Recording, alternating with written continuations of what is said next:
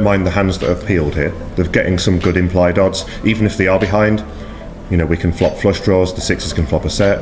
And the flop does bring action. King 4-3, 2 diamonds. Jaroslaw, after 3-betting out the big, expecting to continue here, flopping a flush draw, just 9 high at the moment. Sebastian not going to be going anywhere though. Second nut flush draw and top pair. It's interesting. So Jaroslaw has almost got what looks like the dream scenario. Yep. The king high, somewhat dry board, where you even have some equity. Although, as we can see, he doesn't have any equity because he's dominated by a higher flush draw, which is quite unlucky, I would say. So I do like the c-bet, even though we can see he's drawing nearly dead. Now this is where the hand starts to get very strange. Simon with the overcall on the flop here with sixes. I would say pot, that's quite outrageous. Yeah, we've got to be letting it go. I don't know what his thought process is for overcalling here. Now, I would actually say it would be a dubious call, let alone a dubious overcall in a 3-bet pot. Even if you have the best hand with sixes, the guy who's 3-bet is supposed to carry on blasting to represent the king. So the turn rolls off the Jack of Hearts. Jaroslaw with just 9 highs, still with a flush draw. A lot of the time you continue to represent, but maybe he's been a little bit put off by being called in 2 spots. Yeah, 2 spots makes it a bit more difficult to double barrel in this particular scenario. And the jack does hit their ranges, you know, like I'm expecting, just as we can see king queen suited is peeled, king jack suited is right in the middle of both players' ranges, I would say. So then this leaves room for Simon. Once checked to him, he's going to fire 4k into 7.8k, just over half pot. And Jaroslaw with the flush draw and a player behind, 1 card to come. I think he has to lay this down. Yeah, he's going to have to fold. He has to ask himself, what have the other guys called on the flop with? Now, although we can see he's been called by sixes, which I think is outrageous, in the long term, I think he's going to get shown sometimes better flush draws, often a king, and of course, when 2 people call, you've got to fear the set, set of 4s, the set of 3s. Exactly that. So now Sebastian with the king queen can't fold in this spot. Top pair, second nut flush draw, does make the call. 15.8k in the middle, effective stack now 13k. Now, although you said it's a mandatory call, at the same time it is a bluff catcher at this point, unless you're against unless you're against an inexperienced player who is betting worse kings for protection on the turn, which I think is an objectively bad play. Yeah. He does only beat a bluff. So really, when Simon bets the turn, he's representing king jack, a set of 4s, a set of 3s. I don't really think he should be betting anything else for value. And on this particular river now, king 10 suited even gets there. So all king X were actually behind to Sebastian that Simon can have here in a 3-bet pot. So the only real hands we're actually ahead of facing this jam are just flush draws, really. You don't expect Simon to ever show up with sixes here. Sebastian, as you say, only has a bluff catcher. He's only losing to king jack 4s and 3s in my opinion, but Simon does represent those very credibly. Yeah. Yep. Sebastian's beating missed flush draws, but of course he does have 2 of the diamonds himself. He's beating a missed straight draw, like 5-6 suited. But you've also got to ask yourself whether you believe Simon would pull the trigger in this spot. Yeah, exactly that. Just because somebody could have a busted flush draw or straight draw doesn't mean they're going to bluff at 100% frequency. Especially the 3-bet pot as well. He's going to have less like flush draws here, Simon, just because he's not going to be like necessarily peeling his 7-8 suited hands like that. Some people do play a little weighted towards the Broadway cards, which Sebastian has in his hands to block some of them potential combinations of flushes. But long in the tank. The question that I have to ask is, what would have happened if it hadn't been a jack on the turn? That was actually quite a good card for Simon to rep, but maybe if his overcall on the flop was, maybe in his mind he thought he was going to represent diamonds. That wasn't going to work out very well. So what happens if it comes an 8? Or a 7 on the turn? Like, you know, if he now bluffs, he's only really representing very specific hands. Yeah, and he's repping much thinner than when the jack is a much better card to rep. But Sebastian long in the tank with the king queen. The last hand he'd ever expect Simon to show up with here is pocket sixes. Maybe Simon called on the flop. He may have just been thinking about his hand. There's only one overcard with the sixes, but it's a spot where you should usually be folding sixes, shouldn't make the overcall. Yeah, if he overcalls there, it should be because he thinks he can get some bluff through on later streets. I don't think he's got enough showdown Ambitious, value with sixes there. So I don't know what his thought process was for calling, but as we can see, if he was thinking of repping diamonds, that wasn't going to work out well. And Sebastian looks uncomfortable body language wise, eventually does let it go, and the bluff from Simon with the pocket sixes gets through. He got the jack he wanted on the turn and he repped it well. There you go. Well, thanks to Andy for joining me for Break It Down today. How would you play that hand?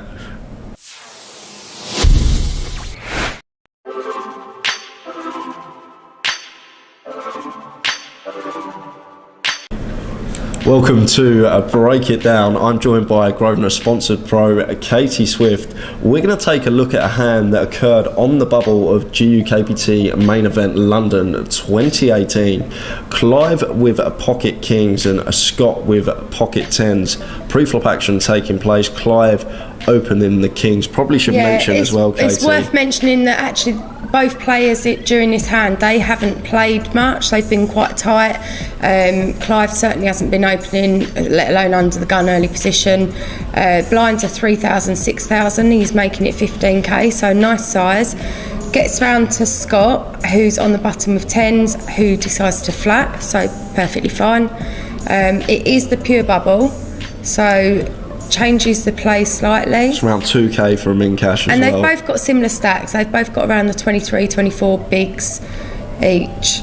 So a Jack 10-6 rainbow flop. Scott flops the world, flopping middle set on a rainbow board. And Clive decides to c-bet 20k, so again, nice size. And Scott looks very relaxed, I think. He looks very confident. He checks back his hand, sees they're still there.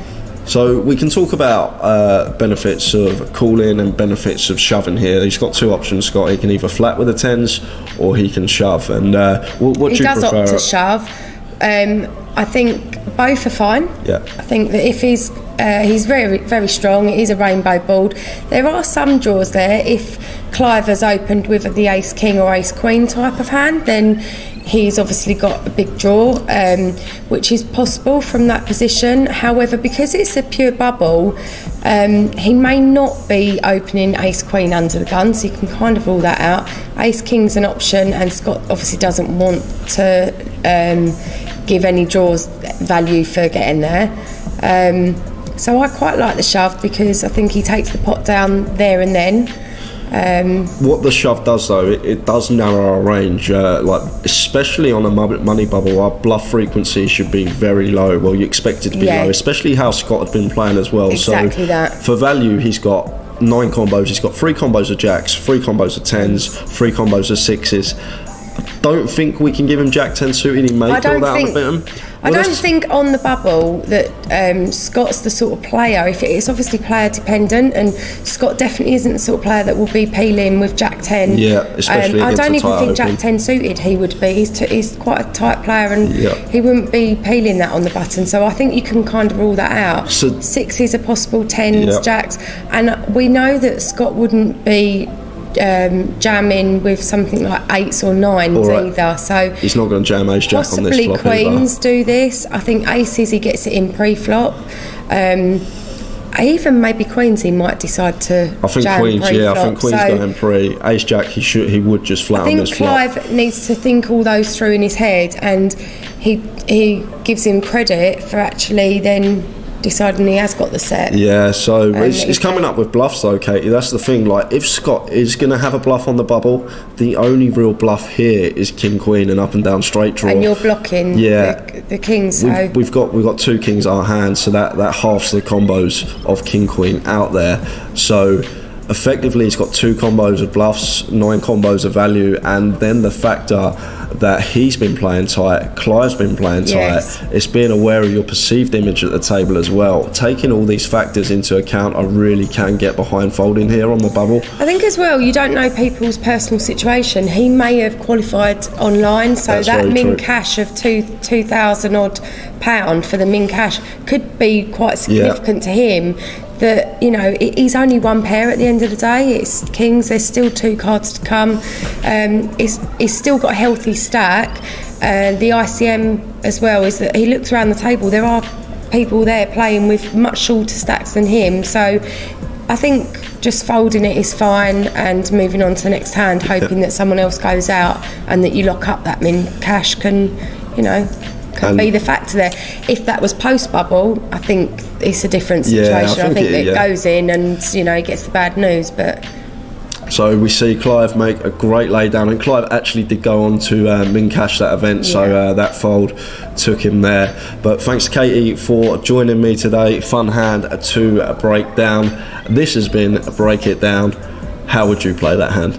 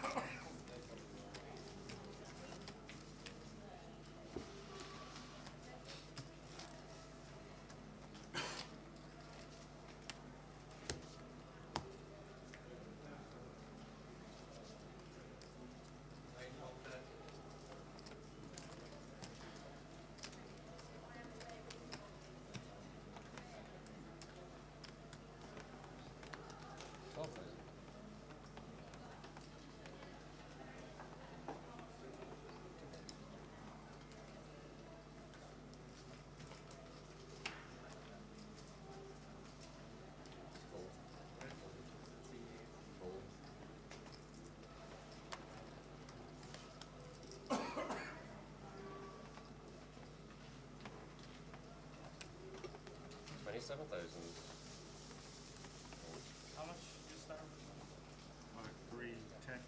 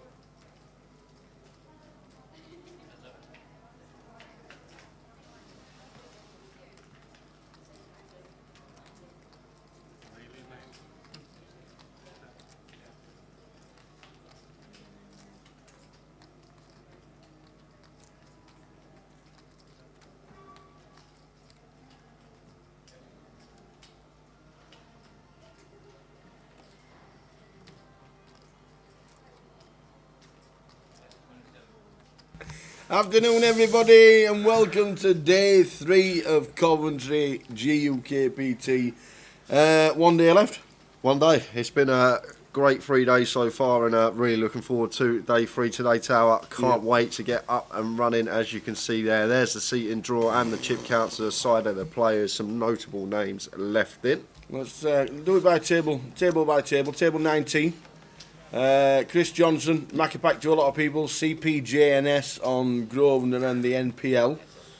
One of the favourites to win it. It was 8-1 on the book this morning. I've not got the book open now, but it was 8-1.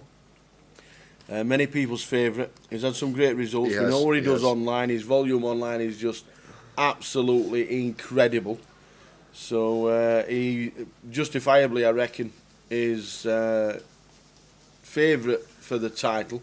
Cully Sidhu won one of these before. Yep. Manchester back in the day, I think it was 2010. I think it was. He's got millions in cashes as well. Definitely a contender if he can get a double up early stages of day 3. Yeah, we saw Norman on our feature yesterday. 800,000 in chips. Matt Bushell. Yeah, second in the side earlier this week, looking to go one better. Already locked up 27k this week at the festival. Be looking for 105 today. Yeah, and it is a form game. So if you go in on Matt was 17-1 this morning. Wow. Roland's Everson's in seat number 5.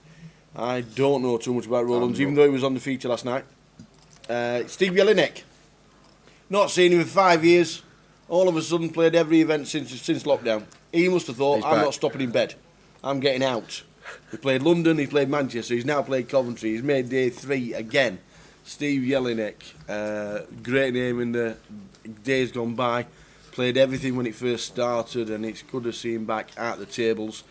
Dalibor Nideki, 437,000. and probably a lot of people's favourite is Ben man Yeah, against I've had Sat. a lot of chat with people. A lot of people have got Ben. He's one of the chip leaders. He's experienced in these situations already. He's been here before. He's a previous GUKPT champion. Yep. So one to look out for, Ben. But moving on to table 20, in one's going to be Dan Hodgson. Not too familiar with Dan Hodgson. No, there's and I think looking round, and I know there's a poker's only just started back up. We're in Coventry for the first time in years, apart from Goliath. There's a lot of names that we don't recognise new on names the coming through. on the Like, it's good to GKPT see, circuit. It's going to be maybe familiar names in a year's time, but we've had so many names come in that we're unfamiliar with. But good run so far from Dan. See how he gets on. Sven from Ireland, who does a lot of streaming, is well known. Lives in Dublin, so Sven is going to be he's going to be watched by a lot online. He's got a lot of his Twitch streamers watching it, and hoping he does well. 380,000, one of the shorter stacks, but he's not down the bottom of the pile. Joe Newby, Ming Ju, obviously. Ming, what a call yesterday was the hand of the tournament. So good. Maz Bako, who won the 30-30 that was here before the festival turned up. Yep. Well done to Maz. Stu Kirby, Dan Hopkins in seat number 8. That is our feature table, actually. The feature table for us is that table right there. And I'm going to quickly run you through table 21 before we're about to start, as players are just taking their seats in the card room. So 21, Adam Wilkinson. We'll go. Local lad round here. Rob Sherwood, who everyone thought was out, but the invisible man in the field suddenly was still left when he thought he busted in like 50th I know, yes. place. We're like, Rob's still in, is he? We said he's out. No, he's not. He's still in. Paul Fisher, mini-main winner in Manchester. As you say, Tower, form game. He's still in the mix here, and potentially if he gets a double, he'll be right back in things. Dowsett, as we know, been there, done it, passport winner, got the lot. Ian Hamilton, David Anderson. Ian was one of the chip leaders. In fact, he had 900,000 yesterday at the end of level 6. Lost a few, got it all back, and he's got 900,000 again as we start day number 3. But we are just about to start, as you can see, right up there. The table is about to start. Who is going to win it? Are your bets on? Who have you picked? Hodds Bodkins says his tenner's on Cully at 30s. Phil Pratt says money's on Tower. That's a tenner lost. Hi, Mum. Hi, Mum. Gail's in the building. Hope you're well, Gail. Vicky's back again. Good luck to Dan Hodgson. Vicky, looking forward to Goliath and looking forward to the Joker's Wild that she won the last one. And the best day of poker we'd ever had. Well, that is coming back. The dates are set for Goliath, the 25th of August until the 4th of September next year. We've signed a 3-year contract with the CBS Arena. That's all been set, and we are just about to start. No schedule for Goliath, by the way. Please don't say what's on, what day is on, and what's the pricing. Nobody knows yet. All we know, the date's set, and Joker's Wild is definitely on. They are the two things we can tell. But we are just about set for a great day. Who's your money on?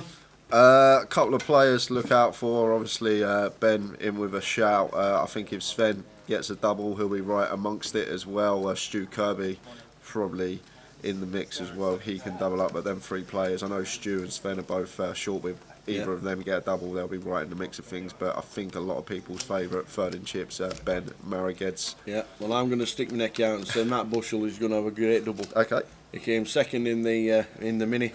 Shall we do it? And we are rooting for a little bit of Matt Bushell to go one better. So we're back on. The live, somebody posted, is it GMT for the 12:30 start? Which is obviously what we now need to do, seeing as though we're now global. Who makes the odds tower? The odds are compiled by the odds compilers for Grosvenor Sport. I don't actually know who does it. We send over the chip counts and the names, and it's compiled overnight.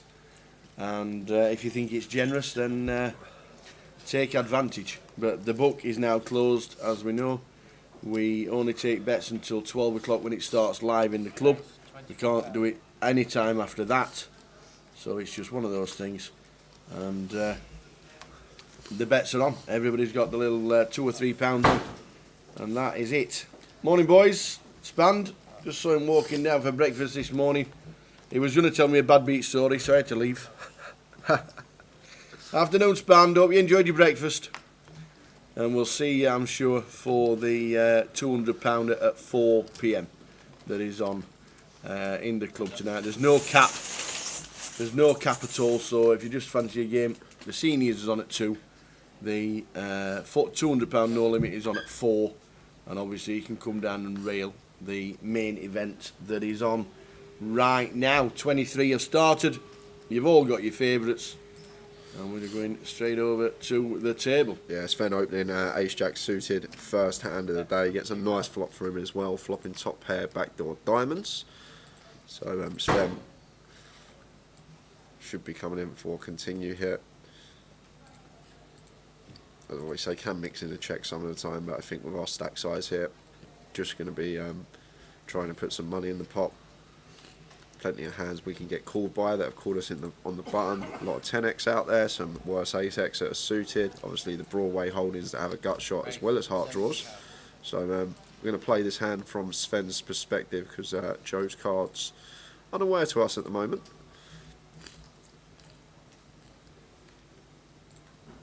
So Joe makes the call.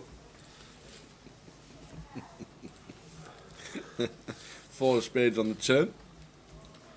So 4 of spades on the turn. This is a good card for us as Sven. Only hand that really changes here is a hand like ace-4 suited. So probably going to come in for a second streak. Obviously charge some draws, try and get some value from potential 10x or worse ace-x. Ace-queen shouldn't really be in there too much. You expect us opening the hijack. Button's going to be free betting ace-queen a fair amount of the time. So maybe we can exclude that hand from Joe's range. So like Sven's decision to come in for a second bet here with the ace-jack. And action back over to Joe. In 62k into 120. So Sven going a smidge over half pot. But having a look at Joe here, he looks a bit uncomfortable. Just picking up on something from him. And oh wow, Joe's just shoved here, and Sven gonna have to fold. Don't think Joe's ever gonna run a bluff there first hand of the day, and not much he could really do there. Unaware of Joe's holding, but sure he would have had the best hand there. Might have been an ace-4 suited, maybe a set of threes that flatted flop. Ace-10 can be in there as well for value. So not too much we can do there as Sven. Have to go bet more often than not, but once we're ripped on, got to let that one go. Go showdown, please.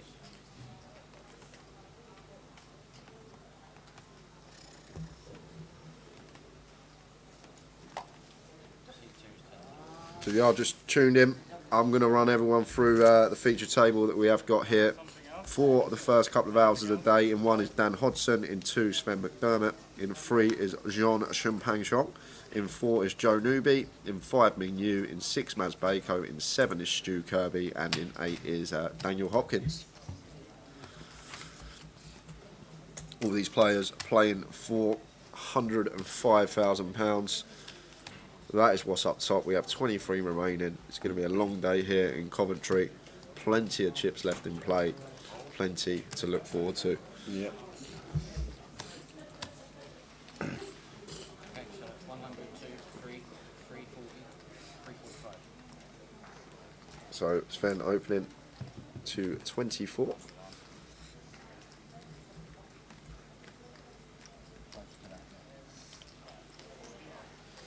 And Maz in the small blind here, A7 suited. Looks like he's counting out chips.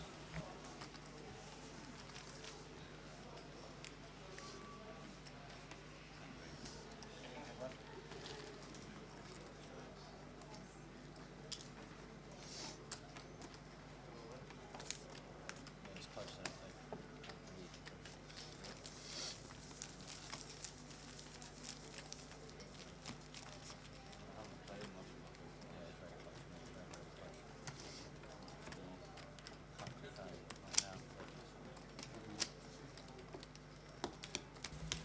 So Stuart defending the big blind.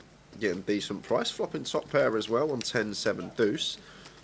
Maz also catches a piece here with middle pair, but you assume both players going to be playing in flow. Checking it over to Sven.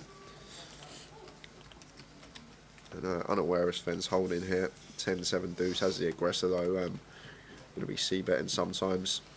Not sure what particularly hand he has here. But with his like jacks plus his value, he's going to come in for a continue, or come in for a continue with some spade draws. Maybe a hand like King Jack with a spade in it as well.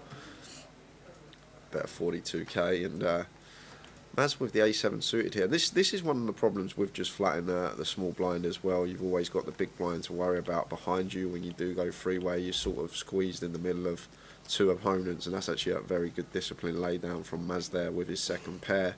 And Stuart, who has flopped top pair, not going to be able to get away from this one. We're going to have to call once at least, and we've got backdoor diamonds as well.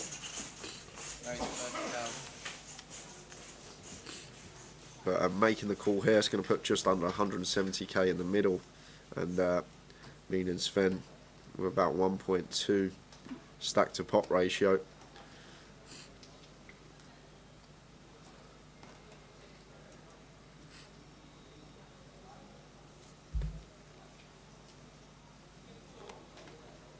Raise 110,000.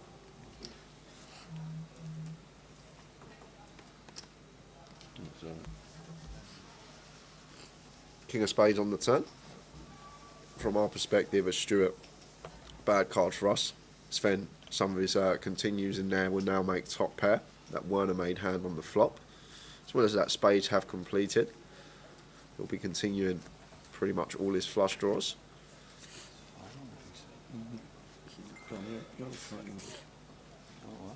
So Sven opting to check this one behind. He can also have a hand here like King Queen, King Jack with the Queen or Jack of Spades that elect to check this one behind and get the value on the river. Need to be aware of that as Stuart, so don't think we should be coming in for a bet here as Stuart. We want to be checking this over to Sven again. Need to be aware that he will have some King X that he's going to check back on this turn, perhaps, especially if they have a spade in them as well. Because we've got to think here from Stuart's perspective, if we do come in for a lead, what are we trying to get called by? Maybe 8s and 9s might hero us off, but I think the best play here is the check, and there is the check. And now it's over to Sven, and if Sven bets, we are going to be in a little bit of a predicament here as Stuart. Obviously, if a bet is coming in, we are not going to be able to beat much in terms of value, if anything, so it would just be a bluff catcher. It looks like Sven is counting out some chips.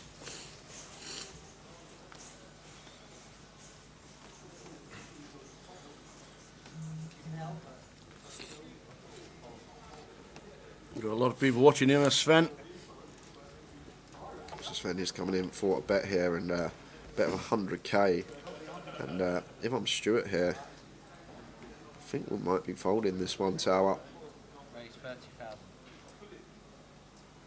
Like if Sven had like an ace jack, ace queen type hand with ace or queen of spades on the turn, you expect him to be double barreling that. So once he checks back turn, I just think he's probably going to have a little bit of showdown that he wants to get to river with and come in for the value bet there. I think he could possibly have, maybe even come in for thin value here with like ace 10 with the ace of spades.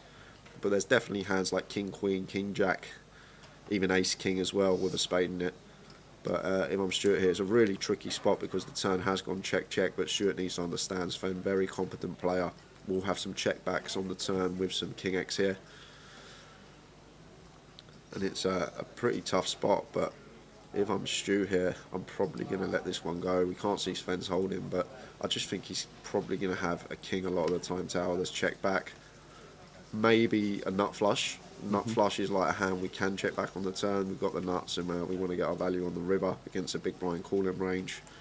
But we obviously have no idea what Sven's got here, but I'm probably thinking we're leaning more towards fold here as Stuart. Yes, we got second pair. Yes, the flop went, the turn went check check, and this river shouldn't really change nothing. But as I say, the good players will be checking. They're like king queen with a queen of spades, king jack with a jack of spades, ace king with the ace of spades on this turn. Could have aces? Yeah, aces as well. Aces is in there, tower. Sorry. Bet 45,000.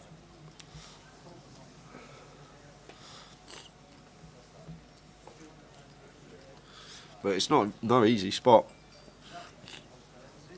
Rightly in the tank here, Stu. It's for just under half his stack, and I really like the fold there. I know we can't see what Sven had, but I like I like the decision to let this one go, Stu.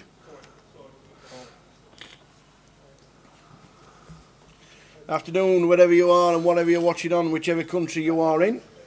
Live stream of the final day here in Coventry.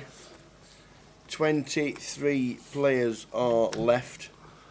Any eliminations around the room will let you know. Don't forget, we work on a 30-minute delay, so if you've got a very good friend playing and he gets eliminated, don't let anybody know, because a lot of people just like to watch the live stream for what it is. 23 down to the winner. You can see the prizes running across the bottom. If you fancy a game and you're over 50 at 2 p.m, it's the seniors. No cap on the seniors, and then at 4 o'clock there's a £200 no limit.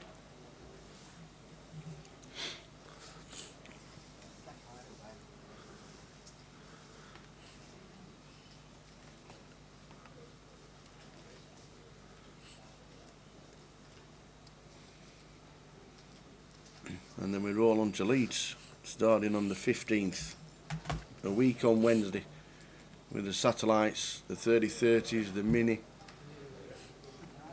the Main, the Omaha, all sorts going on. Are there any talk about bringing decision timers in the future for tournaments? It's never ever been mentioned on a GUKPT, the time bank tokens, anything like that.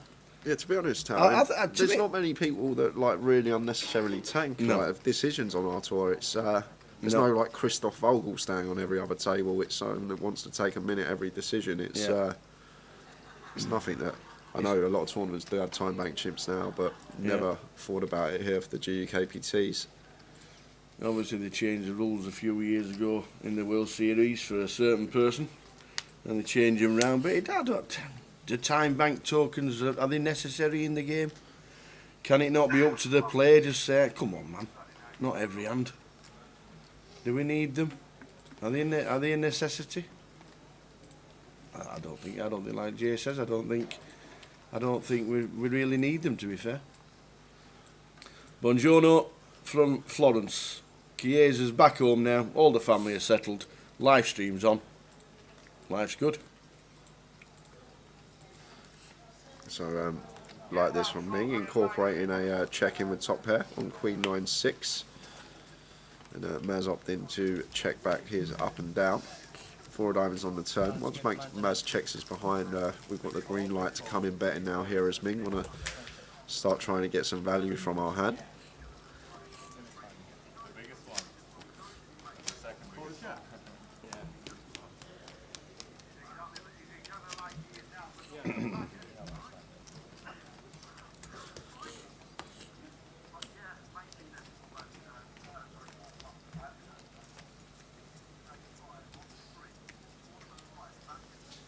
Three of clubs on the river, so Ming still with the best hand, and don't mind seeing Ming come in for some more value here. If we're going to make the assumption that Maz is going to be betting his flush draws quite a high frequency on this flop, and love this here, not afraid of the flush simply because of the check back on the flop from Maz. So trying to get called by like a 9x holding, like a Jack 9, 10 9 suited, 9-8 suited hand perhaps, but Maz with just Jack high in this scenario can't do anything but fold. Raise 30,000.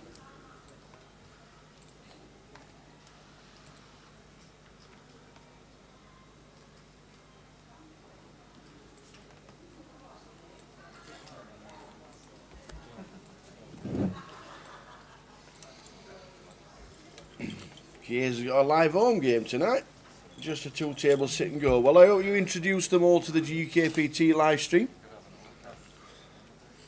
Have it on in the background on your TV or your laptop. Connect your Twitch to your TV. It's an app now, isn't it, on a smart TV? Yeah, it's Twitch. an app, yep. Or a PlayStation 4 or an Xbox One. It's an app on pretty much anything, Twitch. If you've got a TV, you can pretty much... yeah.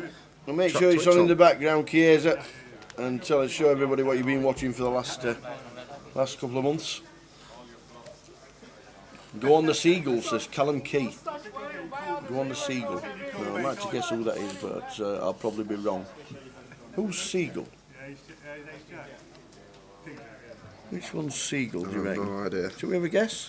I reckon the Seagull could be Sven, maybe? Sven McDermott. No, Seagull. I don't know. I got 1 in 8 chance of getting it right.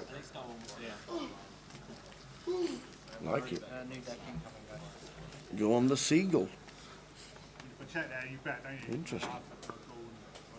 Dan Hodge has got fans. Dan Hodge in seat number 1. We've kept him as Daniel because we've got a Dan in seat number 8 as well. Dan Hopkins in seat number 8. He said on the stream the other day he was called Keith. I couldn't remember Dan in seat 9. I couldn't remember that.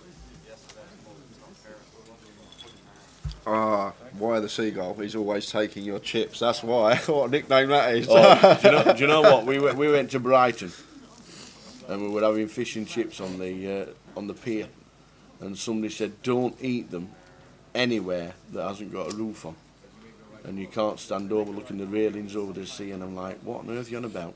He says, "The seagulls will take your fish and chips," and I'm like, "Whatever." 2 minutes later, you know, you just fork into your first bit of fish and you pull it up, and then there's nothing in your fork, and the fork's sticking out of a seagull that's flying about 35 miles an hour. You're like, where did that come from? Oh my God, they're like kamikaze pilots, them seagulls in Brighton. So folds to Dan H. It's Dan Hopkins in seat 9.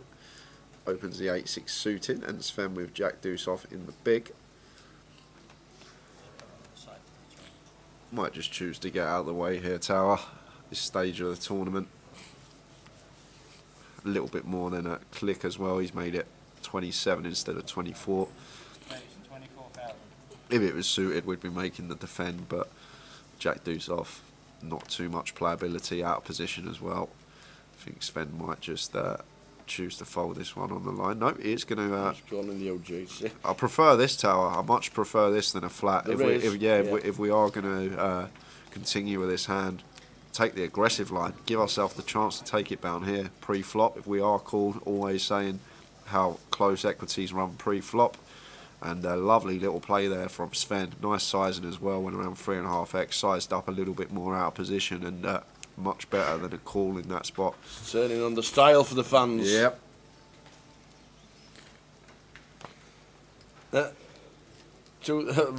Rob's here says, "Is it me or have seagulls tripled in size in the last 20 years?" You're absolutely right. It's all the fish and chips are eating. All my fish and chips that they're eating. As you can see, running down the bottom, the prize pool is flying around the bottom. But if you...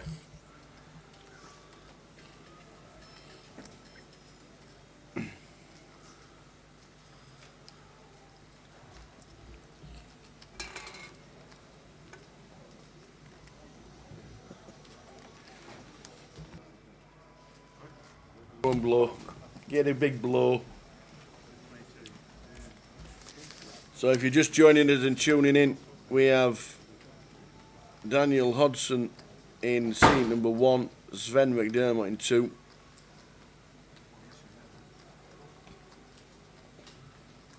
Jean in seat number 3, Joe Newby in 4,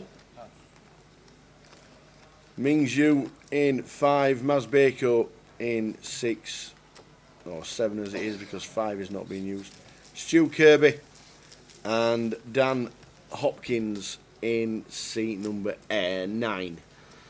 So 5 is not being used, so 1, 2, 3, 4, 6, 7, 8, 9. Have you seen the price of fish and chips? Yeah, do you know what? Everything's up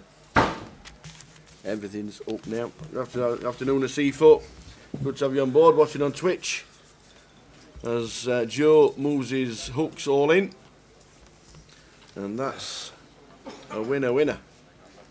Ming still chip leader, the only person in the room over $1 million, 1.2. And 14 bigs for Dan in seat number 1.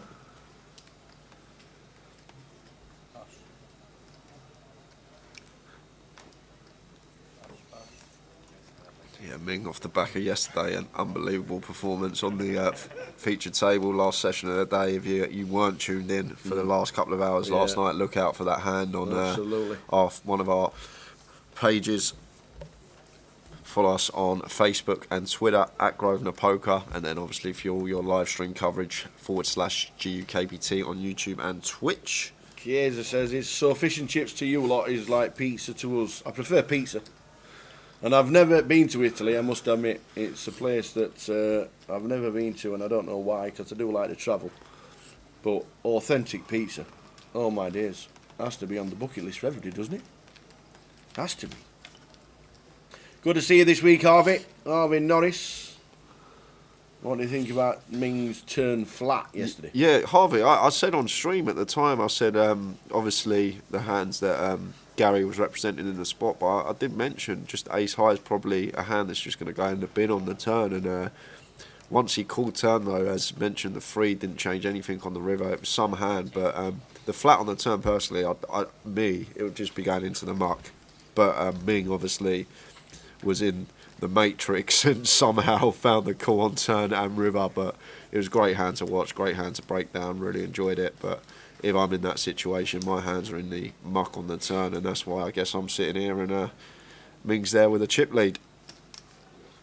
Phil Pratt says keep it updated on the outer tables. All his money is on those tables. We will let you know what is happening around the room. No eliminations so far. We are 25 minutes in nearly.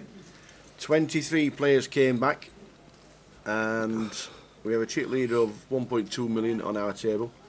No eliminations at this moment in time on any of the outer tables. If any eliminations come through, we'll let you know. I think one thing we have noticed with the remaining 23, that more than half the field is the biggest cash. Yeah, if going back to the action with Sven here, I'd like to see an all-in from him. We got pocket sixes here. We're facing Jean's free bet out the small blind and button versus small blind. Like in these situations, you will just see your the button shove, especially online. Just be moving in here with our pocket pair. They're good hands to be 4-bet ripping with, but I think after he's posturing like this, I think he's just probably gonna fold Sven. But if he knows Jean is an aggressive opponent, capable here of making moves out the blinds, especially versus the button open, then with the sixes here and even 30 odd big blinds effective, I'm still happy to move in here as Sven. We fold out so many hands that obviously we're flipping against. Times that we are called, sometimes we're in a flip scenario, but this button versus small blind dynamic, like hand like sixes and like 30 odd big blinds, is a really good hand to really put the pressure on your opponent. What it also does as well, Tower, it sets up that dynamic throughout the day. Jean would be less inclined to maybe 3-bet our button opens, but looks like Sven is just going to flat and play a pot in position with just under a 2 SPR here, so he's looking for a 6, I guess. Ooh, there's an interesting flop. Double gutter for Jean, and Sven with 1 overcard to his 6s and a gut shot here.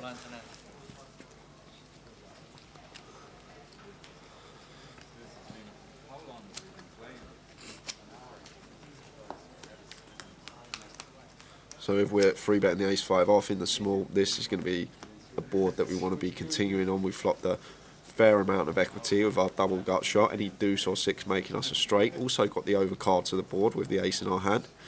But faced with a 45k bet here, Sven not going to be going anywhere. He's just going to be making the call in position, you expect. Not really too much merit in raising here.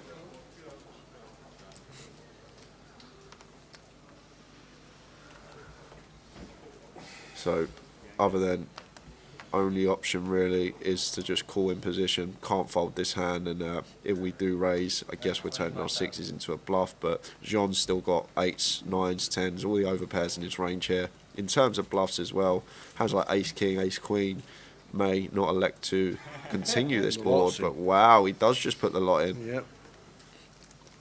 An interesting move this, because we're going to get snapped off by the overpairs, 8s for aces.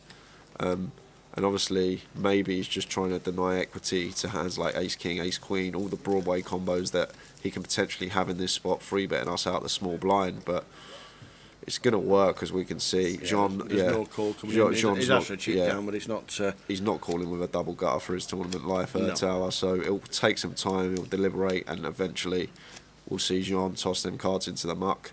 But I'm really interested to know the thought process of Sven's shove here with the sixes. I know, 6-5 suited, not a thing. It shouldn't really be in there anyway. Free betting out the small blind this stage of the tournament from John, but it's a bit mergy this from Sven. I guess we're just always getting snapped off by the overpairs. And I guess he just wants to deny equity to like the overcards, as I said, so he's just happy to take it down now. There's a fair amount of chips in the pot. If he wins this pot, he's going to increase his stack by around 70%. All them factors. But Jean is having a little count of his stack here, but as Jean, we just can't call. We've never got the best hand here with ace-5 in this spot. Coming up with some plausible bluffs that Sven's supposed to have. There's not many on a rainbow board. There's not too many flush draws in there. Maybe a hand like 4-5 suited, something like that. But there's really hardly any bluffs he can have here. We can just never be winning in this spot as Jean. Yeah. And he is taking his time with this one, but it's going to have to go into the muck tower. Yeah, tournament life. ASI, gutter ball, find a better spot. Bit of TV time, but it's not. It's never a call.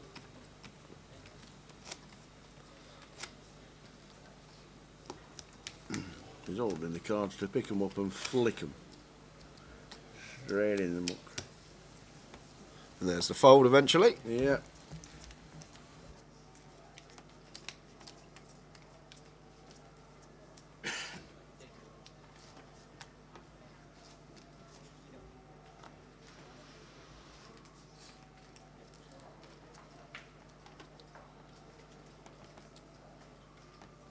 Race 24,000.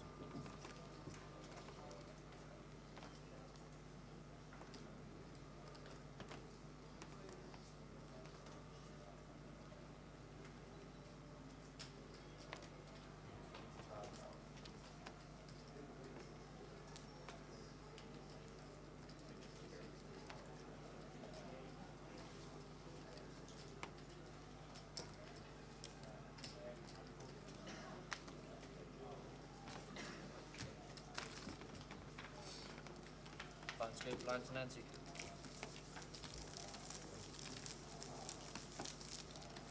Level up in 2 minutes, mate. 10, 15.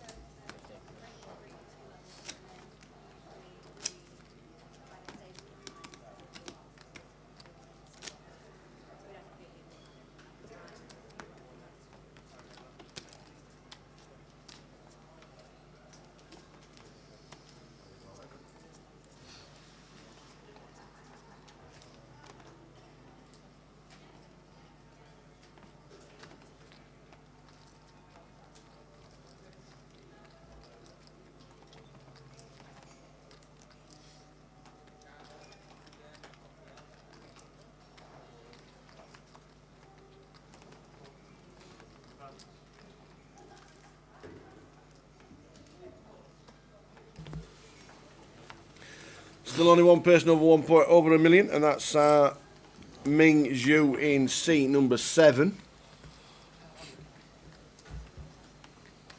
Race 25,000. No eliminations around the room at this moment in time. 23 players remain. Well, we're just changing dealers. We'll have a quick scan at that because we've got the 30-30s on the way. Oi, oi. You're in Birmingham next weekend, young man. Can't wait to go. First time ever. Not just at Birmingham Casino. Don't forget, in the place itself. Friday night, Broad Street. Broad Street. Got to go down Broad Street. I'll try and bag up Thursday, have a day off Friday, and I'll be in Broad Street. Poker Room in London, Newcastle, Birmingham and Berry New Road in Manchester. Next weekend, the list is all there.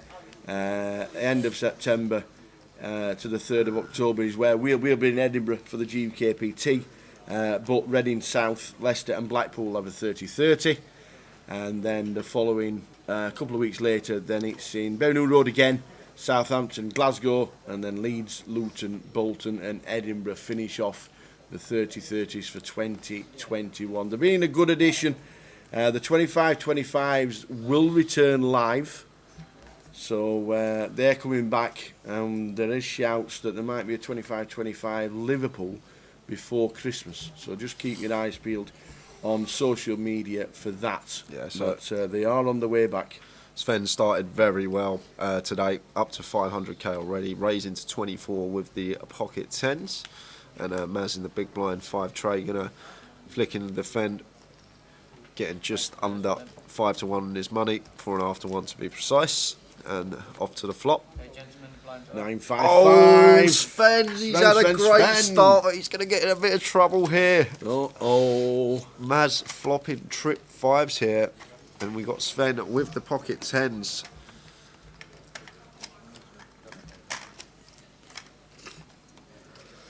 And he's going to be leading out. 15, please, sir. Better 22,000. And now Maz has decision either to call or raise here. If we are raising, obviously... Do we always have to defend because it's a paired hardboard? What do you mean, defend?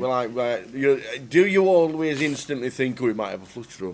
Well, yeah, but this is what I'm about to say. If we are going to raise this as Maz, it's good. It's better to raise on 9-5-5 2 hearts than it is 9-5-5 rainbow, because we can now credibly rep like heart draws as bluffs. And as I say, when you are raising your value hands, you want to have some bluffs in there as well. And having 2 hearts on the board, it helps, because out the big blind, we should be peeling almost all our suited hands. So we're going to have all the combinations of heart combos here. As well as we might choose to raise a hand like 6-7 of spades or 7-8 of spades, which is a gut shot with backdoor flush draw. And it's always good because we are going to get a call from Sven. We just can't fold simply for that reason, Tower. There's hearts in there. There's some gut shots that Maz can potentially raise.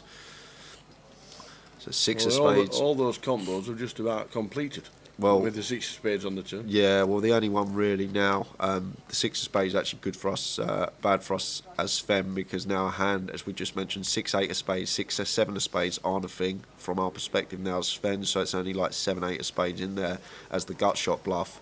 But there are still the heart combos that Maz can have here, and he is lining up a double barrel here.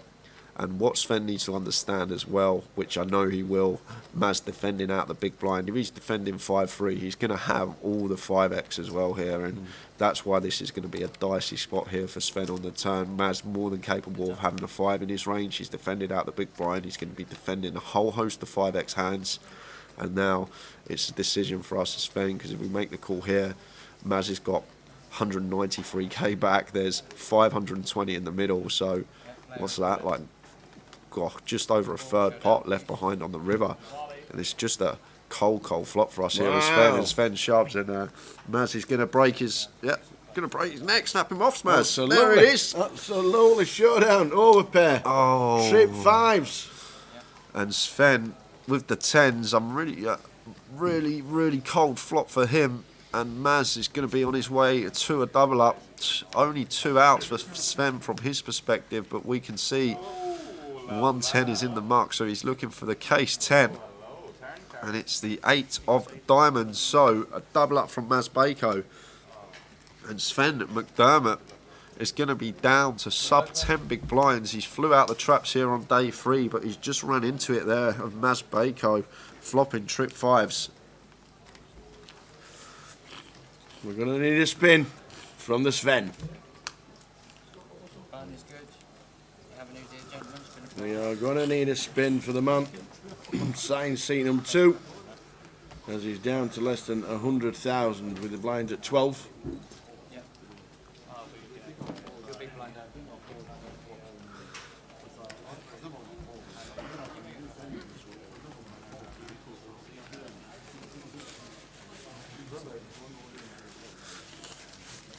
Jim Marlowe asked, why would Sven jam there? I guess all it has to be down to, if Sven made the call, Jim, he had a third bet pot behind on the river, effective of Maz's stack. So I think Sven just said, there's enough in there now. If I call, there's only a third pot behind anyway. So I'm just going to move in now, try and take the pot down perhaps, or put maybe, I don't know, a heart draw, some sort of combo draw in a tough spot. But that has to be the reason for him jamming there. I think he just thought, you know what, SPR on the river is going to be around 0.3, So I'm just going to move in now. I'm not folding my overpair against a capable player here. If he's got a 5, he's got a 5. Nice hand. And unfortunately for Sven, he did have a 5 in that spot.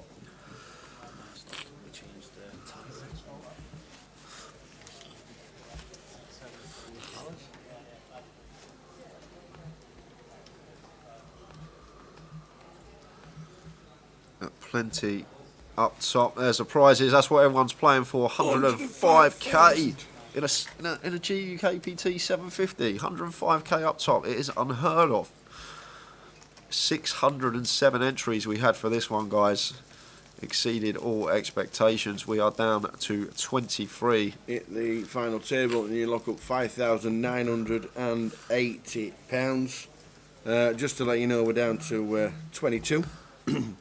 As David Anderson has been eliminated on the outer table for £2,590. David Anderson has been eliminated.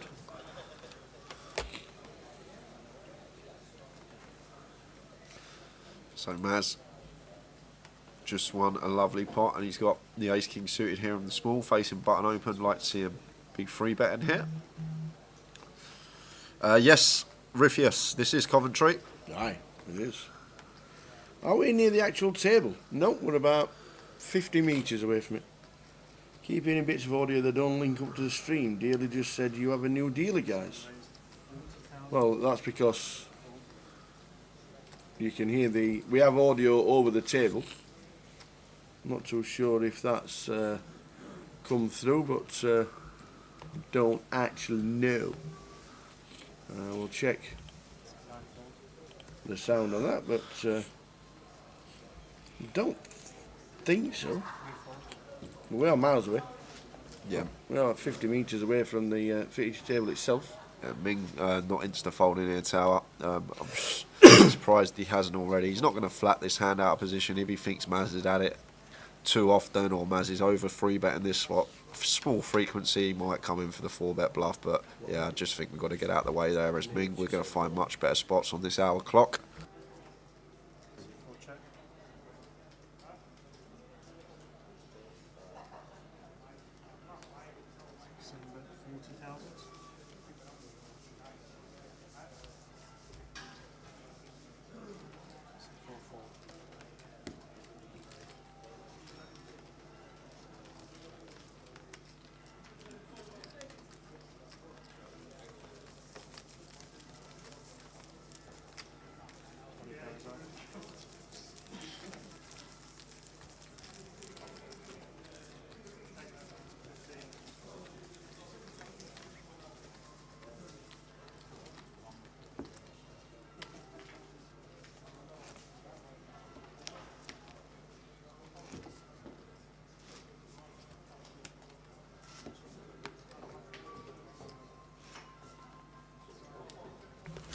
No, not unless it was one of the outer tables that said you have a new dealer coming through, and you obviously can hear it because we have microphones over the feature table as well. So you might have just heard that. I don't think it's anything else. I think we heard something lifetime sound, guys. I heard Trig dealing before he started dealing. I think that's the issue. When Trig was shuffling, then I heard CX bets 40,000. It might be a ghost. They've got the guys listening to the comms just to see what is happening. We'll go back to the table and hopefully it's not a big issue.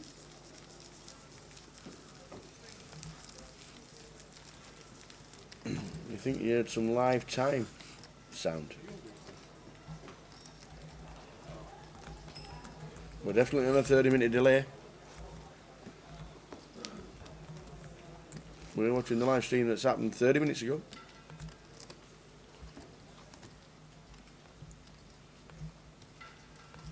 Three players going to see a flop.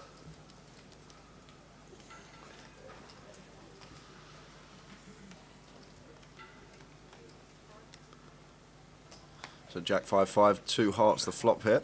Ming has Dan out kick. Min being checked over to him. I think he's going to bet this one 3-way. heads up may incorporate a check back in some of the time. Trig was dealing on 21 before he went onto the feature, so he would have heard his voice Right. on the article. It's Trig's voice that's booming from table 21 apparently, before he came over. Yeah, the feature table audio is picking up the outer table, that's all.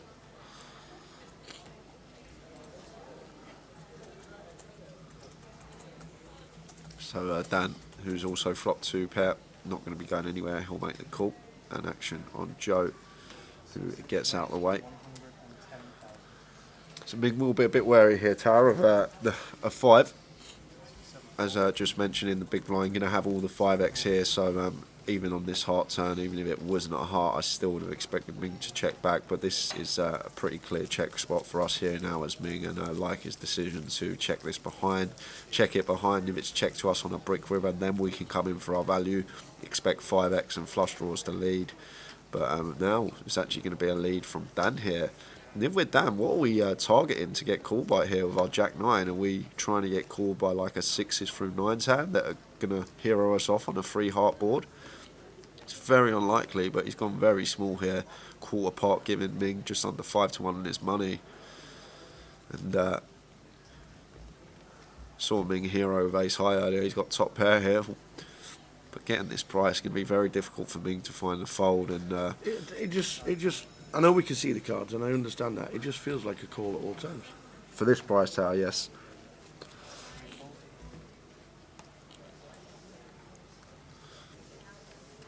Like, if he's got a flush, he's probably going to size up a bit more here down in this spot. So the fact he's gone this small, maybe sometimes he will show us a hand like 5-6, 5-7, holding like that. But with me, with a jack here, decent kicker, I'd be very surprised if he let this one go. I can't see how he's going to fold this one in this spot.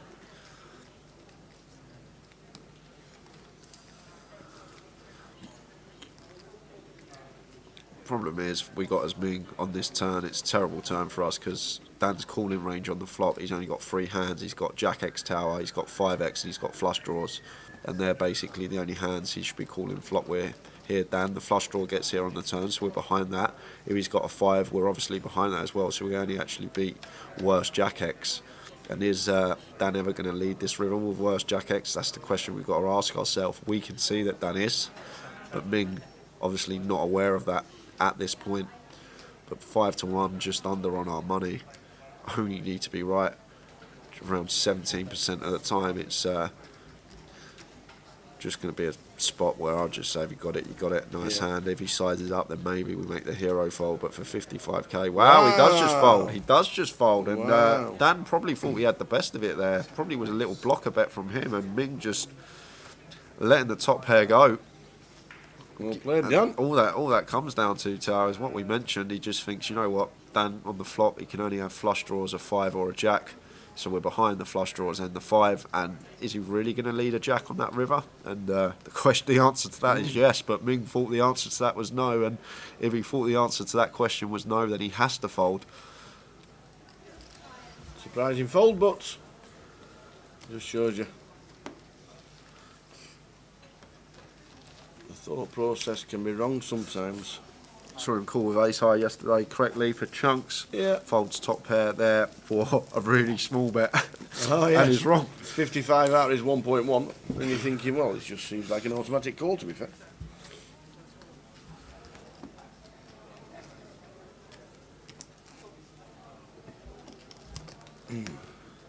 Dan just says, I think your jack would better than my jack.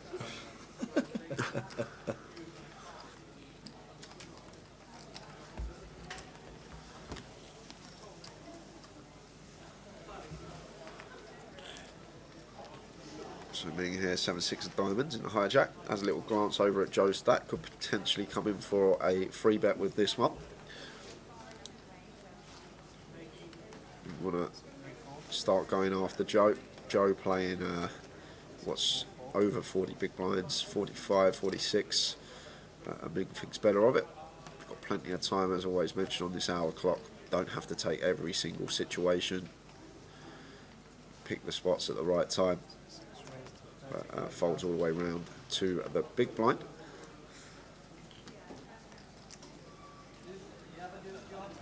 Daniel with an unknown holding.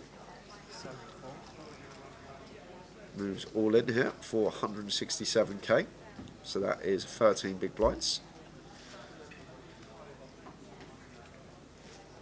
So 13 bigs here. Joe with ace-9 off. Is Dan moving in against early position open with ace-8, ace-7, those type of holdings, and Joe comes to the conclusion that the answer to that question is no.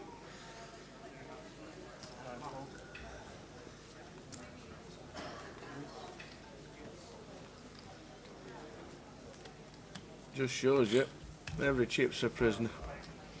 Ming 1.1 million doesn't call 55k. Tournament life calls a lot. Has Dave not registered these decks properly? I'm blaming Dave. 2 new decks so far.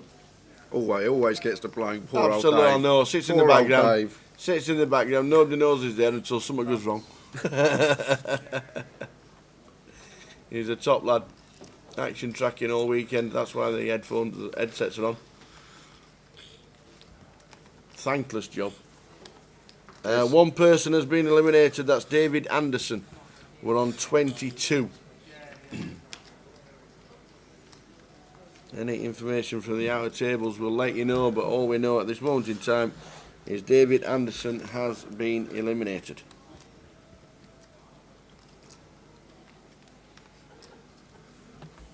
And that is it at the moment.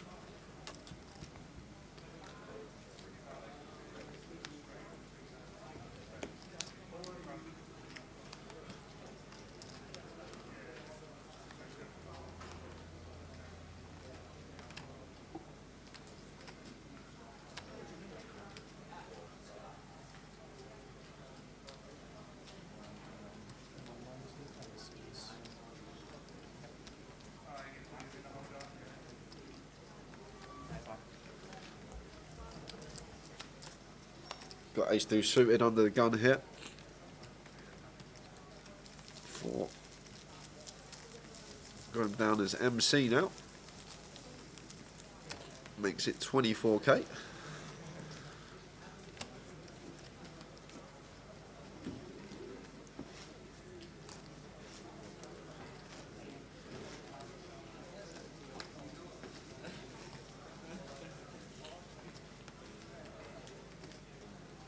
And Sven very short now, getting short up, 5-4 off here, not the hand you want to look down at when you are playing 6 bigs, well 8 bigs if we're including our big, and especially against UTG Open, who are going to have a fairly strong range.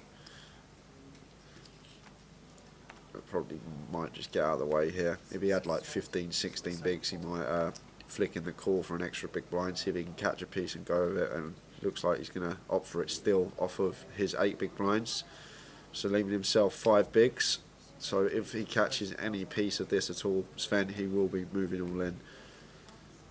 Queen 5-8, 2 hearts. And that's the piece he's looking for. He's flopped the pair. Yep. And it's not a bad board either. We go ahead of hands like Ace Jack, Ace King, Ace 10, King Jack, King 10 that open. And if we are actually behind, we still have 5 outs, which is going to be just under around 25% equity from our perspective. So Sven might just go for it here, tower for his last 60k. Yeah, unliking the jump. Looks right down.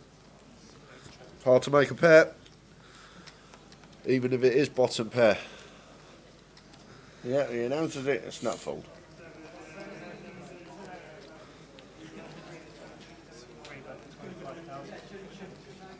So on 10 bigs is Sven.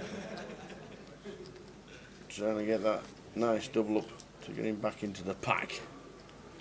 We're on 22 players. David Anderson, the only person eliminated so far today.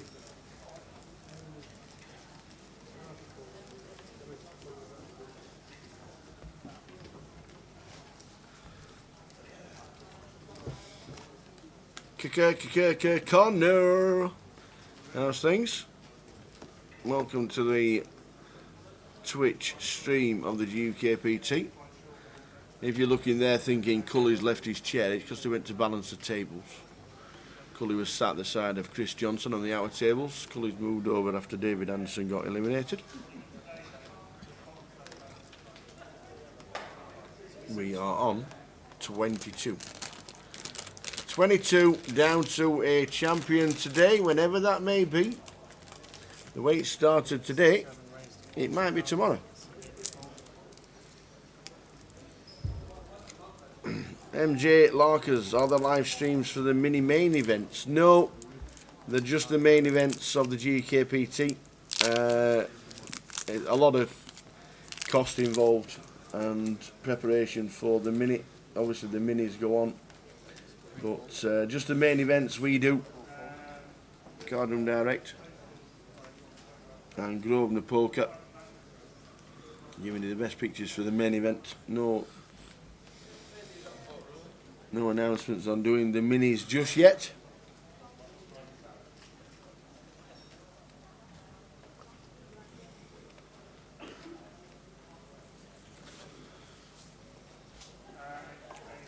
How are we doing, Sam? Sam Orledge in the chat. Oi, oi. Yeah, I like this from Sven.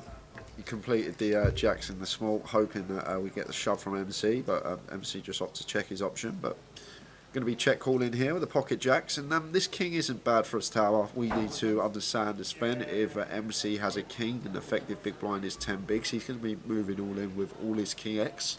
So our jacks here, unless we're up against a hand like 5-3, should be the best hand almost always.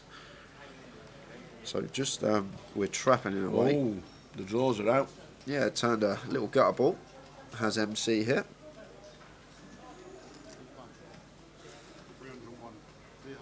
I think his surname's Hammer. No? MC Hammer.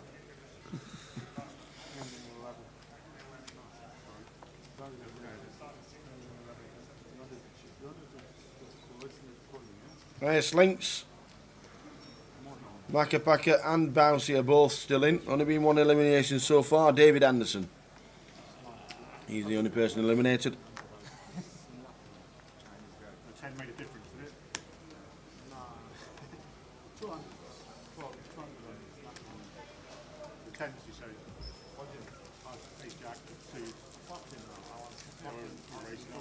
Just one elimination so far, Mr. David Anderson. This is Sven opting to lead this turn with the pocket jacks. Really like it actually, because of what we spoke about on the flop. It's just that MC should never have a king really in this spot, and looks like he's coming in for a raise here against Sven.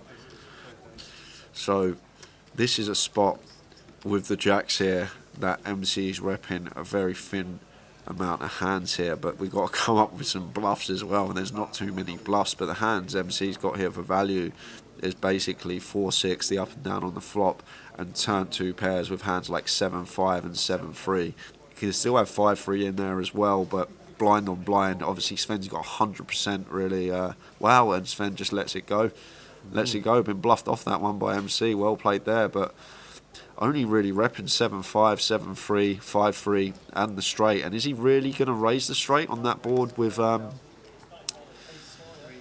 Sven's stack size and position as well? But I would have liked Sven to maybe take a bit more time and think about that one, because you've got to understand with 10 big blinds, MC's going to be moving in with all his King X once we complete the small. So King X isn't there, so it's only 2 pairs and straights that we're behind to there. But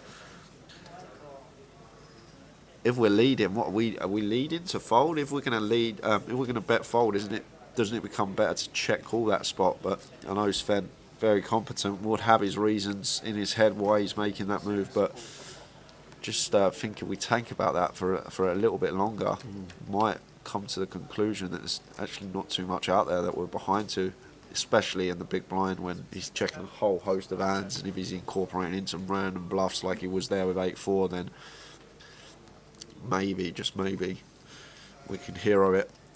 But Sven wants to keep his tournament alive. He's still got a smidge of chips, so going to see if he can spin his 7 bigs up potentially. Not with 9-3.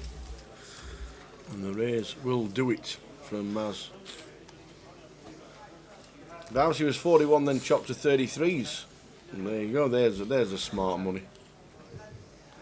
There is the smart money. If you want to play the seniors, you're going to have to beat Scott KTN before he goes back over to Seattle.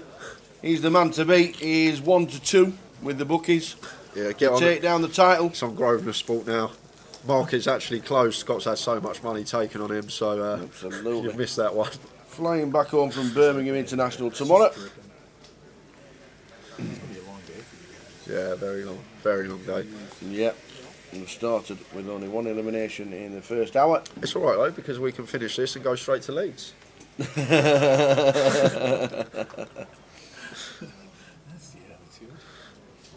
81 for Macca was great bet, says Sylvia. Yeah, the 81 favourite on a field of 23 is a decent bet.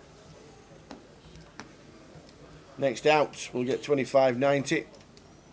This is going to be going all in here, Tower, from Daniel. He's got a lovely spot to be moving in over the open of Stewart. And there is the all-in Daniel shoving for what is just under 16 big blinds. And it's going to come back round to Stewart. We're probably not going to call off King Queen for 16 bigs, and the snap folds. He knows straight away it's the right thing to do. Let it go. He already thought, any raise, I'm out of here. Any raise, I'm out of here.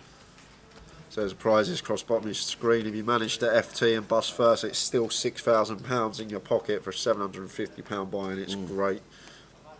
But obviously everyone eyeing up the six-figure payday.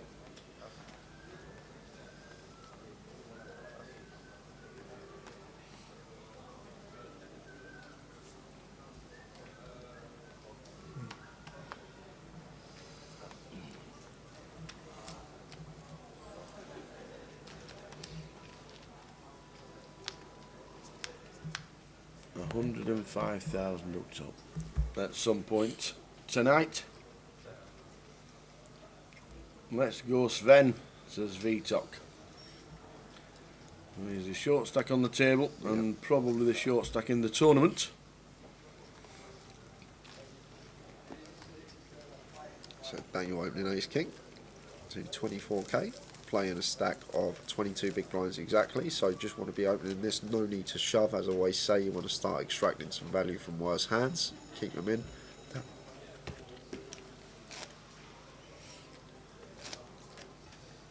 And Matt's not defending the queen deuce. Blinds and antes. First level almost complete. We've lost 1 out of 23.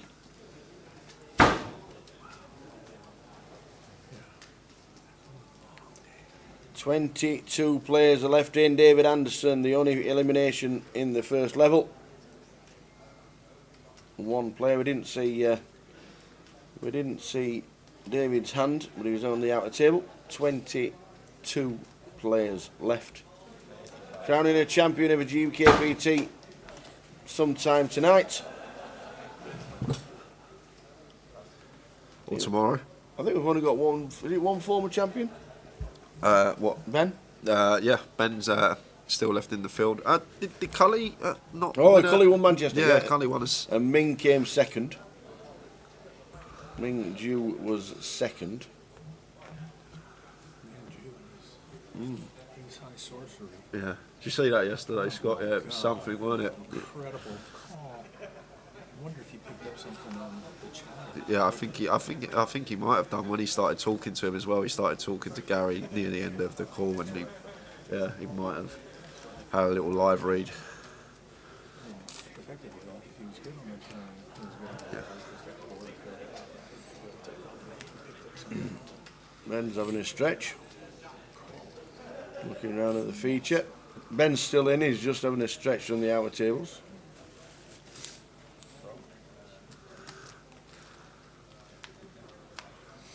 Champion in Manchester, Ben Madigan's. In fact, Cully was champion in Manchester as well. Well, yeah. Connor says, will Sven get a double yes or no? Well, we got 7 bigs. Yeah. Blinds up very shortly. Blinds will be up probably next hand. Shows you the difference. 19 hands in the first level this today. Yesterday was 30. Yeah, yeah. When you're playing for chunks.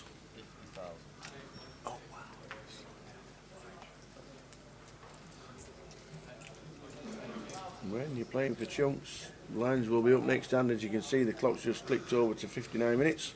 Yeah, Stu's got a king here in the small blind. It depends how he wants to proceed with this. He's got just over 16 bigs. Some players may elect to just move all in here. A little king in their hand.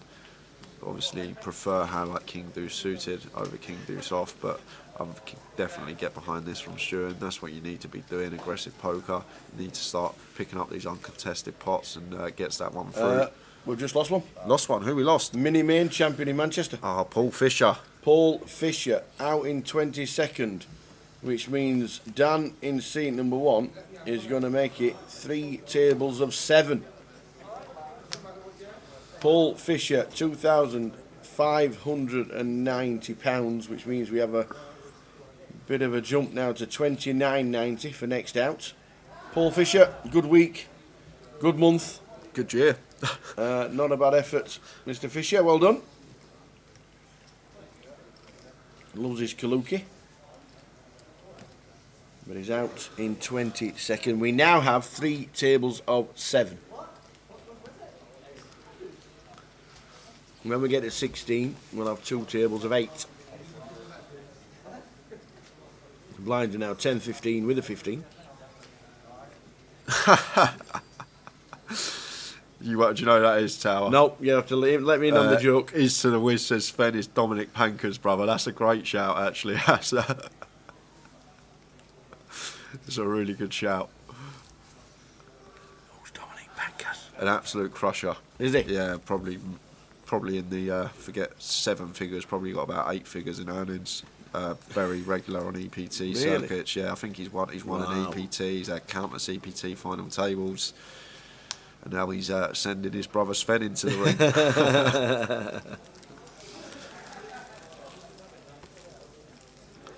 Yeah, Sven's got options. We're down to 4 bigs. They will be going in this orbit, and that is for sure. It's just when is it right timing, and does 10 deuce win anything apart from winning a World Series for Doyle? Well, he is going to flick and defend like he did with a 5-4. Maybe these trash hands and small stack, we can still let them go. Just preserve that extra big blind. And Sven wants to see a flop and catch a piece, and there is a piece. He's got the piece. It's not easy. Flopping a pair. Oh. It's all in. If Ben's got any of it, he calls, and he snap calls, which means he's got to be behind. He has to be behind. Yeah, there's nice. There's a bullet, I think. There's the rolling of the eyes and the... Does that mean he's got From ace Sven. 10? If he's got ace 10, that's very bad. Oh, he has got ace 10. Wow, Maz has got ace 10, got him crushed. Little queen of spades, maybe, something like that, Yeah, for a we little sweat. We definitely need a spade or a 2. Oi, only a royal draw. Have I called that in? Any royal draws? Any king, deuce or spade. That is a nut turn card here for Sven. Oh, it's the 8 of diamonds on the river. At least he had a little sweat. Wow. But we are going to lose Sven McDermott from Any the queen of tournament. spades about? 21st place for £2,990. Great run from Sven. A lot of people tuned in to see him today, but unfortunately he's heading to the rail. Great run from him, and that is going to leave us with 20 players. Getting closer and closer to the FT. Stevie Key says Sven streams on Twitch. He's worth a watch. And going back to his doppelganger, who won the PCA versus Mike McDonald. And Dominic Pankas. So there you go. Well done, Sven. Another cash on a GUKPT. Another deep run. And you never know, we might see you in Dublin when we get the call to go back over to the Fair Isle. The CIFO has all these little facts, don't he? He just Yeah, knows. he knows everything. If you ever go on Mastermind a CIFO, make sure it's like to do with poker, poker players. Yeah. And free trips abroad. That's what he's good at. I was surprised to see him defend the 10 deuce low tower. Yeah. I hate saying it on stream and stuff, but I think that might be a little bit of a mistake there from him. I know he's really short, he's trying to catch a piece and go with it, but like 7-8 off, 8-9 off, fine. Flicking a big blind, see if we can catch a piece, but just 10 deuce off is very hard to smash a flop with that particular hand, and maybe we can just preserve a big blind and wait another orbit to find and get our double up, but Sven obviously wanted to go with it. Yeah, it's easy to easy to see as well when we can see the cards. Obviously, we've got the added bonus of seeing the hands. You just can't get inside the head of a poker player. Yeah, once he catches a piece, so the deuce and the backdoor royal, like, it's in. But it comes down to defending in the big blind. We can't just defend 100% off of that stack. We do need some folds in there as well.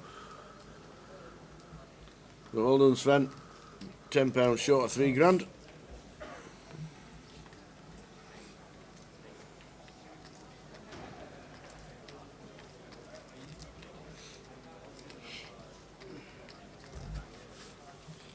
So now we are on 20. Time to bring my friend a little hot drink, I reckon. Would you like a hot drink, young man? Yeah, I'd love a cup of tea, please, Sarah. Can I have a full cup, please? A full cup? Yeah. Oh, yeah. Oh, it took you 4 days. Full cup on its way.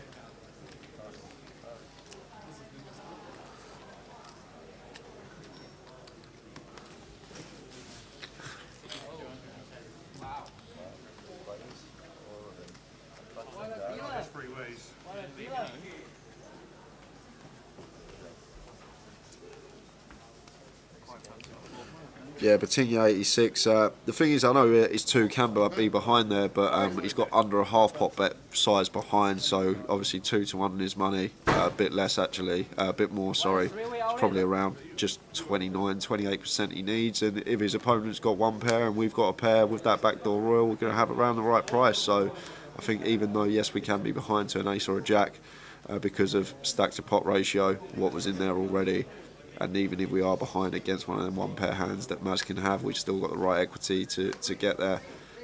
It just comes down to the defend pre. Personally, it's not a hand a lot of people will be defending off that stack. It's just a bit of a trash hand that's going to go in the bin a lot of the time. But action over to Maz here in this hand, flopping 2 pair on ace deuce deuce, and Joe with just queen high, not going to be able to do much but get out of the way.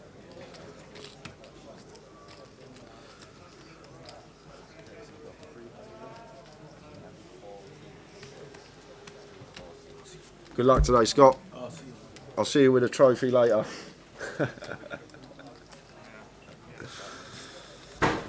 So we are down to 20 players, guys. This is the 6-handed table. The 2 outer tables are tables of 7. Couple of decent names left in the field. Everyone has locked up £2,990. Started off fairly slow. There will be a time when we might get a couple of bust outs, but still a heap of chips in play. Average stacks around 600,000. Which at this point is still chunks. It's around 40 big blinds.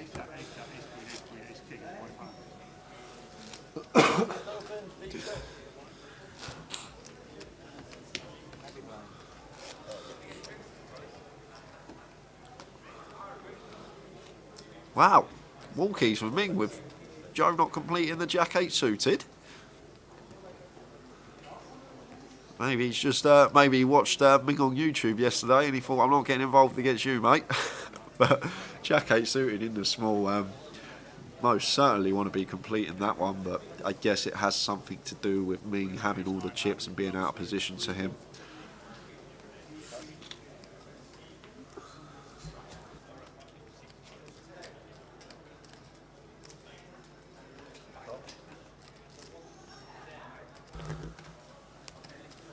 Don't forget as well, today, guys, we've got plenty going on online tomorrow as well. Monday, you see there at the bottom of your screen, 7 PM start, £110 buy-in, and we got the close up for the GUKPT. And today starts at 6 PM. We are going to have a live stream free roll that kicks off at 6, and it is password protected. If you get yourself on the Grosvenor client, we will be releasing the password for that, usually around 4 o'clock. But get yourself in, it's free money. There are other free rolls running every day of the week that aren't password protected as well. You've got satellites running every day for your mini mains, your mains. You've got 30 satellites as well. You can get them from a £5 to a £30 to a £110 ticket. So buy-ins for all ranges there. And you can see, as mentioned earlier, 30 events coming across the bottom of your screen. I will be in Birmingham next week. If you are coming to play it, come say hello, and good luck as well. But we're going to get in the action here because Ming putting his foot down and maybe taking a bit of advantage of Joe.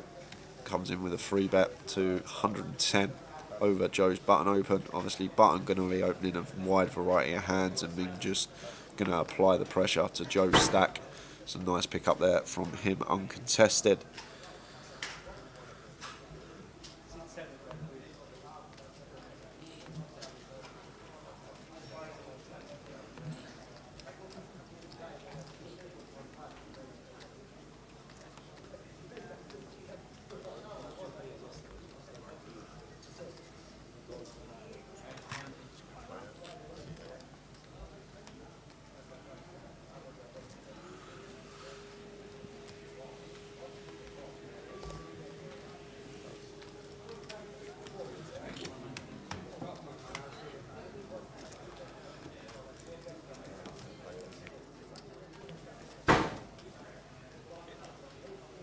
So Joe in the cut-off, like to see him open this one.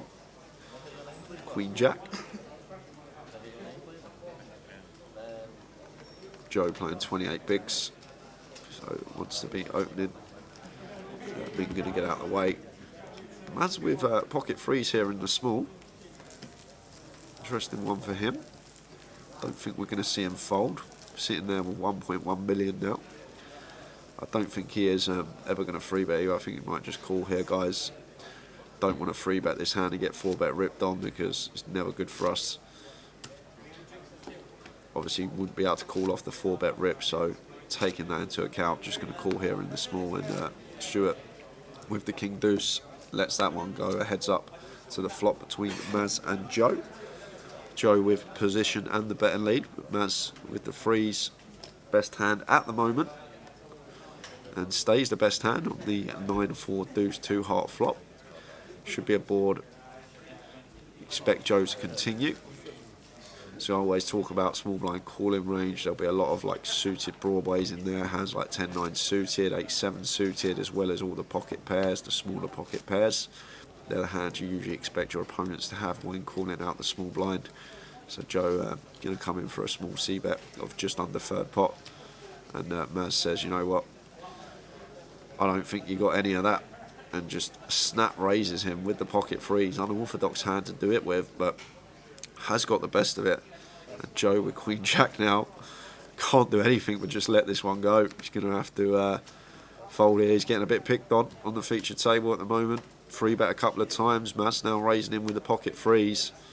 Maybe players believe that he may be overfolding certain spots, but with this one, have to fold. And Mad's there just applying a bit of pressure. He has some chips now and up to 1.2 million.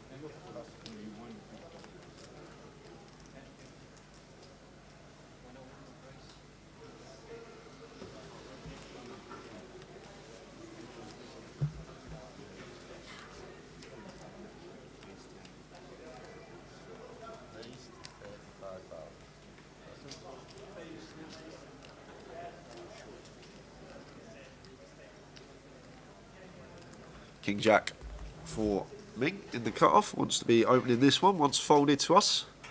He's probably going to click it up to 30k or around that region.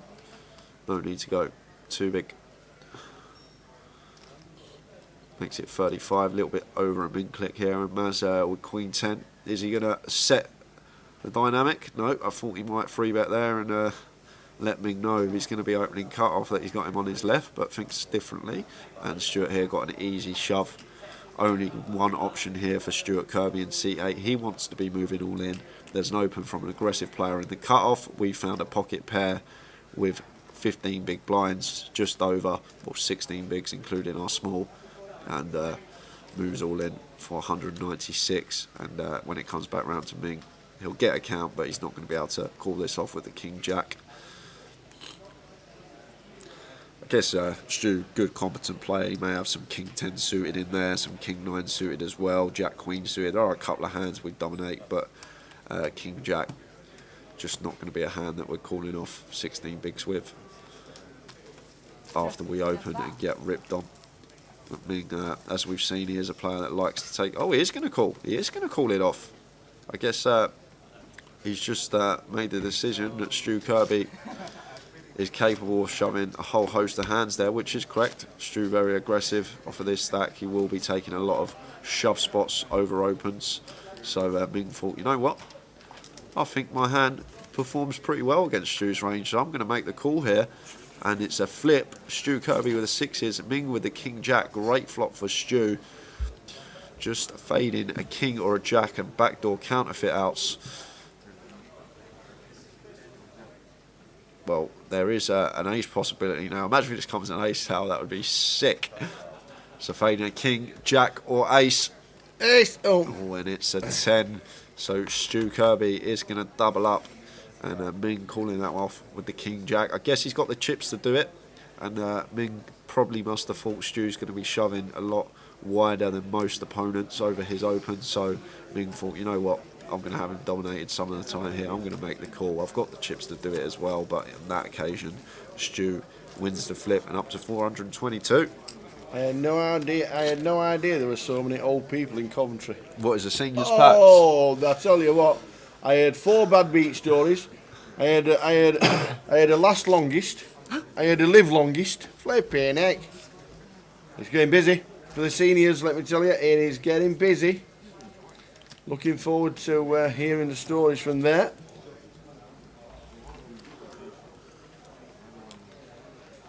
So Sven the man was the last out.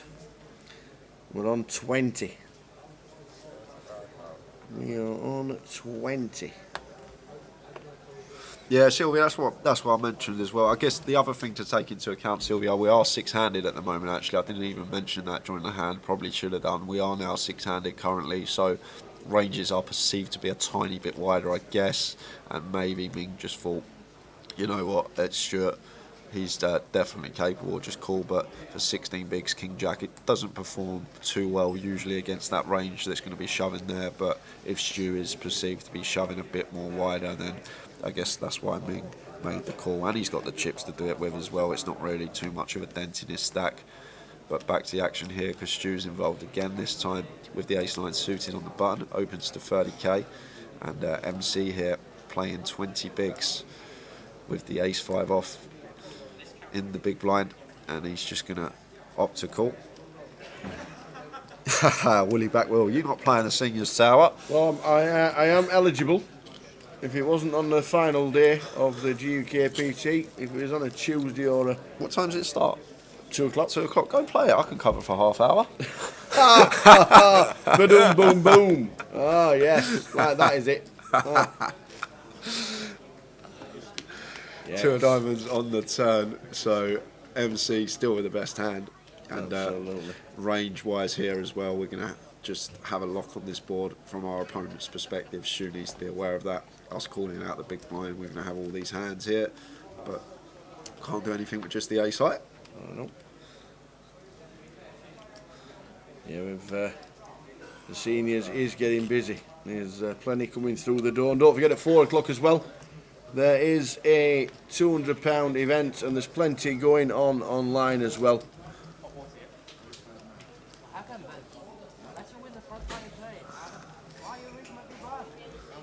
No TF Van Leeuwen. Sven just bust about 10 minutes ago. Yep. He was fairly short, had a bit of a cooler flop with pocket 10s, had an overpair versus trips, left him very short, and then got his last, I think it was 5 bigs in with bottom pair, didn't get there, and he headed to the route.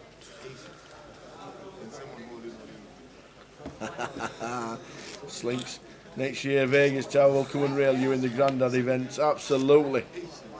Absolutely. It does seem to be getting more and more difficult to get to Vegas this year as a Brit. They're making it harder and harder, aren't they? They've definitely fell out, old Johnson and Biden, that is for sure. It's definitely political and nothing to do with anything else. But unfortunately, the Brits who are trying to get over for the World Series this year, it's getting tougher and tougher. But if you do manage to go over and play the World Series whenever it is, good luck. But it's definitely looking like next year as Vegas probably gets back to normal in May and June next year. Yeah, so Maz not going to be calling this one off tower. No. Dan shoving for over 20 big blinds here. Just under, or just over 20, just under 21. And King Queen suited. I think against some opponents you'll see Maz call, but Dan's been pretty snug from what I've seen from him the last couple of days on the feature table. Don't think he's the type of player to be shoving King Jack suited here or King 10 suited or Queen Jack suited. Some players will, but I'm not sure if Dan's got that in the arsenal. So if Maz comes to that conclusion, the King Queen here just going to be behind too often. We're basically hoping for a flip situation at best. At times he's got a pocket pair, but at times he's got hands like Ace Queen, Ace King. We're going to be dominated and looking for 3 outs. And the other thing to take into account is actually 25% of our stackers Maz here. But having a little stare down, it's hard to fold King Queen suited. It's a very pretty hand, but he's asked for a count. But I think once he realises this is 21 bigs, just under, we'll see him let it go.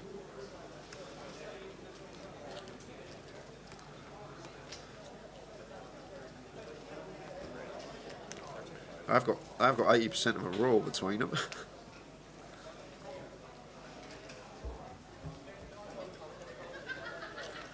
Yes, I'm just looking at them. It's close to that. If it was Yeah. like 17 bigs, I think Maz was a call, but them like 4 extra big blinds do actually make a difference in these spots. John Conlin on Facebook says you can fly to Turkey then America, that's the easiest way. I thought Turkey was still on the red list. I don't know about these lists anymore, but I'd like to go back to Turkey. I think Turkey is beautiful. It's just trying to find a gap in the market at the minute. The calendar's a little bit full for the rest of the season. Yeah, I've been to Turkey 3 or 4 times. It is a very nice place. Ishmael the last time I was there. The last time I went to Turkey, Ishmael. So Turkey and then America. So are you not flying one way to go the other way, or do you fly around? I don't, because you've obviously flown that way, whereas America's that way. Yeah. So do you have to fly to Turkey that way and then go back that way? Yeah. You're not going to go around like you're not going to go Around the block. Yeah, but I know, but Earth's flat anyway, so it's.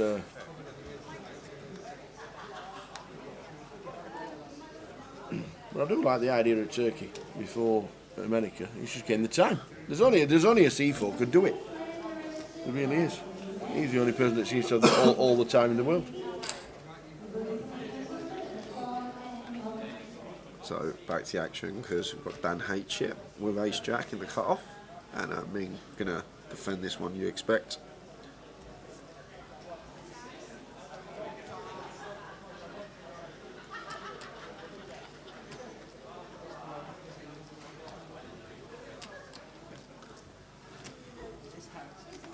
There's the defend from Ming. Heads up between these two. King 7-3, 1 heart, 2 clubs. So I'd like to see Dan continue here on a king high board. Oh, might have missed a C bet there. And if I know Ming, he does sense weakness may choose to lead after picking up a gut shot and just 9 high, but opts to check once more. And Dan going to check behind. And ping on the river. Ming gets there and makes a straight with the 9-6, and he's going to check. And straight of Ming is the best hand.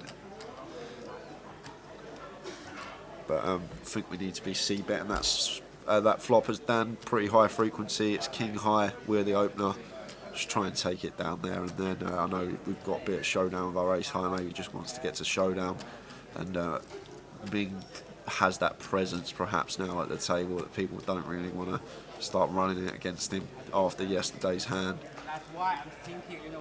But just think more often than not on that king 7-3, going to c-bet, take it down there and take the pot, but allowed Ming to realise equity and get there through the back door.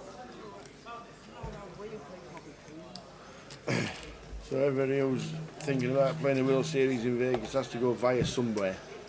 Bit of a weird situation the world's in at this moment in time. But if you do get to go, good luck. I don't think I'll be looking anywhere until 2022. And the furthest I might get is Coventry for the Goliath. Put it back in the oven then, Gary. Turkey's still red. Sylvia says, imagine Tower playing a World Series event. Be a noisy rail, bring all the girls out, put all the old codging doffers off. Hey dear. That's Dan just having a little count up of his stack. Playing 24 bigs. Going to be opening ace queen. Makes it 35.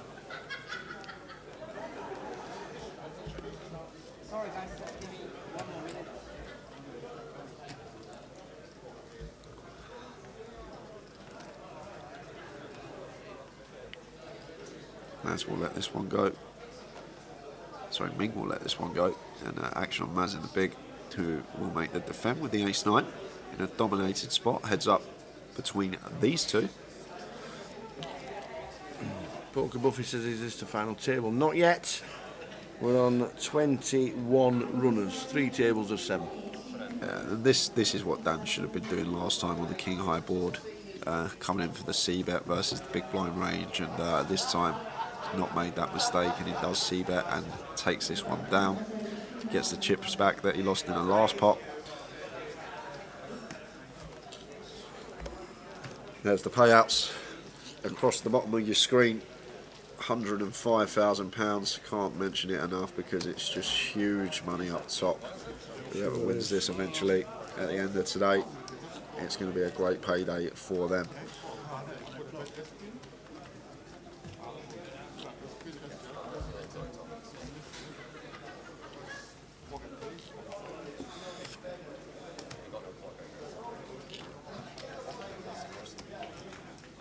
There it is again. Ace Jack, Ace Queen, Ace Queen. 3 hands that we can open.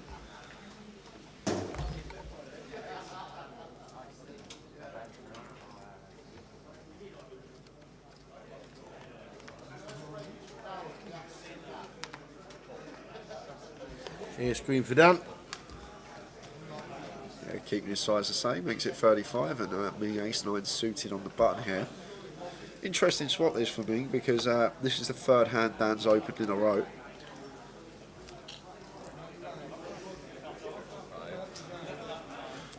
But he is opening under the gun this time, and looks like Ming's just counting out calling chips here. The thing is as well, when people are aware of how much they're opening at the table, and if someone opens twice and they look down at the hand and they open again, a lot of the time they're not going to be too light on that 3rd open because they'll be aware that the table is aware that they've opened the last 2 hands. So sometimes when you are opening the 3rd hand in a row, it's sometimes more weighted towards a stronger hand. And Maz going to make the call here with the key 8 in the small. And Stu got an easy defend here with his particular holding. It's suited, we can flop a straight with it. It's 20k to win 135. 6.75 to 1 on our money.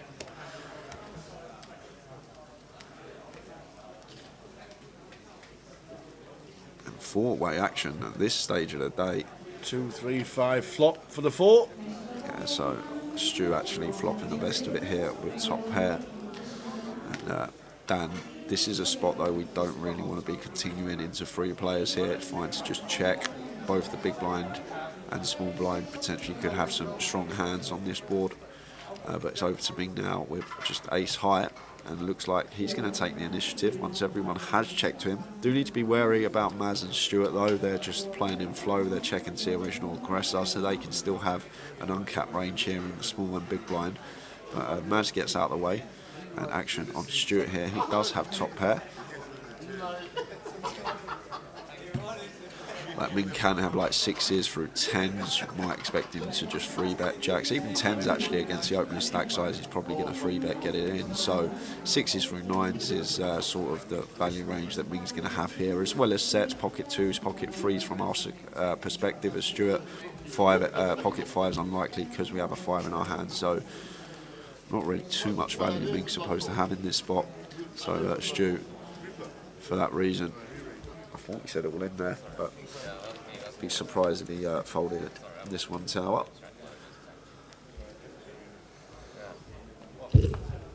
Ming's the call.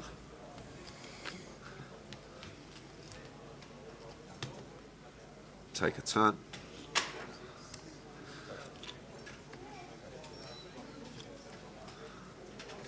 Looks like it turns out it's a 10 of diamonds. So Ming got to be thinking about the hands that Stuart calls flop with now. He's in the big blind, so he's got plenty of nutted hands. He has 6-4 in there, ace-4 offs in there as well. 2 pairs like 5-3, 5 deuce suited, deuce 3 suited. He's going to be peeling all of those pre-flops as well. So he does have a whole host of value, and in terms of drawing hands, he will have hands like 5-4, 5-6, 3-6, 3-4, hands like a pair and an up and down. So this bet is just going for it against those type of holdings here from Ming. We're putting the pressure on hands like 5-4, 3-4, deuce 4, hands that are a pair and a gut shot, pair and an up and down. And then as well, hands that he has in this spot, we can see just 5x without a draw, like king 5 suited, queen 5 suited, jack 5 suited, as well as some 3x in there. But nice play from Ming, just understanding that Stu can have a whole host of 1 pair hands that we can fold out on the turn, and shows him the bluff. Says, I only had ace high. And hard spot there for Stu to cool down, mate. So if you're watching the live stream for the first time, welcome to Coventry in the United Kingdom. Coventry. First GUKPT in Coventry since 2012. We're normally here for Goliath, but that has been on the back burner for the last 2 years because of what happened to the world. Sven is out. He was the last person to be eliminated.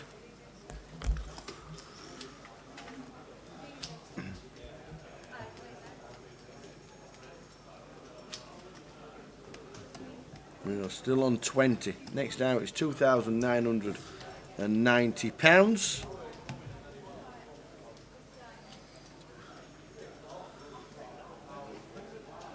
If we hear anything from the outer tables, we will let you know. It's Joe opening king jack in the hijack.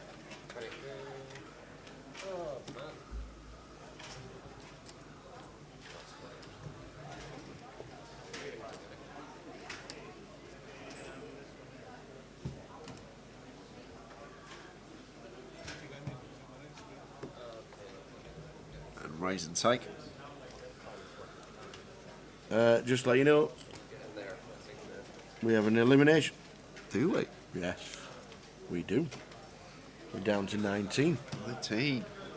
One of our non-GDPR. Mr. G.A. Think the chip's in the middle of the room. If we just see that there. And D.A. table 21 had 429,000 at the start of the day. He's on the same table as Bousey, Dave Anderson, Ian Hamilton, and the likes, has been eliminated. So we're on 19. A 1, a 9, a 19. All the fours, 44.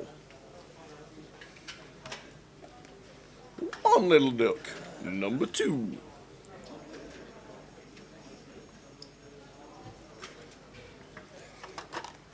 So we're on 19 players as we are 30 minutes away from the break.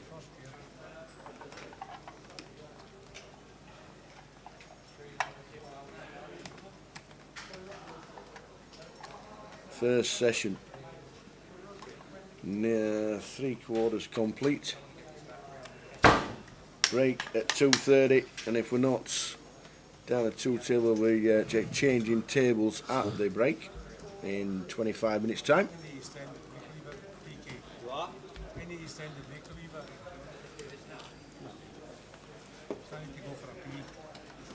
Looking forward to Edinburgh.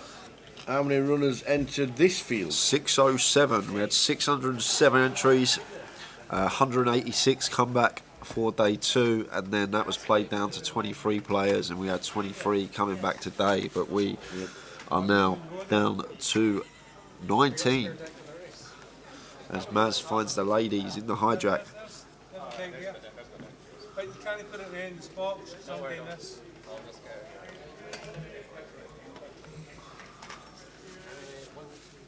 Makes it 40k, and Stuart here in the cut-off going to be moving all in tower, I think, against Maz's open, and I can't blame him for it. If I'm Stu here, this is going in for me, especially against Maz. And, there is the all-in, and it's the correct play, but we've just run into it. Yeah. It's oh, this is going to be interesting because Dan's all in. Oh, there's going to be a 3-way all-in. This is huge. This is huge. This is huge. We could end up with 2 eliminations. Wow, and what 3-way all-in. Stuart's going to need to flop. That doesn't happen very often. Stuart's going to need to find some hearts to keep his tournament alive. He's locked. He's absolutely locoed. We will sort out the stacks very shortly. Dan and Stuart need to get a bit fortunate or they're going out in order.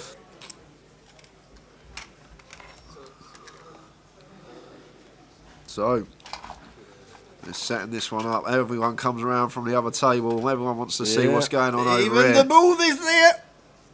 Oh, he's got a flush draw and there's a king high flop. This is action flop as well. The Queen's equity is like nearly zip. So 4 on the turn. So the 9 needs a heart. Yeah, Stu needs a heart to survive.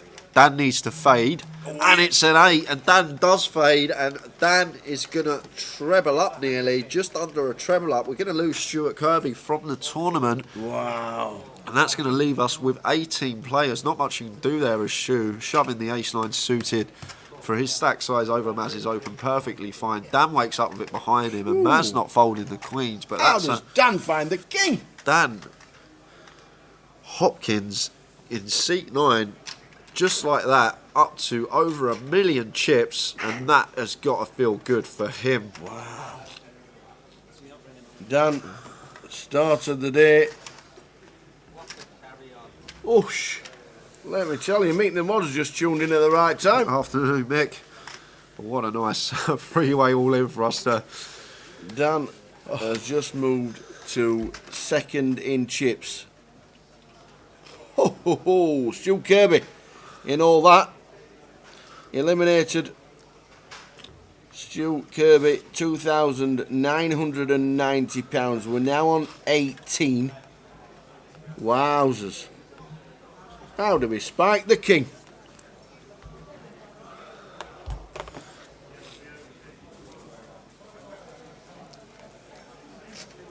Yep, scene open feature. We'll be bringing players across and everything. Yeah, Gully, I agree. I think I always say that when a good player is all in, you're always rooting for the opponent against him. You don't want one of the good players in the field doubling up. Definitely was one of my picks if he could get that double at the start of the day. I've seen him a lot on the featured table and plays very good poker. But the rest of the field will be happy to see at the back of him.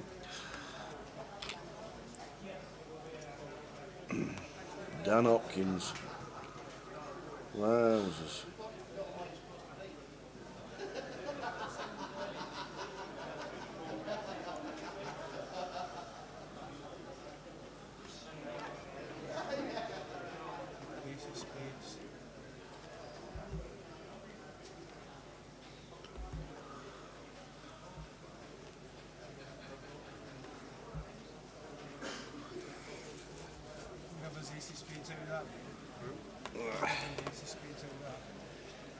Double man, Maroof. Yeah, we heard the news last night. Sad news, the Rasta. Very lively character. Some great pictures online over the course of the last 12 hours since we heard. Always sad when a character leaves the game. I think obviously when we were in lockdown as well, we knew that the likes of Mike Sexton and stuff like that, you know, Yeah. they've got the stuff that they brought to the game, like Mike Sexton. You know, it's sad times. So we're heading towards the break. We're about 20 minutes off it. Dan now. It was just trebled up to $1 million. Ace Queen suited. Under the gun makes it 35.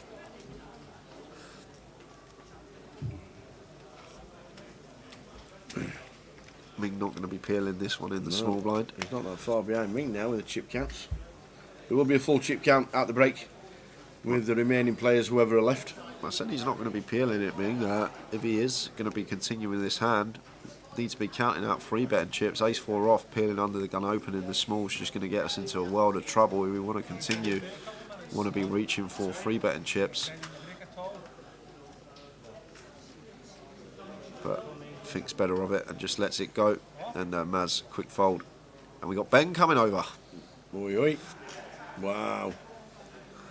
Good question from Gullymath. After your great result in the week, Jay, being mainly a cash player like yourself, is it easily to just sit back down at MTTs and it feels just like normal again? How big are the adjustments you need to make to have a good run? Oh, it's just, especially in the mini as well, it's like game theory goes out the window for me in them sort of spots. It's all down to exploit. I like to get to know my table, know who I'm sitting with, and just try and understand how everyone's playing and try and exploit it the best I can, especially in the little 200-pounders.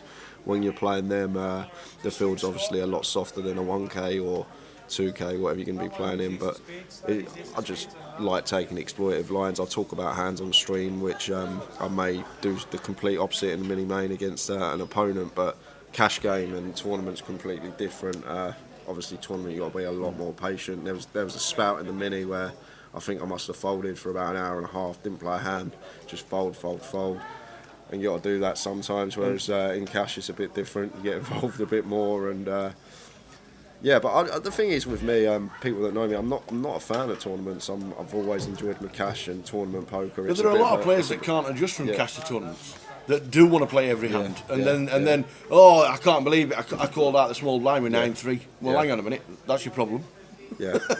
And they still want to play every single hand. Yeah. There are a lot of players that cannot adjust from cash to tournaments, and it's just a totally different beast. Yeah.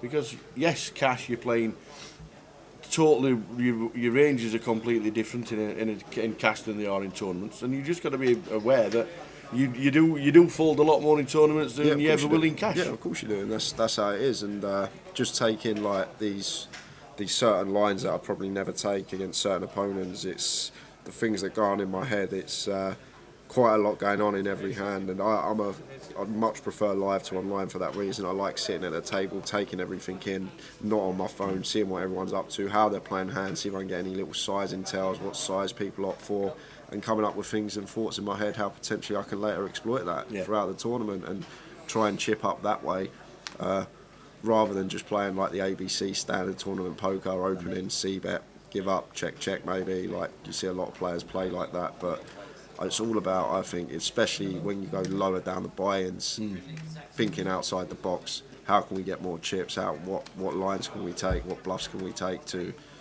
get our opponent to fold certain hands? But I just love a live setting. Me, I'm a big fan of live poker over online for that reason. You get to take everything in, and I just think they're great tournaments. The minis, the 30-30s. If you haven't played one, definitely pick one in at some point this year, because they are great tournaments, good structure, plenty of time to make your moves. But the adjustment, I just think it comes naturally. When you play poker for so many years, it's just all becomes like subconscious competent.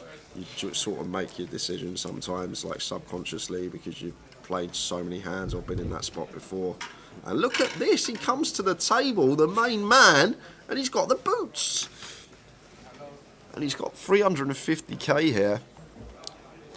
And is he going to play it tricky, or is he going to free bet now?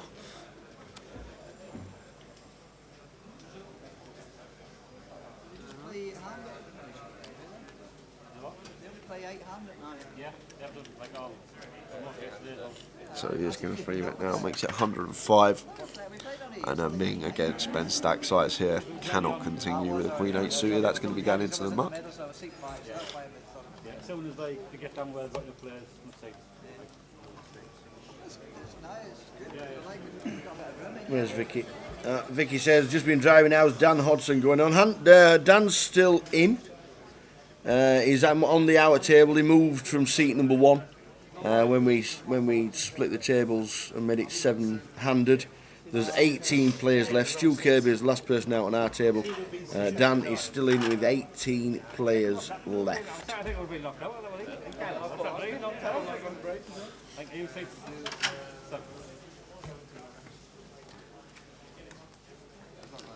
We are 15 minutes away from the end of this session.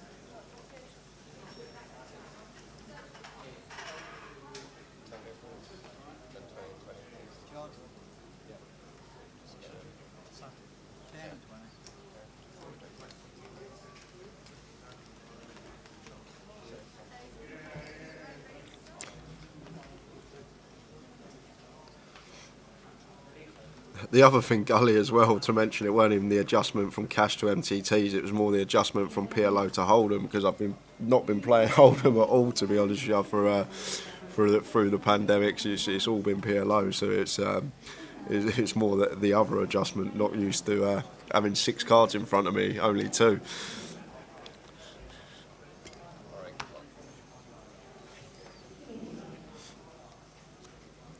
Could we ever stream a PLO event, you think, Tower? Was it possible? We've got the software to do that?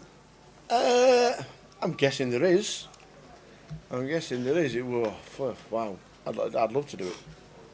I'd love It's to. the only I'd event- love to do some comms on PLO. It's I think the it would be only great. event in the entire GUKPT that's been the mainstay as well as the main event. Yeah. The only 2 events that's ever been on a GUKPT festival in every single leg has been the Omaha and the main event.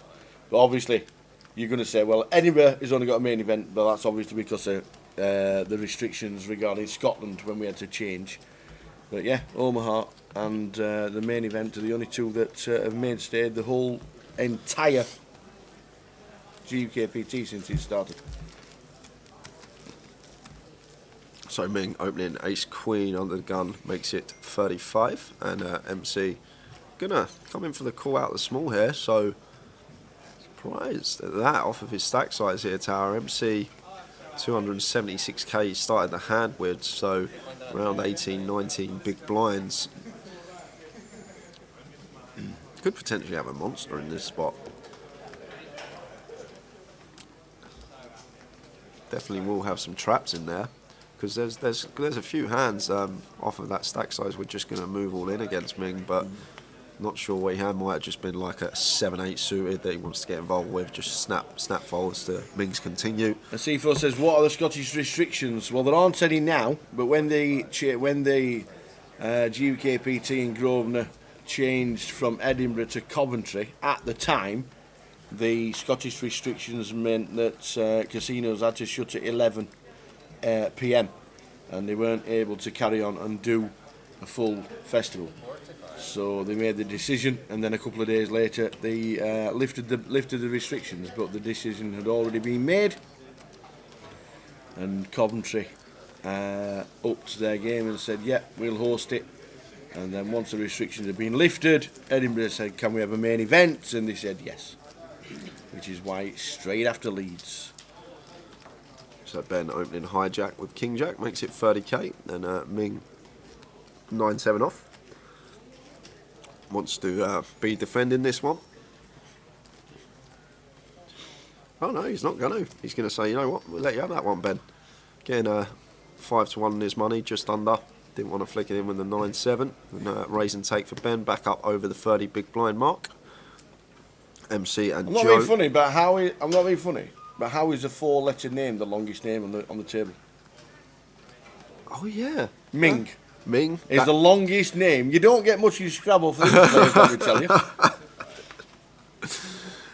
Ming, 4 letters, is the longest name. You get a lot of points on treble word with Maz, wouldn't you? A little 10 for the Z. Aye. There you are. Yeah, you would. Yeah. Ben, Dan, MC.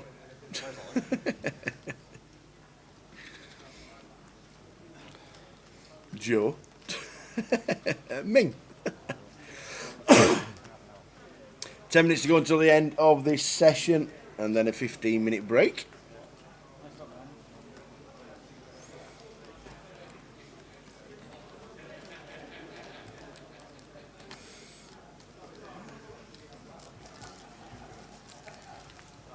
Spurs fan, come on you Spurs. Would the GUKPT ever go back to Plymouth, do you think? I say it to Tower all the time, I'd love to go down to the west of this country, somewhere like Plymouth, Cornwall. I think it's now. It's all about space and capacity. Yeah, that's it. Because the GUKPT has grown and grown, and obviously you've seen what Coventry's just done regarding the mini, the 30-30, the main events. Well, that means 200 yesterday in the Bounty. There were 75 to start in the seniors. It is all about space, capacity, the size of the rooms. We've been to Plymouth and we were there. I think they had 3 seasons in Plymouth in the early stages, 2008, 9 and 10 I think. Mine have only been 2. But great place, love going down there, fantastic area. But it definitely is down to size, capacity. Portsmouth want a GUKPT. I think they've only got 12 tables. You know, it's... well, we'll never have one in Great Yarmouth. Have you seen the card room in Great Yarmouth, Tower? You ever seen it? No, never been to Great Yarmouth. It's probably a size... And I've never been on a holiday to Great Yarmouth. It's probably the size of the feature table. It's got I think 2 or 3 tables just in this tiny room together. Plymouth is a large card room, plus it's a stunning city. It is. It's a fantastic place. We've been there 2 or 3 times for the GUKPT. So we've got button versus small blind dynamic here. Ming opening button with 10-9 suited, and Maz with the 3-bet to 85k. Really small size in here from Maz. Hasn't even opted for 3x. And Ming here, I can't see him folding, getting this price ever here, Tower. 3-1 in his money. We've got position on Maz. Not going to be folding the 10-9 suited. Do want to be sizing up when you are out of position. Want to try and increase that fold equity a bit more when you are coming in for these 3-bet bluffs. But Maz will have his reasons for opting for this really small size. As I say, if you do want to opt for an unorthodox size, exploitatively, you can. If you're going small because you know your opponent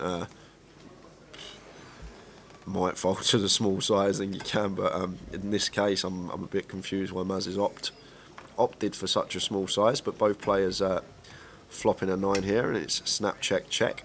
Maz now actually picking up a flush draw to go with his 9. And check, check once more. And the river is the 3 of hearts. So Maz making a flush on the end. Now going to want to come in for some value. And the fact this is checked all the way down to the river. Can't see Ming folding this one, Tower. Check, check, check, check. We're getting 3-1 on the call here now. Surely Maz is going to start betting King X on the turn. If he does, trapping on the flop. I guess he can have hands here like queens, jacks, 10s, aces that check twice. But this... Well, Ming will think about it for a while. Might be the last hand of the session. Yeah, he's talking to Maz. He's trying to get some information. He loves a good old chat on the river, Ming. I got a 9.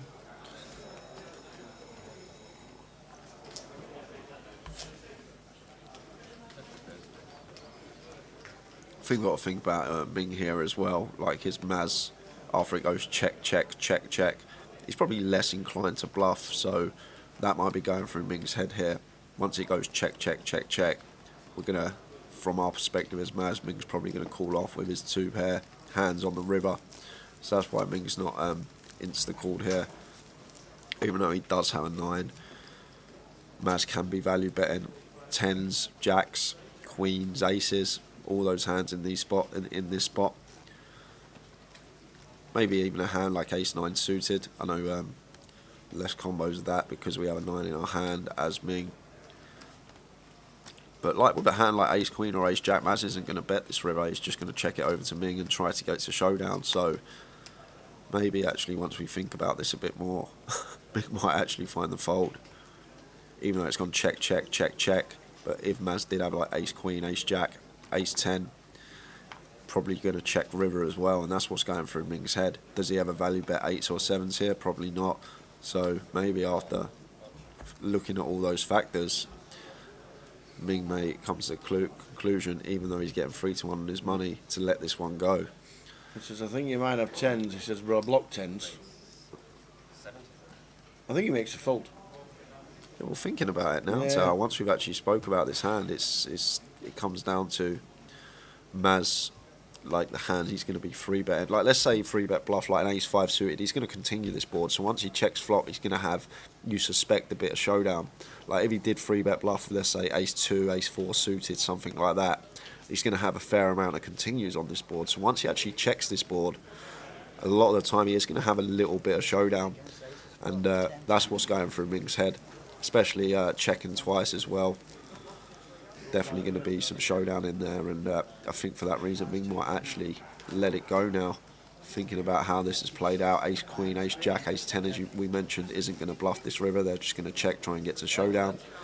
So 8s and 7s may not elect a 3-bet, and probably not going to value bet either. So we don't actually beat too much as Ming. Has to just be a complete airball, but as mentioned, airballs are probably going to continue the king 9 flop because it's better for our range. So taking all those factors into account, Ming may let this one go.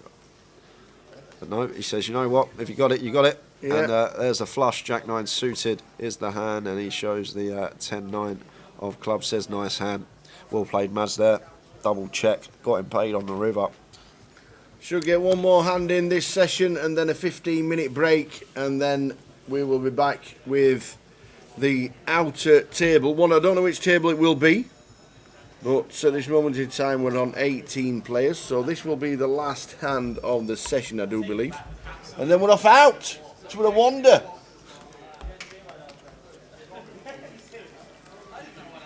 Yeah, just a minute and a half left on the clock, heading out on a 15-minute break. If Ming's involved, it's definitely last hand. yeah, that's it. Where's them time bank tickets?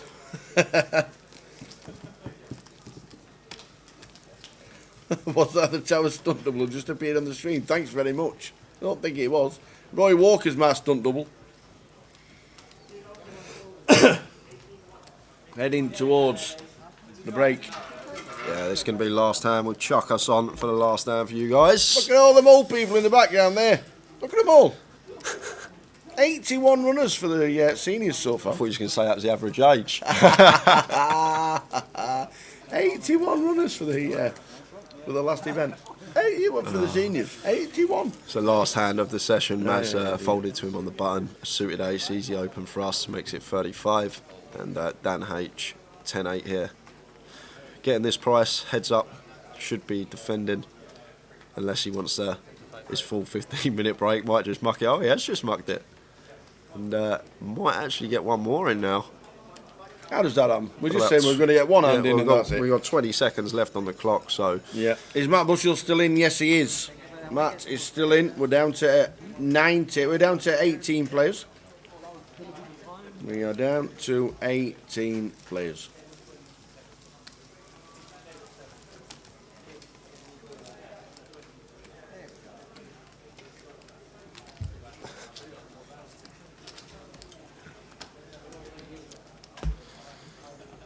We are down to 18 players. So, last hand of the session.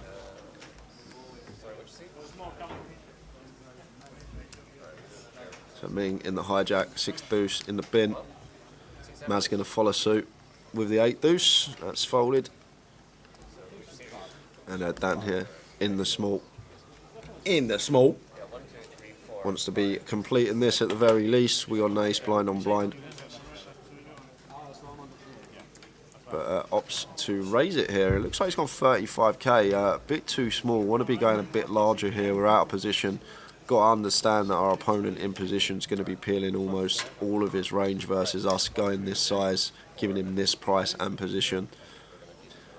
Need to be sizing up if you are coming in for a small blind versus big blind. Little bit more than 3x or at least 3x, and that leaves room for MC to come in for the call with a wide variety of hands. And they are leaving the table. As we can tell you, that on the outer table, the last hand on the outer table, Yeah. we have just lost Dan Hodson. Dan Hodson has just been eliminated. 8-9 Queen. Yeah, 2 clubs. Dan just with ace high, backdoor, nut flush draw. Not opting to continue this board, like that decision. As mentioned, MC going to have a whole host of hands in the big. Not the best board for us. Yes, we do have backdoor clubs, but we are out of position. And MC with his particular stack size, if we do come in for a bet, he has a stack size where he can potentially just rip on us and we have to fold. So I'm just going to probably check fold this spot here. Dan, MC's just not got a stack size that we're going to have good implied odds with. But looks like he's looking at his chips, but going to have to get out of the way.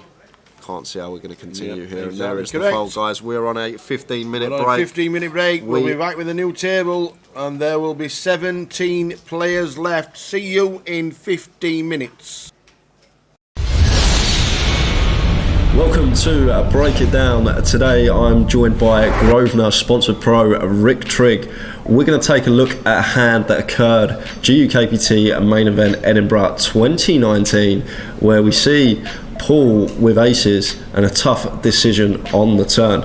Action starts with an open from Paul with the boots in the hijack, makes it 2k. Dean peels with the ace on the button. That brings Nathan along in the small with the ace 3 suited, and gives Neil an attractive price to defend the big blind with the king 5 suited, and we go 4-way to the flop. Everything seems normal here, the way it's played. We get the king at 7-6, 2 heart flop. This is where I think the biggest mistake of the hand happens, where he bets too small, 4 ways. Even with a hand as strong as aces, you're going 4 ways.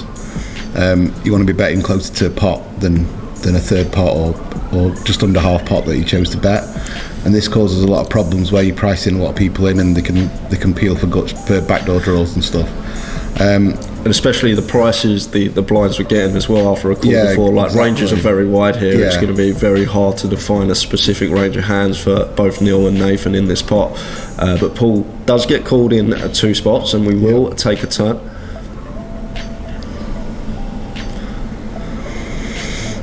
Now, this turn looks worse than it actually is, for a few reasons. Nathan, when Nathan decides to lead, he should only lead with hands that are vulnerable here for value, and the rest should be draws. So 8-7, 8-6 that have made 2 pairs now want to lead, but they want to lead a big size in. They don't want to lead this kind of stabby size that he uses, that's like 35-40% pot. Yeah. He wants to be betting more 60-70% pot. 3 ways if he's going to choose to lead this turn. He's never got 5-9 in this spot. He never has. He can have some 4-5 suited, but not many, not often of the time. So this just kind of looks like what it is to me. He'd never bet a king here, I don't think. There's no point. And the call is, I would rather see the king 5 move in now to try and like sandbag the other guy out the pot with a strong holding. But he gets him out anyway, so the aces decides to fold. So the aces do fold, and that's what we're going to talk about. Ace rolls off on the river. Either way, would have river top set, but do you think a bit too tight to be folding aces on the turn there, to that size especially? I don't think it's terrible, but I think he should have taken a bit more time and looked at both of the guys' ranges here. Nathan's bet to me didn't look strong at all, and the call, maybe he levelled himself into thinking the call was really trappy and really strong. But I think the guys most likely holding the big blinds was King X.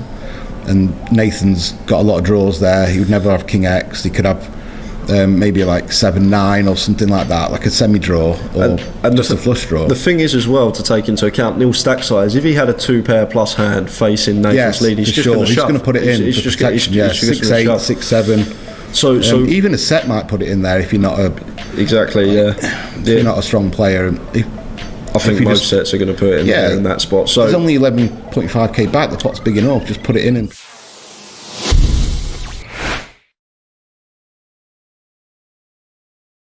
When we started an hour with the tower, Andy from Cardoon Direct, he says, you know what, I'm just going to send a tweet and you never know what will happen. I'll send it to the biggest, the most prolific poker player of all time and see what happens. And then we get a reply saying, do you know what, guys? Why not? So it is my pleasure, and the heart's going a little bit because even though it's absolute great pleasure that to introduce a guy that's got just about 24 million in life earnings. He's 22 all-time moneyless. He's got 15 bracelets. He's the only person to win the World Series main event and the World Series of Poker Europe main event. It is the great pleasure of mine, and fingers crossed by the end of it, he'll have just entertained us all, to introduce to you guys the one and only Mr. Phil Helmuth Jr. How's it going, Phil? Oh, thank you very much for this, Phil. This is an absolute pleasure. When Andy sent that tweet, he says, who shall we get? And we were like, well, why not aim for the top? And this is as high as you can get for us. Thank you. Yeah, when you send out a tweet, you never know what's going to happen. Absolutely. We're starting with lockdown because we're obviously in strange times. We don't know what life is going to be like after. Is it ever going to be normal again? What has lockdown been for you? What's it been like? Well, March 8th, I went to Draymond Green's surprise birthday party. I started skipping tournaments March 1st. I didn't go to the LAPC. I didn't even play in the Bay 101, which was in my backyard, the World Poker Tour here, because my friends were on top of this early and were warning me. But Draymond Green had a 30th birthday party. We all loved him, and we wanted to show him. So we took a private jet down at 5 p.m. or 6 p.m. We had a dinner in LA. We went to his birthday party, and the jet left again at maybe 1 a.m. So I was back home by 3. But other than that, March 8th, I was locked in. I mean, I the most I did in 88 days is I went 2 blocks away from the house. And even then I felt like, so, the lockdown, I didn't anticipate that I'd be staying in place as much as I did. I didn't anticipate that I would play as much poker. I literally played poker at least 6 days a week. And I'm a guy that plays once every 10 days with my group of friends. And actually I did really well. I won a lot of money, and I joined another advisory board for a company called Prize Picks. And I think that's my 11th advisory board.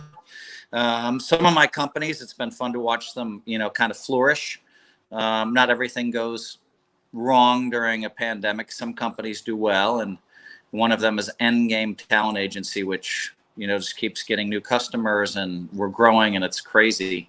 Yeah. And so spent some time talking to the company founders that, that I'm on the advisory board of. And so I'm surprisingly busy. And so I can't really say that I've been bored, And then last week, finally, I went over to my best friend's house, Chamath Palihapitiya, and then I went to Cabo, flew down to Cabo for 4 days and flew back. But we were on my friend's jet. So, and then I've been locked in for the last 8 days, back and stay in place. It certainly is strange times for everybody, and obviously Everybody was hoping that the World Series was still going to take place. Even though it's not your fault, is this the first World Series or the potential World Series that you would have missed since you were old enough to play? Yes, I have not missed a series. I think I missed one World Series of Poker Europe, and that was in 2018. I just told the guys, I said, I'm not going back. You should go every other year. And I was trying to make a point. I missed it. So I don't miss World Series of Poker ever. I don't miss World Series of Poker Europe ever. And I don't plan on it. So now, of course, today, big news. They just announced that, they're going to have 85 bracelet events. It's enormous.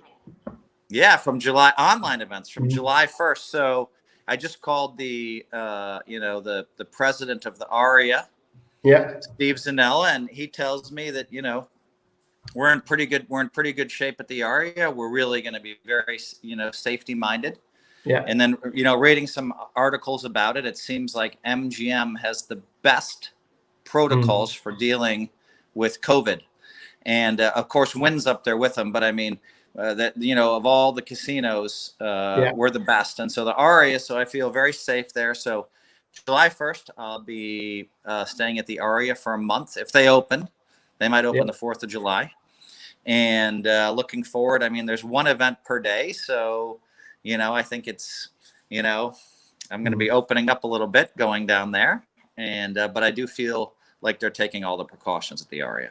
Yeah, well, we have seen pictures over the last probably 3 or 4 days about Las Vegas opening up slowly but surely. Things trying to get back to normal as normal can be. It is strange times for everybody. But I'm just going to whiz you back. I'm just going to whiz you back to 1989 when you actually went like that. And then you went like that. And I saw that picture. And it's a clip. If you love the game, it's a clip that you watch over and over again. Obviously, we win it. If we'd have come second, if we'd have finished second to Johnny Chen who won it the 2 previous years, do you think your career would have been a little bit different, or was this the path anyway? Yeah, I mean, that's a fair question. I mean, that final hand, he had ace-7 of spades. I had 2 black nines, but there was a hand before that, where I had ace-10 against 2 10s, and I was lucky, and 2 deuces. I mean, it was a 2-way knockout to go from 4-handed to 2-handed. And if I lose that pot, then who knows? Maybe I don't win. I still think I'd probably have 15 bracelets, but you never know. I mean, it was a very and you have to remember, I mean, there's lots of times as if you want to be, one of the greatest poker players, you always have your money in, generally speaking, with the best hand. Yeah. And you take a lot of beats over the years, a lot of big beats, and, but I have to, you got to look back and realize, well, I had ace-10 of spades. Don Zewin had 2 10s. Steve Lott had 2 deuces, and I hit, and we were all in 3 ways. I wasn't all in, but it was a key pot for me to hit, and be thankful, and that's a good question though, because who knows? But I know this. I was already a professional poker player.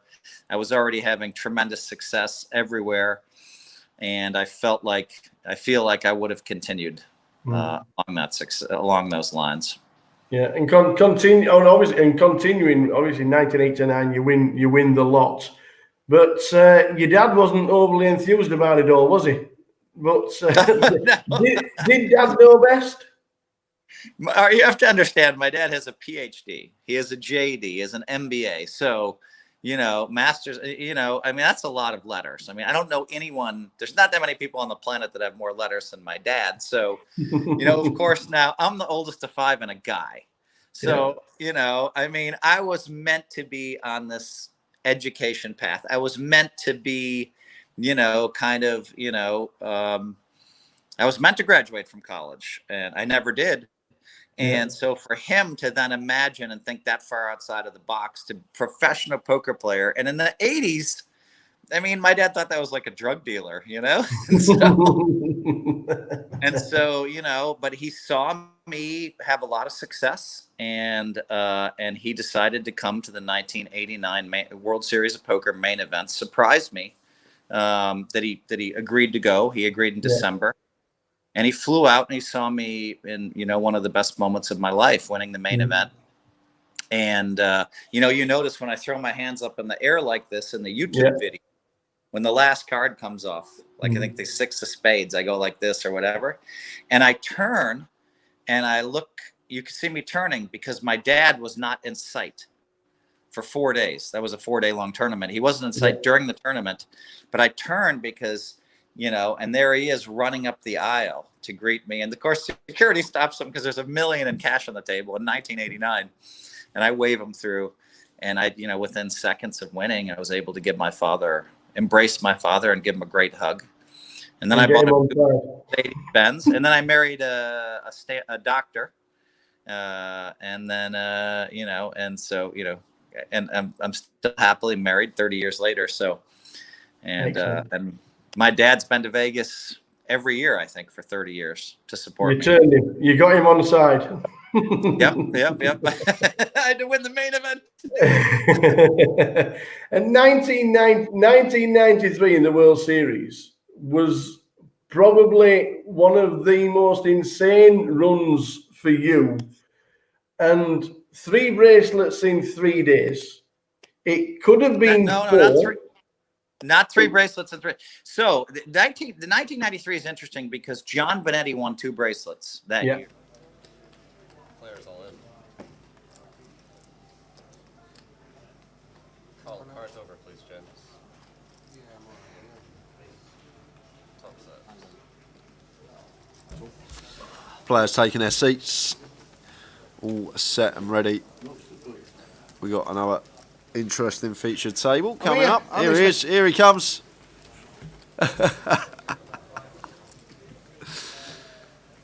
How's he got this much energy?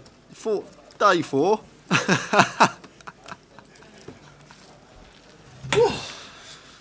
That's me done in for day. There we go. Tower's out. That's me done in for day. So we are back, guys. We're going to get straight into the table. Oh, we got. And seat 1 going to be Adam in? Wilkinson. Seat 2 is Rob Sherwood. Seat 4 is Balsi. Seat 7 is going to be Ian Hamilton. Seat 8 is Cully Sadu. Oh, cool. So we're only actually 5-handed here. Is that because we're on? We lost one on the last hand, didn't they? So they wouldn't have been able to. Down to 17. Yeah, and we play 8-handed. So the next break of table will be 16 players. So we will need one more player to go out. So Wilco. Opening button to 55k. Near 3x here with the ace-5 suited and raise and take for him.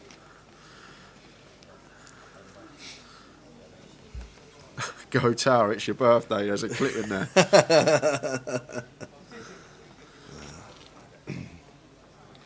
It's all the sugar he eats, his glide pattern. Just eat sugar by itself.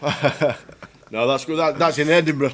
Yeah, when we get whatever. That's in Edinburgh when we get the tablet. What are the payouts? Asks Kai, and there we go. Running across the bottom of the screen for you. We are down to 17 players. We lose one more, and we're down to 2 tables of 8.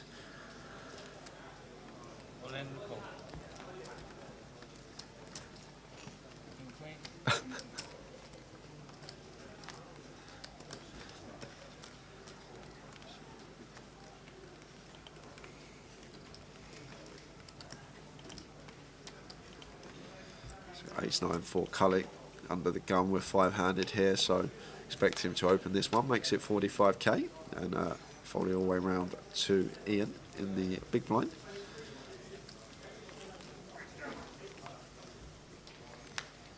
Jack 4 off.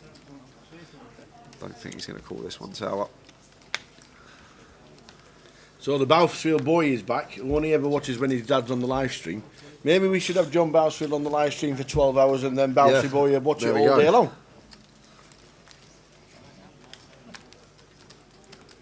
Come on, the Johnny boy. Rob Sherwood's in the building. How cool does Rob look? His suit's white as well. See, some people can get away with it. I can't. I can't either tell. I can't wear white, ever. And Rob Sherwood sat in seat number 2. Wilco's having a deep run as well.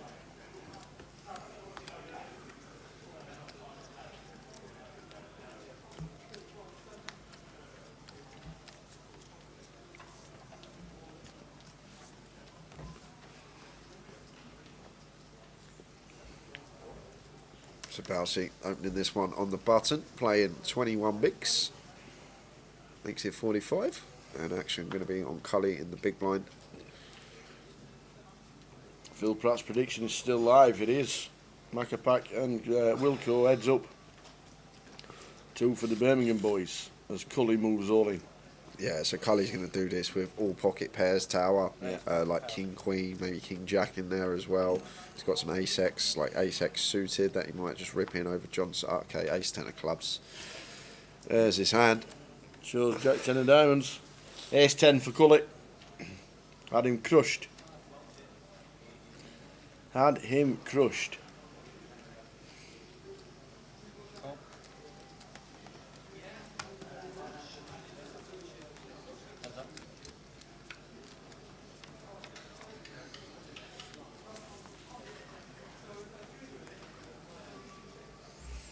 81 in the seniors, 86 in the seniors last time I saw. 75 pounds.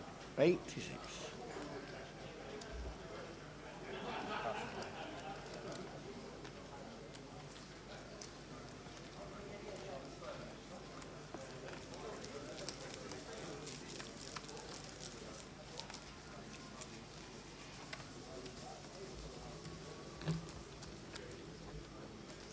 So Balsi, once again, wants to open this one.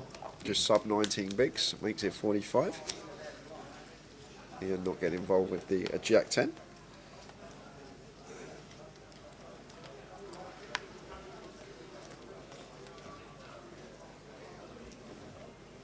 And action on Wilco with King 4 in the big. He's going to defend.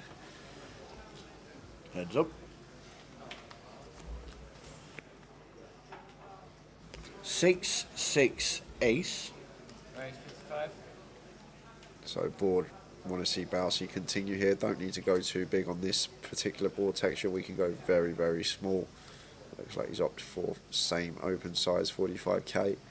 And Wilco here shows him the King 4. Not much you can do there, and Balsi going to take that one. Raise.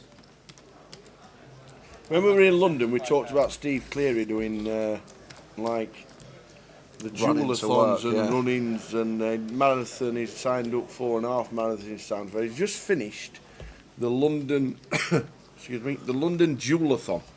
I don't know what it entailed, but I think it was a bike ride and a run. And he's just completed it. Steve Cleary had been at the Vic in London 26 years. Works in the poker room. He now does the night shift as well. I used to the graveyard all of the time. But yeah, he's just finished it. Just completed the London dual-a-thon, which was bike riding and running. Well done to Steve Cleary. If you will know it, playing the Vic, you'll know who Steve is.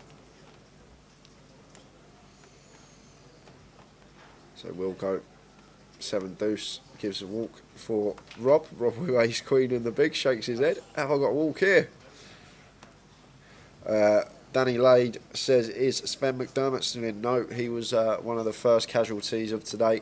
Was on our feature table previous session, but was pretty short after losing with pocket tens and ended up getting it in with bottom pair versus top pair and couldn't find the right river or turn. But did take home £2,990 for his result. Raise players all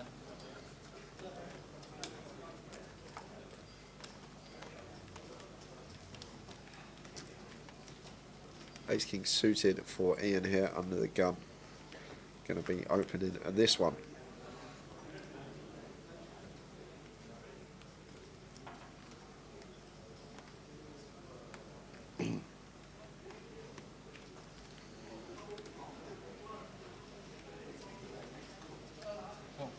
full showdown, please. Bousey not defending the Queen 4, raise and take.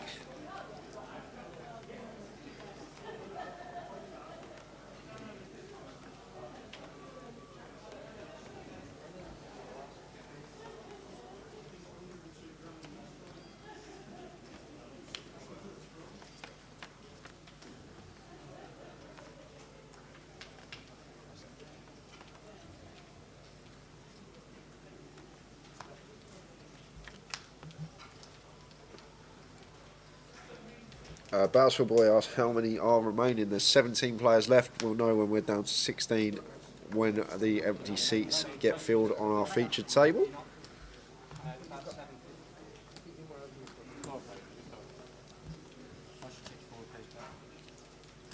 Folds round to Bousey in the small. He's going to complete the Queen 10, and Ian with Jack 3 in the big.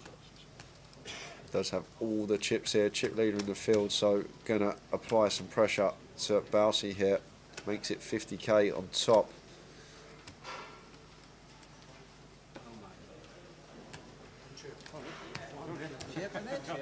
Bousey with the Queen 10 here. Interested to see how he's going to proceed here, whether he's going to call and play out of position, whether he'll let it go. Opts to fold.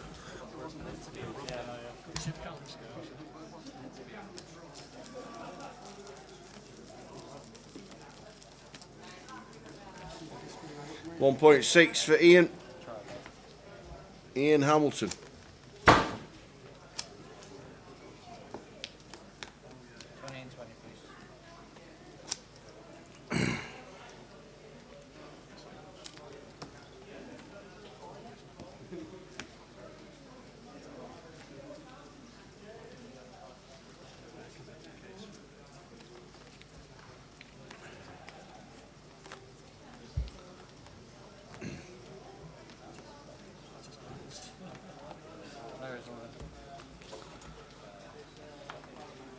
The average stack at the minute with 17 players left and there's about 700,000.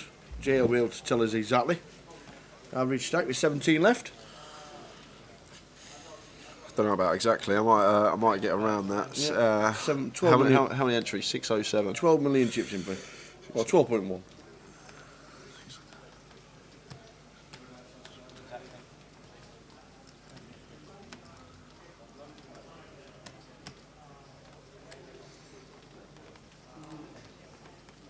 It's about between 700 750k, so around there, Tower. As I say, average stack. You can look at the average stack all you want in tournaments, and sometimes it can be like a good target to try and get to it. But when I'm playing, I try not to take too much notice of the average stack. I try and play my stack in terms of the big blinds that I've actually got. Oh, there we are. Oi, oi. I wanted to show whether the guys have put the chip counts on from the break, so I just clicked on the chipsticks, but it doesn't look like we had the chips inputted.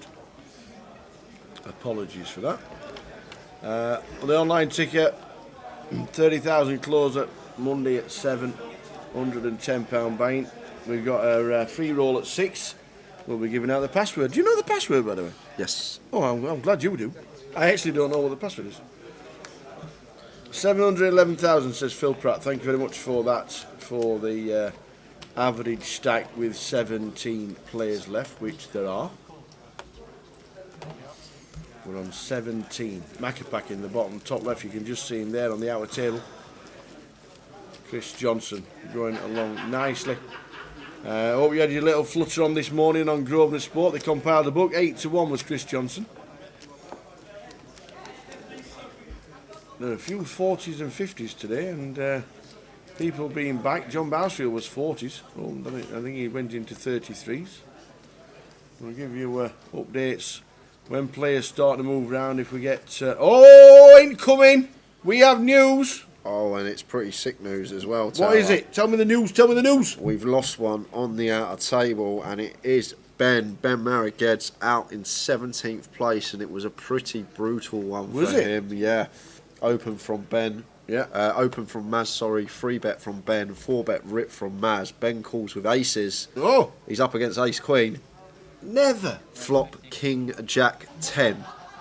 Ace queen flops a straight. Ben doesn't find a queen to chop it up, and Ben's out the door. Got it all in for around 850k pot. Aces versus ace queen, and flopped him dead to a chop. Did Maz. Oh my days. Yeah, that's a pretty brutal one to take on the chin at this stage of a tournament. Days. But we are down to 16 players. Ben taking home £3,590, but that's a brutal one to take. Aces into ace queen, all in pre, and your opponent flops Broadway. What are you, 80% on the flop? 80% pre? Yeah, about 88. It's probably around 12-13% usually. Aces versus an ace x hand. Maybe maybe a smidge more, maybe an extra percent, because Would obviously have been one of the possibilities. favourites to win it as well. Was Ben, former champion. Just wowzers.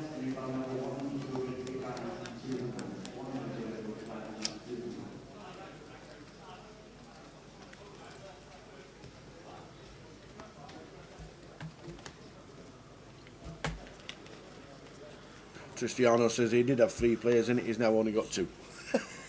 A lot of players would have, I think Ben would have been one of the big betters. And as I always say, Tal, no matter how good you are at game, you can't account for stuff like that. Getting it in good, you're going to get unlucky sometimes. It's how the game goes. Best hand doesn't always win. Wow. Steve Jelinek's come to our table in seat number 3. But what that does mean as well, on the outer table, Maz Bako, one of the chip leaders, got a similar stack to Ian now. So them two right in pole position to take this down. And we're down to the final 2 tables. Won't want to go anywhere, guys. We've got Roland to win. Is it Roland or Rolands? I think it's Rolands. You're an S on the end. Yeah, is it Roland or is it Rolands? Anyway, let us know.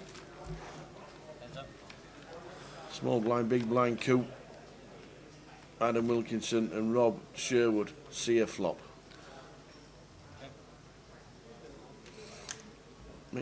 King 4 deuce, 2 diamonds. Make the mod back. Steve Jelinek at 25 to 1.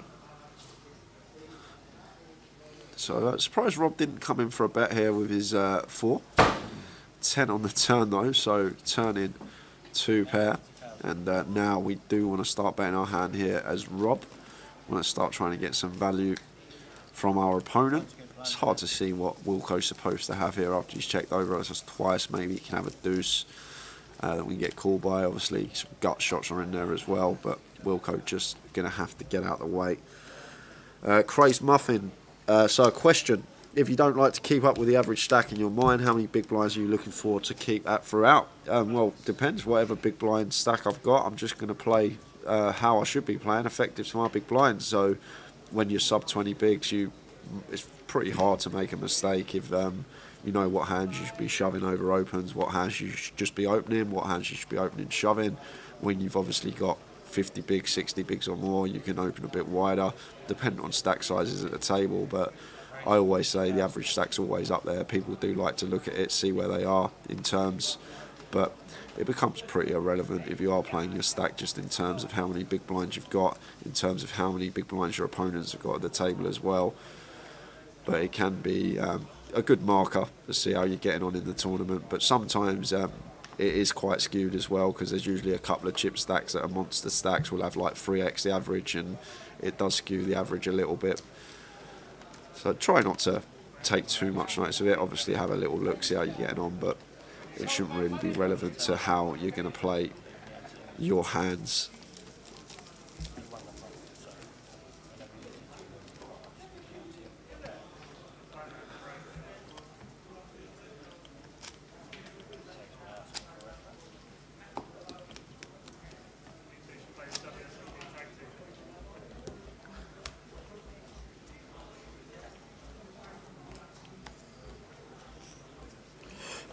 Well, you're looking all right, Sylvia. Still got Cully, Macapac and Balsey. All still in. Right.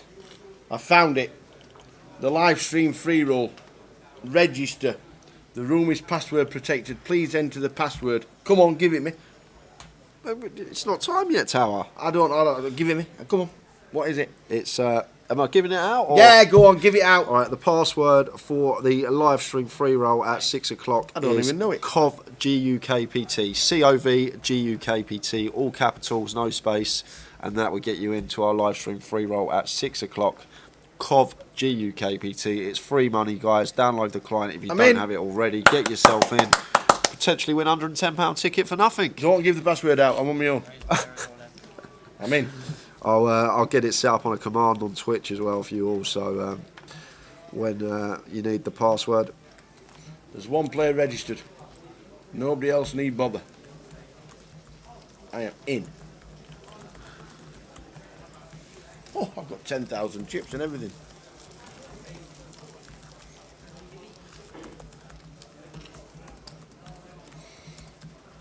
£110 ticket for the closer. For the winner.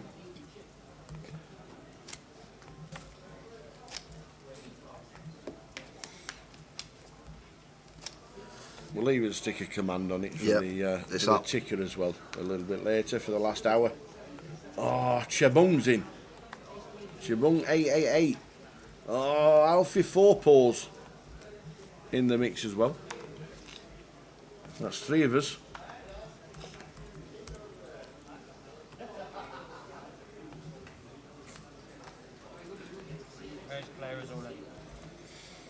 £250 live stream free roll on Grosvenor Poker.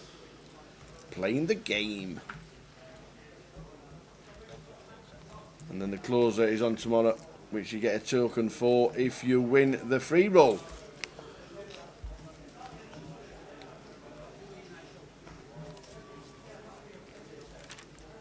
Good luck if you're playing while you're watching the live stream of Coventry GUKPT.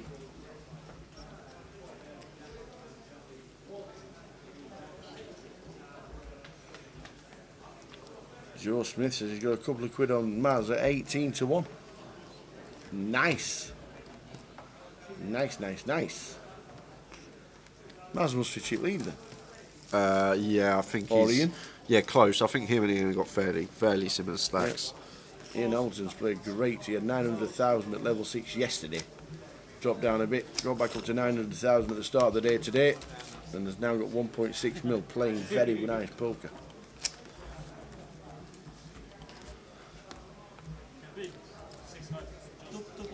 Already,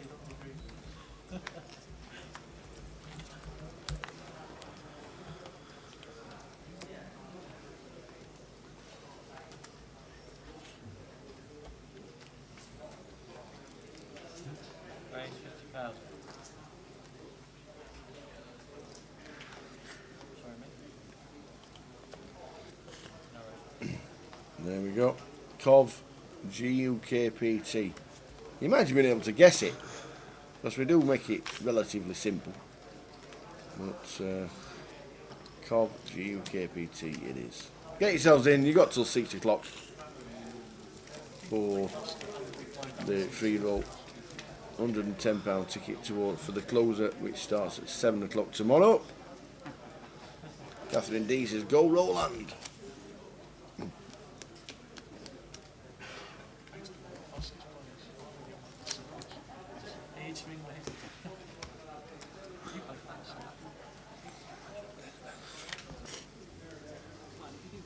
Yeah, Connor Kelly says monster stacks don't skew the average. Well, if let's say 2 people have got 3x average and there's 20 players left, 10th place stack isn't going to have exactly average stack. That's the way. That's what I'm talking about. I don't mean the average stack changes. I mean if you're sitting in the middle of the field, technically you're in the middle, so you should have the average. But if there's 2 huge stacks, you're not going to have the average or have less than the average, and that's what I mean by that.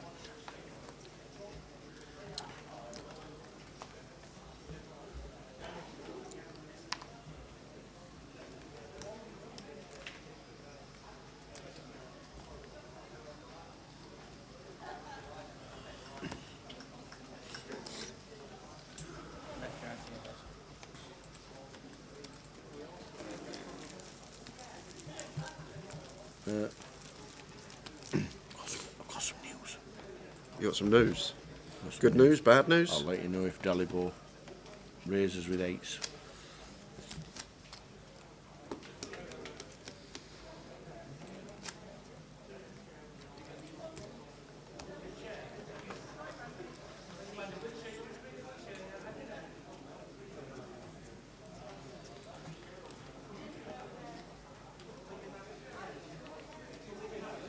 He just raised it up to 130. Doing nothing with the Queen 3. He's not even calling his short stake. Raise 75,000.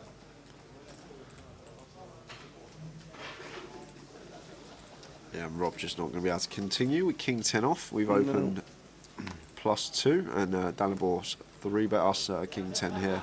Just going to have to go into the muck. We did want to get really creative, sometimes 4-bet rip, but we won't see that at this stage of the tournament. Just see him get out of the way. Everyone thought Rob was out yesterday. Well, yes. He's back. He is back. The man from the rail. The news. You said, is it good news or bad news? It's not good news for Joe Newby. Joe Newby. Joe Newby out in 16th on the outer table. Just stood up and exited. We don't know what happened, but he got £3,590 for his great efforts. 607 players. You've just come 16th. So 15 remain. 15 are left in the mix. We have an 8-handed table and a 7 on the outer table. Oh, it's there. It's there. The world's going to go nuts very shortly. The password is COV GUKPT for the live stream free roll.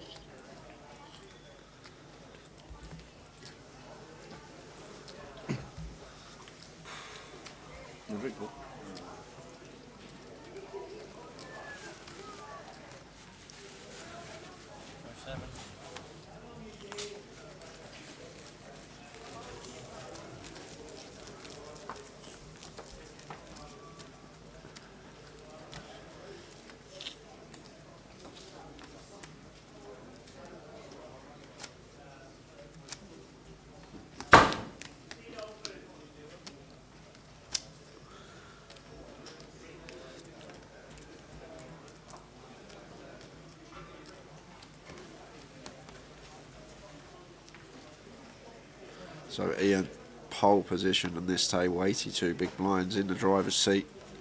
Roland, the one looking for the double app. Going to need to find a spot to get his last 7 bigs in. Bousey fairly short as well, but a bit more room for manoeuvre for him in seat 4. Raise 50,000. Bousey looking for the double final tables. Made a final table in the mini earlier this week. Looking to do the double, and so is Macapac as well, actually, I should mention. He was in the mix as well. And Bousey finds a hand here, 17 big blinds. Going to just open the jacks perfectly fine, no need to rip. We've got a really strong hand. Want to start extracting value from worse, especially against big blind defend range. And action on Ian here with King Jack suited in the cutoff. See a lovely hand. Got to be wary of Bousey's stack though. Bousey playing 17 bigs effective. So don't think we're ever going to be free betting this. If we want to continue, probably just going to call. There we go. Against a bigger stack size, we'll incorporate a free bet in some of the time, but against this specific stack size, like his decision just to flatten the cut off and play accordingly. And Cully going to make the call with the ace-5 suited. Same reason again that I just spoke about with Ian. Can mix in a free bet some of the time with this hand, but versus Bousey stack size, just happy to call and take a flop. And that's going to bring Wilco in, getting a nice price on his money with the 10-6 off. And we got 4-way action to this flop. Any good flops about Bousey? Top set. And Ian, case jack falling off on the flop, could potentially get himself in some trouble here. And Bousey's checked it. He's checked the top set, and Ian now got the green light to fire here with his king jack. Bet of 55 from the looks of things, and this could be interesting because once it comes back round to Bousey, I'm interested to see how he's going to proceed here. If we call for 55k, there's going to be 310 in the pot, leaving us 240 behind. But just going to call from the looks of things. We have 2 jacks in our hand. It's hard for our opponent to call us off. If we do move in, it's unlikely he has a jack from our perspective. Deuce of spades on the turn, and about 0.7 stack to pot ratio here, so interesting. Bousey gonna once again check over to Ian. He's got all the chips, and Ian might just move all in here. Bowser can have a hand like 8s, 9s, 10s. Expect him to continue with his diamond draws. But the thing is, like, traps wise, you don't expect him to have jacks here because there's only one combination of jacks left from our perspective as Ian with the jack in our hand. But I'm going to check behind, and we'll see a river, which is the 8 of spades. And once Ian checks back turn, if we're Bousy here with our stack in terms of what we got in terms of the pot, just think this is always going all in. Unless we have some specific read that Ian's just going to be bluffing rivers too much, and check again from Bousy here. And Ian with the King Jack. Just don't expect over me, and I might value bet this spot. Try and get called from like 9s, 10s, maybe 7s and 6s in there as well. But from our perspective, if Bousy's got a hand that's better than ours, we expect him to come in for a lead. And I actually really like this value bet from Ian here on the river. Fairly small, trying to get called from one of them hands we just spoke about. And Bousy, only thing to do here is to move all in. Yes, 6-7 got there, but that is the only hand we're worried about, and it has to be 6-7 suited. He's not going to peel 6-7 off, and probably at this stage of the tournament against our stack size, he's probably going to fold that pre anyway. Probably can't give him all 4 combos. He might call some of the time, so not scared of anything here as Bousy, and he moves all in. And there's the call, and Bousy will double up with the set of jacks.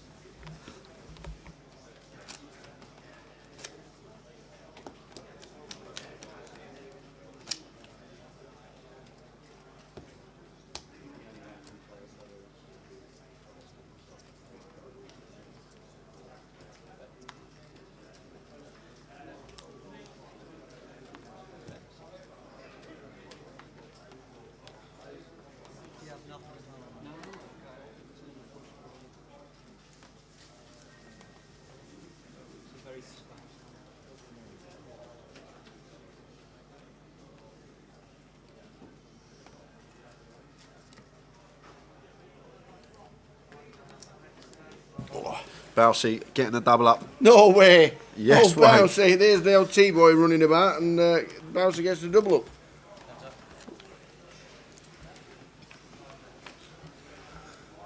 up. Jake Buckley, can we find out who's left in? Well, it's just this table and our outer table. Who we got on the outer table? Let's have Tower. a look. Let's have a look. Let's have a look. We've got loads left. Mingyu. Yes. We've got loads left. We've got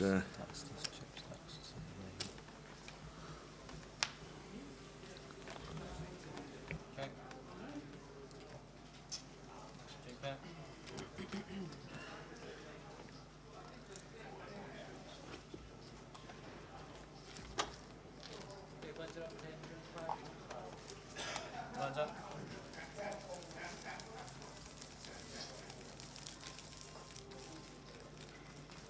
$10,000, $25,000. Think about that.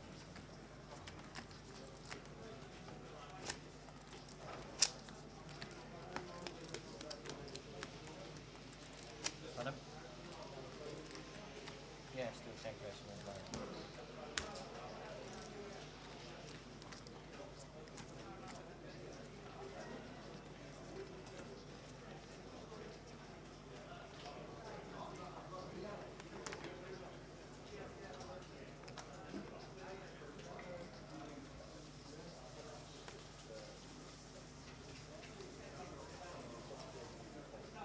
Raise 60,000.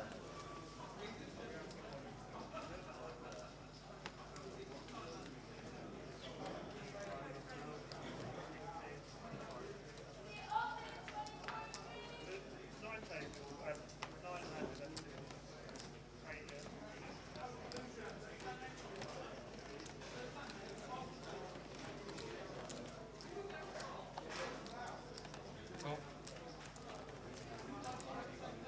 Heads up.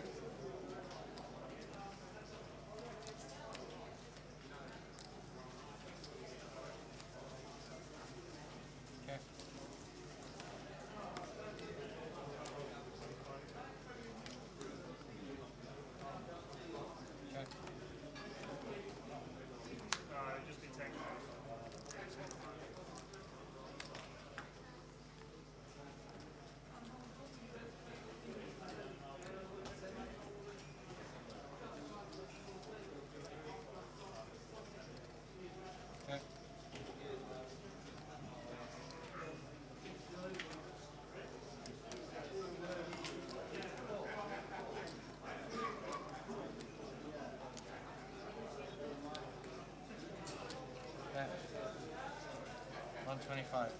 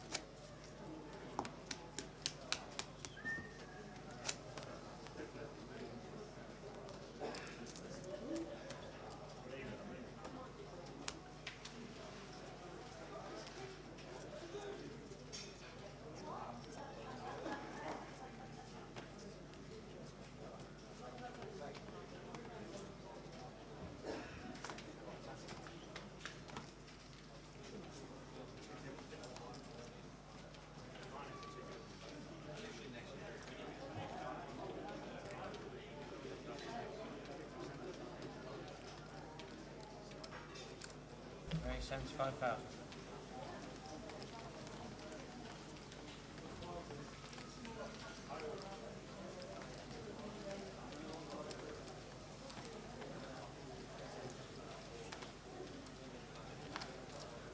Says password going across the bottom of your screen. Get that out of the way. If you do need the password at any point, just let us know. Yep. Also, there's a command set up on it for Twitch as well. We'll flick it on. No sound on comms. Are we having a tea break? Yes, we are. We're having a tea break, but there's definitely comms on. Yep, we've just checked the sound and the stream is on. Alan Bennett's all ready to rush up tower in the free roll. I'm playing it. I'm definitely playing it. I'm in. I'm registered. Got Cully opening the queens. Making it 45. Oi, oi. We've got Rob here with the King 9 suited. Gets out the way. And Oh, Steve. what the old proverbial bang-on flip. Yeah. Which hand would you prefer? So- I always like to be all in front. Just ripped this for 36 big blinds. Put the lot in. That's the old school. 36 big blind The rip. lot's in. And Cully's not folding queens. Absolutely not. And this is going to be a huge flip tower. I tell you what, if Steve Jelinek wins this, he's got the. Like, Cully's got to think to himself, is he ever doing this with aces? No. Is he ever doing No. this with kings? No. No. So it's ace, king, jacks, tens, nines. Got to call it off as Cully. And there's the call, and it's the classic The queens absolute versus classic. ace, king. This is worth heaps of equity within the prize pool, this flip tower. This is worth a lot of money to both players. Who flips best? The absolute classic, ladies and gentlemen. Cully, Steve Jelinek, Steve as the ace king, and he flops it straight away. Boom, straight on the flop. And now Cully down to 8%. Needs to find a queen on turn or river. Otherwise, stacks are close. We will have to get some clarification on it, but could potentially lose Cully I here. think that's one of the reasons why we didn't have the all-in situation put in there, because it was that close. It's literally that close. Cully's just going to stand there, see how many it is. Either of them are going to be on fumes. Cully's either going to be on fumes or he's going to be out. It is that close. They will find out. But unfortunately for 2010 Manchester GUKPT champion Cully Sidhu, it might be the end of the road.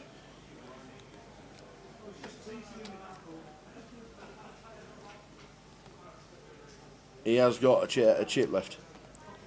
Don't know how many he's got left, but he's got a chip left. He's not even taking the bag off, Tower, so No. it can't be that many. No.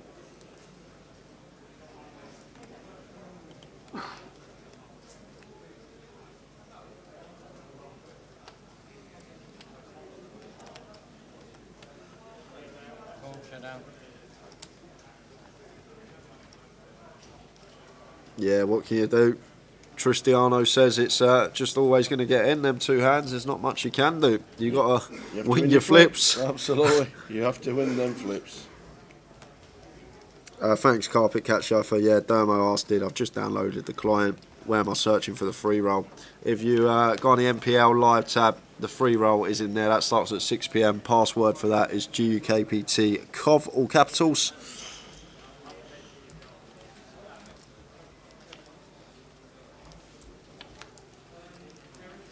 Yeah, I saw that as well, Jim. He was straight on the phone and letting everyone know. Busted.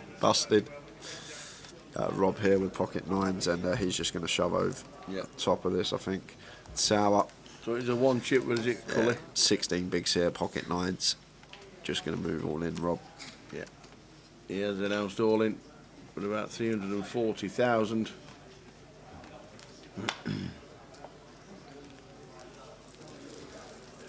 Ooh, and Steve, ace jack here in a bit of a spot. Wowzers.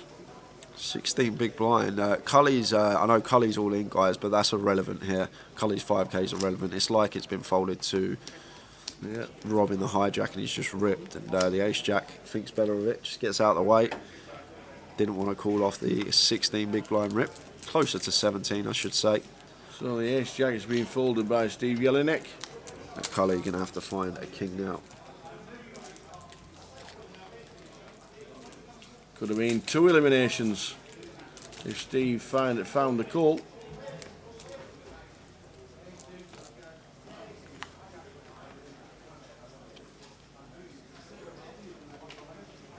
Cully's not even looking at the flop. No.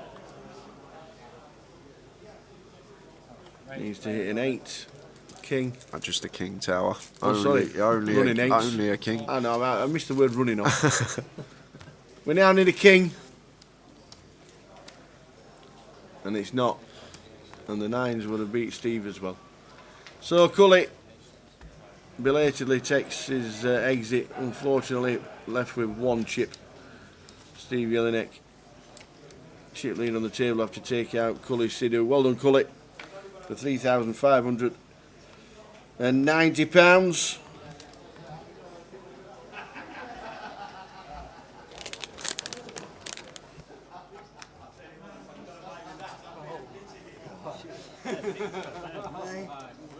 Do you take your money back? Yeah.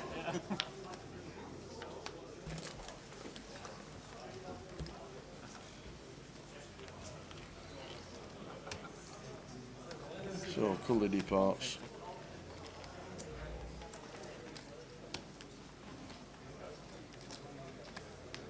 And down to 14.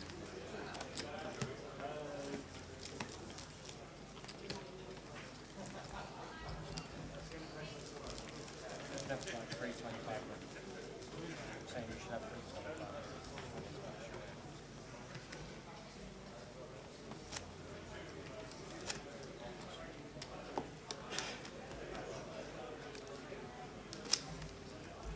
So we've got Steve opening ace jack in the hijack, and Ian here with the same hand in the small.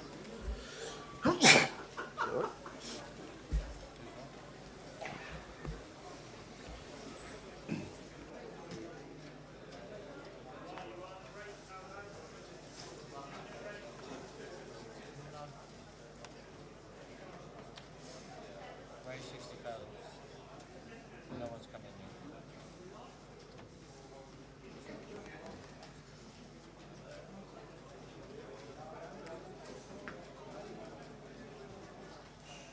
What's that?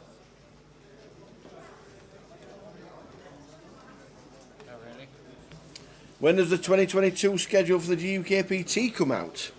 It'll probably be round about Blackpool time, I reckon. We know leg 1 is going to be London. and we've been told leg 2 is Coventry, but the full schedule will be worked on in the next couple of months, and we will let you know. But we're guessing round about we reckon round about Blackpool time for the start of 2022. The dates for Goliath are set, but there's no schedule being set for Goliath. Date's 25th of August until the 4th of September, so please put that in your diary for Goliath. Paul Fisher, is he still in, says James Lee. No. Paul Fisher went out. Second bust out today. 22nd he was. He went out in 22nd place for £2,590. There's Dalibor suited ace in the cut-off, wants to be opening it, makes it 45, and Wilco going to defend the 7-5 in the big blind.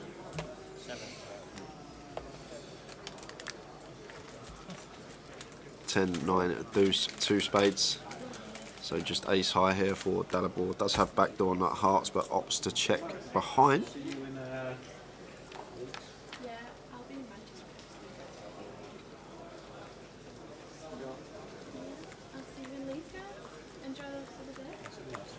See you later, Cara. Is Matt Bushell still in? Yes, he is. He's on the outer table. He's not been on the TV stream today. Matt is still in with 14 players left, as Kully Sidhu was the last one out. The old proverbial amazing race that we see very often. Queens against Ace King. See it a lot.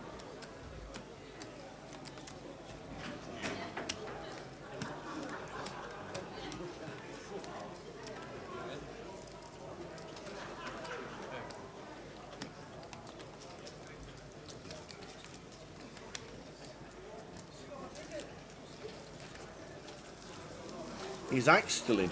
No, the Axe came down on yesterday. On Axe out last night. Got the chop yesterday. You did. So Steve opening pocket 4s under the gun, makes it 40, just clicks it up. And Rob in the big blind, 6-4 off, facing under the gun open. Rob playing 17.5 bigs. Thinks better of that one. And raise and take for Steve. I'm never going to win this free roll now. There's 57 in. There'll be more. I bet there'll be 274. That's the line. 274? Yeah. What, starting or ending? Ending. Oh, okay. Ending. There's an hour late, Reg, you see. Oh no, I'm not going to. 57. I'll be concentrating on the FT. Well, hopefully the FT if it's started by 6 o'clock. All right, LaBouf. All right, La. What's happening outside? Not much. Not a great deal. Quiet day today. Quiet one. What is the free roll password, please? Says John Lowe, my mum's favourite dart player of all time. It's not the John Lowe that played darts, but John.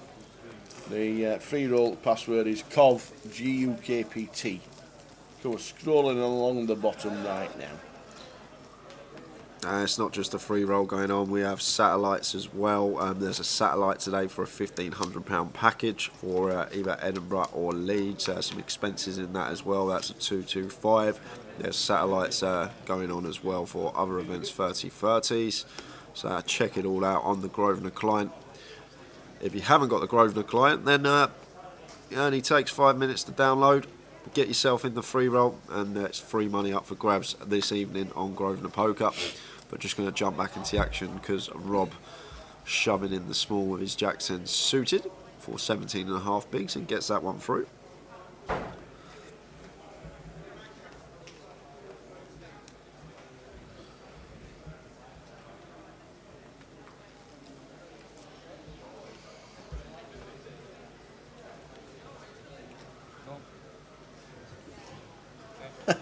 Cheers, tell her. Say hi to my mum. She used to love John Lowe. She used to love the darts, my mum. She used to love John Lowe. Oh, especially when he beat Eric Bristow as well.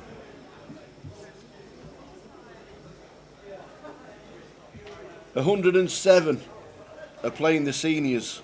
107. Phenomenal turnout again for one of the side events.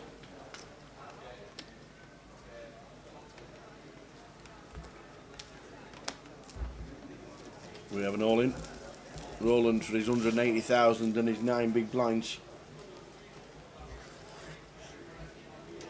Yeah, perfectly fine this. We've got ace-8 in the hijack, folded to us.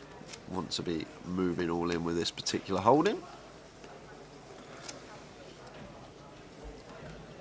And Rob with King Jack suited here on the button. It is for a third of our stack.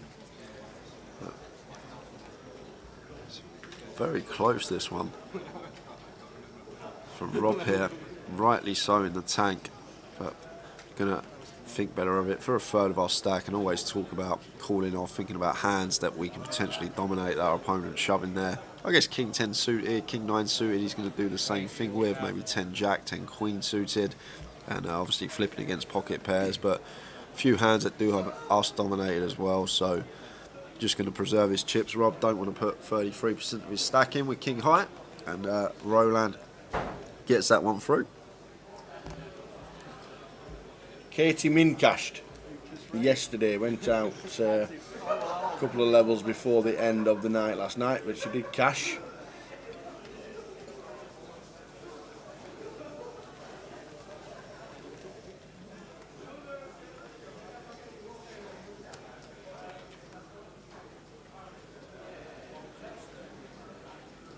The blind at 10.20. Ian Hamilton's got 1.3 mil and 65 bigs.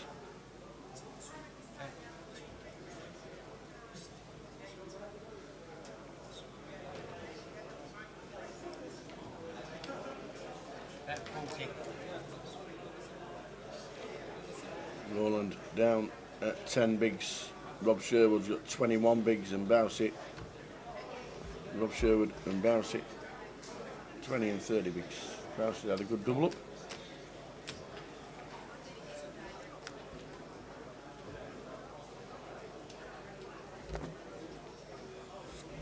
Don't forget all social as well. You can find us on Facebook and Twitter at Grosvenor Poker, and for your live stream coverage, YouTube and Twitch /GUKPT. Plenty of people watch on Facebook. Yeah. And we got Roland here. 10 bigs under the gun. Lovely hand. Ace-9 suited. This is definitely a shove for us. 200. Just needs to find somebody with ace-8 or spades or something like that. Pocket 5s, pocket 6s. And Ian can't call. Blute, just come back. Are we hand for hand? Hand for hand. Hand for hand? Well, hand for hand was yesterday on the bubble when there were 59 players left. Yeah, we've... No, Blute has probably paused it from last night, left it on, and he's still on the bubble. Yeah, no. Kev, no, we're not. We're down to 14. We're on 14 players, 2 tables of 7. Yeah, and we no hand for hand on the final table now. We eradicated that about over a year ago. It's just played out, no final table hand for hand. That's right. When there's 10 left, I should say. It's 9-handed final table, isn't it? Yes. Yes. Shall we play the bubble clip for Kev, just in case he missed it? No, we're down to 14, Kev. Hope you're all right. What's the afternoon plans for the Blute family?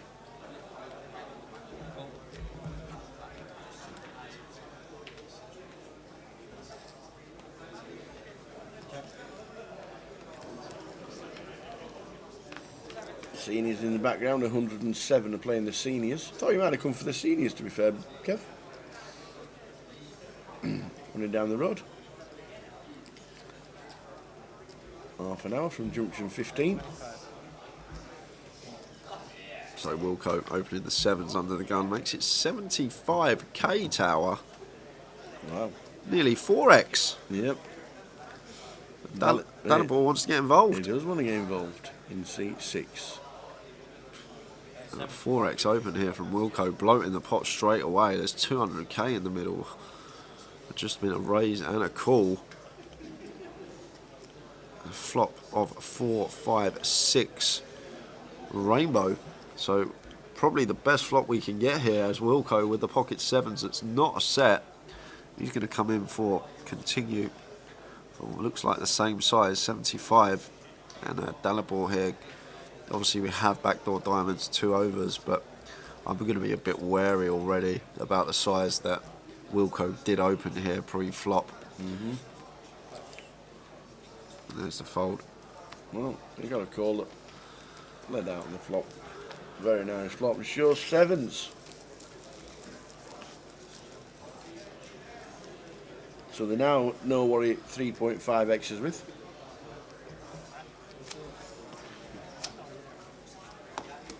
Just the sevens. Yeah. So Kev's watching the live stream and he's watching the Solheim Cup. It'll be the Ryder Cup soon, won't it? There you go.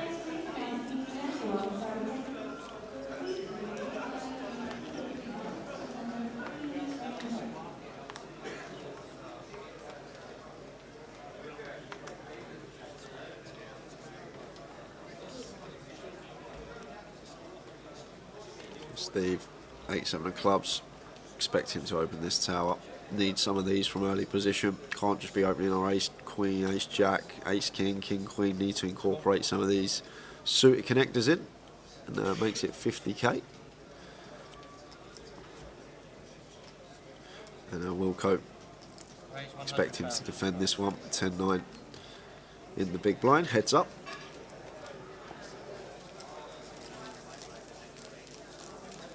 Some action flops with these two hands. 10-6 king for Wilco. So we got a pretty easy continue here as Steve. Oh, we're faced with a donk from Wilco. Wilco opting to donk lead here. And talk about donks a lot, Tower, and as I say, it's the same scenario again. It's just a one pair hand that we are witnessing coming for a donk.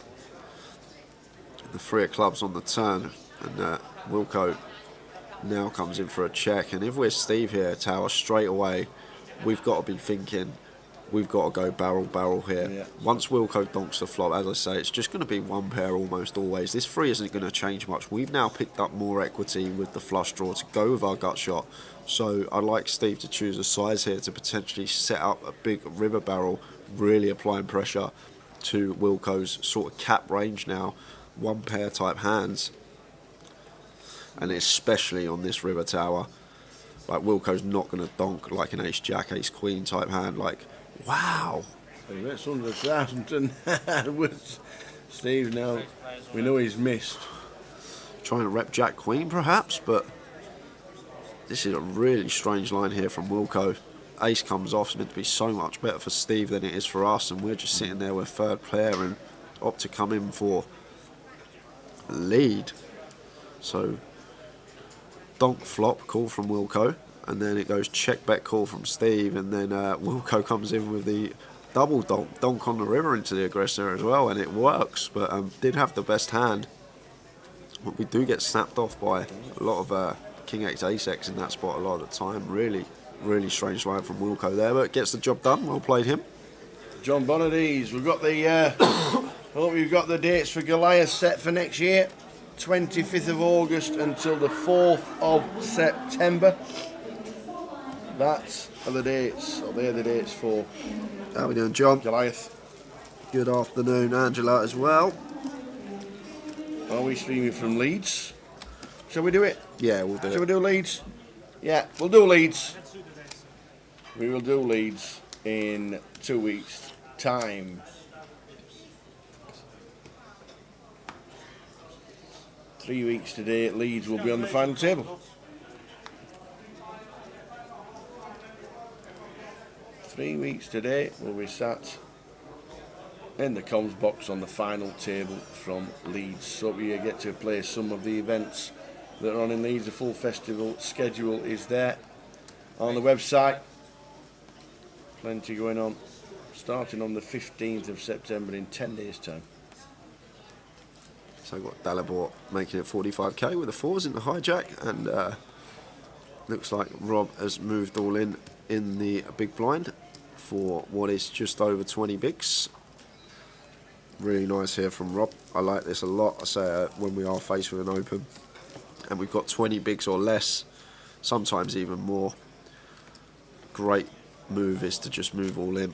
And we're actually going to get a better hand to fold here because Dalibor is not going to call this off with pocket fours. So really nice move there from Rob. Got the better hand to fold, and taking these shove spots is what's going to win you tournaments. Get your stack up without having to see a flop. And Rob back over 20 big blinds now, 490k.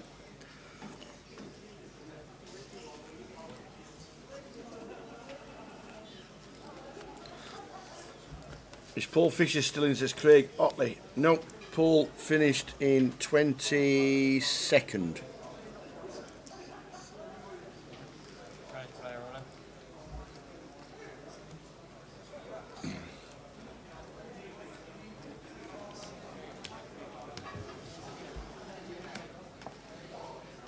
We are in Coventry this week. Leeds 3 weeks today. We'll be on the final.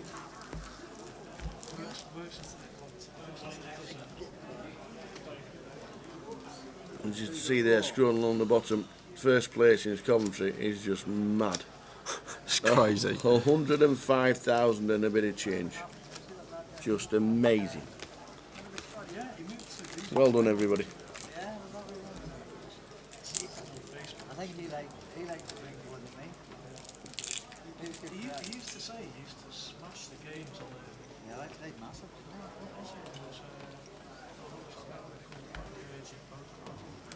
He was playing like 50, 100 or something. Yeah, like limit, 50, 100 limit or something. He was smashing. He was always hammered and it was good laugh. The mole they called it. No. He's a nice lad. Cross media. Right, 60. Dan Pritchard says, can you tell us a free roll password? Let's get that ticker off. Put that one on. Look at that little fade. I tell you what, you're getting used to this now, aren't you? You're in with all this technology malarkey. Cov GUKPT. Mark's still alive, yeah? Yeah. He doesn't play poker. He plays a bit of Omaha, but he doesn't really... We've got a company now. Do these contemporary roofs and stuff. Barrows for the boys down is remaining. Clive answers instantly. 14. 14. 1 and 4. 14. John Hopkins watching on Facebook. There are 14. 1 and 4. 14. Some of the old fighters. Yeah, that's why I said there was sort of a young Bradshaw as well. Ace Jack suited for Ian. Wants to be opening this one, makes it 60. And will come in the cut-off versus early position. Probably just going to let this one go tower. If you do want to continue, he's going to play better as a free bet, but versus someone that's actually got us covered, just going to let that one go. And Bousey going to defend this one in the big.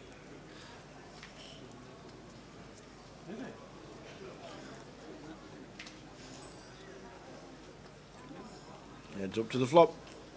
Bousey makes it up with the Jack 7. Here's the gutter ball. And backdoor spades.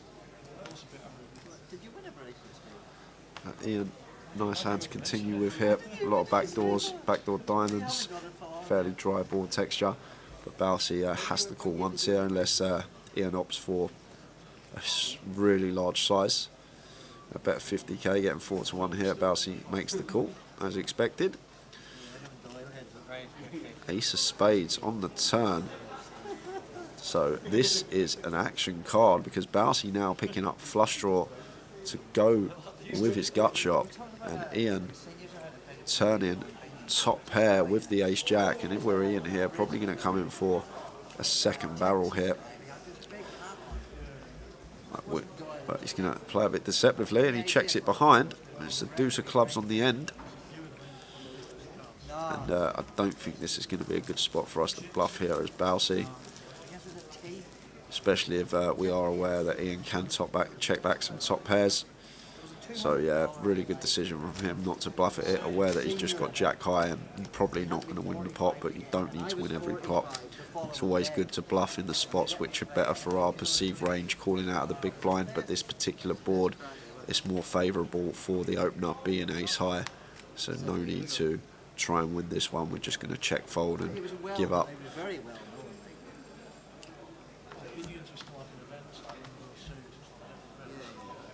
But this was like, they had TVs and everything, and it was just like all these. Right, 55,000.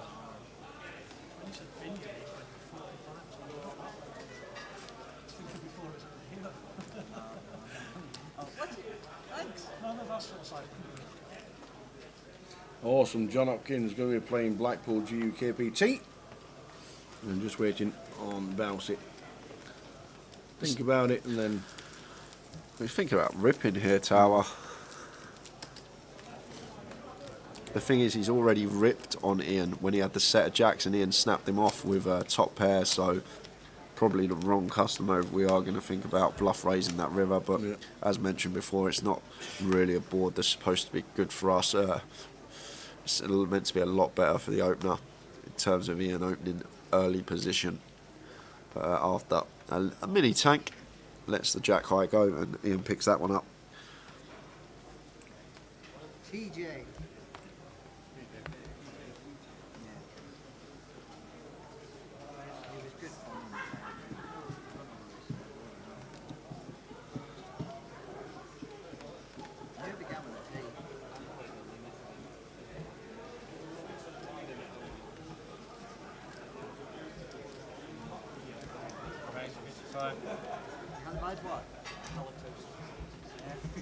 It's got kings for Wilco.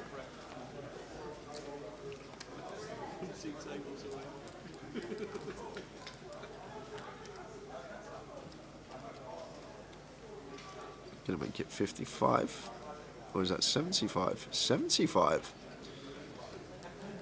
Blinds are now up there. Probably should mention that. Now playing, I believe it's 10.25.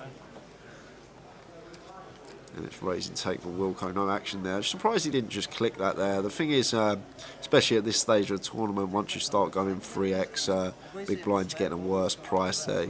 Sometimes not going to peel as wide. As well as that as well, you do start isolating a better range of hands, a stronger range of hands. They're going to call the 3x open rather than the 2x. But Wilco obviously got this far, happy with how he's playing, the strategy that he's come in with, and going to continue with it. It's got him this far, so why not keep firing with the same strat? Blinds 10,000, 25,000 with a 25k big blind. Eights for Rob.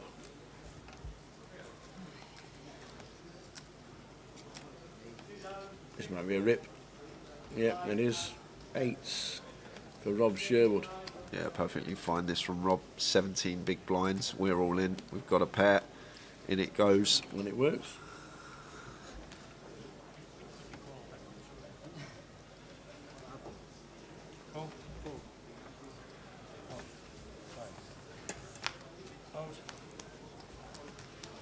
We're on 14. 14 players, 2 tables of 7. Bringing you all the action from Coventry at GUKPT. 607 runners. We're down to 14. It has been an amazing tournament. The turnout's just exceeded all expectations. 607 entries in a GUKPT main event is just unheard of, especially outside of London. We usually obviously get an extortionate amount of runners in London because of where it's situated, but to get this sort of turnout here in Coventry, it's just been great for everyone. Nice one, Warren 1010 says thanks for a great stream, guys, the last couple of days. May bump into Jay at Birmingham as Jay goes up to play the 30-30 next week. Should we see what's happening with them, Tower? Absolutely. Should we see what's going on in the 30-30s? That way. That way. That way? There we go, that way. There we are. The Poker Room, Newcastle, Birmingham and Bury New Road in Manchester for next week's instalments of the £400 50,000 guaranteed tournament. End of September, Reading, Leicester and Blackpool, and there's a GUKPT that weekend as well in Edinburgh, followed by Southampton, Bury New Road again, and Glasgow on the weekend of the 24th of October. and then Leeds, Luton, Bolton and Edinburgh to finish the season off the 33rd. Straight back into the action because we got an all-in here from Ian and Dalibor. Going to have to call this one off, Tower. He's got 20 bigs. Yeah, it's just the call here. Ian, well, button versus small blind dynamic here. Surprised Dalibor could have potentially just shoved this for 20 big blinds, but fine to open as well. But yeah, can't fold this one. We can be behind Massive some of the chance time. of doubling up. We're flipping a lot of the time, but great spot here Absolutely. for Dalibor. So on his way to a double, just fading a 5.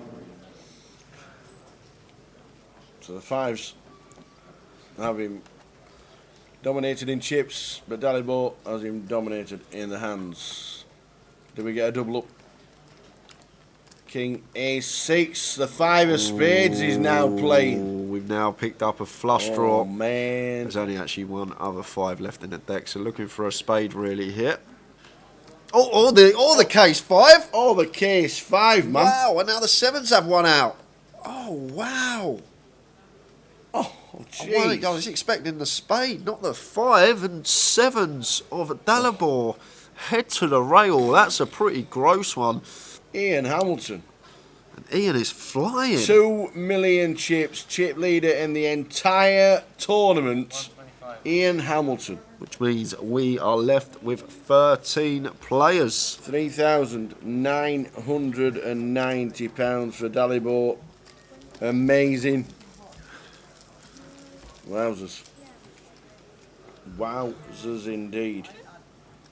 Just going to quickly check out the 4 o'clock 200 pounder and how many is going to be in it. And we've just lost Dalibor. Wowzers.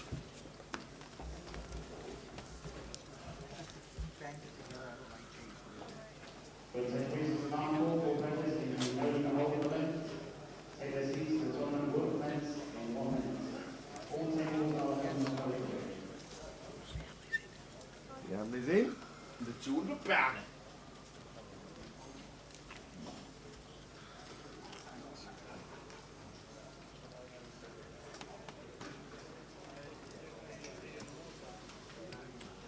So Roland here, blind on blind. We're going to have an all-in and a call. We could be losing another one. Could be back-to-back bust-outs here. Wilco calling with the ace-8. Roland with the ace-6. He's only got 6 big blinds. And this hand will end up in a chop about 1 in 4 times. But Wilco in the driver's seat with the ace-8. Well, how about a win? Forget the chop. There's the 6 on the flop. So the ace-6 of Roland's now got the lion's share of the equity. Oh, that is a sweaty turn card though. Any 9, any 8, any 4, any club. Too many outs. Too many outs. Rivers, trips and Roland's. Proper sweat for him there on the turn. Giving Wilco a catalogue of outs and fades it on the river. So Roland's back to 13 big blinds.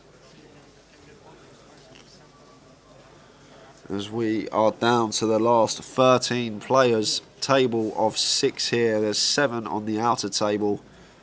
4 off the FT.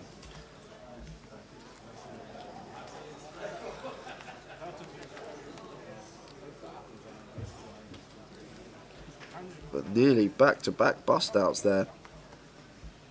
It's never easy, is it? Even when you get there on the flop, the dealer puts out that turn card that gives Wilco a third of the deck to hit on the river, but complete brick. But everyone playing for that 105k you see running across the bottom of your screens there. Everyone's locked up £3,990. There is a little 390 pay jump when the next person busts. But should mention as well, there are plenty of chips in play here, guys. Average stack at the moment is still around 40 big blinds, so much play for these players as Steve opens under the gun, makes it 60k. And Ian not going to be going anywhere with the 7s, probably just going to proceed with a flat. No need to free bet the under the gun opener in this spot. It's never good for us when we do 3-bet and get 4-bet. Fine to just take a flop in position, try and make our set. Oh well, he is counting out 3-bet and chips. I guess we are 7-handed now. We're not full ring. Sorry, 6-handed. We're not full ring, but really surprised. Wow, Roland's got kings behind him, and Roland could be going double. And a little bit more because you've got Steve's dead money in there. But Ian has ran right into it here.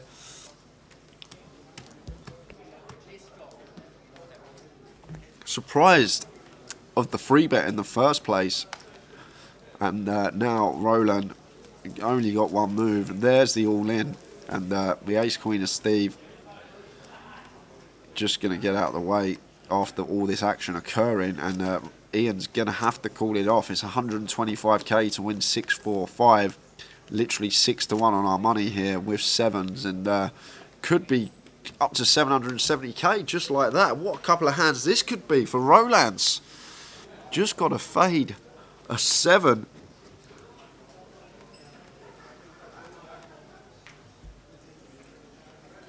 How are you doing, Jamie? Jamie Nix in the chat, joining us at the right time because we got an all-in and a call.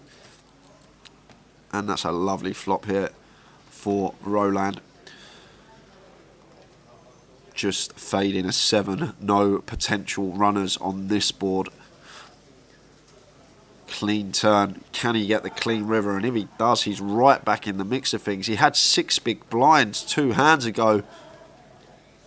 And now he's up to 30 odd big blinds. Wow. From 6 to 30 in 2 hands. And Roland has just had a great 5 minutes at the table. Double.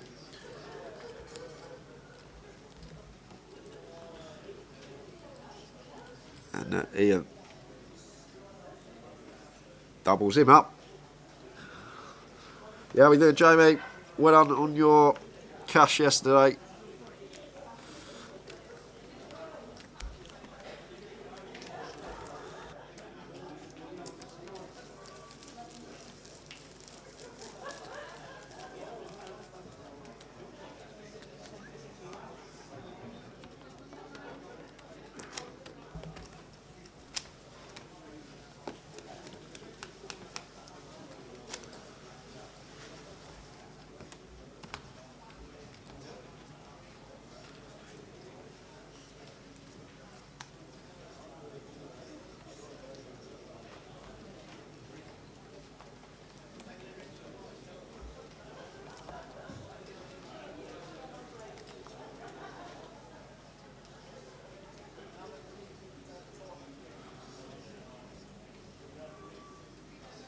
Raise players all in. I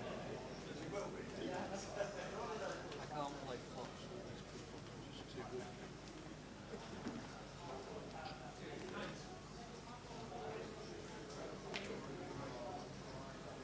So, look, have I got a pair of twos under my head? Blind on blind here. Rob completes in the small blind and Steve taking the initiative. Raising it up with 6 deuce off. Rob out of position, just going to let that one go. A nice little raise there from Steve. Applying a bit of aggression. He's got the chips to do so.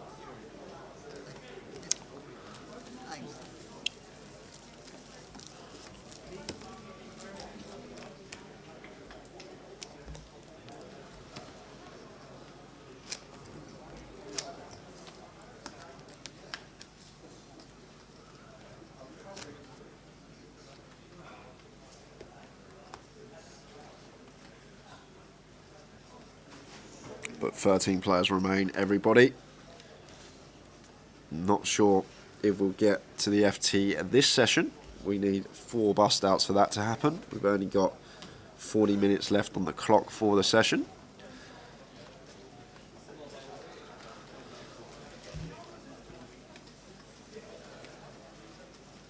Raise 60.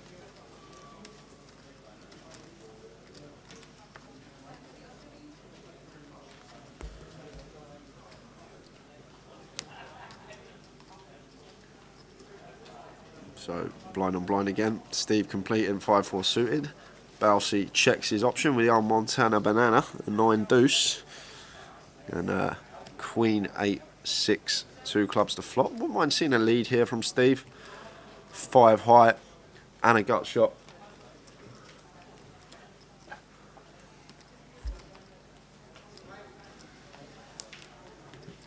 And does lead, and Balsi just folds.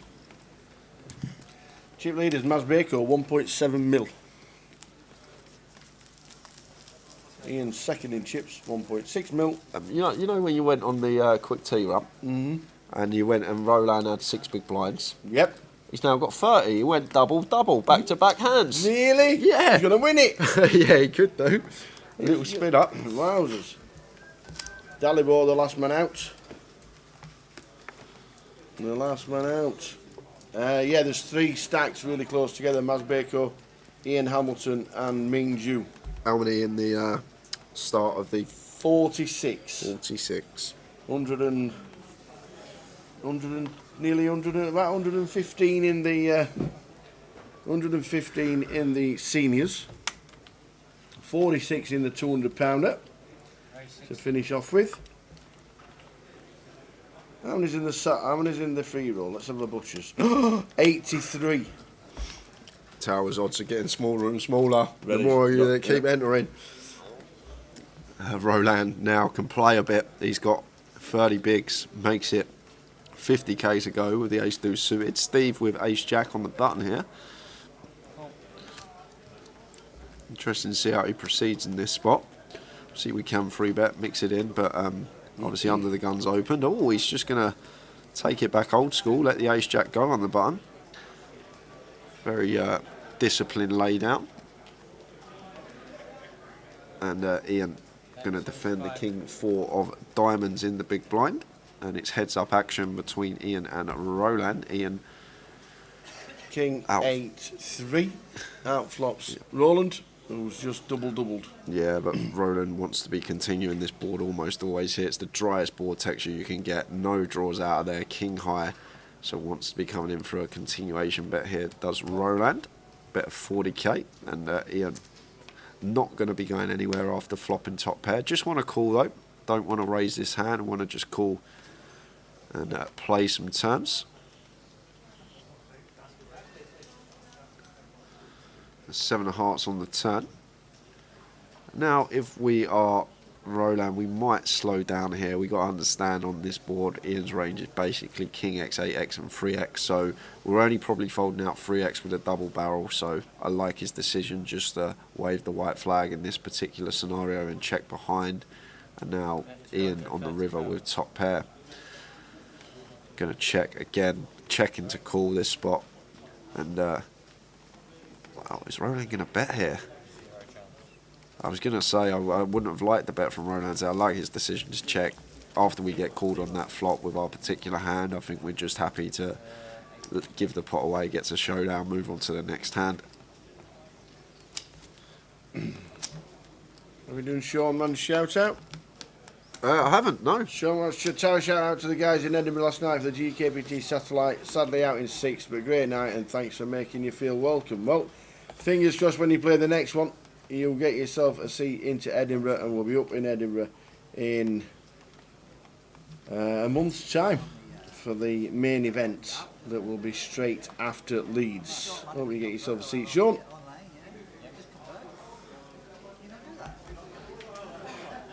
So 46 in the 200 pounder, 110 in the seniors. Harry Duke says it's Dalibor Nadecki still in. He's just been knocked out, got very unlucky, got it all in pre-7s versus 5s. 5 on the turn. Good night, and that was it for Dalibor. Very unlucky for him. Got it in with the best of it, but couldn't fade the 5. As Ian just going to complete the ace-king suited in the small blind. Don't mind it at all. As I say, some people opt for the strategy 100% complete of their continue range in the small blind. Make it very difficult for your opponents to put you on a condensed range of hands if you've got a whole host of them. And going to lose some chips here, Roland. Could lose potentially 2 bets after flopping this 5. 9 of hearts on the turn. So Ian, expect him to be sizing up now, and they're coming in for a second street. And that probably do it. I don't think it will tower. It shouldn't. It shouldn't do it. Roland should be calling again here, blind on blind against the chip leader. I know it's just the third pair here, but definitely going to be calling again here in Roland's shoes. There's plenty of bluffs that Ian can have. He may shut down on rivers. He can have spades. He can have backdoor hearts, hands with a 4 or a deuce in them, hands like king 4, king deuce that are a gut shot. But from his posture, actually, yeah, he's going to fold. Wow, it's a good fold from him. I think I'm going to be calling again there in position against an aggressive opponent. And nice little laydown from Roland there. No heart or spade in our hand either, which makes it even more impressive. But blind on blind, as mentioned all the time, ranges so wide. You need to cool down a bit lighter in certain spots, but really good read there from Roland's and lets that one go. It looks like a better fold than it is. Trust me, guys.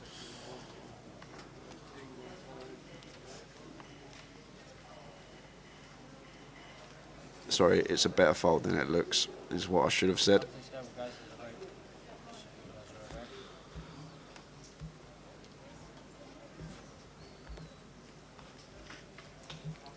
Password for the 6 o'clock free roll is COV GUKPT 89 in so far. Token until the £30,000 closer tomorrow night at 7 for the winner. So blind on blind once again. This time Roland's the one completing in the small, and Wilco looks like he's going to amp up the aggression with the suited connector and raise and take.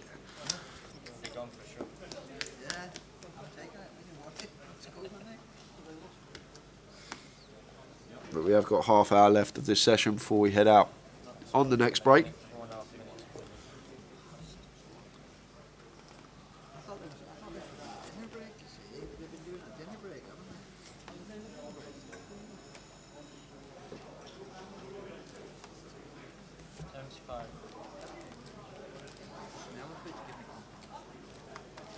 Yeah, it will be a 15-minute break. There's no scheduled dinner break during the final day of GUKPT. So it'll be 15 minutes. And normally, if they get to a final table, they might have an elongated break during it. But there's no set dinner break during the day. Staying live on crisps and peanuts, that's us. And water.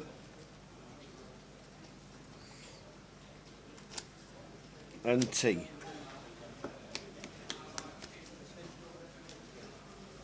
Now Roland moves in the ace-9 on the button, pretty standard. It's fair amount of big blinds still, 23 bigs. I'd probably prefer an open tower, but if we just don't really want to go post, then I guess we can move in for a few more bigs. But as I always say, in these spots, you want to start getting some value from big blind range, how wide they should be defending. And Rob here with King Queen, and effective stack of Rob is actually less than Roland's, but we need to account for Roland is shoving effectively for his stack because of seat 1, and Rob just gets out of the way. But the thing is as well, what we've actually prevented there, I think if Roland opened the ace-9, Rob would have shoved the King Queen. We did actually prevent that from happening, so maybe that might have been the thought process. He don't want to raise, call off, he's just happy to get 23 bigs in with ace-9 suited.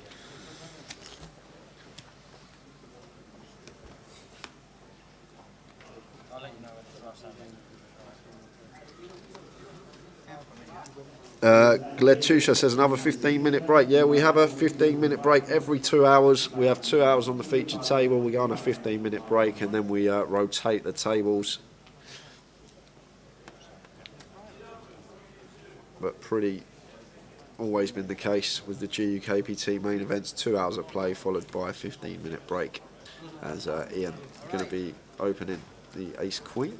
Surely we've got chip up as well soon, Tower. There's stacks. Look, it's got Yeah, absolute mountains there. we definitely need the 100k chips in play. I think they should have been brought in the last break, but there's over 12 million chips in play. We definitely need a chip up at the next break. When's the next break? Next break is just under 30 minutes time. Just under 30 minutes. There we go.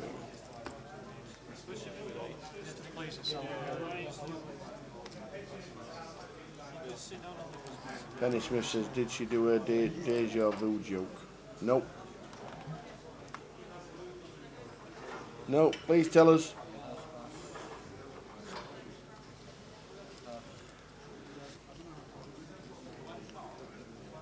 Range 75. Yes, Ming is still in. Last we checked on the out table, we had 1.8 million, I think. 1.8 million. That was about half hour ago, so obviously plenty could have changed since then. But Ming is still in the field. He's in the top 3 stacks.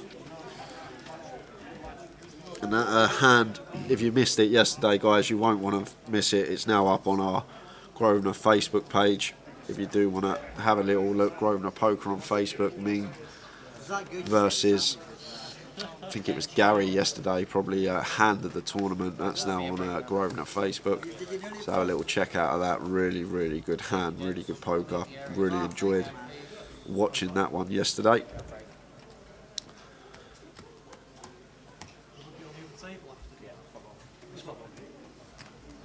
Oh, we're doing all that for you. Yeah. Make sure I keep that. No worries.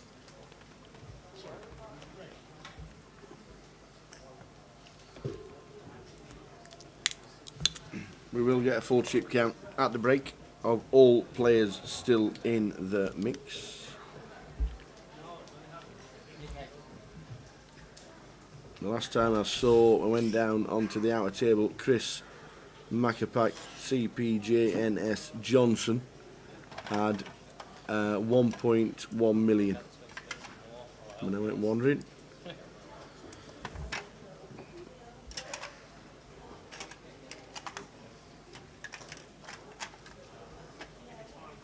So we've got Ace Queen for Steve, making it 60k on the button. And Ian going to defend the King 10 of Hearts in the big blind. So 2 legitimate holdings here, going face to face. Steve with better lead and position. Neither player connecting on the Jack 6-4 rainbow. And Steve probably going to come in for a small continue. And if it is around third quarter pot, wouldn't be surprised to see him float once here on this particular board. We got some plausible backdoors, and as well as that, Steve opening button can have a wide range of hands, but thinks better of it. Maybe thinks he's more nutted in this spot, but definitely can float once in that spot. Us two 50 odd bigs we were effective, but thinks better of it. Going to wait for a better spot here. Got all the chips, no need to get involved.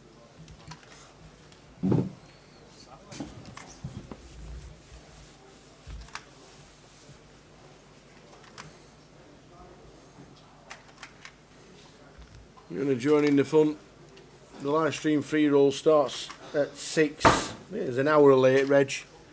The password is COV GUKPT, all uppercase, COV GUKPT.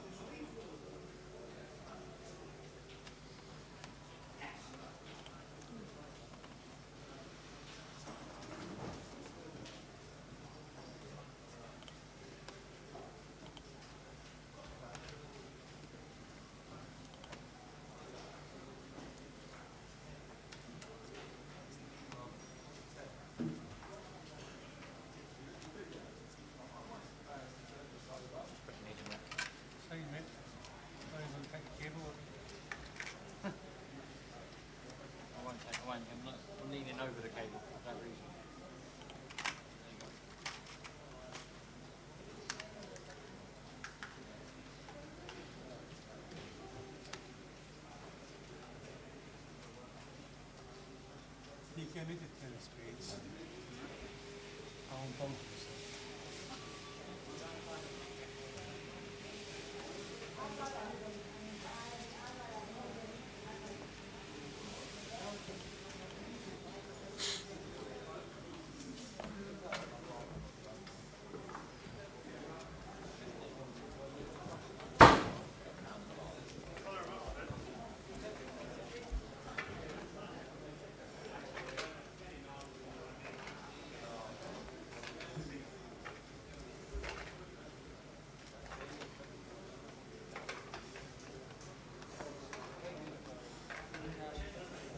So Bousey opening cut off with King Jack of Hearts, makes it 55k.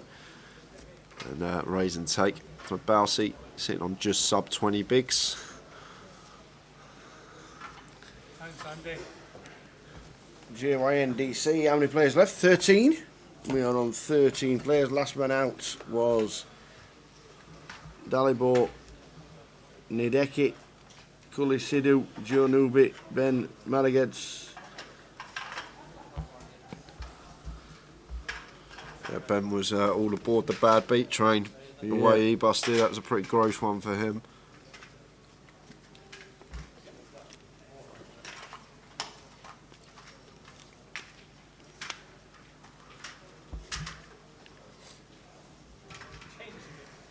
So he folds round to Ian in the cut-off.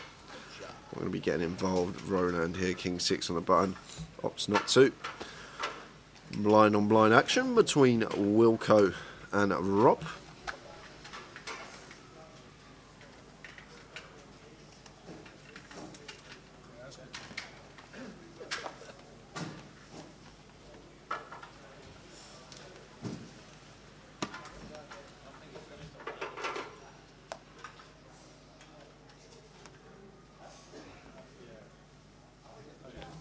So makes it 55.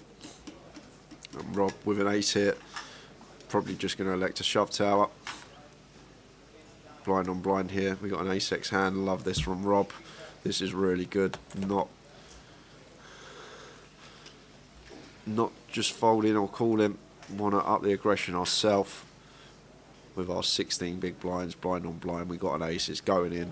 So good for us as well that Wilco's raised and we get to move in over the top. It's not so nice to call off, but once there's a raise from Wilco, in comes the shove.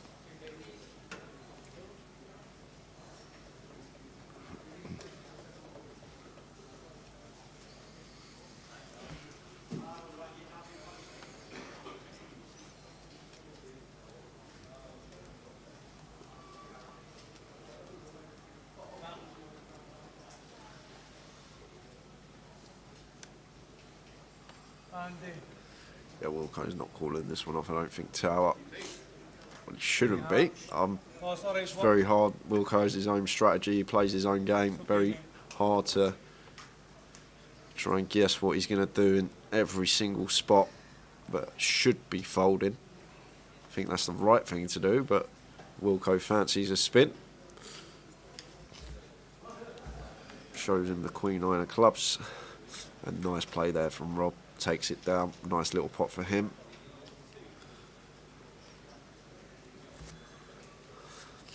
How did who bust, Amy? I've got a how did he bust in the chat on Twitch. Yeah, let us know which one. If it was on our feature too, we'll let you know.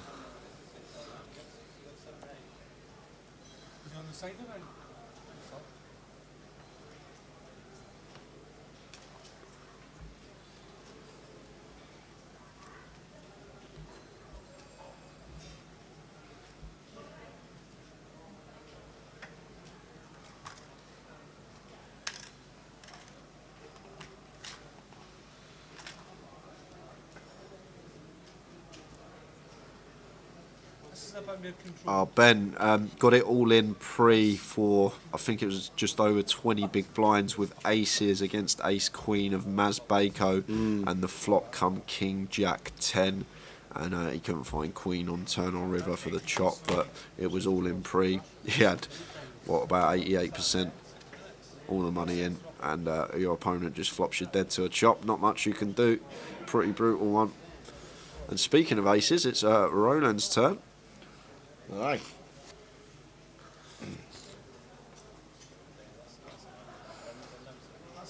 And Steve got an easy defend with the Jack 8 in the big.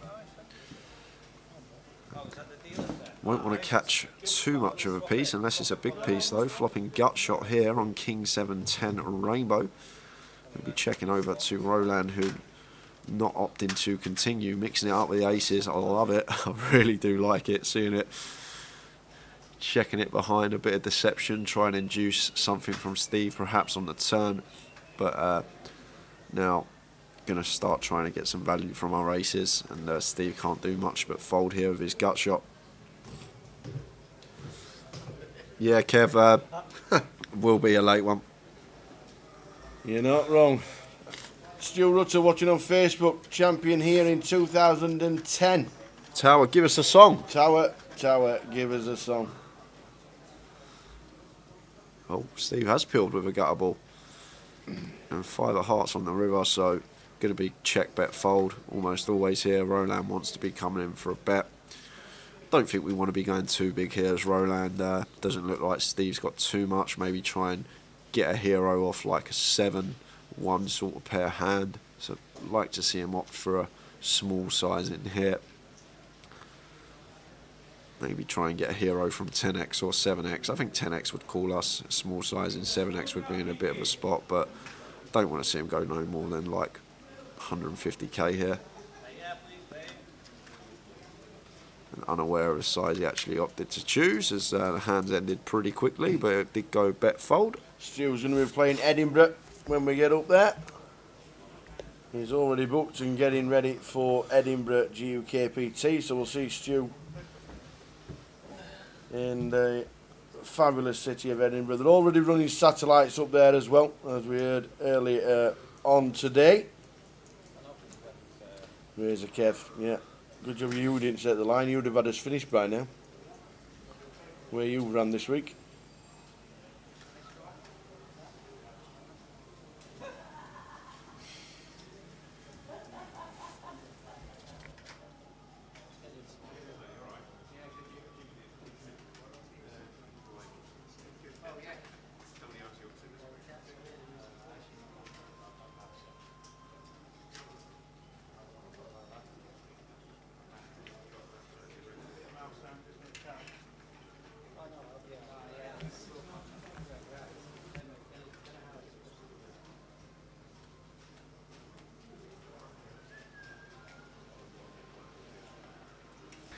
So we've had a big shout out, so we're just going to, which one would you like to stick it on?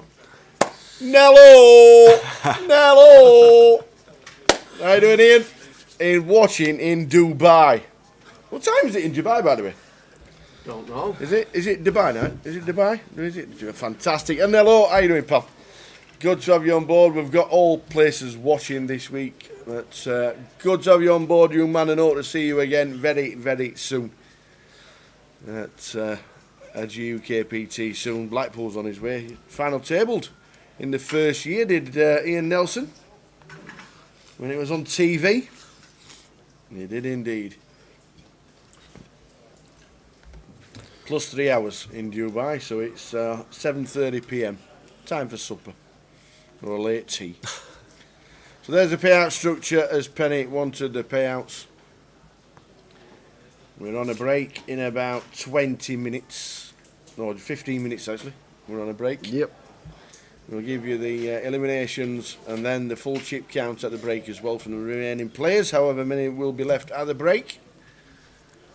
There's a Steve on the button here, got an easy open with the pocket 8s. Oh, and this is all in from Bousey. This is a shove for him, and Steve will have to call this one off. This could be a double. It could be a double Could tower. be a big double for Bousey. And getting back in the game. I know Steve has been playing fairly tight. This should be a snap call, but okay, I was going to say he might. The way he was looking, it looked like he was going to fold it. Against 8s. Bousey's got a massive chance to double up and get right back in the game. 40-1 at the start of the day. I know quite a few people have backed him. Who's got him at 40s?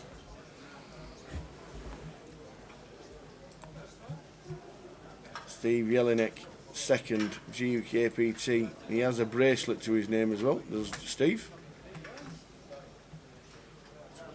But he will need.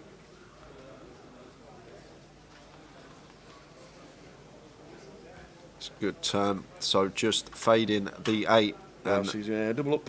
Will be a double for Bowsey. Yep. And Bowsey doubles up, and I think that's his peak of the tournament. 920k, right amongst it now. I think that's around 37 big blinds. Back in the game. John at Bowersfield. T-sider, T-sider, T-sider.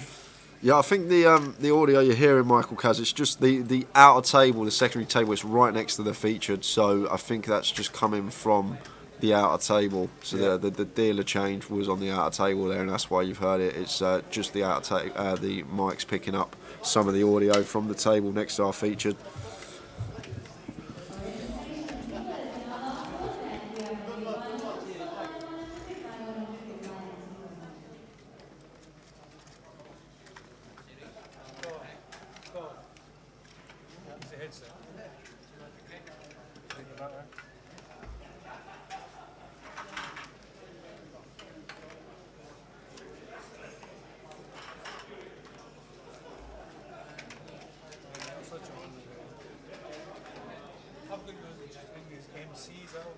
So Bowsey got some chips to play. He's been a bit handcuffed all of day 3 so far, but now he's at his peak and playing 37 big blinds. He can start getting involved a bit more, and looks like that's exactly what he's going to do straight away. Love this from him. King Queen, always mention it. Great hand to come in with your free bet.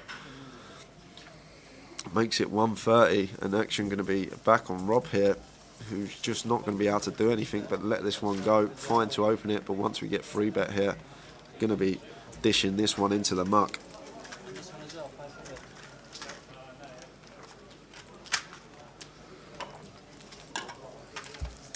And there's a fold, nice play. Bowsey up over the million, and he is amongst it for sure. Talamir says, where can I bet on this? The book opens at the start of day 3. It closes when it is shuffle up and deal. So every leg we do have a book running for the day 3 players left in. But it's around about 8 a.m. till just before 12. You need to get your bets on before the day starts. Yeah. So the next one we will be running will be in Leeds 3 weeks today. 8 a.m. until just before start of play at 12.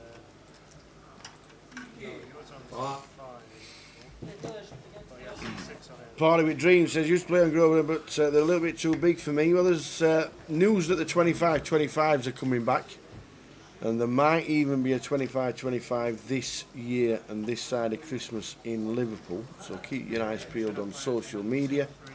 But the festivals run smaller comps as side events. Wow. Aren't they? Steve's just moved all in here. 33, yeah, 33 big blinds on the head, but going to get 8s to fold, going to get 7s to fold. If we get called here, we're flipping at best, and maybe he just thought, you know what, I've got 9s. I don't want any overcards to come. I'm just going to rip it in, but a bit too many bigs to just be shoving it all in with the pocket 9s. But gets the job done. Picks up blinds and ante. Super King says, guys, how was the Goliath? We haven't had a live Goliath since 2019, and the next one will be next year, 25th of August until the 4th of September. The dates are set, the schedule's not. It'll be New Year when the schedule gets released on everything relating Goliath. This is the GUKPT in Coventry. First time I've been back here since 2012 for a GUKPT leg, and it's been amazing. 607 runners. Absolutely outstanding. So Goliath will be back next year live. And we've also signed a 3-year contract with the CBS Arena here in Coventry.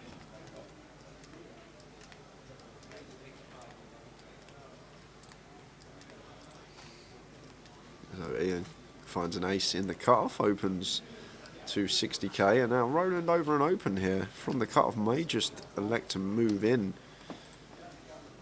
Tower. No, he folds. He folds. I'm surprised to see that.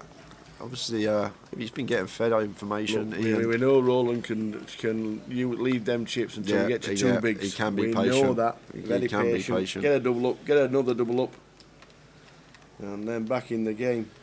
That's how Roland plays. 24 big blinds. He might have thought, you know what, I'm on an hour clock. I'm just not going to take this spot. But definitely a spot that you'll see some players take. Them small pairs, as I mentioned, over and open around the 20 big blind remit. It's a very good hand to move in with.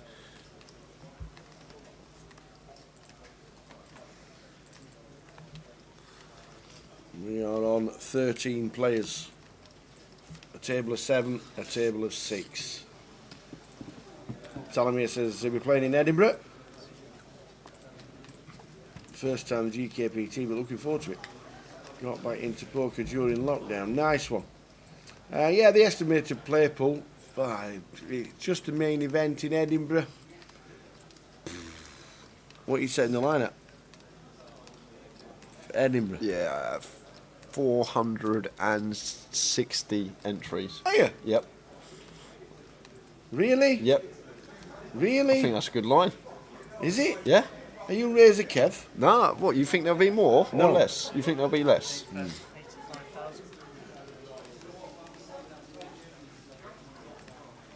It would be good if there were 400 runners. I was going to set the line at 380.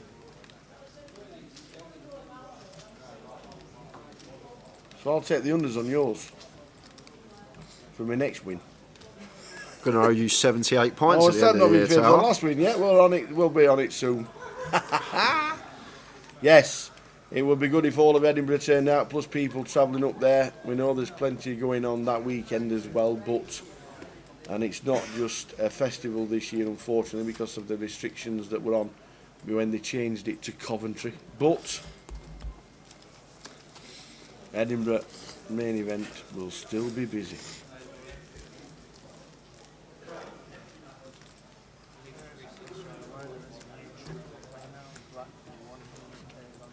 So Steve opting to float here with the King 10 and some backdoors. So I imagine a jack on the river, because this is going to go check here, I think, Tower. No need for Ian to bet. You're a man that likes pink. I can imagine a jack on the river. That would be brutal. He's going to bet. If he is betting, don't really want to go big size then. We want to come in for a small size. And if we are cool, probably just going to check back river. But looks like he's firing again. Not sure what we're trying to get called by here as Ian. Obviously, Queen X will call us, which we're behind to. So 5s through 8s are just going to fold anyway. So thinking about coming in for value on the turn, need to understand what hands we're trying to get called by. Yes, there is a flush draw out there. Maybe just charging the flush draw, but not too much hands we can get called by there as worse on the turn, other than some sort of combo draw, which will still have a fair amount of equity against us, but takes the pot nonetheless. Another pickup for him. He's stacking up nicely. JML says, who's older, Jay or Tower? I can play the seniors. Who said that? Have they not been looking at the old commentary? Look, I'll let you have a guess. He can play the seniors. Can I play the seniors? I'm in it. I'll go flick it in now. Have you any idea how much this costs me every week?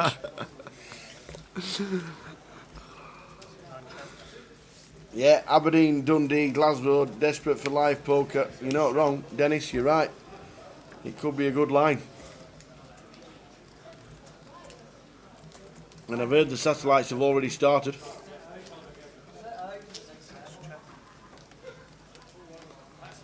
So, yeah, it's an interesting one for Edinburgh because it is just a main event, but like Dennis says, everybody could turn out.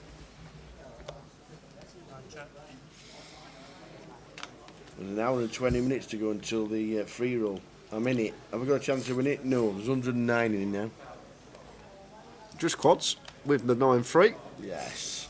Call the police. Oh, wow. And Bowsey's got a king here, so Bowsey's going to lose a few chips in this spot, Tower. Call the police. Wow, this is cold. This is very cold. Blind on blind. Boat versus quads. 8 of hearts changes nothing on the river. And Steve comes in for another bet. And Bousey probably just going to flat here tower. He has to. He don't like it, but he has to. No, he loves it. He loves it still. You think? He's losing to quads, that's it. But the thing is, if we raise, we're not getting called by worse. That's what got to go for our head. If we ever come in for a raise here, like, can't get called by worse hands, so just got to make the call. And we'll see. The quads are good, and Bousey has shown that he had a king, and that pot could have been so much bigger. But both players checking flop, and Bousey understanding why it's good to check flop here with the king X hand. We're either well in front or well behind, so lost a minimum in that spot. And Absolute minimum. Yeah, the bare minimum if you like tower. Yeah, absolutely. Yeah, reason he flats there, guys. I know you see, oh, what, he's got a boat, why is he not raising here? We only lose the quad nines. But when you are coming in for those raises, you need to understand what hand your opponent's meant to be calling you with here. And in that spot, we're like just not getting called by worse hands. We're getting called by king X, which is a chop anyway. And then we're going to get ripped on by a 9 and just hate our life. So just got a flat in that particular scenario as John, and he's played the hand to perfection even though he lost it. He lost a bare minimum. So we have got 2-3 minutes left on the clock, and then we will head out on the 15-minute break.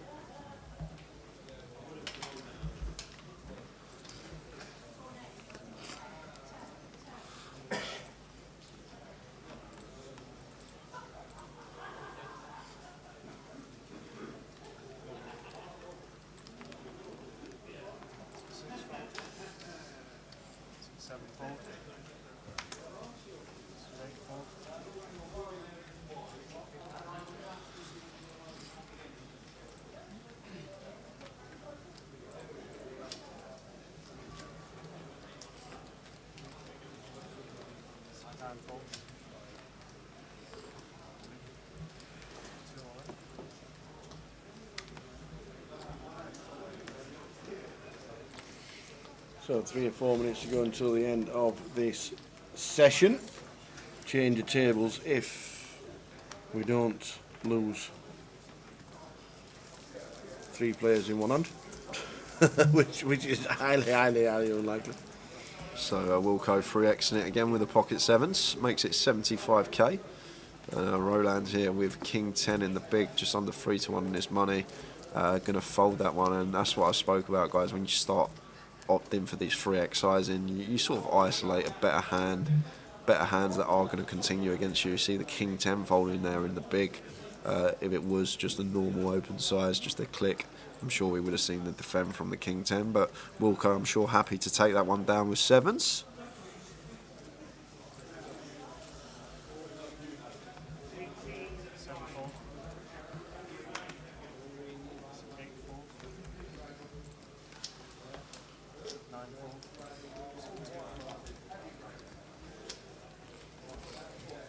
Intriguing day so far. We started with 23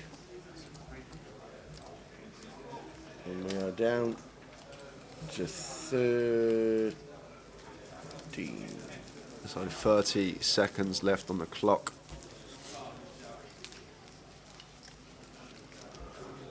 This will be the last hand of the session. We're down to 12. We down to 12? We're down to 12. Narman's gone. Oh, Narman Morris. Narman is nowhere to be seen. Narman Morris, £3,909.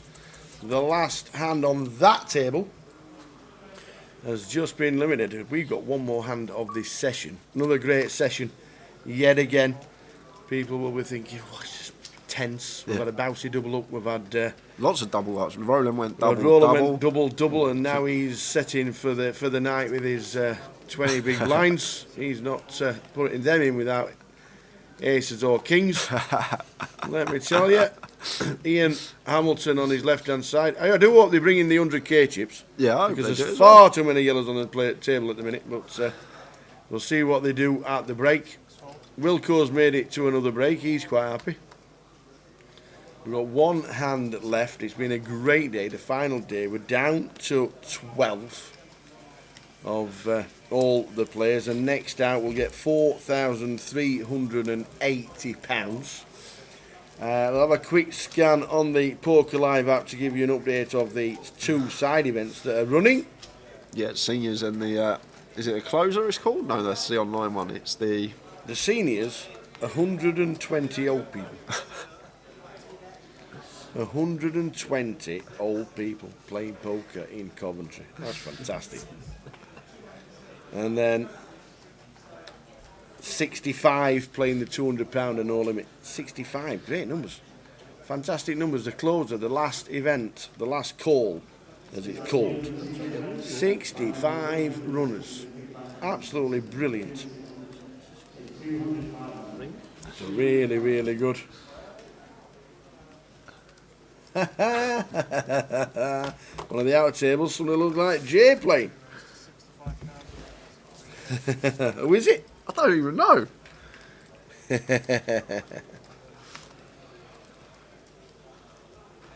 So Wilco, raise and take with Well, the 10. we'll get one more, Andy. We'll get a bit more TV time in you. It must have been the seniors clock. What are you doing? We definitely come back at 1:45. I'm sure we did. I'm sure That's we it. did. There we It are. is. There we are. Quick, get a cup of tea. We up, we out. No, We're that's off. it. We're on break. We will be back in 15 minutes, guys, for the next session and a new featured table as well. See you then.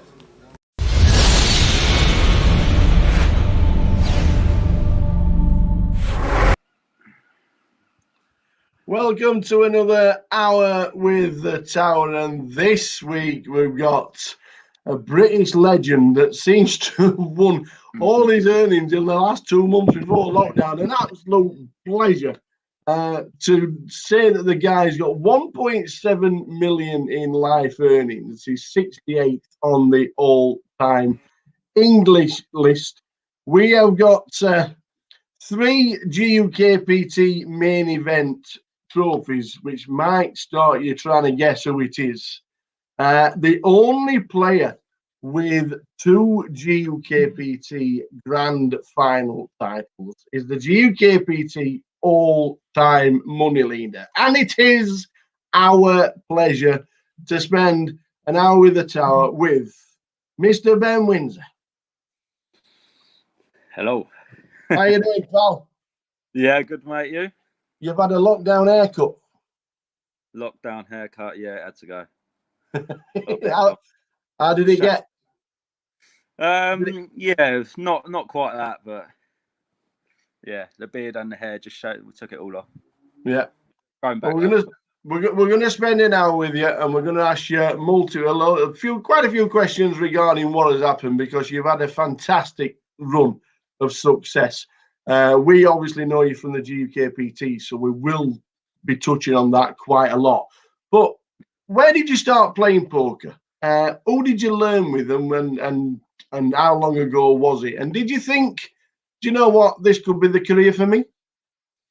Nah, I never really thought that, but I just I enjoyed it from the first time I sort of saw it. Like I just enjoyed like the gambling. I've always liked gambling, like fruit machines and arcades and whatever else. Yeah, just start. I've watched my my brother that used to know how to play it. Yeah. So I sort of learnt from him, and we used to watch the poker on the TV, and then yeah, got a few of the lads up the golf course into it, and we used to have £1 freeze outs. That's the way to. That's the way to start the £1 freeze outs. I tell you, everybody builds from them. We spoke to Jake Cody, and he was like £5 rebuys where he started. It's just progression. It's just progression, isn't it? Yeah. That was one of the first comps I won, £5 rebuy. Yeah. It's everybody has to start. Your first cash on the Hendon Mob. Do you actually know what it was? I think it's a 1K at Palm Beach. It was indeed, and I actually think we were there because we used to do the updates for the 1K at the Palm Beach. Yeah, it was a 4-way chop for 14,500. Do you remember much about it? I think that's the one where I was sitting next to Teddy, sharing him at one point. I think he just started playing, hadn't he? Yeah. So that was yeah, that was like very like surreal, sitting next to Teddy, like obviously football legends. Yeah, I just remember being obviously quite nervous, but Palm Beach, lovely casino. Yeah. I think I played with Matt. I think I've done a chop with Ewan Jones. All right. Okay. Yeah. Yeah. Because then with the days there were like 60, 70 runners, weren't they, in the 1K? But it was a one thing. Was it a Monday night? It's I think it's a Monday night. Yeah, Yeah. once a month. Yeah. It's a crazy game. So you can just imagine how many people turn up for a grand on a Monday night. Yeah, I know. Yeah, yeah, great little comp that was. Yeah, it was a very, very good film. They're always tough fields as well. It was a great film. I do remember going down there as well and thinking, wow, this casino is pretty impressive. Is that what you thought when you first walked into the Palm Beach? Yeah, exactly that. Yeah, lovely little casino that. Absolutely. Yeah. You made 8 GUKPT main event final tables. Your first was in 2013. What on earth made you go up to Didsbury? Didsbury. I don't really know, to be honest. It's a long way from where you are. I think it is when I was obviously very enthusiastic about playing, so I didn't care where I was driving to. I just wanted to get there and play.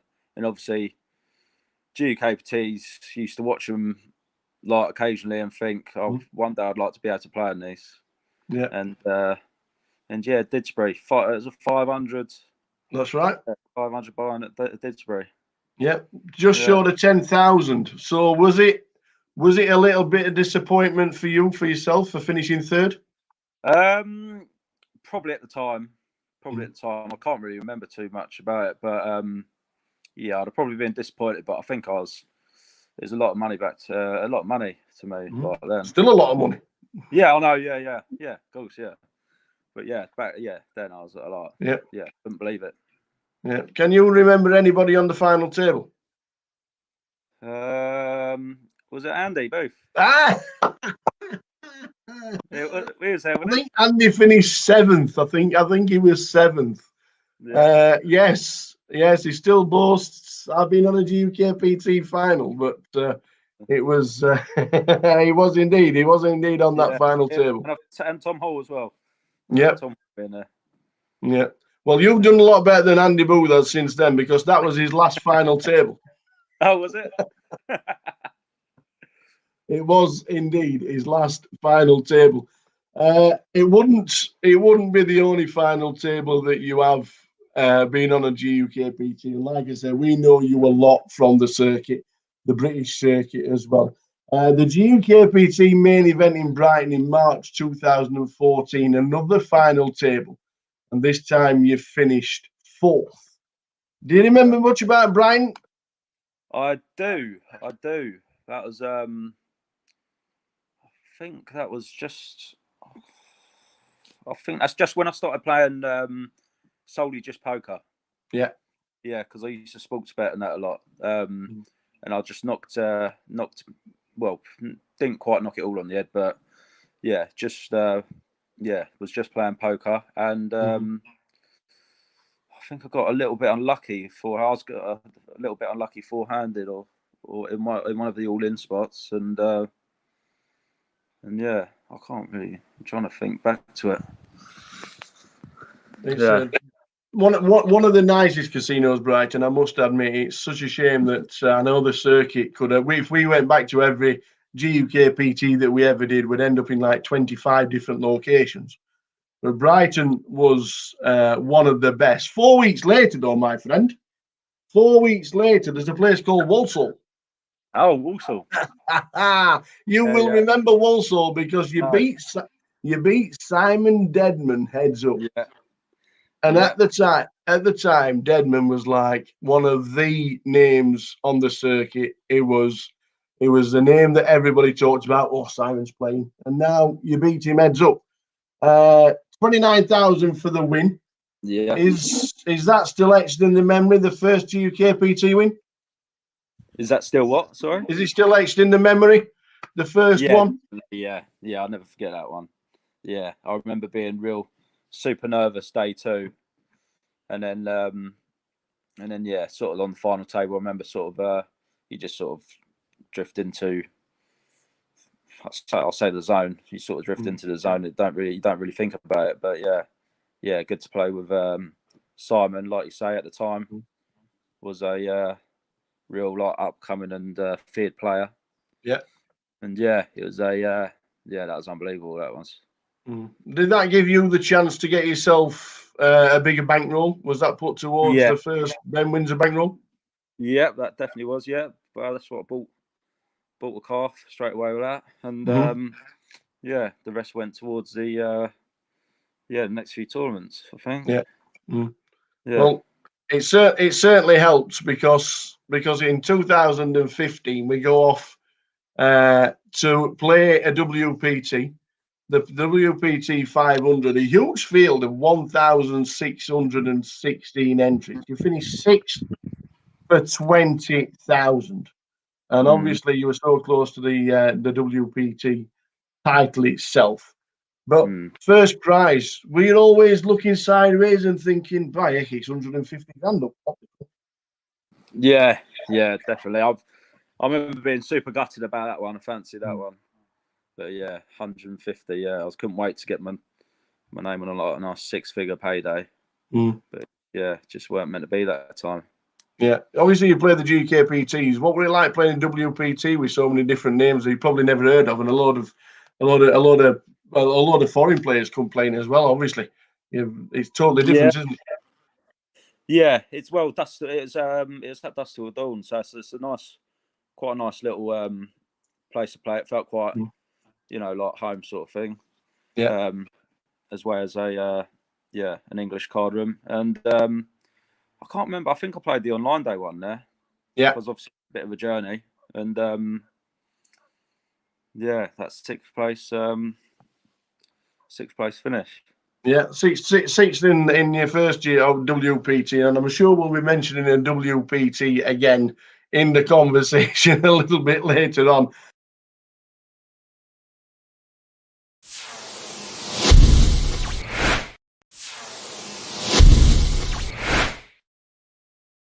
But it certainly put you in good stead, because also in 2015, and just a month later, the GUKPT Grand Final, 321 entries, and you win it for a mammoth 178,000. Yet again, you've got Deadman on the final table. You've got James Aikenhead, who's obviously done the World Series final table, and all-round super player. What was that like? How was the adrenaline for that score? I can't really remember. I remember on the final feeling quite confident. I think I went into the final table as chip leader, and just run well, was just in the right spots, like most of the time, and another great experience. Yeah, playing with Simon again, and Simon never got the chips, unfortunately for him. Yeah, but yeah, playing with Aikenhead. I remember seeing a couple of crazy pots with him, and first win, unbelievable. They are phenomenal tournaments, the grand finals, and a lot of people play. A lot of people who do play them say that it's one of the best assembled fields that you'll ever get around any tournament. Is that what you're feeling when you're playing in such a grand final, the GUKPT? What's that? The field? Yeah, and how tough the fields are. I know it's 321 runners. They're tough fields, aren't they?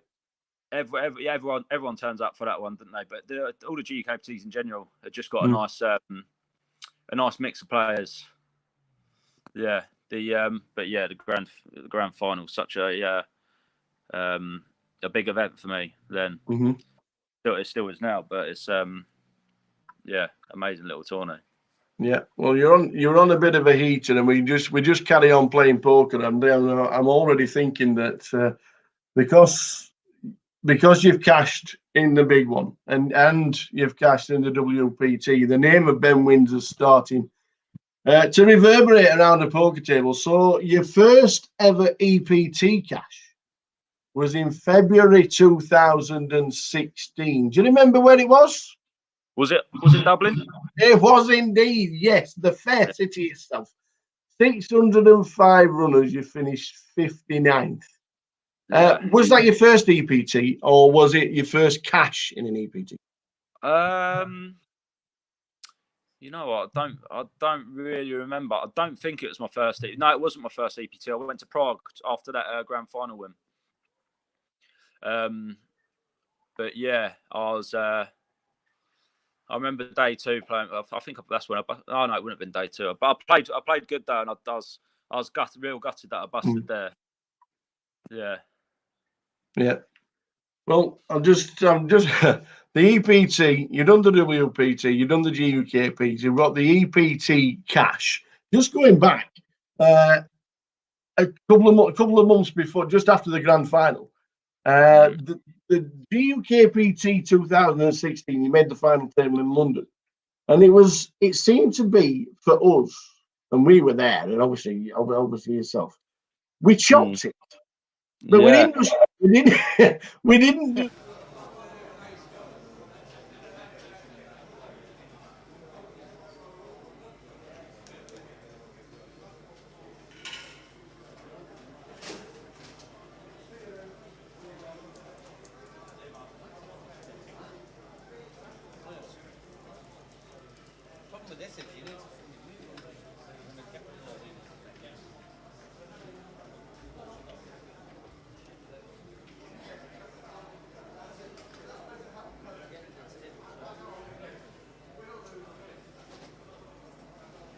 Once you move the chips over, take that all that away. Just getting rid of all this shite.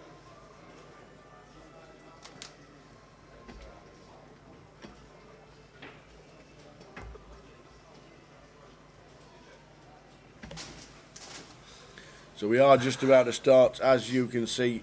Who have we got on our table right now? In 2, Chris Johnson. In 3, Matthew. In 6 is Ming Yu. In 7, Maz Bako. Sorry, in 5, Ming Yu. In 7, 6, Maz Bako. In 7, Matthew Bushell. And in 8 is Dan Hopkins. We are on 12. Getting some power food down in Matt. Apple and a banana. Get the energy levels up. Absolutely. So we are down to 12, I believe. Mm-hmm.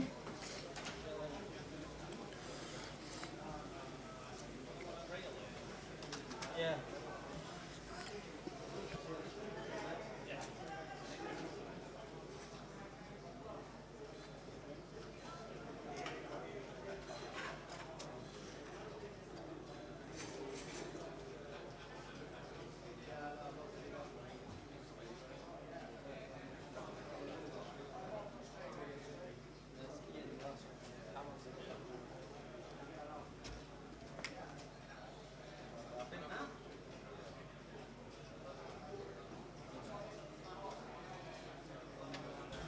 Set, all ready to go. Third session of the day, 12 players remaining. We are free off the final table.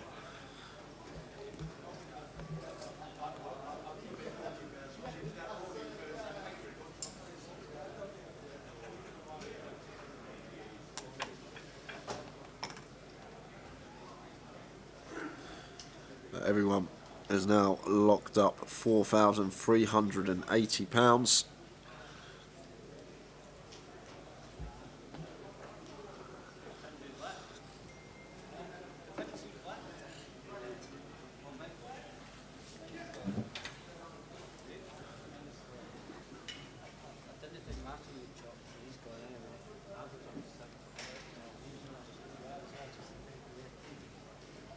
So folds around to Chris in the hijack. Ace 3.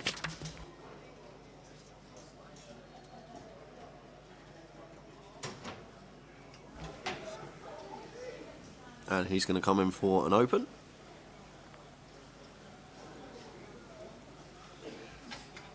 We are 6-handed, so as always mentioned, when less players at the table, should be opening a little bit wider. Hand values increase. As Matthew here in the big blind, playing sub 15 bligs, probably just going to move all in here. over Macca's Open. He's playing less than that actually, he's playing 13 bigs, just under 14. No, he's going to call. See some players move all in here with ace-8, 6-handed, but Matt taking the more passive approach. Does have the best hand. Wow, and flops the joint, trip 8, top kicker. You're going to be loving that flop, Matt, and checks over to Chris, who wants to be continuing here. Paired rainbow boards, you want to have lots of bets on these boards as the opener. Very hard for your opponent to connect, but in this case, Matt has smashed it, and if I'm Matt here, I just want to be calling.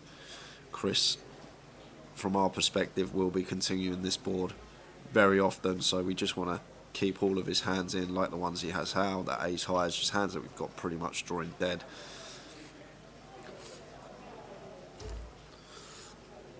So Matt does make the call, and we'll take a turn.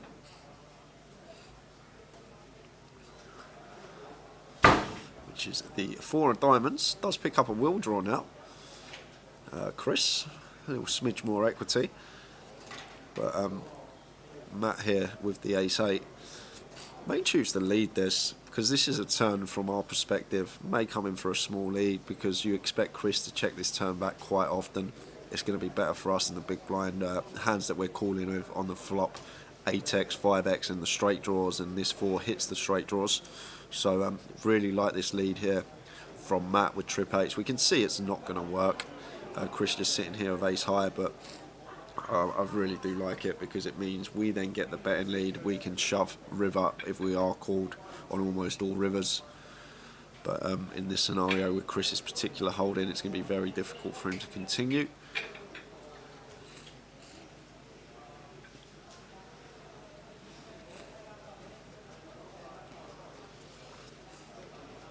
There's the fold, but I like the lead, the thought process of the lead at least, understanding that this 4 is going to be a card that Chris is going to be checking quite often, so we just get the betting lead ourselves, giving us a chance to shove rivers.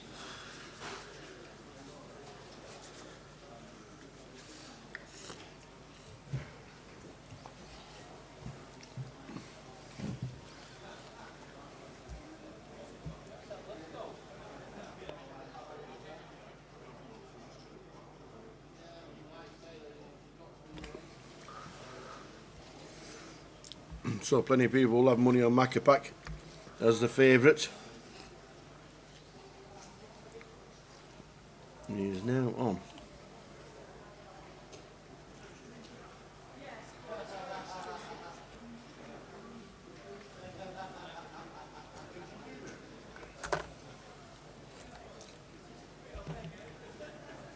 So the new blue and black chips are in play, 100,000 chips.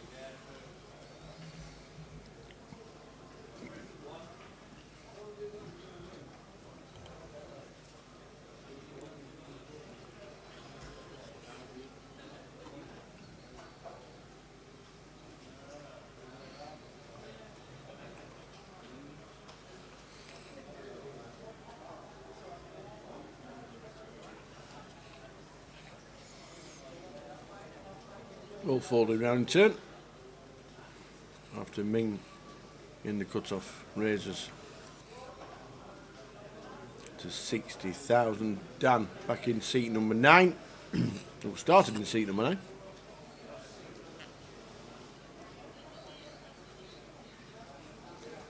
Calls and sees a flop of 9-3 deuce. Yeah, Ming wants to be continuing this with his will draw fairly often, but opts for the check behind this time. The 8 on the turn. So nothing here for Dan. Ming looks like he's just happy to get to showdown with his ace high.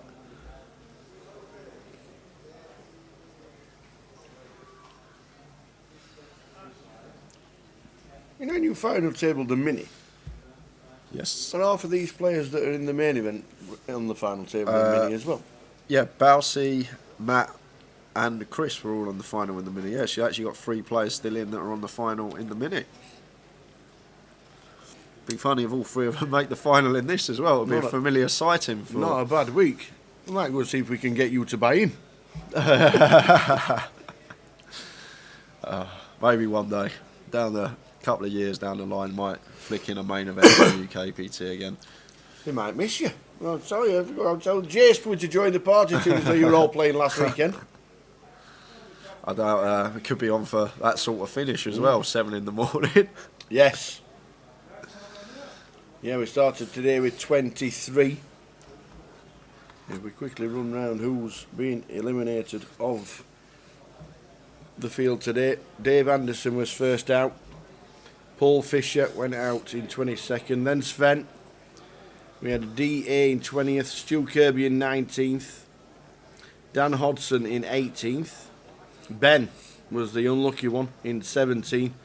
Aces against Ace Queen. And the Ace Queen flopping a straight.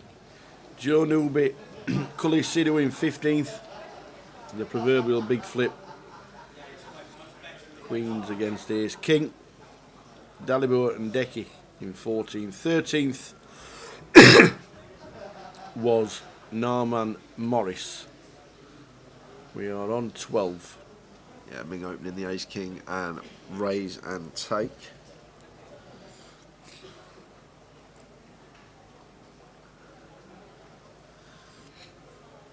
Well, we were on 12 tower. We were on 12. But some news from the outer table. We have just lost one. Oh. And this time we have lost him. Oh, that'll be Rob then. Rob Sherwood out in 12th place, which means we're down to 11 players. Rob taking home £4,380. Well done, Rob. Great effort. Good to see you back at the poker tables from the Midlands. Well done, Rob. £4,380. Out of the 23 that today, did you know how many were on their first bullet? No. Would you like to hazard a guess? 9? Oh, 8. 8. Yeah.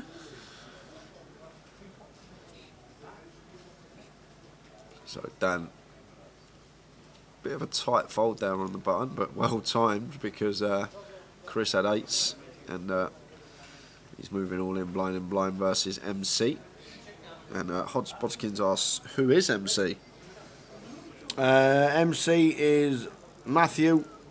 He's part of the GDPR, so he's just asked to use his initials. So MC it is.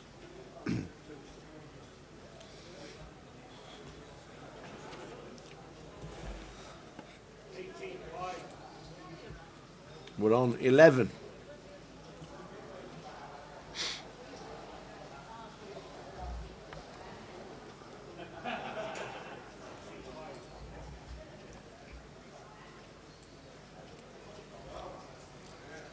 Tower, did Corinne make the money? Yes, she did. Scared everybody who played with her. 36. She finished in 36th, thanks to PK, who's just updated the eliminations on the ticker going across the bottom. Corinne was out in 36th. We entertained. We got Jack Hardcastle looking. Oh, that we was could brilliant. use that as a meme. Yeah. His face said 1,000 words, didn't it, Tower? It was great. Did Jack Hardcastle see it? Yeah. Did he? I think he did. Who's it? It said someone was watching Jack Hardcastle, watch Jack Hardcastle react to Corinne. Yeah, it was fun hand, that one. Yeah. Don't forget you can watch all the coverage back from our live streams on YouTube /GUKPT. All the action is uploaded to the YouTube channel. Is in the seniors event, finish the hand drawn, and you'll be on a 20-minute break, 20-minute break after the hand. And we ask all players to leave the tournament area to join the break.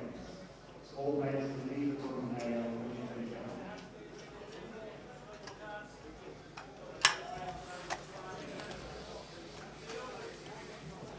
So Chris, Jack 10 in the calf. Just saw this folding on the button from Dan. But Chris knows this is one that we want to open. Late position. And Ming here in the small blind. Haven't seen too many free bets in the last hour or so. But this could be a very good 3-bet candidate for Mim, but opts to fold it. Maybe just not wanting to get involved with Chris. We are getting closer and closer to the FT. Only 11 players remaining now. And a nice raise and take for Chris up to 1.3. But MC are short stack.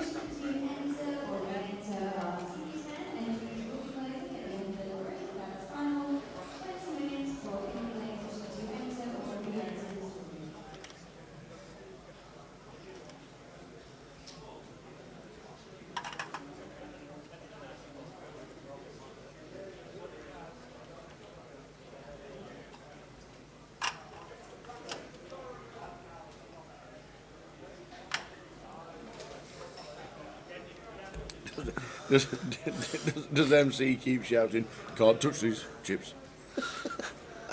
Penny's on it again. Do. We're on 11. If you're just tuning in, this is not the final table just yet.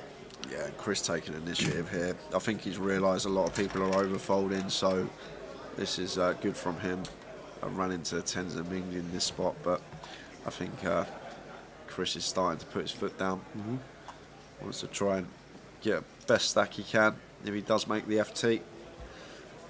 Ming with the tens here, 2 options. We've got the 3-bet option and the flat. Chris has been opening a lot of hands, so may sway more towards 3-bet in this one tower than flatting. Yeah, a cash out. You offered a cash out. Cash out. Does 3-bet to 190, and once it's back to Chris here, just going to have to get out of the way.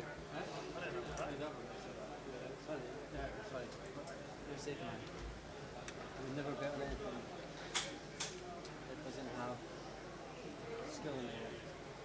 I like how, by the way, we send them on a dinner break and then they get a meal voucher when they come back. Yeah, ridiculous, but Kedge's known for the sets, so My hands really hurt. Ming with the tens. my head's really hurting. Back getting out of the way.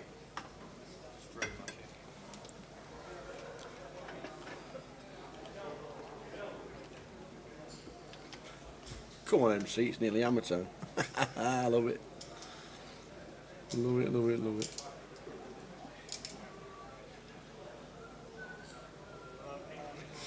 Jonathan Legg, our intrepid reporter, says it's England 1-0. I didn't even know they were playing. Andorra. Oh, they're that great team from Europe, Andorra. You know, I'm guessing he's changed the lineup today. Yeah. If you've been watching the Euros in the last 2 years of Gareth Southgate, and he's not made a change in the last 77 games, and everybody's like tired and they don't know how to change a team to get the best out of the team. If you play against Andorra, is that a win because you're playing for England, or is it second best?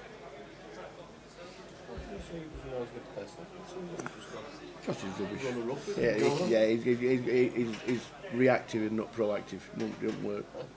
Whatever he's doing is working. Yeah, it's not. They haven't won out yet. How is it? They've not won out.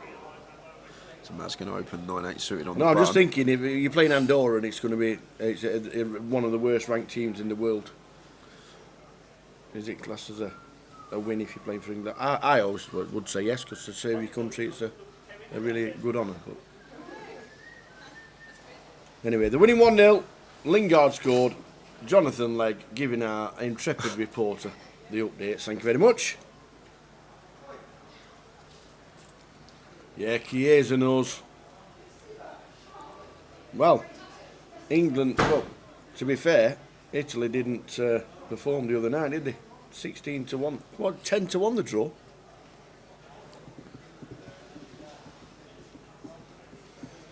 Yeah. But we're concentrating on our feature table because we are down to the final 11. The final 11 players for a GUKPT title in Coventry for the first time in 11 years. So MC here, 9-8 suited tower, probably going to move all in, I think, under the gun here with the blinds coming round. we're playing 5 bigs. I'd Yeah. like to see a shove from him in this particular scenario. I know we've only got 9 high here, but we've still got a They're in. smidge of fold equity. You're absolutely right. They're in. Oh, no, it's all about the timing. It is all about the timing. And Ming with ace king here. Does he need to ISO? He's not going to ISO for Do you think he'll raise 2.4. it, or will he just raise? I think if he's going to opt to ISO, he'll raise tower. Yeah. But looks like he's just Well, he's elected to counting out calling chips. Or No, is it his raise? yeah, no, that looks like 310. Oh, the 100Ks are in play now. They are indeed. Ah. So yeah, I like his option. Yeah, it to makes it just raise. 350. Do not want to shove for this many, so just going to make it 350 and MC the player at risk here with a 9 ace of diamonds. Ming with the ace king. Is the hammer about to come down on the MC?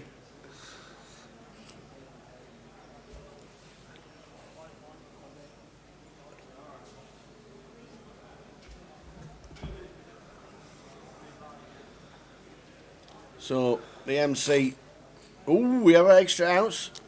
Yeah, but we actually don't because it counterfeits it with the Oh, yeah, clubs it does, being right. there. So we've actually got the same amount of outs that we would have had. And we do pick up more here though, tower. 10 would now be good. 10 ball. 10, 6. Red Oh no, it 10. wouldn't. No, 10 wouldn't. Of course it wouldn't. No, Ace it king's wouldn't. there. That Of course it made wouldn't. Broadway. Oh, the well, ten of there hearts is, there as well. is, there is. We only shouted it in, and I feel ever so bad now. I'm shouting for the 10 of hearts, and it gives him Broadway. Oh, what a clown you are, Tower. And me. Oh, Both MC. of us. Oh, hammer time. Hammer time. Oh, man. Of course, 10. We're no good. shouting for the Broadway. Well, we got the card right. Yeah, we did. We did. We got the 10 of hearts right. Unfortunately for the MC. Oh, man. the MC. Oh, how bad was Good, that? good thing I noticed that. Otherwise, I would have been, why is he getting up? He's made Well. a straight. Wow, sorry about that, MC. Yeah, final. We shouted the 10 of hearts. Called it in for him. Called it in. We No got good. it right. And he ended up losing. What's happening? What's happening? What's happened? We go hand for hand. We don't usually go hand for hand. What's happened? Something's happened.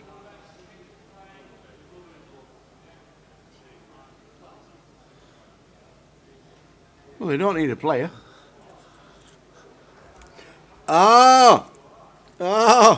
News. Roland Everson's has Roland's just gone. pushed out at exactly the same time because we've just heard from Matt Bushels who just said somebody just pushed out on the outer table at the same time. It was Roland Everson's busting out for £5,180. So what's happening now? Well, it must be the final. I don't know why we're all sitting here. Well, we were rooting for the 10 of hearts. Oh!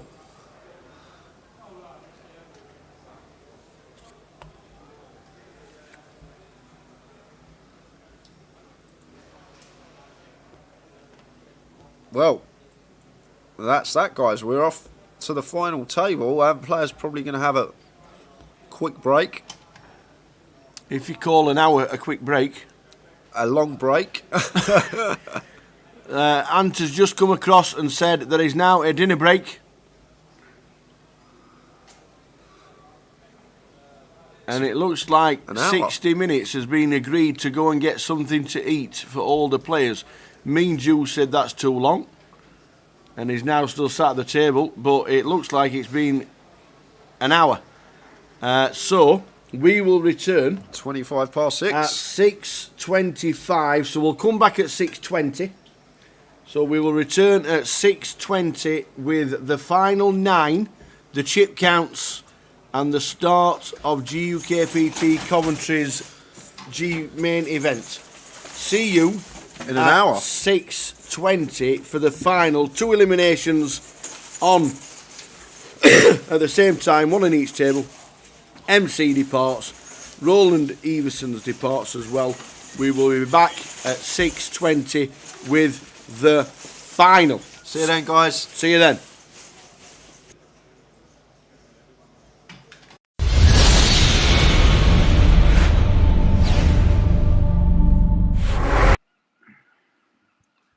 Welcome to another hour with the Tower, and this week we've got a British legend that seems to have won all his earnings in the last 2 months before lockdown. An absolute pleasure to say that the guy's got 1.7 million in life earnings. He's 68th on the all-time English list. We have got 3 GUKPT main event trophies, which might start you trying to guess who it is. The only player with 2 GUKPT grand final titles is the GUKPT all-time money leader. And it is our pleasure to spend an hour with the tower with Mr. Ben Windsor. Hello. How you doing, pal? Yeah, good, mate. You? You've had a lockdown haircut. Lockdown haircut. Yeah, it had to go. How did it get? Yeah, not quite that, but yeah, the beard and the hair just showed. We took it all off. Yeah. Going back. Well, we're gonna spend an hour with you, and we're gonna ask you quite a few questions regarding what has happened, because you've had a fantastic run of success. We obviously know you from the GUKPT, so we will be touching on that quite a lot. But where did you start playing poker? Who did you learn with them, and how long ago was it? And did you think, do you know what, this could be the career for me? Nah, I never really thought that, but I enjoyed it from the first time I sort of saw it. Like I just enjoyed like the gambling. I've always liked gambling, like fruit machines and arcades and whatever else. Yeah, just start. I've watched my brother that used to know how to play it. Yeah. So I sort of learnt from him, and we used to watch the poker on the TV, and then got a few of the lads up the golf course into it, and we used to have £1 freeze outs. That's the way to. That's the way to start the £1 freeze outs. I tell you, everybody builds from them. We spoke to Jake Cody, and he was like £5 rebuys where he started. It's just progression. It's just progression, isn't it? Yeah. That was one of the first comps I won, £5 rebuy. Mm-hmm. Yeah. It's everybody has to start. Your first cash on the Hendon Mob. Do you actually know what it was? I think it's a 1K at Palm Beach. It was indeed, and I actually think we were there because we used to do the updates for the 1K at the Palm Beach. Yeah, it was a 4-way chop for 14,500. Do you remember much about it? I think that's the one where I was sitting next to Teddy, sharing him at one point. I think he just started playing, hadn't he? Yeah. So that was like very like surreal, sitting next to Teddy, like obviously football legends. I just remember being obviously quite nervous, but Palm Beach, lovely casino. Yeah. I think I played with Matt. I think I've done a chop with Ewan Jones. All right, okay, yeah.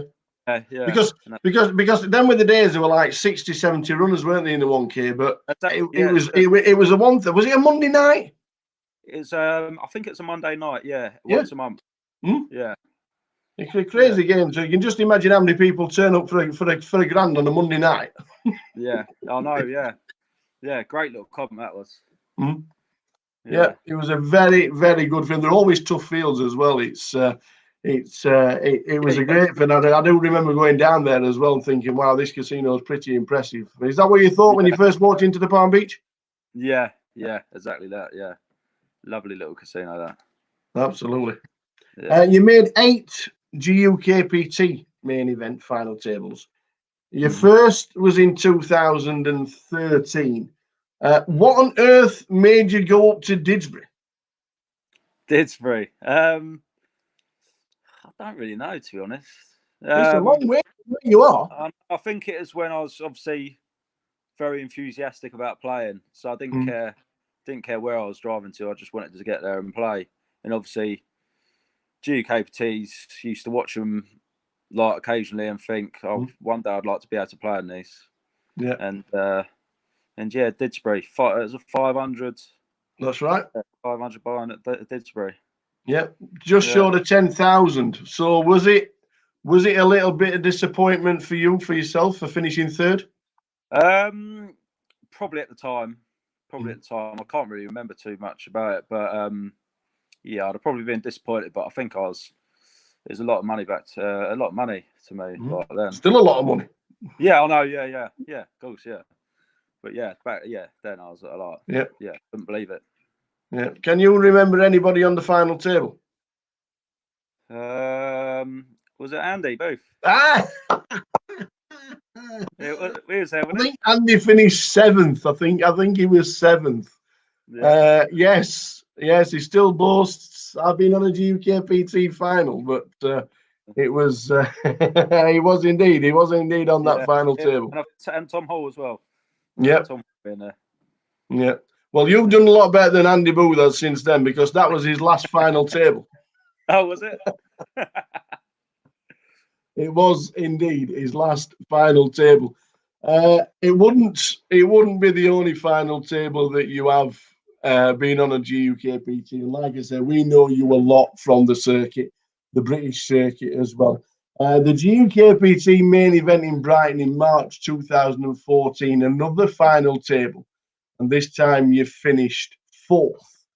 Do you remember much about Brighton? I do. That was I think that's just when I started playing solely just poker. Yeah.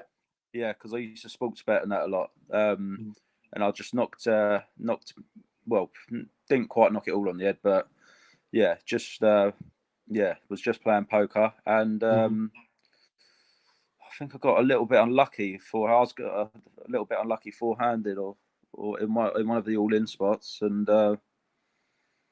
yeah, I can't really. I'm trying to think back to it. It's one of the nicest casinos, Brighton. I must admit, it's such a shame that I know the circuit could have. If we went back to every GUKPT that we ever did, we'd end up in like 25 different locations. But Brighton was one of the best. 4 weeks later, though, my friend. 4 weeks later, there's a place called Walsall. Oh, Walsall. You will remember Walsall because you beat Simon Deadman heads up. Yeah.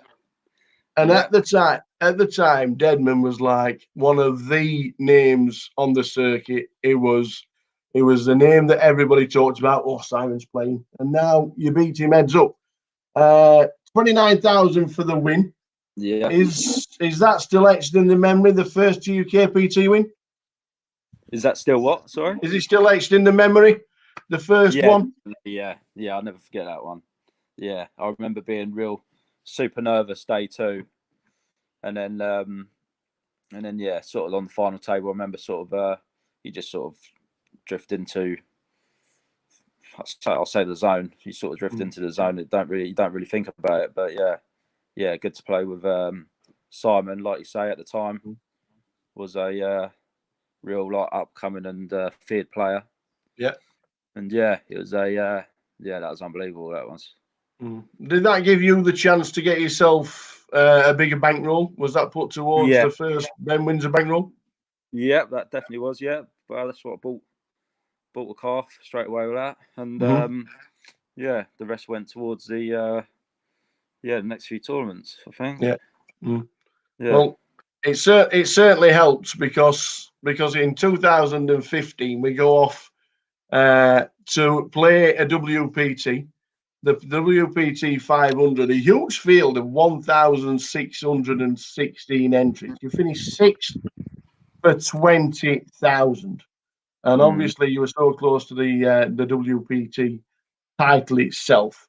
But first prize, were you always looking sideways and thinking, "By heck, it's 150 grand up"? Yeah, definitely. I remember being super gutted about that one. I fancied that one. But yeah, 150. Yeah, I couldn't wait to get my name on a nice 6-figure payday. But yeah, just weren't meant to be that time. Yeah, obviously you play the GKPTs. What were it like playing WPT with so many different names that you probably never heard of, and a lot of foreign players come playing as well? Obviously, it's totally different, isn't it? Yeah, it's dusted. It's at Dust Till Dawn, so it's quite a nice little place to play. It felt quite. Like home sort of thing. Yeah. As well as a an English card room, and I can't remember. I think I played the online day one there. Yeah, it was obviously a bit of a journey, and that's sixth place. Sixth place finish. yeah, sixth in your first year of WPT, and I'm sure we'll be mentioning a WPT again in the conversation a little bit later on.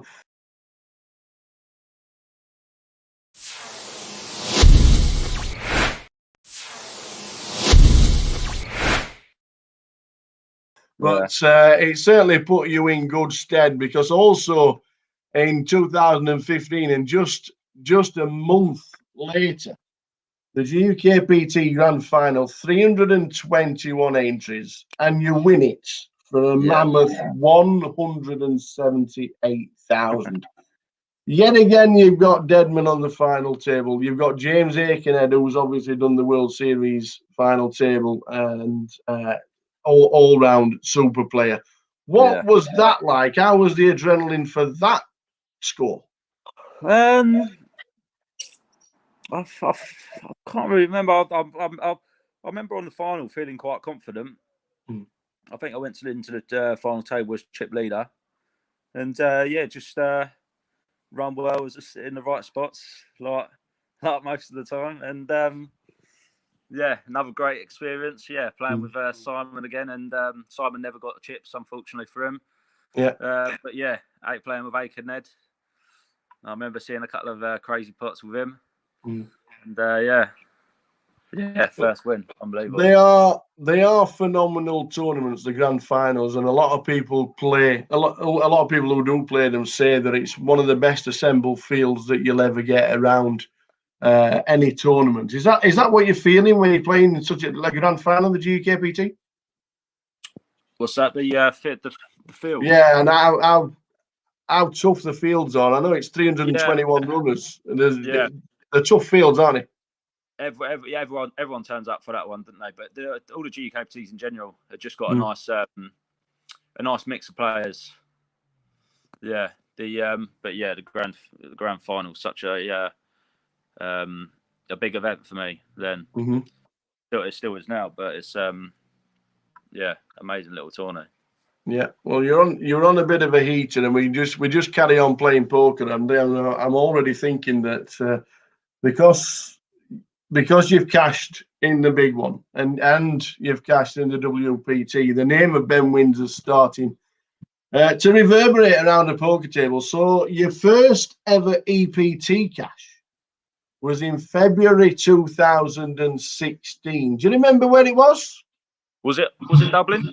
It was indeed, yes. The fair city itself. 605 runners, you finished 59th. Was that your first EPT, or was it your first cash in an EPT? You know what? I don't really remember. I don't think it was my first. No, it wasn't my first EPT. I went to Prague after that grand final win. But yeah, I was. I remember day two playing. I think that's when it wouldn't have been day two. But I played good though, and I was real gutted that I busted there. Yeah. Yeah. Well, I'm just the EPT. You've done the WPT. You've done the GUKPT. You've got the EPT cash. Just going back a couple of months before, just after the grand final, the GUKPT 2016. You made the final table in London, and it seemed to be for us, and we were there, and obviously yourself. We chopped it. But we didn't just chop. We chopped it 8 ways. Yeah, but that's never been done before, is it? It's never been done since. It's never been done before. I know. What was your feelings about the deal? No disrespect to anybody else, but you must have thought you were best player in the tournament. Yeah, yeah. It's just very, very shallow. I think the bubbles went on real. Long, and it's got quite shallow, and I was which is unusual for a GUKPT. It's normally pretty deep the whole way through. But I remember, I think I was second in chips, and I had 22 big blinds, which anything can happen when it comes to that. It's about finding cards, and yeah, if I try and nick a blind or something, can get caught on, isn't you? And yeah, do you regret doing the deal? Yeah, looking back at it, yeah, definitely. But at the time, I was happy with the 30k and a chance for we played a sitting go. I could still pick up second place if I won it. Yeah, second place money, and yeah, at the time I just thought there isn't a worse deal in the world, and I think what did I get for it? 30 grand. 36. Yeah, you got 36. Eventually finishing third for 36 out of the field of 394. Yeah. Oh, can you remember who instigated the deal? Was it just like a thing that everybody was just talking about at the same time? Who was the there was an amateur player playing that was a very chipped up. Was it? I can't remember. I know Mark Banning was on the feature table. Who used to be on Mark Banning used to do the TV, the poker night live on TV. I know he was in it. Yeah. What was his name on the stream? Mr. B or something, was it? Yeah, that's right. Yeah. Oh no, that was Mr. Yes, it was. Yes. I think he was the one that instigated the chop. Yeah, because he was big chip leader, and he's quite he is hard to read and putting on the pressure. And when you haven't got many chips, it was hard. It's putting you in a lot of tough spots, and obviously with the pay jumps how they are, it was it was tough. Well, it was it was different for us as well, obviously on the live stream. And you're not there. You're not there to entertain us. No, you're there to make money. And we all understand that. Don't ever think that was the wrong thing to do. But it was the first. It was the first time somebody walked back. I think it was Peaky who walked back. He says, "I think we've just chopped it 8 ways." Yeah. I think it's purely just because, like I said, I think the average stack was 20 big blinds, and it was I think that's what it come down to. And obviously, it was a lot of money, and it's 109,000. I remember it being 109k up top. Yeah, bit of a mental deal. I don't normally do too many deals, but that was one of the times I decided to join in the fun. Yeah, exactly. Well, it's not been repeated since, and like I said, we don't mind if it ever does, because you're there to make the money, and you are still doing it. So and we carry on. Obviously, we've just done the EPT. In March 2016, the GPS in Southend, 245 entries. You come second, 18,000, but you were beaten by Danny Tran. Now, he is one of your friends down south, and I think from the same area, same town. Yeah. Does it still remind you of that? Does what? Does it still remind you? Do you know what? I haven't seen him. But yeah, he's no, he doesn't remind. I haven't really kept in contact with him, to be fair. But what was it like playing heads up against one of your mates at the time? Yeah, it's good. I like Danny. He's a good player as well. But yeah, another time where I was gutted not to get the title, even though I don't like the pictures and the interview afterwards. But another one of those that just slipped through the fingers. Well, you all took the money straight home with you down over to Margate. So I'm going to ask, Margate, Ramsgate, Broadstairs. Which is it? Which is what? Which is it? Which part of the country are you from? I'm from Margate. Obviously, we've got the Margate, we've got the Margate, and we've got Thanet, and we've got Ramsgate, and then the Broadstairs. But all the money just went that way with you guys. It was good to watch, and I do remember you was a little bit upset when we finished second, but there's nothing too bad in being upset at that time. But another 18k to the score, which adding to the coffers, which ain't too bad, because just a few months later, you go back and play the WPT 500 at Dustle Dawn, fixed in 2015. And this one, you won it for a career best of 182,000. Another massive field. How did it feel? Yeah, mental. It was just a minefield, like it felt like a live Sunday Million. Yeah, that sort of feel. And I actually remember that one. I made day 2 on a Sunday. I played the online leg, got through. I played day 2 on a Sunday, and actually played first half of football, and then come off at half time and quickly went home, had a shower, and drove up to Nottingham. Just got there on time. Great preparation. And, yeah. And that was another one where it was real like shallow stacked. I think I was down to like 7 bigs at one point. I remember getting to the final. It's a real grind for me. Not much I could do, and then luckily just found a couple of good spots on the final, and just out of nowhere really. Managed to chip up and beat Keith heads up. Yeah, 1,835 entries. You said it was a minefield. But did you? Yeah. Was you ever nearly out? Yeah. I can't remember Pacific hands, but yeah, like I said, down to 7 bigs. On one of the breaks, I remember someone asking how much I had, and I was like, "So I've got 7 bigs." Yeah. And I think Ali Zine asked me how many chips I had, and I was like, "I've got 7 bigs." Don't really fancy it, do you, when you got 7 big blinds? But he had a similar stack, and I managed to spin up, and he unfortunately spun out.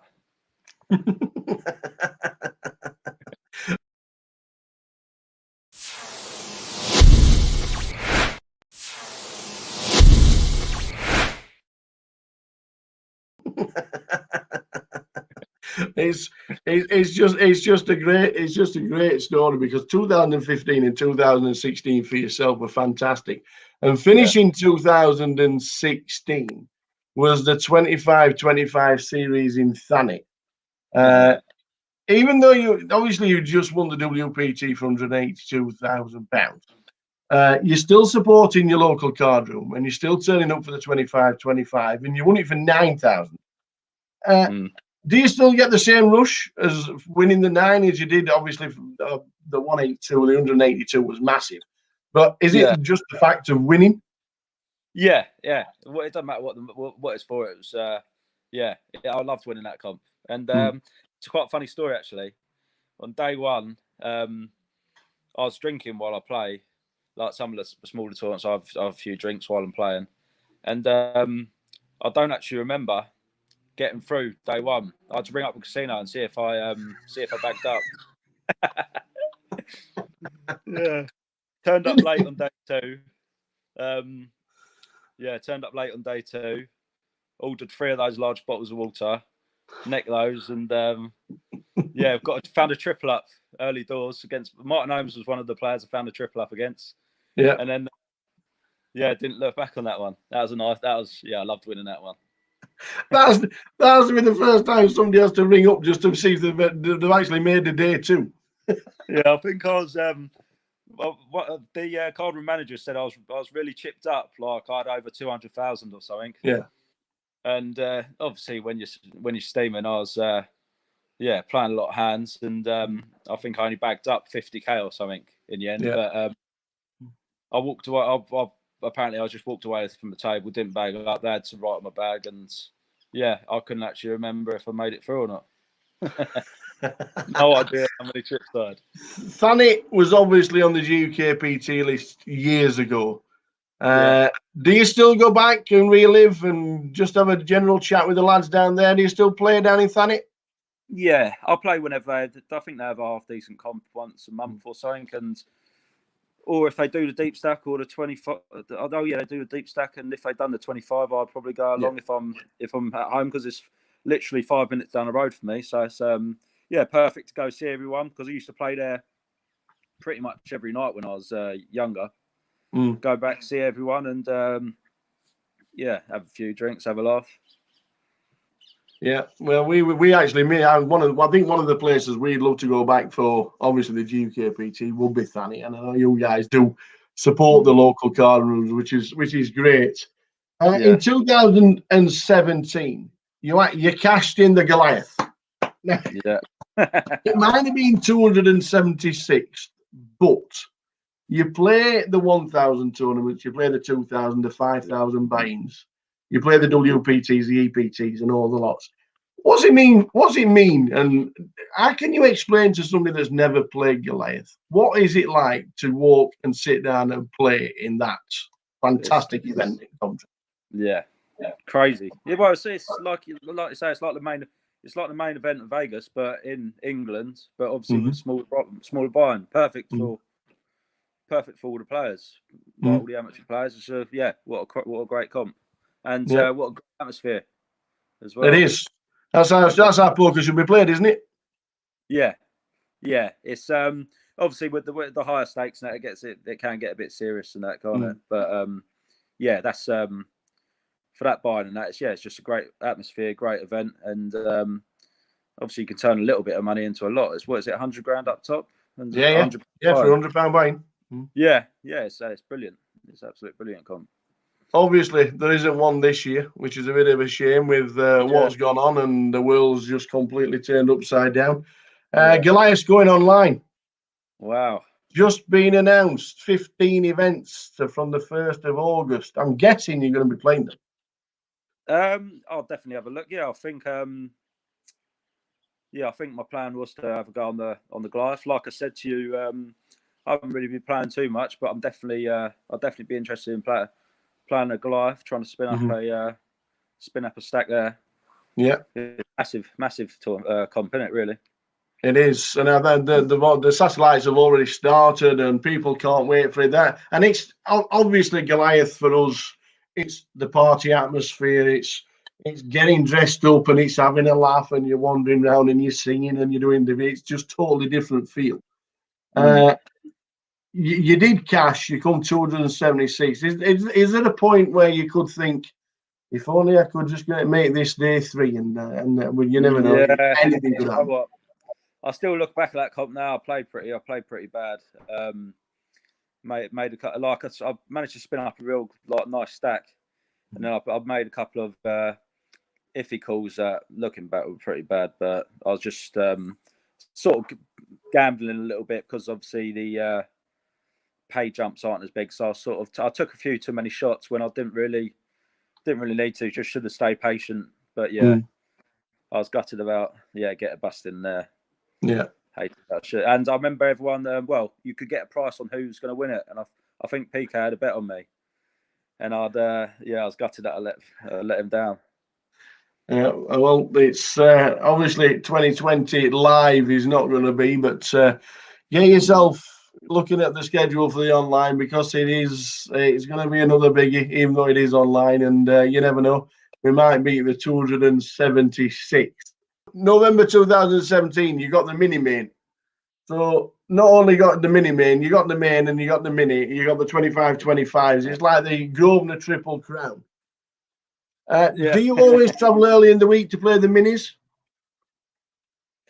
No, I don't. But Blackpool, obviously being quite a far trip, I fancied going up there for the week, playing the mini. I think I had a couple of drinks while I was playing that one, and I just thought, instead of just travelling up for the main, make a week of it up there, because I like Blackpool as a place to go. Brilliant little place.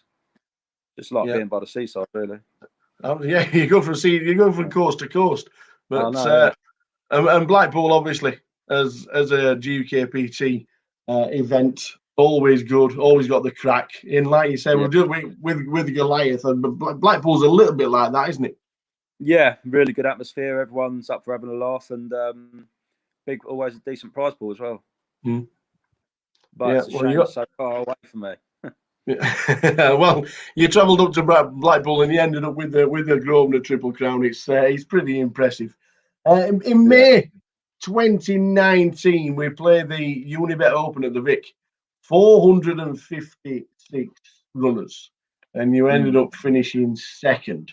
There's usually a lot of online qualifiers for these kind of events. Is that a little bit different than playing a normal GUKPT or a normal event with hardly any online qualifiers?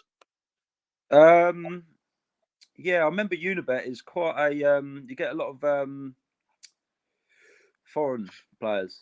Yeah. Like yeah, like you get the Yeah. Swedes and yeah, A lot of them different. satelliting in for a fraction of the price. Does it make a difference to the play, do you reckon? You are different. Does to it the make a play? difference to the play when you're playing? Yeah, definitely. Yeah. They're over there for a good time, and I think some of them are gamers as well. Yeah. So that's it. Yeah, I remember it being quite a nice field to play in. But yeah, always nice to go to the Vic for any comp. Yeah, and second again for 48,000. Must have Right. give yourself a pat on the back in the morning after. Yeah, and yeah, obviously I'm always gutted unless I win it. So yeah, it took but after a couple of days after, I was well chuffed with it. The second place, another loss heads up though. Well, we carried on 2019 in November. You got second in the 888 high roller for 17,000, losing to the guy that we spoke to in a previous hour with the show, Mr. Chris Moorman. Yeah. Now this tournament, when it was a Wednesday and Thursday, but only a short field of 31 runners, but it must have been tough. Yeah, it was a really tough field. Like it's in Stratford, so it's quite a nice little drive for me. Yeah, and I think it was leading up to a week of the GUKPT, so I was I hadn't played much, and I just wanted a little warm up. Turned up, there wasn't many players, and it was a real tough field. So I was thinking, why have I turned up for this? But yeah, managed to navigate my way through the field and get myself heads up against Moorman, who just smashed me. He's done that to everybody else but you. Don't worry about that. It's but 31 runners. It must have been like the creme de la creme. But yeah. Finishing second to Chris isn't a bad thing.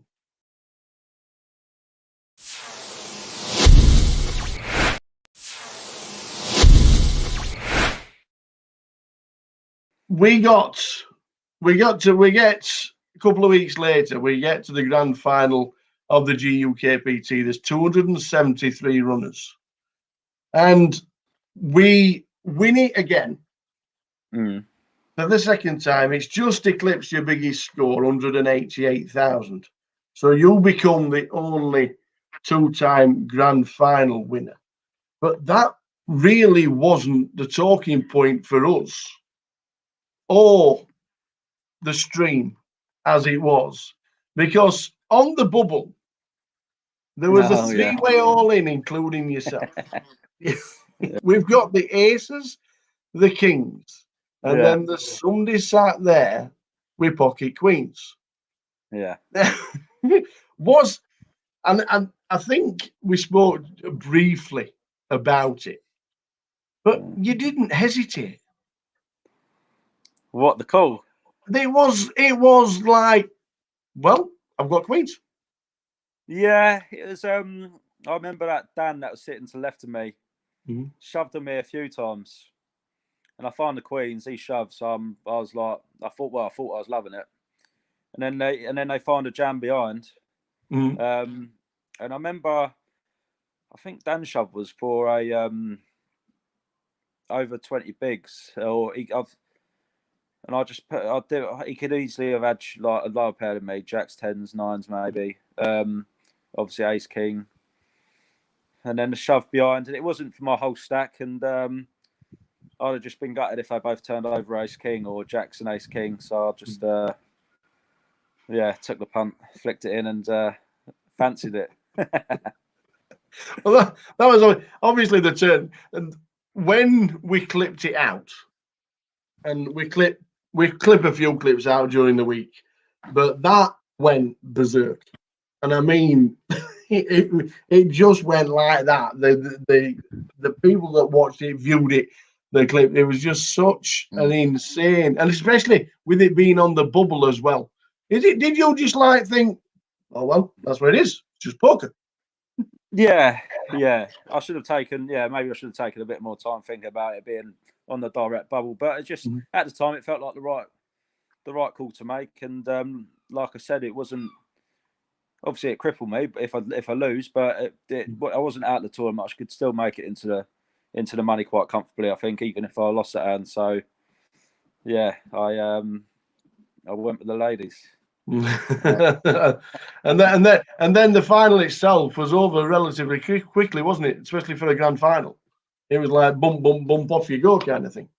Yeah, I think that was. I think I busted everyone but one player on the final. Just ran lovely. Like just finding hands when people are shoved into me, and that was just run insane that final table.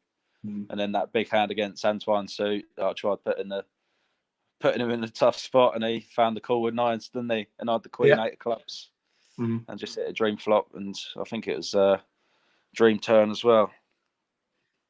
It was a cracking final, but like you say, not only did you win two, but the call with the queens on the bubble, it just went insane for us. We snipped that one out, and people were watching about it, talking about it, and it was just phenomenal. It was a cracking end to 2019, but you started straight away. A good start of the year, another deep run at the Dustledome. You finished 5th out of 1,030 for 36,000 in the millions minute. That was 150k up top. Did you think? Did you bust in 5th? Did you ever think I can win this one and this is mine? Yeah, I was another one where I was absolutely gutted to bust that. I was chipped up as well. I think I was chip leader with 5 left and managed to bust 5th, but I lost a big pot to Nicola. I think the bloke who went on to win it, where he slow played aces in a big blind, and I think I had ace 9 and it come down 9 high, and he check shoves the flop, I think. And it's just one of those where you couldn't get away from it. And yeah, he had the ace in, and that knocked me down to like 20, 30 bigs. And I don't think I could win a pot. Didn't really win a hand after that. Well, it wasn't a bad start to 2020. A week later, we go down to London for the GUKPT, the mini main. The win again, 511 entries. You won it for 39. Is the Vic the best place in the world to play poker? Obviously I've got good memories from the Vic, but it's it's a nice little place to play, and that was another fun tournament. That was I remember play. I don't think it finished till about 8:30 in the morning. Yeah, it was really late. I remember PK telling us it was like ridiculously late, but when we get a win. You are? I said, when we get a win, we don't mind losing on sleep, do we? Exactly. Yeah, a real lot. I remember it being quite a long slog. Heads up, kept on making him shorter, then he had double through, and then making him shorter.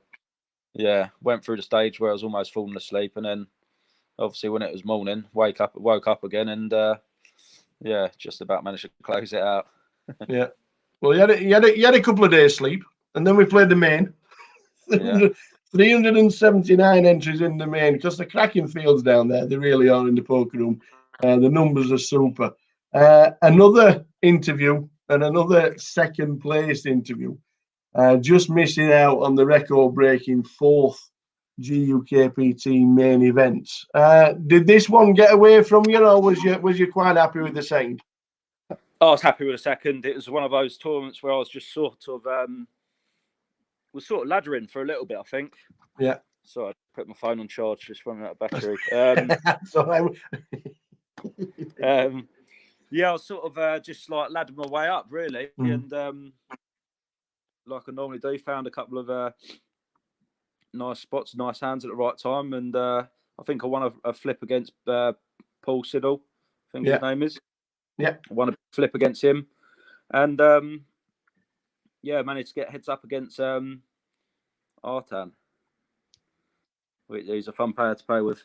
that wasn't a bad week in London. The mini main win and then a GUKPT main second.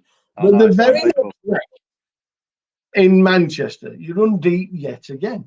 A field of 317, and you finished second yet again. And I know you don't like talking to me when we get second, but this run, and I think we said at the time, this run, we could do interviews for second as long as we carry on talking, because you were just on fire. I know, and Manchester, I really wasn't happy with the way I was playing. But yeah, like I always say, just found some nice hands at the right time. Remember, on the feature table, I found aces versus nines all in pre. Yeah, and then towards the end of day two, Ryan Mandara 4-bet shoved into me with King Queen, and I had Ace King that held, and then when I've got a few chips, it's even though I didn't feel overly confident with the way I was playing, I just applied pressure at the right times, I feel like. And the final table went. It took a while for a few people to bust, I think. Then. Yes, it did. Yeah. And it was managed to get through that tough little. I think we played 8-handed for about 2.5 hours, and then we lost 2 or 3 straight away, and then it locked up again. Yeah. Oh, yeah. But it was. I remember thinking like everyone was winning the all-ins, weren't they? Yeah, that's right. Yeah. On the last cards or whatever, and I remember thinking it's got it in the stars that I'm going to bust 8 for. I was thinking all these people like doubling out on the river or whatever. I was thinking it's written in the stars that I'm going to bust 8 for, and I'd have been gutted because I think that was the first tournament with the online sportsbook where you could back. Oh yeah, that's right. back up the win. And They've always got to back them. A couple of people said they'd back me, so I was, yeah.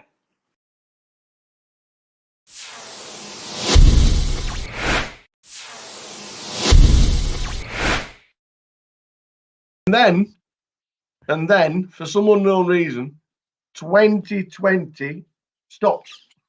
But I know we've all stopped, and I know it's what's happened has happened. But your last 6 Endermon results were 2 wins, 3 seconds, and a 5th. Yeah. And in 2020, before we actually did stop, you got $300,000 in career earnings. How are you keeping yourself busy? Have you been playing online? At the start of lockdown, I was playing. I was playing a little bit because I was wanting to do the points for the leaderboard. Yeah. And then I just don't really. Online poker's not really my thing. I get I get distracted. I like to be at the table. So I'll just like I said, I don't think I've played for 5-6 weeks. Haven't watched any poker. Haven't played any poker. Just been going to work and drinking a lot, eating a lot. Everybody else. What is it now? The quarantine 15 or something like that, isn't it? What everybody seems to have put on. So. Yeah, I was you try and at the start I was trying to like keep healthy and play a bit of poker, do a bit of studying and that. But have we had any scores of note? What online? Yeah, while we've been in lockdown. No, I don't think so. No. Because I haven't played for a while, I can't really. Definitely nothing to write home about. That's like a lot of us, by the way. It's not just you. If you put in the volume, I know you get some scores, but there's quite a few people out there haven't had a touch. So you're not on your own. Don't worry. I think when live poker's coming back up and running, I'll start watching a bit and playing again just to get back into it. But at the moment, just enjoying sort of taking a bit of time out and working and chilling out. It's quite nice. But I'm ready to get back to it now. It's getting a bit. I'm looking forward to going away, seeing some old friends and having a couple of drinks, a few stops. Yeah. Totally agree. I'm going to fire some quick fire questions at you. No, The answer can be as short or as long as you like. We don't really mind. The best player you've played against? I'm gonna have to stick with my guns. I'll probably say Deadman. I always used to. He's not. Yeah, he's just very tough to play. He made a lot of good. He just made the right decision a lot of the time. Hardly The made most any memorable. The most memorable hand. most memorable hands. Probably my first GUKPT win, Ace Jack offsuit. Who is Yeah. your study partner, and what do you talk? And who do you talk poker with if you still do it? The main people I speak poker with is probably Mark Foggin, Fogsy. Mm-hmm. He does a bit of study, and I don't really speak. There's not many. I know there's a few players around here that play, but when I go away, I talk with Fogsy, Tammer, and an older bloke, Dom Cummings, who plays. I talk a lot of poker with. You always wear headphones at the tables. What are you listening to? Sometimes nothing. Really? Sometimes nothing. Just so I just put them in sometimes so people don't talk to me. That's a good thing.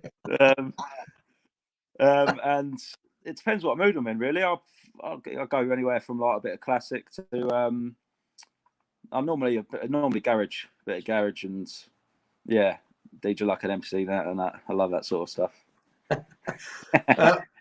Where do you keep all your trophies? Trophies. I've got a few of them on the windowsill upstairs in the spare room. Yeah, but I left one. I left the mini man. I left it in Blackpool. Luckily, I've got a couple others. If you could beat anybody, heads up for GUKPT number 4. Who would it be? Oh, it'd have to be one of my mates. I'd like to. I don't know, smash Fogsy heads up. I'd like to smash him heads up. We have noticed you never like to watch yourself when you're rolling. Why is that? I watch the table when I'm behind. All right, okay. I watch because I'm thinking no, like say for instance, no queen, and then it always manages to show up. So it's just some stupid little thing that I got into, and I even do it online when I'm playing online. Turn away from the computer screen when I'm all in, and just a stupid little thing I got into, and well, I'm a good flipper most of the time, so it's worked out. It's worked wonders. What's the aim for Ben when we get back to playing poker? Will it be chasing number 4? Yeah, of course. Yeah, I want that number 4, number 5. I'll be chasing number 4 definitely. Yeah, looking forward to it. Looking forward to getting back, but no word on when it's coming. Is there? Not yet. No, not yet. You have to win the Goliath online for the starters, and then as soon as we do get back, we will be chasing number 4. That's for sure. Whenever it is. I can't believe Corona screwed my hot streak. Stopped you in your tracks. Just. I know. Gutted about it. And finally, for Ben Windsor, while we've been an hour with the tower, would you do anything differently? Would I do anything differently? I don't really know. I guess you always learn from some of your mistakes, like spending money on stupid things. Yeah, going out. I always regret if I go out having a few drinks before I play poker because I play terrible when I'm hanging off. So I'd always start to change that. Change anything else? Yeah, probably a few things, but nothing that really comes to the top of my head.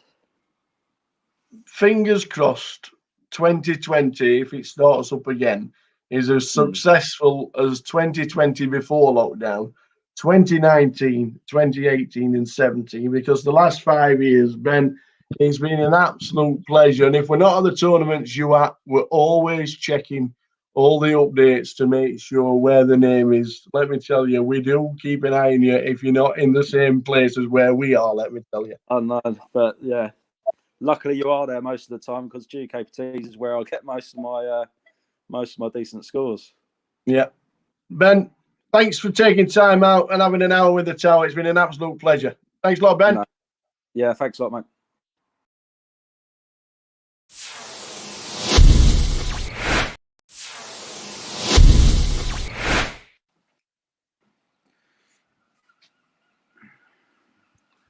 Welcome to another hour with the tower, and this week we've got a British legend that seems to have won all his earnings in the last 2 months before lockdown. An absolute pleasure to say that the guy's got 1.7 million in life earnings. He's 68th on the all-time English list. We have got 3 GUKPT main event trophies, which might start you trying to guess who it is. The only player with 2 GUKPT grand final titles is the GUKPT all-time money leader. And it is our pleasure to spend an hour with the tower with Mr. Ben Windsor. Hello. How you doing, pal? Yeah, good, mate. You? You've had a lockdown haircut. Lockdown haircut. Yeah, it had to go. How did it get? Yeah, it's not quite that, but yeah, the beard and the hair just showed. We took it all off. Yeah. Going back. Well, we're gonna spend an hour with you, and we're gonna ask you quite a few questions regarding what has happened, because you've had a fantastic run of success. We obviously know you from the GUKPT, so we will be touching on that quite a lot. But where did you start playing poker? Who did you learn with them, and how long ago was it? And did you think, do you know what, this could be the career for me? Nah, I never really thought that, but I enjoyed it from the first time I sort of saw it. Like I just enjoyed like the gambling. I've always liked gambling, like fruit machines and arcades and whatever else. Yeah, just start. I've watched my brother that used to know how to play it. Yeah. So I sort of learnt from him, and we used to watch the poker on the TV, and then yeah, got a few of the lads up the golf course into it, and we used to have £1 freeze outs. That's the way to. That's the way to start the £1 freeze outs. I tell you, everybody builds from them. We spoke to Jake Cody, and he was like £5 rebuys where he started. It's just progression. It's just progression, isn't it? Yeah. That was one of the first comps I won, £5 rebuy. Yeah. It's everybody has to start. Your first cash on the Hendon Mob. Do you actually know what it was? I think it's a 1K at Palm Beach.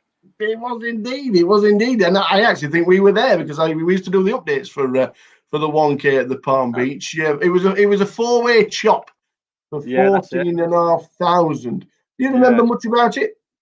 I think that's the one where I was sitting next to Teddy, sharing him at one point. I think he just started playing, hadn't he? Yeah.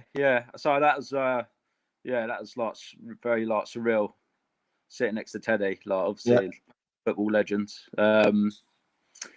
Yeah, I just remember being obviously quite nervous, but Palm Beach, lovely casino. Yeah. I think I played with Matt. I think I've done a chop with Hugh and Jones. All right, okay, yeah. Because then with the days there were like 60, 70 runners, weren't they, in the 1K? But it was a one thing. Was it a Monday night? It's I think it's a Monday night. Yeah, once a month. Yeah. It's a crazy game, so you can just imagine how many people turn up for a grand on a Monday night. Yeah, I know. Yeah, great little comp that was. Yeah, it was a very, very good film. They're always tough fields as well. It was a great film. I do remember going down there as well and thinking, wow, this casino is pretty impressive. Is that what you thought when you first walked into the Palm Beach? Yeah, exactly that. Lovely little casino that. Absolutely. Yeah. You made 8 GUKPT main event final tables. Your first was in 2013. What on earth made you go up to Didsbury? Didsbury. I don't really know, to be honest. It's a long way from where you are. I think it was when I was obviously very enthusiastic about playing, so I didn't care where I was driving to. I just wanted to get there and play. And obviously, GUKPTs used to watch them like occasionally and think, "Oh, one day I'd like to be able to play in these." Yeah. And yeah, Didsbury. It was a 500. That's right. 500 buy-in at Didsbury. Yeah, just short of 10,000. So was it a little bit of disappointment for yourself for finishing third? Probably at the time. I can't really remember too much about it, but yeah, I'd have probably been disappointed. But I think there's a lot of money to me back then. Still a lot of money. Yeah, I know. Yeah, of course, yeah. But yeah, then I was a lot. Yeah, couldn't believe it. Yeah. Can you remember anybody on the final table? Was it Andy Booth? Ah! We was there, I think Andy finished 7th. I think he was 7th. Yeah. Yes, he still boasts, I've been on a GUKPT final, but it was he was indeed on that final table. And Tom Hall as well. Yeah. Tom been there. Yeah. Well, you've done a lot better than Andy Booth has since then, because that was his last final table. Oh, was it? It was indeed his last final table. It wouldn't be the only final table that you have been on a GUKPT. And like I said, we know you a lot from the circuit, the British circuit as well. The GUKPT main event in Brighton in March 2014, another final table. And this time you finished 4th. Do you remember much about Brighton? I do. That was I think that's just when I started playing solely just poker. Yeah. Yeah, because I used to sports bet and that a lot. And I just knocked well, didn't quite knock it all on the head, but yeah, was just playing poker, and I think I got a little bit unlucky four-handed or in one of the all-in spots, and yeah, I can't really. I'm trying to think back to it. It's one of the nicest casinos, Brighton. I must admit, it's such a shame that I know the circuit could have. If we went back to every GUKPT that we ever did, we'd end up in like 25 different locations. But Brighton was one of the best. 4 weeks later, though, my friend. 4 weeks later, there's a place called Walsall. Oh, Walsall. You will remember Walsall because you beat Simon Deadman heads up. Yeah. And at the time, Deadman was like one of the names on the circuit. It was the name that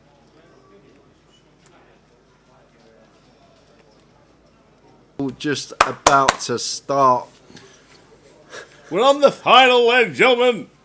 They had a 60-minute dinner break just after a 20-minute break. Obviously, 20 minutes weren't enough. Yep. But I hope they've all been watered and fed, because we could be set for a long final.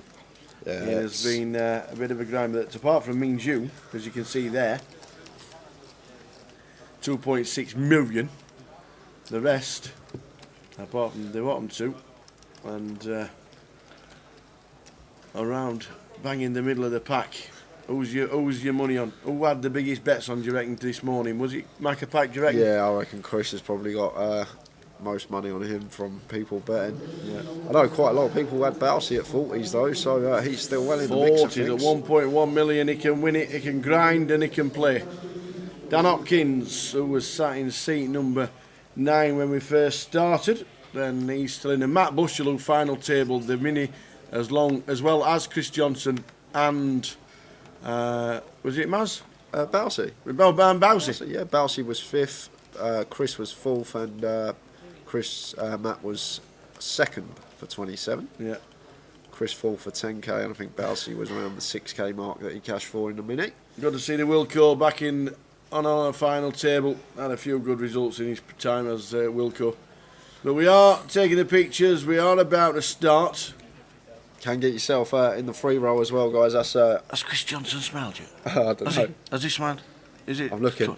Come on, Chris, give us a smile. Come on, Chris, give us a smile. Not yet. Still not Come yet. on, Chris, give us a smile. Bounces on everyone. He don't mind. He's sat there. It's like a photo shoot for him. He's in that many finals. So as you can see there, where are the seating positions? Where are they going to be sat for us, Jay? So in one's going to be Chris Johnson, in 2 Adam Wilkinson, in 3 is Balsey, in 4 Dan Hopkins, 5 Ming Yu, 6 Matt Bushell, 7 Ian Hamilton, 8 Steve Jelinek, and in 9 is going to be Maz Bako. Steve Jelinek, the only one in the field with a World Series of Poker bracelet. Oh, what was that in Tower? PLO. PLO. Nick. I don't know what year it was. It was about 2010, 11. Yeah, it was a long time ago. So there's a chip counts. There we go. We have... He's smiling, Tower. He's smiling. Yes! Ladies and gentlemen, put it down in diary. 5th of September, 20 past 6 in the evening. Chris Johnson, give us a smile. He is an absolute phenom. He's our fella they call Macca Pack. He's a top lad. Round Birmingham, and we have a heads up. We have a heads up between Wilco and Chris Johnson touted out this morning. That could still happen. Who's missing? No one. Chip leader.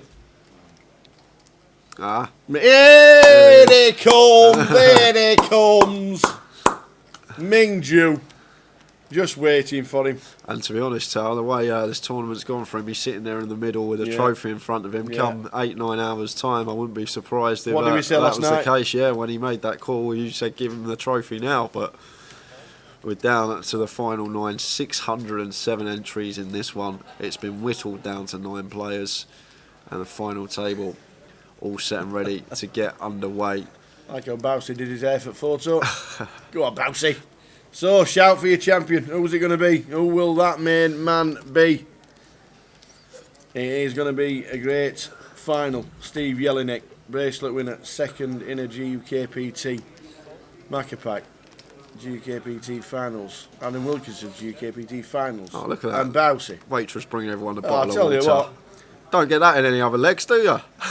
And then you look at Ian Hamilton. 1.6 million chips, biggest cash, 147 quid. It's brilliant, isn't it? This is the game that brings us all together.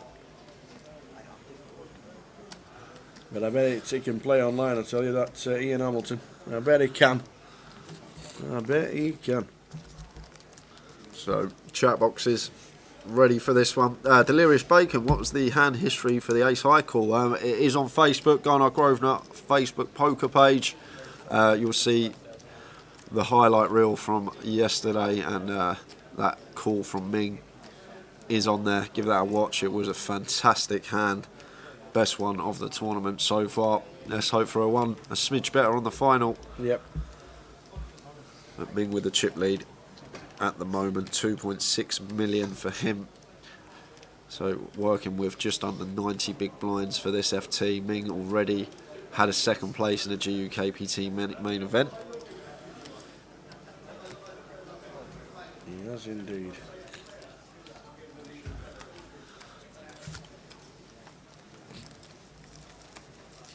And this is Matt's 3rd final table this week. I should probably point that as well. The man in seat 6, this is his 3rd final table here in Coventry.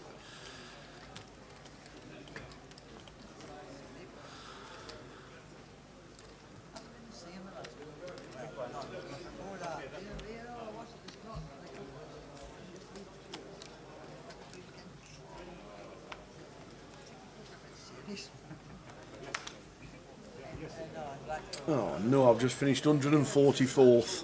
How'd you go out, Tower? I was in front. Good luck, everybody who's playing the free roll. 227 of you. I win another pint. 227 playing the free roll. Good luck, one and all. Let us know how we carry on. We are now concentrating on this main event, and that will do nicely. Thanks for playing the free roll. Winner gets a ticket to the closer tomorrow, but we are now concentrating on this said final. So Ace's first hand of the FT, so probably going to look like raise to 60, 70k. 75 from Wilco, opting for 2.5x. And Ian with what is meant to say 1.7 million. 17 million. That's a chip count. There we go. Look at that, straight away, adjusted. 17 mil. Is late reg still opening the free roll? Yes, it is, for about 20 minutes. Password is COV GUKPT, all uppercase. COV GUKPT. COV GUKPT, uppercase. No action from Maz and for Wilco. Winner much bigger than what you'd expect people to. I expect most people just to open to 60k. I think if we opened to 60 there, Maz would have been defending that particular hand in the big. You can still get in the free roll, guys. There is an hour of late reg on that, just under half hour to get in. Password for that is COV GUKPT, all capitals. Good luck if you are in that. Let us know how you're getting on in the chat.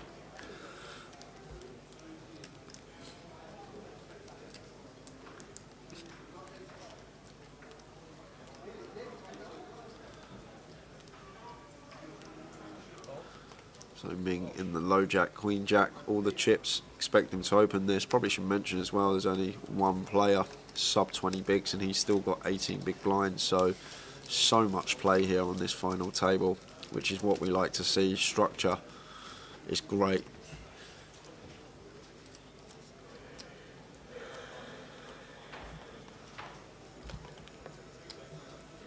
Phil Pratt says seats 1 and 2. Let's go, boys. That'll be his heads up bet when he first put it in this morning.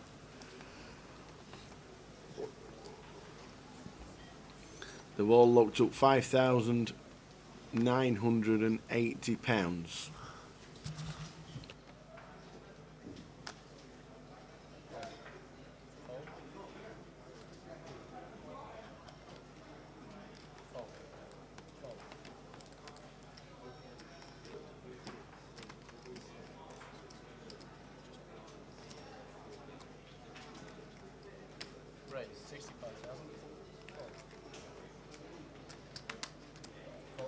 So blinds 15,000, 30,000. First level of the final. Yeah, Matt here with ace queen, 17 big blinds. Gonna open this one. It's a bit on the line here. 16, 15 bigs he probably just shoved, but 17 bigs, as I always say, just fine to open here. Got such a good hand, want to try and start getting some value, and Steve comes in with the raise. And this is a sized up free bet, if I've ever seen one. Makes it half a milli. Pretty much setting Matt in, saying, yeah, let's go. I've got pocket jacks. Matt with 17 bigs and ace queen.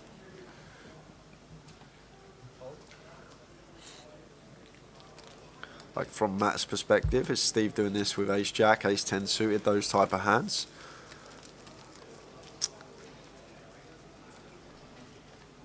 Bit of a tough spot for him early on against Steve, who what we saw so far from him today, doesn't look like the type of player that's going to free bet much except the top of his range here. So against a lot of players, Matt may just get this in, but against Steve here, he may just make a tight lay down early on in the FT. Can't expect him to do this with ace jack too often here. So from our perspective, we're either in a flip situation or we're dominated against a hand like ace king. So a bit of a tough one here for Matt. I think if it was a normal size free bet, say from Ian or Matt or Maz, Matt would be putting it in. But against this particular opponent, I can see him hero folding this one tower. Yep. Me too. It's ace queen. Joe Brunson's least favourite hand in poker. And Matt Bushell will say, you know what, I've probably got to hit. I'll come back very soon. Well played, Matt.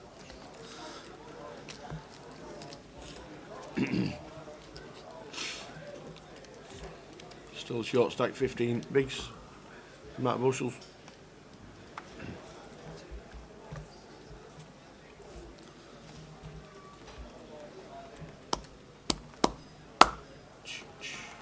So Maz is going to be one of the favourites. Now he's got a lot of chips. Ming Ju will be favourite as he comes to the final table. If you had a bit of a punt this morning, good luck.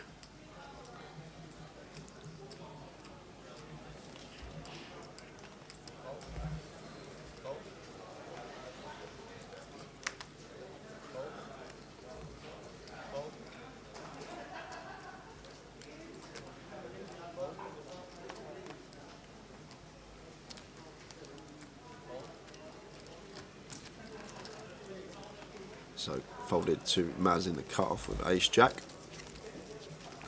Wants to be opening this one.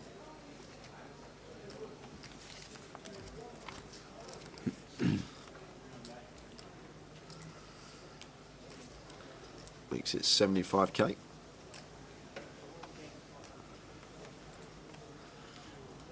And Bousey not defending the Queen 9. Second time we've seen someone open 2.5x. Now there's the stacks. You can see there is plenty in play here. Chunks. Password for the free roll for the next 20 minutes is COV GUKPT.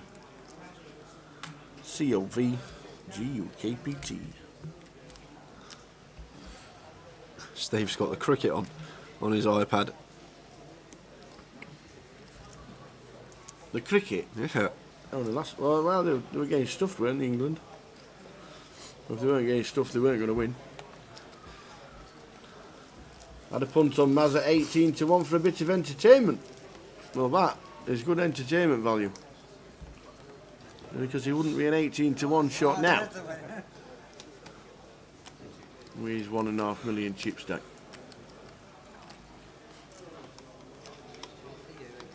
So Chris finds an ace and a cut-off, makes it 65. And Bousey with pocket threes in the small blind here. Bousey playing 33 bigs. Looks like he's going to count out some free betting chips. Versus Chris's open here in the cut-off. And Chris just going to have to get out of the way here. Well played, Bousey. Like the size he opted for as well, nearer the 4x out position.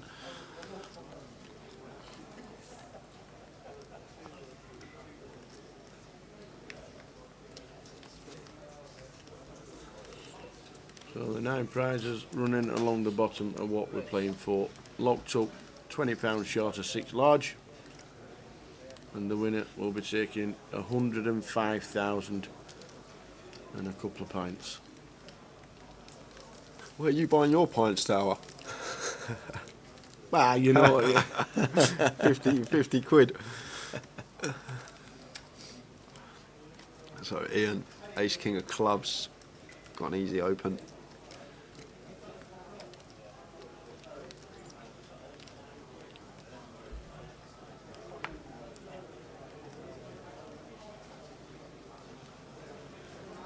Fold for Dan here in the small blind.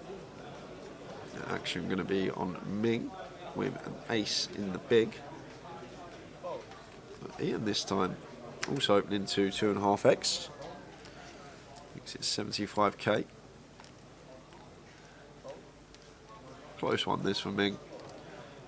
Do have all the chips, but against early position, as I always say with these like raggy aces, early position opens, sometimes we got 3 outs. Either they got a pair, we need to hit our ace, or if they've got a dominated ace and we need to hit our kick up. And the times that they got the other hands, like the king, queen, jack, 10, 9 suited, equity, whereas that fares well against our hand, ace deuce off. So just deciding to get out of the way, which is fine. He's got plenty, Ming. I'm interested to see how he's going to navigate this final table. It's a similar scenario to Manchester, actually. Ming got over 1 million chips on second, and when Trigg was on the Manchester final table, he really did come in and run it over and took down the title. And I'm interested to see if Ming is going to take the same approach or whether he's going to take a tighter approach. £105,000 up top. Which one is it going to be? And who's your money on? As Baco raises under the gun +2. Ace Queen off. Dan got an easy shove here on the button. Dan shoving. Maz will have a decision. Sub at 20 big blinds. And there's the all-in triangle. And action going to be back on Maz.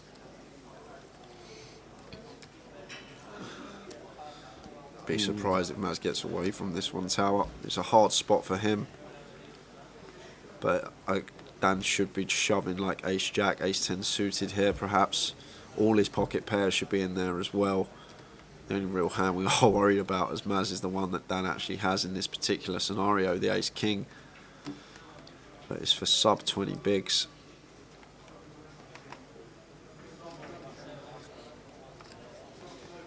Just ask down what it is. 585 total.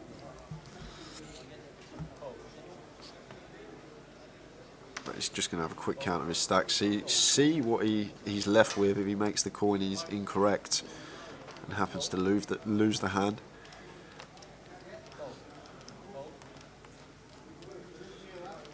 But then again, as I always say, it comes down to opponent as well. But against a good, competent player who's going to take good shove spots, this would have already been in. But if we think Dan, once again, it's a big final table, there's 6 figures up top. If we think people are going to be only shoving nearer the top of their range for this amount of big blinds, and sometimes I guess you can make the hero fold, but it's a tough one. Simply because ace-jack's probably going to be in there. Ace-10 suited, but no, Maz is going to fold as well. No one wanting to put any chips in this final. It looks like it's everyone's taking the tighter approach, and it's a good fold from Maz there. It's a lot better than the one from Matt.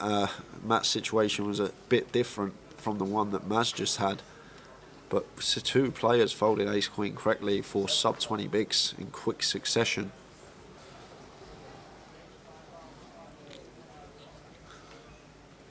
Phil Pratt says it's England 4. Andorra, not many. Yeah, 2 ace queens folded. Final table of 9. If you just joined us, good afternoon. Chris Johnson in 1, Adam Wilkinson in 2, John Bousfield in 3, Dan Hopkins in 4, Ming Ju in 5, 6 is Matt Bushell, 7 is Ian Hamilton, Steve Jelinek in 8, and Maz Baco in seat 9. So Wilco's turn to open with a pocket pair in a low jack, makes it 75k.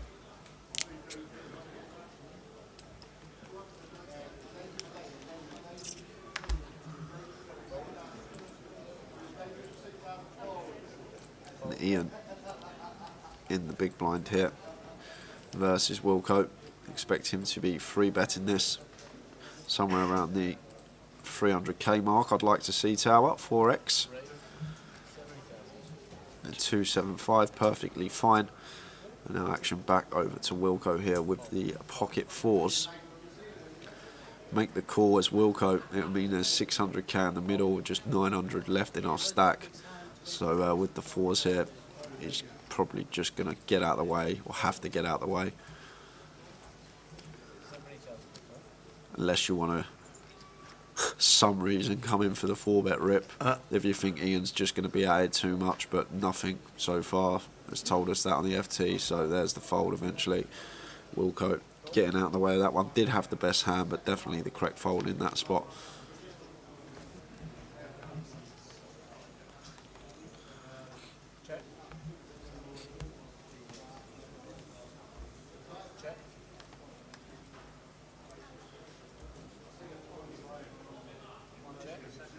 How many did the seniors end up with? Let's have the butchers. Let's have the butchers, Ook.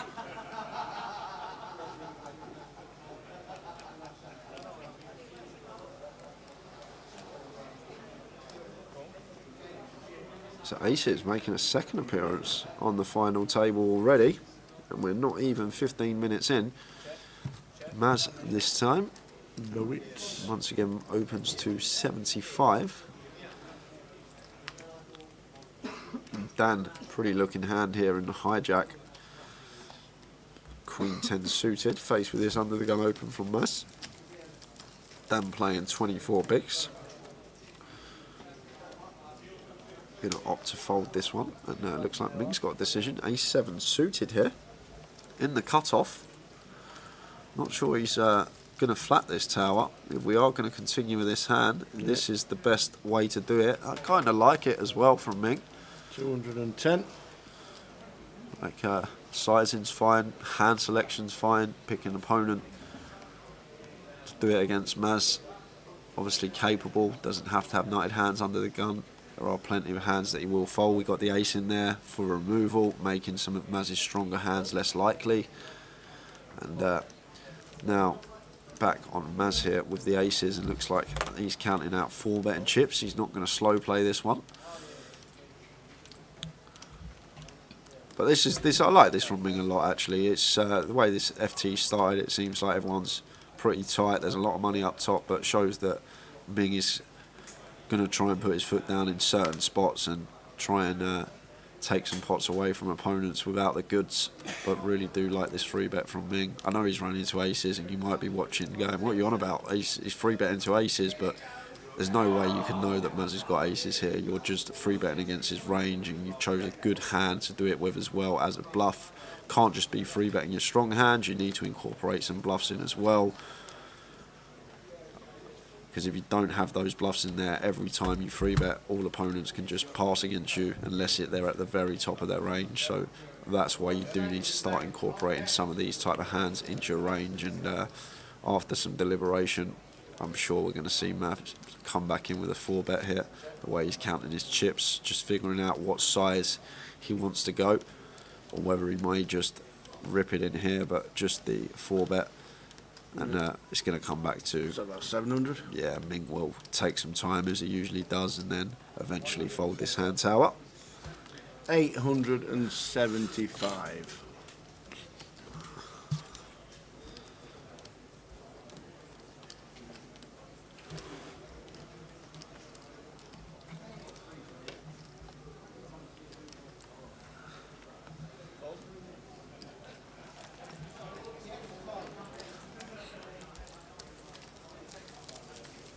There's not much to say here, tower, other than Ming's going to fold. He can't. Maz is not putting this much of his stack in as a bluff, and not caught. Like he's not. Every 5-bet rip, it's just not getting called off, and Ming just taking some time.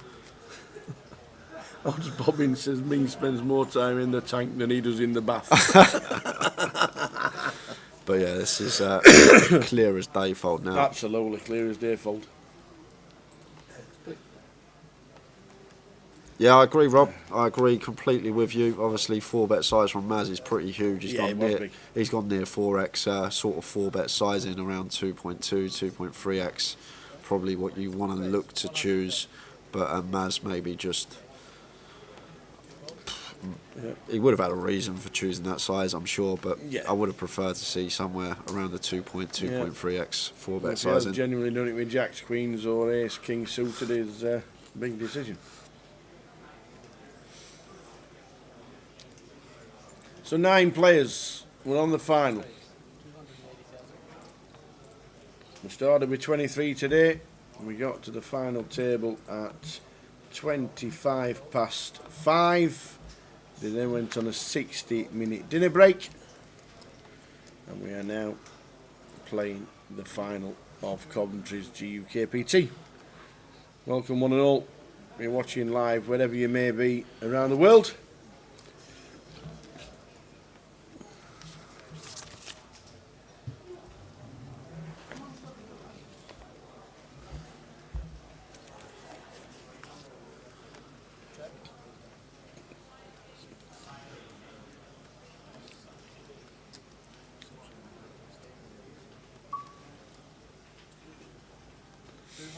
Matt moves them all in. His triangle is in. Yeah, just under Short 30. stack Matt Bush, final table in a minute. just under 13 bigs, so find an ace in the cut-off. This is fine from Matt.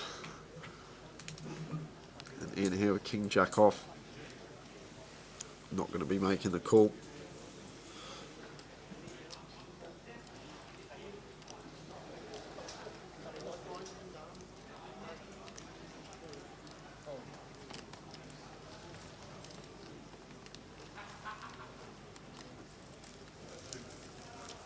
Matt's going to get out of the way as well. Quick fold from him, and Matt gets that one through with the ace-5. Down to the blinds and the antes to his stack. 607 runners, we're down to 9. Good effort, one and all.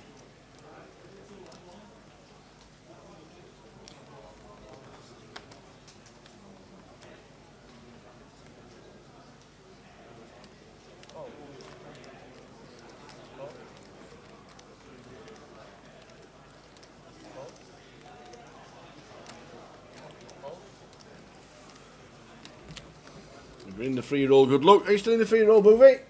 Yes. Are you chip leader? Was. Like it. Always runs well. What was that, when before the tournament started? Was your joint chip leader with the rest of the field? All this, all of you there. I know. John Ayres 14th. The free roll password is COV GUKPT. I'm not chipping here anymore. Uh-oh.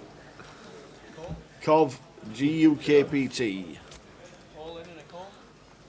You've got about 2 minutes to gain. So Wilco with the 10s makes it 65, and raise and take for him. That would have been slow like that, wouldn't it? England 4, Andorra 0, says Bouncefield Boy. Watching Pops on another final table.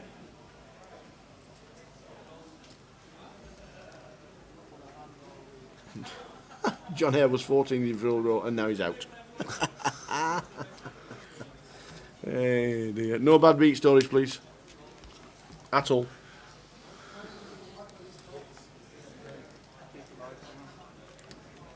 It was a free to enter tournament. It cost nobody anything.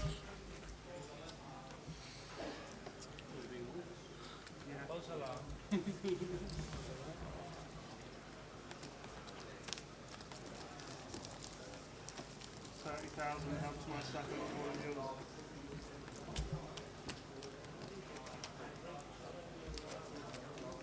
So blind on blind, Chris completing, Wilco checking his option. Does have Chris dominated in this spot. Oh, a bit of action. Blind on blind here. We got 2 pair for Chris, and Wilco has flopped top pair, and Chris going to come in for a lead. For 120. Can't be right, Tower. All in announced. 120 bet. And then all in for 1 mil. I'd be surprised if it was 120 into 90 on the flop when we flopped top 2 from Chris. Okay, it was a raise to 120 from Wilco. That makes sense. So better 30, raise to 120, and now Chris just sticks it in. And Wilco shows the 10-9, and it's a good fold from him. And Chris shows in the 10-8 for a bit of respect. Yeah, I'm surprised Chris just insta the rip there, unless he thought Wilco's never folding a 10. But I'm surprised we didn't perhaps flat. Yeah. Shoving a million over 120. Perhaps left some value on the table there as old Macapac in seat 1. If he's obviously played with Wilco quite a bit. Maybe he thought if he's got a 10 here, he's not folding, I'm going to get my value now. That was a big, big shot from him. John Perkins watching. Now he's back from Cyprus. Lovely family holiday in Cyprus. Watched the live stream while you was over there in the sunshine, and now you've come back to some sunshine.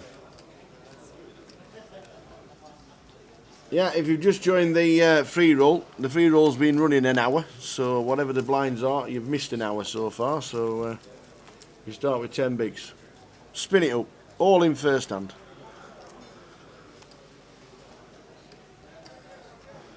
So Dan opening the queens under the gun makes it 60.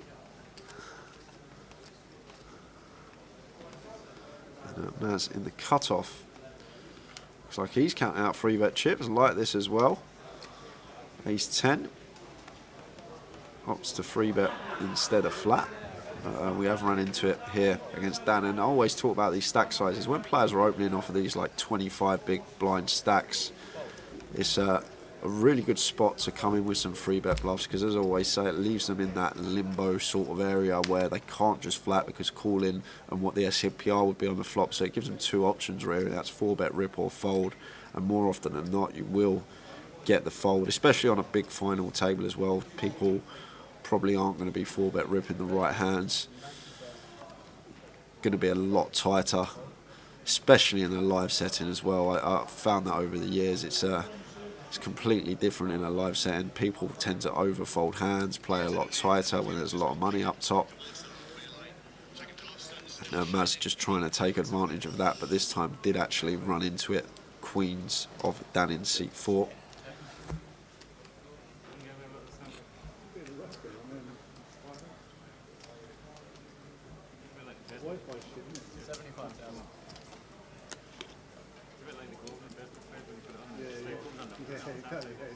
I'd just like to say good evening to the Soviet Union, because Victor Ilyukin and Victor Ilyukin Jr. are watching as well. Nice one. Victor texted me this morning. He says, I've been watching all weekend, been great. Hoping to be playing London in November. Victor, I should have mentioned it earlier because he always tunes into the live stream. Well, evening to the Victors. Mr. Ilyukin, who's won one of these, and he's a top, really nice man, and Junior is just as. So I hope you're enjoying the coverage, Victor and Victor, and fingers crossed we will see you both in London when we go down for the grand final. Strange one this from Matt, off of 15 bigs, just coming in with a random open here, off of 15 big blinds with King 8 suited. Full ring. And Dan gonna defend, getting just under 5-1 on his money. Well, should be defending here. We got Queen Jack in the big. And does defend. I'm really surprised to see Matt open this hand. I'm sure he has a lot of reasoning and why he's actually opening it, but it's a strange one from my perspective. 10-7-10 flop.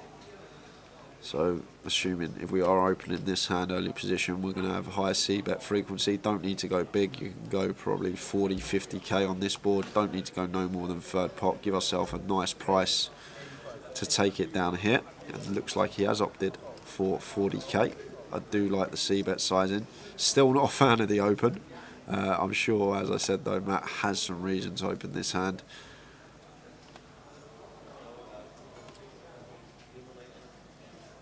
Straight back at you. Dan sticks it right back in his face, makes it 125k to go. So basically repping a 10 here for value, and that's about it. Obviously he's got a whole host of 10x in the big blind. He's going to be defending fairly wide, getting 5-1 on his money pre-flop, so all the 10x are going to be in there. Not like the 10 deuce off, 10-3, 10-4, 10-5 off. He's probably going to muck them, but he has plenty of 10x holdings, and Matt with just king high going to have to get out of the way. But Matt losing 100k from his short stack there all comes from that open. I just think on this FT, off that stack size, maybe just let it go. I get it if it's Ming with his 80 big blinds opening it, just applying the pressure, but Matt's got to understand he's the short stack here. We want to find a good hand to get our money in with. No need to start trying to come in for loose stills. Don Mahoney wants to watch it on YouTube. Can you watch it on YouTube when he wants to put it on his TV? Yes, you can. Just search GUKPT as we have replied. Go to YouTube, go to GUKPT, it'll come up live, and there you can watch it.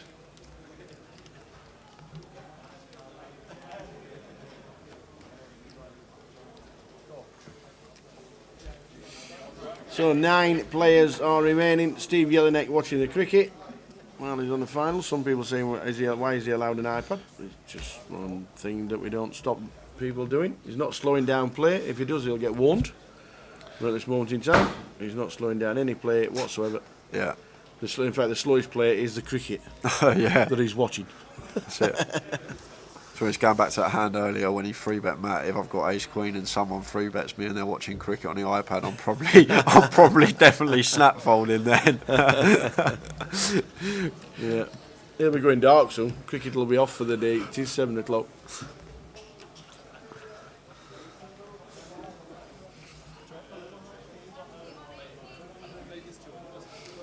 Nine players still in the hunt. Most people's big scores in this event.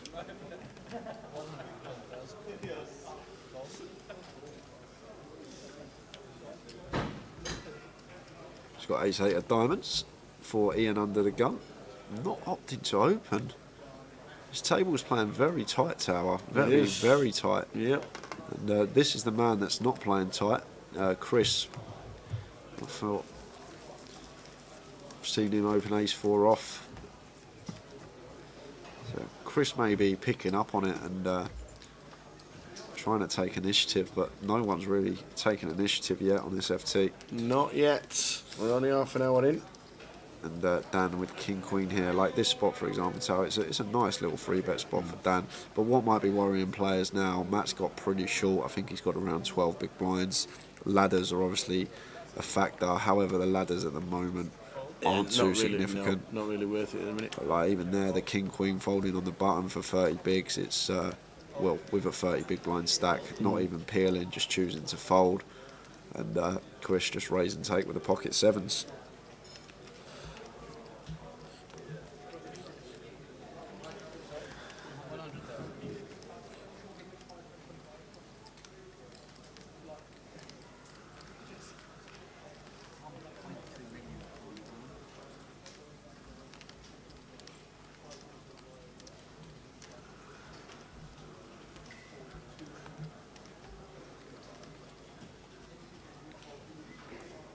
Steve folding ace, king queen under the gun.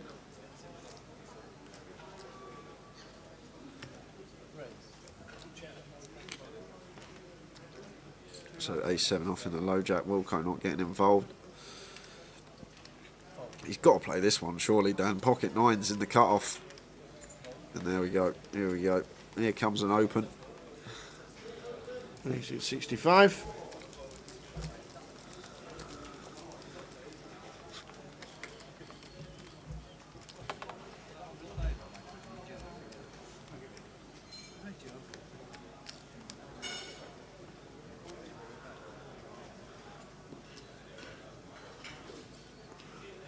So Jack 6, 8, 2 diamonds, 1 overcard to the 9s of Dan. Coming in for continue, just a dummy and gut shot here for Ian.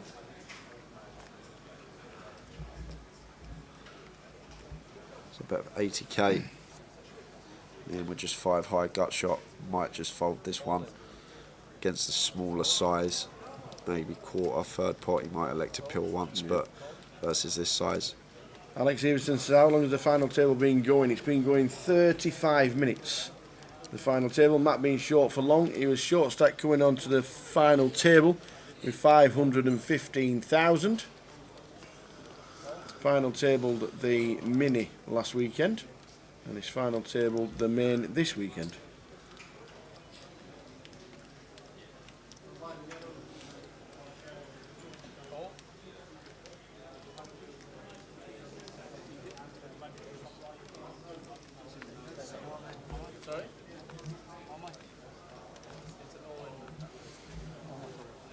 All folding round in order, round to Bowsit, King 9 suited, going to open. Yep.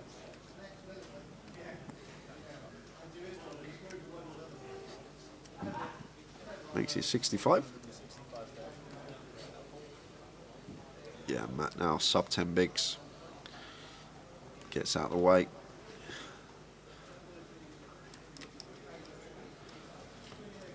And this is a chance for Ming to try and chip up tower. Why Matt's sitting there sub 10 big blinds and the next nearest stack is over 20 bigs, I believe. I could be wrong. Look, 36 bigs, I should say. Ming's got a real chance to make some chips here. He can start free betting everyone pretty light. They're more inclined to fold unless they got near top of their range because they want Matt to bust, get a little ladder for themselves. Yeah. I'd really like to see a bit. Do you think he'll change his game if he does go double? Who, Matt? Matt. Yeah, well, he can't do anything. How did he at the play when moment. you were on the final table in the mini? Well, it's a really strange dynamic. It was the thing is, there's someone come in with over half the chips in the plate. No one had average stack except the chip leader. Right, okay. Yeah, the other 8 of us were all below average stack. Wow. So it was a really strange dynamic. It was probably the only final I've ever actually played like that. So we were all just sitting there waiting for our shove spots, and that was basically it until players were getting knocked out. But in this situation, when he's got 9 bigs, he can't make any mistakes. He'll know that he's a short stack. Yeah. He'll wait for his hand, and once he gets it, he'll move in and hopefully get his double. But from Ming's perspective here, he can really start applying some pressure to these other stacks. He's got 70, 80 big blinds. Start throwing some free bets in against the other opponents. They're not going to be 4-bet bluffing him because of the short stack here with 9 big blinds. They're going to be overfolding certain hands. But then again, we still need some hands to do it with as Ming. We're not just going to start free betting trash like 8-3 off and 9 deuce. Still need to get some sort of holding dealt to us. Are all the players on the final table professionals, says Alex Funnel? No, not at all. Not at all. I don't know if anybody would call themselves a professional poker player sat at this table. Would you? I'm not. I don't know him well enough. I know Ming, Ming and Maz are obviously regulars on the circuit, but whether that's their main source of income, I am actually unaware of that. But I don't think Steve is. I don't think Wilco is. Pretty sure Matt's not. Yeah, the closest thing will be Bowsey's not. Yeah. Will be oh Chris yeah, in Macapac. C1. Yeah, Macapac. Obviously. Chris in C1 plays his volume online. He's got an incredible volume online, and has started playing live for the last 2 or 3 years more. He'll be very happy that we're down in the Midlands because he only lives half an hour away. Matt's a big cash player. So yeah, is it professional? I don't think it is. And the professionals that play every single tournament and do nothing else? Probably not.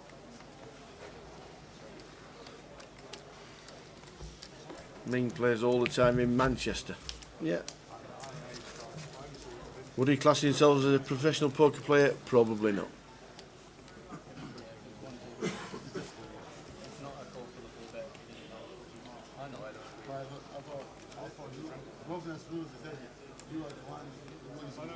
I would have been happy about it. Yeah? I would have been happy about starting. So Maz wants me opening this one on the button. Come on, Maz, use your big chips. Make it easier for the dealer. I know, yeah. Yeah. So raise and take from Maz on the button.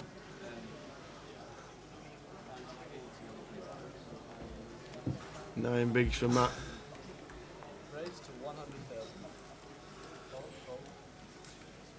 Yeah, Arcifo says Ming plays all the time in Manchester.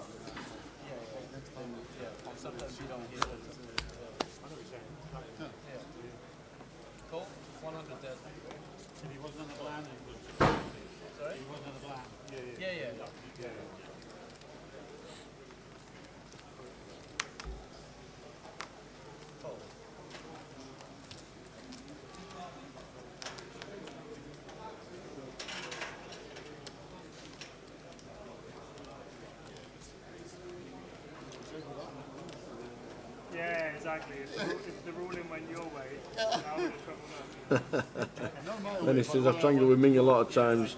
Really sound guy. But less likely to strangle now after that ace jack hand yesterday.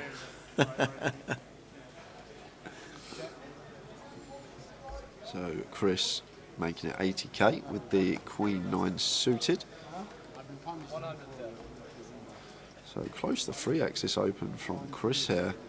And Bousey probably less inclined to call here. Worst ace, a6 off, worst one we can be dealt.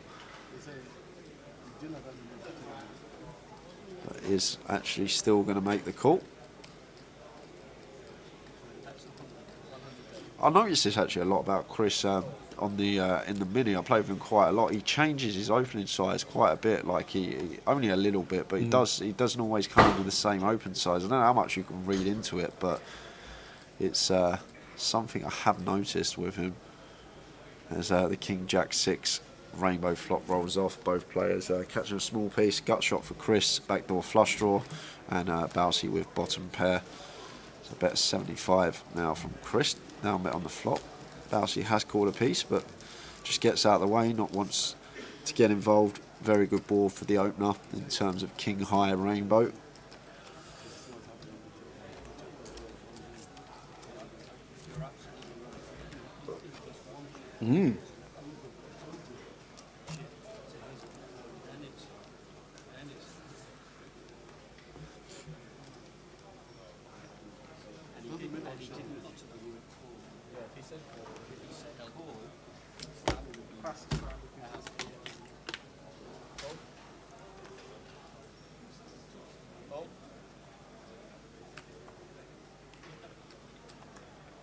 So ace deuce suited for Ming under the gun. Like this spot here, right, should just be opening, but he's going to fold again.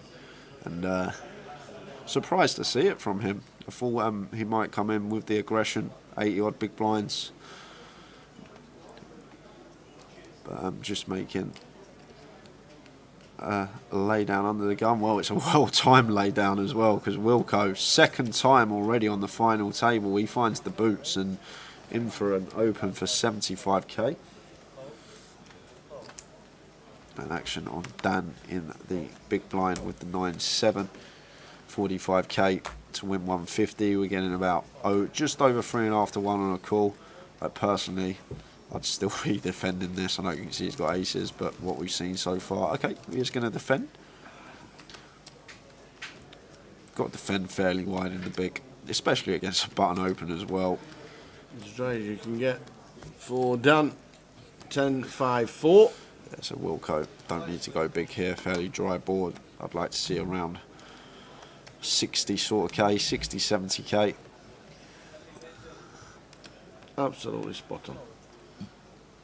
So 70k bet from Wilco, like the sizing, but not going to get any action at all in this particular scenario.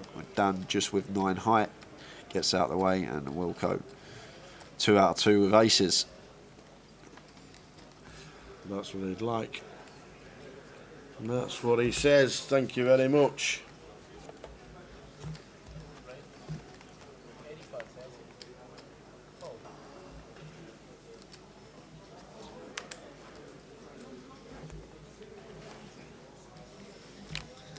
GUKPT Coventry final.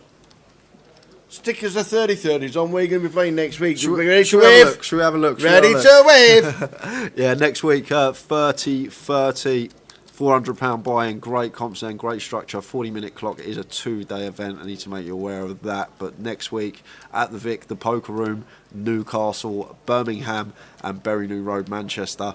So get yourself in those guys. They're great tournaments, great value, and structure of them's great as well, Tao, I should mention. 50,000 guarantee every event on the 30-30s for the rest of the year.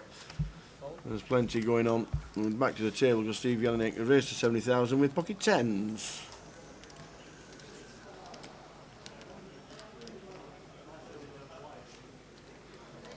Lines up next stand as Ant has just shouted. Ming could see a flop with Jack 10 suited. He definitely will. Yeah, if he doesn't, If he doesn't, we're going to turn it off. Yeah, if he doesn't, I don't know what's going on with Ming. You can find out on Facebook who won it tomorrow.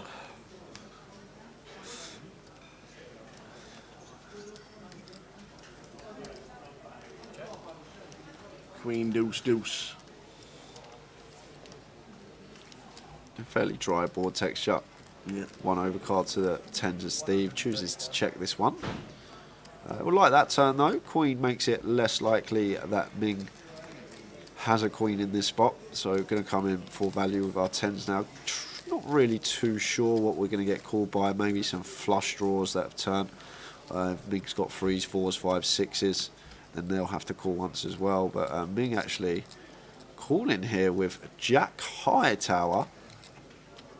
And the ace on the river. Now, does he think he's going to be check calling to chop it?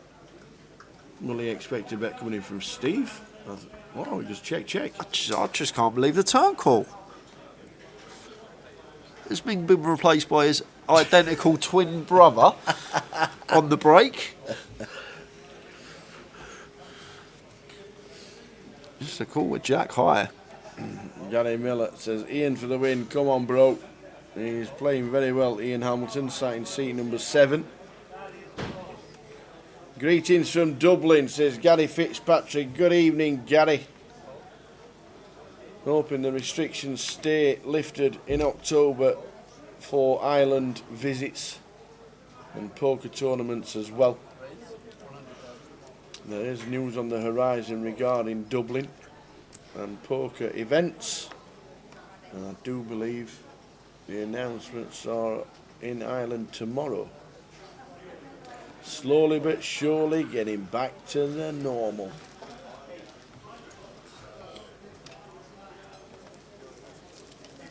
So ladies for Bousey in the cutoff. Makes it 85. So blinds are now up. We're playing 20k, 40k. 40k running big blind ante. Matt in one of the worst shapes you can possibly be in here. Yeah. And he's only got 5 big blinds now. Yeah, 5% equity pre-flop. He has 5 big blinds. Well, he's put in another big blind tower and a little bit more, leaving himself with 4 bigs behind with the Queen 5 off here. Just 5% equity pre. Does catch a piece. However, this ace high board should hit Bousey.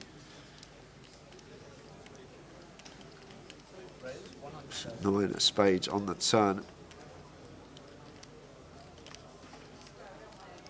And check once more from Matt. And Bousey might come in for a bet now, might just set Matt all in. Could potentially check it behind once more, but there are a lot of bad rivers. A 7 or an 8 could potentially make our opponent a straight from our perspective, so Bousey does come in for a bet. I like it once it's been checked to us twice. Want to deny equity to some of the hands that Matt could potentially get there with against us on the river. But with his particular holding in this spot, I'm not sure how Matt's ever going to continue, and there's the fold. And nice pick up there from Bousey. So we're down to 4 bigs, Matt Bushell.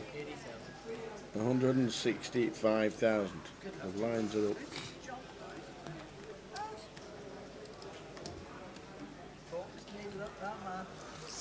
So now, this is where I want to see Ming go a bit crazy.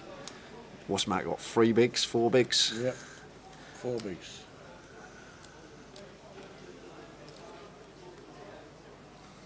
Unable to play his normal game, that is for sure.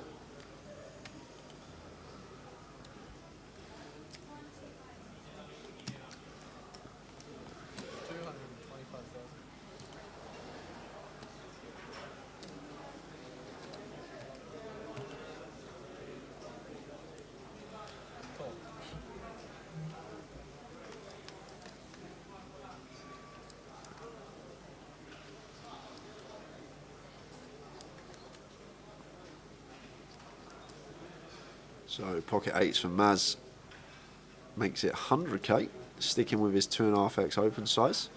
And looks like Bousey with a decision here. Is that a raise coming in? Yeah, incoming 3-bet. Yeah. Makes it 280 with the ace king. I'm just going to come back to Maz here, and interesting to see how he's going to proceed here with the pocket 8s. Effective stack of Maz here, 1.4 million, 35 big blinds. Makes the call. Looking at a call with the 8s. Take a flop out of position. 3, 4, queen. No help for Bousey. Yeah, no help here, tower, but queen high, 2 hearts. We only have a heart in our hand as Bousey, but counting out continued chips, don't need to go big here. about quarter, third pot. Between 150 and 200k is fine. And it's always important, these spots, you can size down your C bets. Make sure you're giving yourself a better price to get it through here. So gone exactly third pot there, Balsi. 220 into 660. Action back on Maz here. He's one overcard to our pocket eights, but can't instantaneously give Balsi credit for a queen here. Obviously still has aces and kings in his range as well. He did 3-bet us pre. So Balsi's value range here in this spot, aces, kings, ace, queen, maybe some king, queen. Then he opted to bluff and got Maz off the best hand. Well, but might have something to do with a short stack as well. We have mentioned that. Matt is very, very short. But the jump between 8 from 9 and 8 shouldn't really matter to be fair. It's only one buying the difference. But you get to a final table, you see 105 up top. You don't want to make any mistakes. But eventually, these guys are going to have to start playing, because they've been playing some super poker to get to the final table from the 607 runners that entered the main event.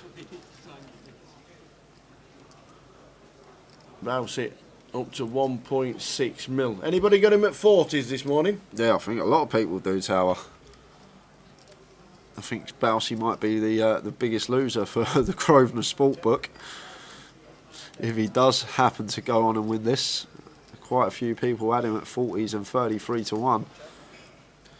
We have got a bet on. That's in with the king on the button.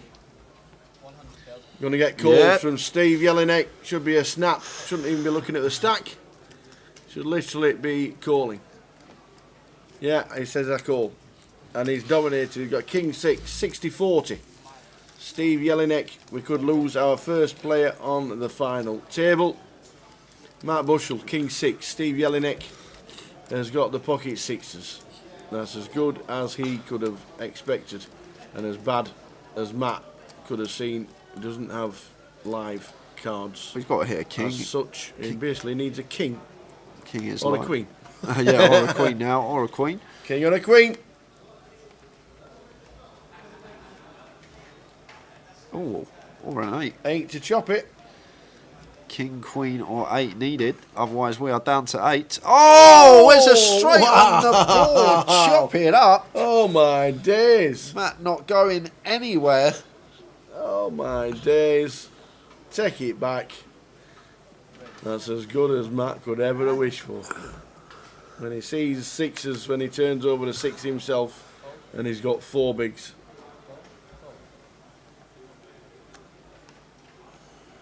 Chop it up. Dealer puts a straight out there on the board, and Matt will take that. After Absolutely. seeing the hands he got it in Not with wrong. against Pre. He will more than happily take that back to his 4 big blinds. He does actually get to chop up a big blind ante and a small as well, so he might have 5 now. And he's just protecting his mates. I've just survived an all-in. They'll be saying how many you've got. You've got 20,000 more than he had before.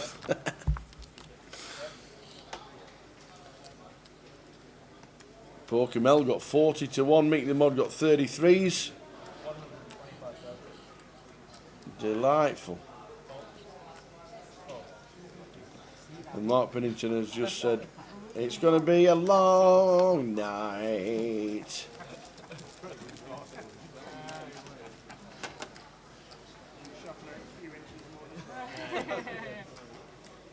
Steve makes up the small with 10-4. Maz should come in for a raise. No, decides to check.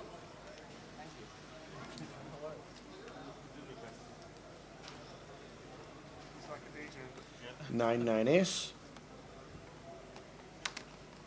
Check, check.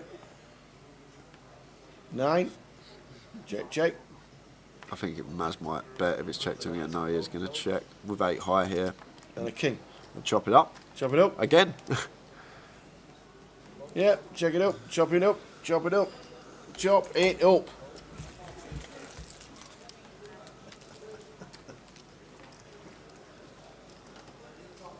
Yeah, Mark says it's going to be a long night. I don't know about long night, Mark. Definitely long morning.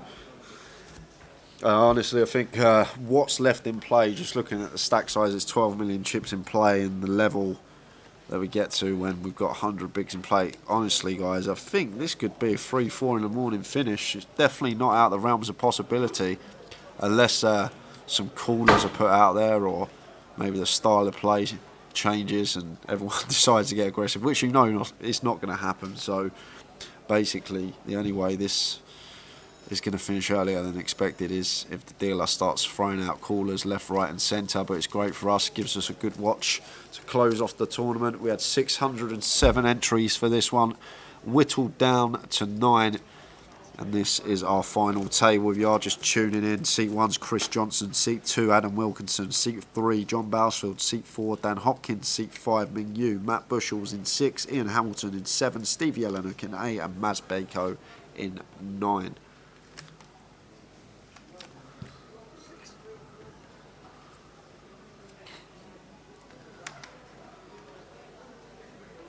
So ace 4 for Ian in the cut-off makes it 90, and Chris should be defending this in the big blind, suited queen, getting this price on his money, and does make the defend. Eddie Johnson says, I'll have the unders, Jay. I'll tell you what, Ed, we've got a deal. If this finishes before 3, I'll get you a pint.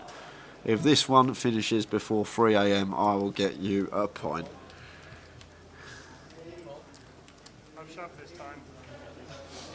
Ace, queen, deuce, 2 hearts. Ian comes in for continue here. Talk about it a lot. I like these sort of spots to check versus big blind when you do have the ace X here, especially ace 4, one of the worst ones we can have, but can become very good check spots for deception, pot control. King of clubs on the turn.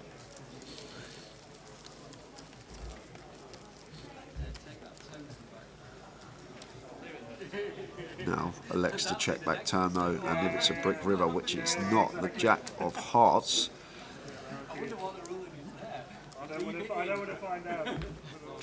And Chris going to check this one over to Ian, who will check behind, and the ace 4 will be the best hand. Chris says nice hand.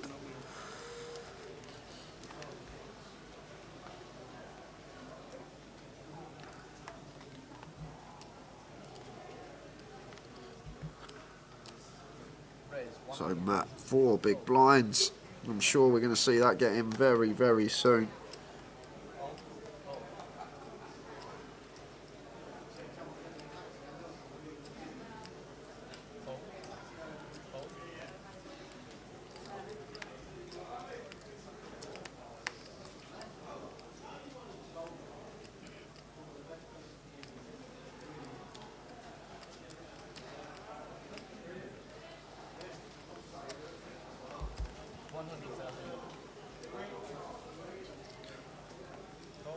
So Ian wants to be opening this one, ace 4 suited in the hijack.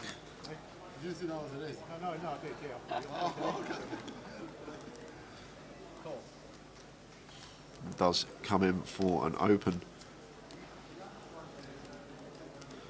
to 85k and folds round to Wilco in the big blind here, who is playing a stack size of around 27 bigs. And Wilco more inclined to free bet this spot, I'd believe, especially late position open, and I like his decision to just come in with the free bet here.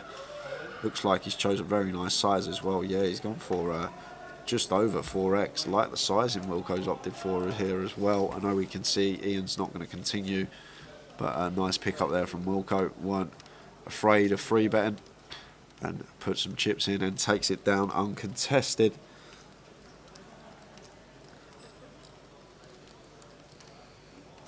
So Ming not wanting to get involved. I mean, 5 minutes away from the game. 2.1 million chips.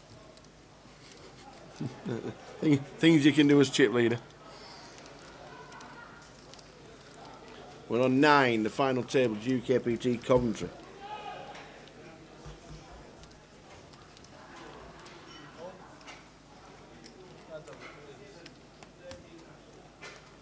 So 10-9 suited under the gun for Dan. I'm happy to see him open this one, especially with Ming not at the table at the moment on our left. Going to open 10-9 suited. makes it 85. And Matt's with a hand here in the cut-off. Go either way here, but opt in for the flat from the looks of things. Can potentially free bet this as well, but as mentioned, I think players are basing their decisions around Matt's stack at the moment. Maybe less inclined to take the aggressive approach, simply because him sitting there with 4 big blinds, once he busts, they are going to pocket another buy-in. And Bousey going to come along as well now in the big blind with the ace-3 suited.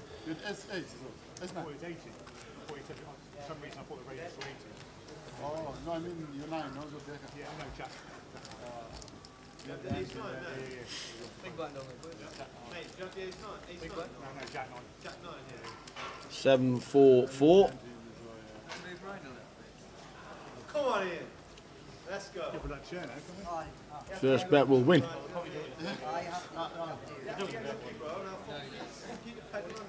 Well, on a paired rainbow board, even 4-way, the only really player this board should hit is Bousey. Obviously, there's pocket pairs out there as well that are going to call once, but in terms of 4x and 7x, it should only really be Bousey who has those in his range in this spot. So nice continue from Dan, and that's a massive pot to pick up. Yep. 300k increase to his stack just from open and a c-bet. James Roberts, tell James watching, he must have just watched the ace jack from last night from Ming. James used to work with us and we went to, it must have been the Philippines. Was it the Philippines? I think it was. He said, you've seen better hero calls than that. Yes, we were playing cash. We were playing cash and James we sat down playing cash and he ends up calling with 10 high and it was correct. It was a great run out. It was a great one. He said, put you on 5-6, I think you missed the straight. And he called. Now the pesos in the Philippines obviously not a little bit different from pounds in England, but it was still pretty good. And he said, I've got 10 high. And the guy says, yeah, I've got 6 high. And the 10 high played. Whole boy, well done, James. Whole boy, I'm going to take you up on that. It says, I'll be working in Leeds Casino. I'm a dealer. If this finishes after 1 a.m, I'll buy you a pint, Jay. Well, you might as well get it in now. I can't see how this is going to finish before 1 a.m. Paul Fletcher from the White Line says, this is like watching Cliff Thorburn versus Terry Griffiths for both needing snookers. The landlord has sent the point washer down the office to restock the Red Bull. Look, they're playing for a lot of money. It's they're in this position and they've got a chance of winning it.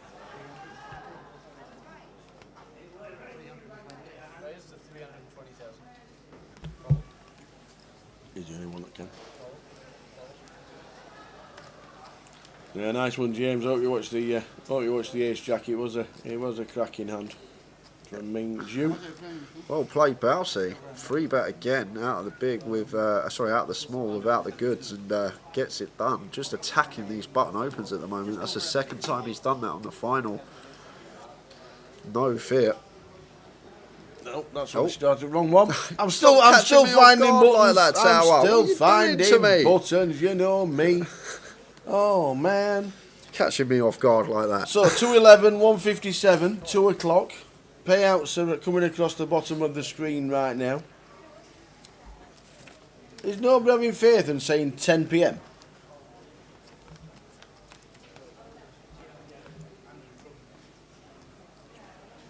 Italy are just about to play by the looks of that, because Chiesa says the football's just about to come on.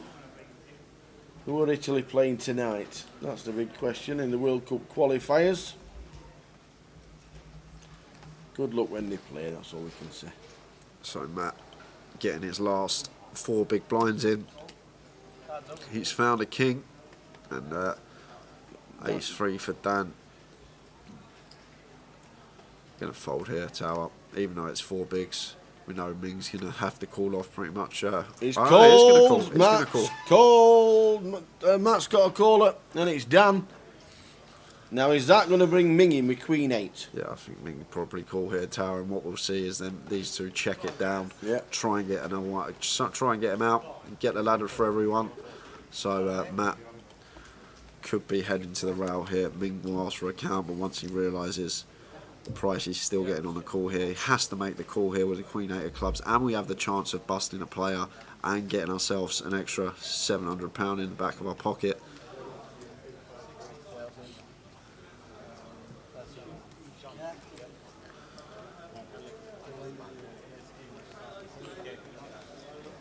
Ming likes to take his time, every decision. Very calculated when he's at the table.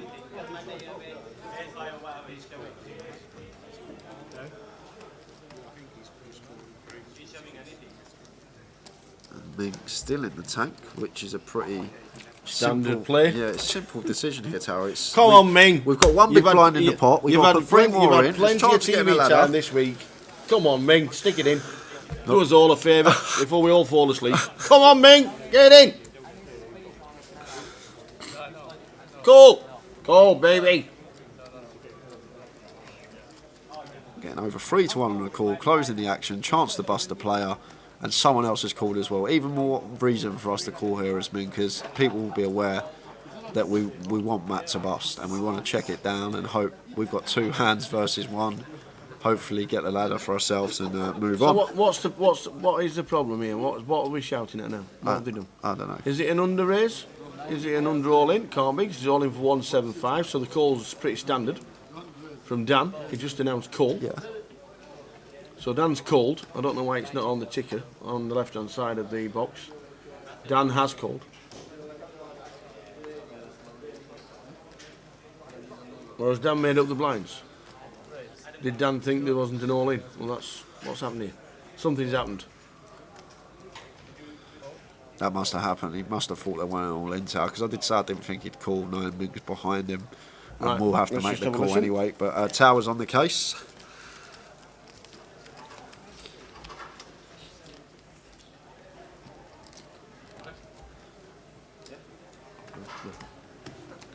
So what happened?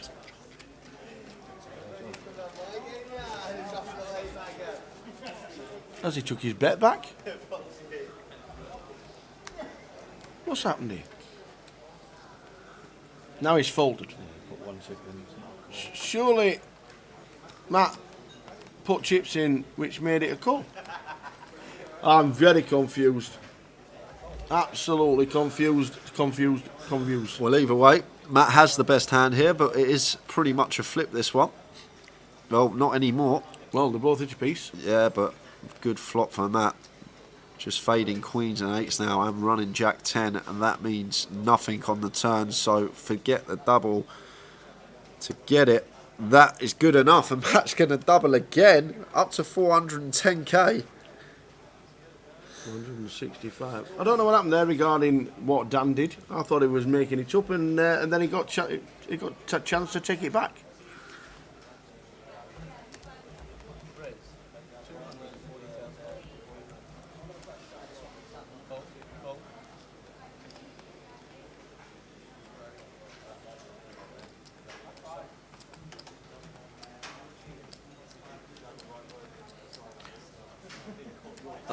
So it looks like he's made up the big blind and then didn't realise that Matt was all in.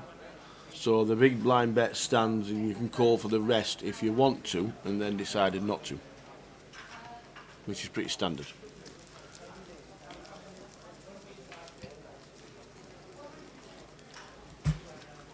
With the blind at 20-40, he makes it up to 40, and then there you go.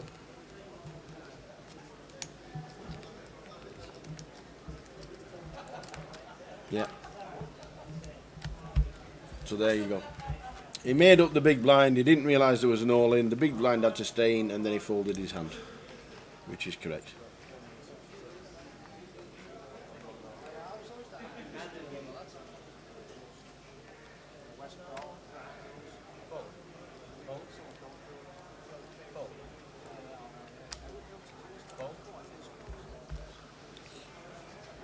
So Jack 8, 3, 2 spades the flop, ace queen for Steve, and king queen suited for Wilco. And Steve opting to check this board. Wilco might come in for a bet here. He's going to have a lot of Jack X here, peeling middle position versus open, and that is an action turn because both players catching top pair, and Steve checks it over to Wilco, who is going to come in for a bet now, believing he's got the best hand once Steve checks twice. But nice deceptive check here from Steve.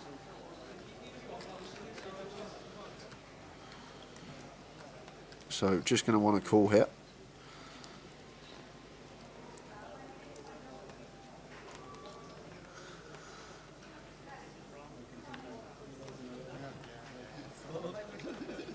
Steve Jelinek, that's what the bet is. 100,000 is the answer. And the jack pairs, so this could be check. Well, the thing going through Wilco's head is flop went check, and maybe he thought there's just no jack X that Steve can have, and he checked turn, so he probably don't think he's got a queen either. But that deceptive line didn't matter because Wilco still find the check back on the river. It's a good check from him. Yeah, oh boy, that's true. Get the point ready.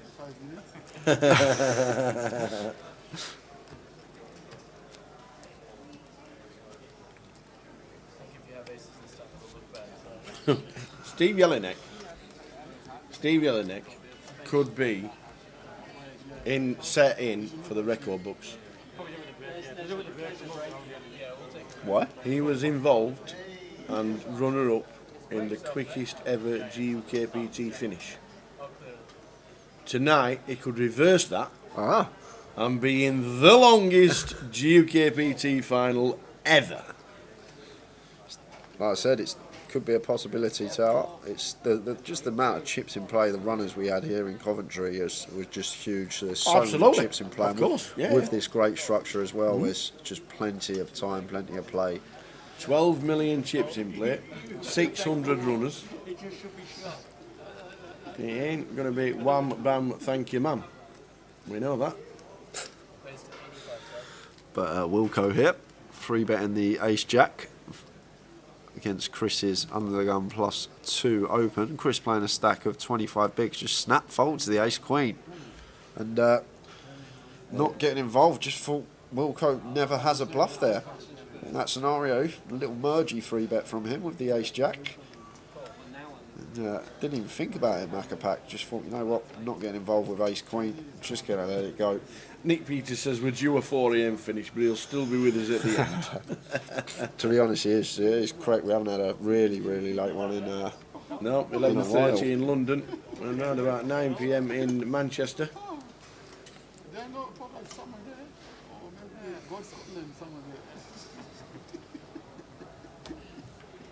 Good luck if your country is kicking off in the World Cup qualifiers that are just about to start. England managed to win. Scotland managed to win last night. Wales won today as well. And Italy are playing Switzerland in Switzerland. Oh, did you see the golf last week at the Swiss Open? The course was bang underneath the Alps. And all you could see on every tee box were the snow-covered mountains of the Alps. It was unbelievable. Oh, it just looked incredible.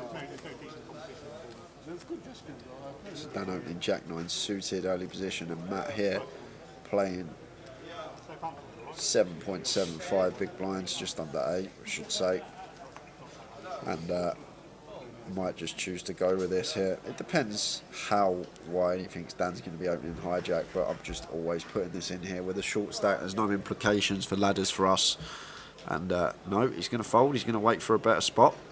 May not get one with his stack size, to be honest with you, but A7 suited versus late position open, almost always going in there for myself. There's no implications of ladders for us because we are the short stack. I'm just really surprised that it hasn't gone in there. Would have got the job done as well. As we can see, Dan opening the Jack 9 suited, and the fact that Dan has these hands in his opening range makes the shove even better. But Matt being patient and waiting for a better spot.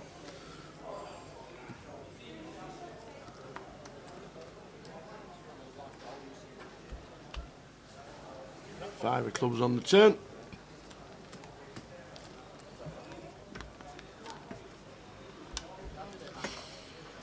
How did Rob Sherwood bust? We didn't see it, Stu. He was on the outer table, but he finished 12th.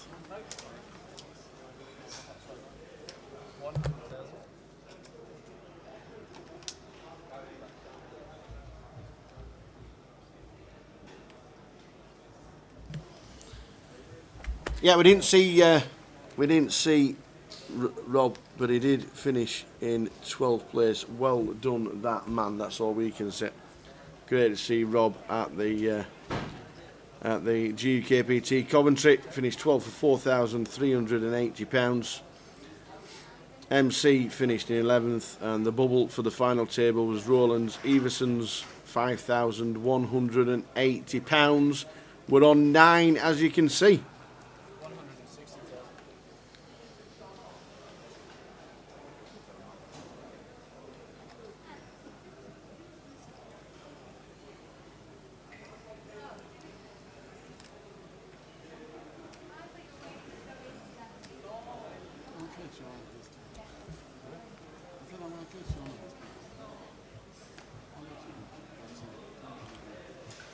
That's a nice pass for the ace queen, yeah, by the way. Pass ace queen, didn't you? And ace king, yeah. The other hand? Sorry? The other hand, you went all in again. Oh, you want to raise again when you raise under the gun.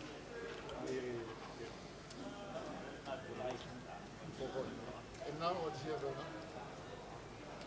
Oh, fine.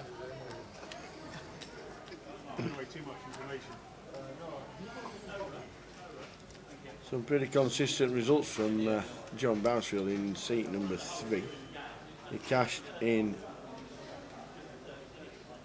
London's leg 1 and he cashed in Manchester's leg 2 in the mini. He played the £300 in London. It came 9th and final tabled, and he cashed in the mini final tabled in Manchester, and also final table the mini in Birmingham, or Coventry as it is. So he's on fire. He's playing well this year. Last year's passport winner. He's got some good results. Very consistent is John. Steve Jelinek in seat number 8. Bracelet winner back in 2010. He won the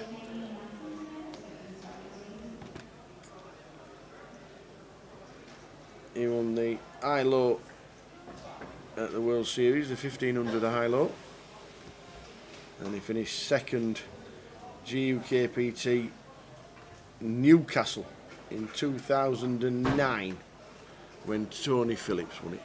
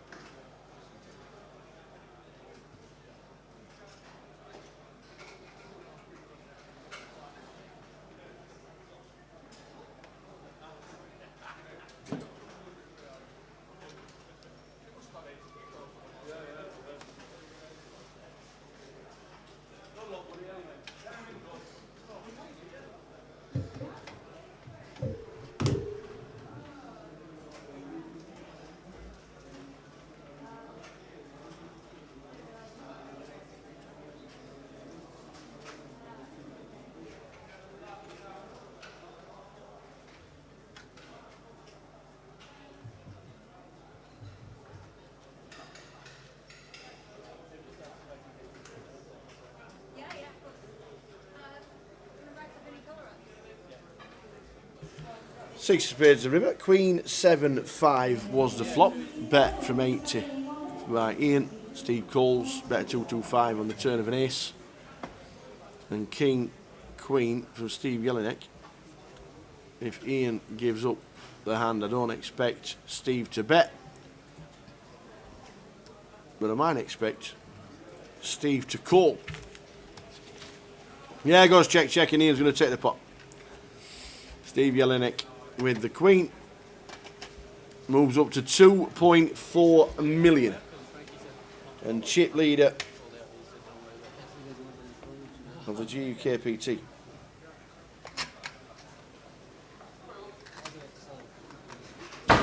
He does have some decent results, as Steve, in his time.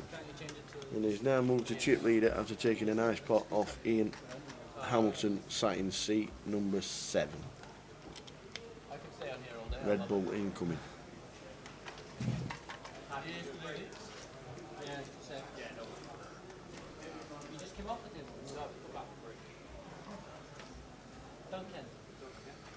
So 30 minutes to go until the end of this session, the first session of the final.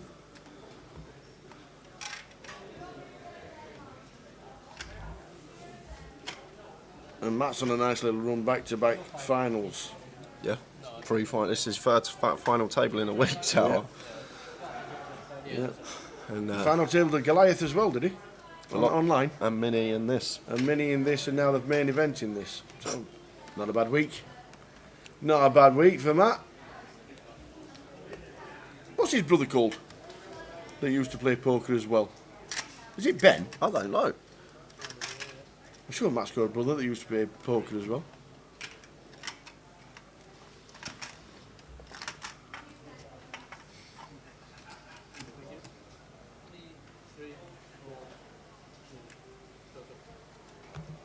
But we're still on 9.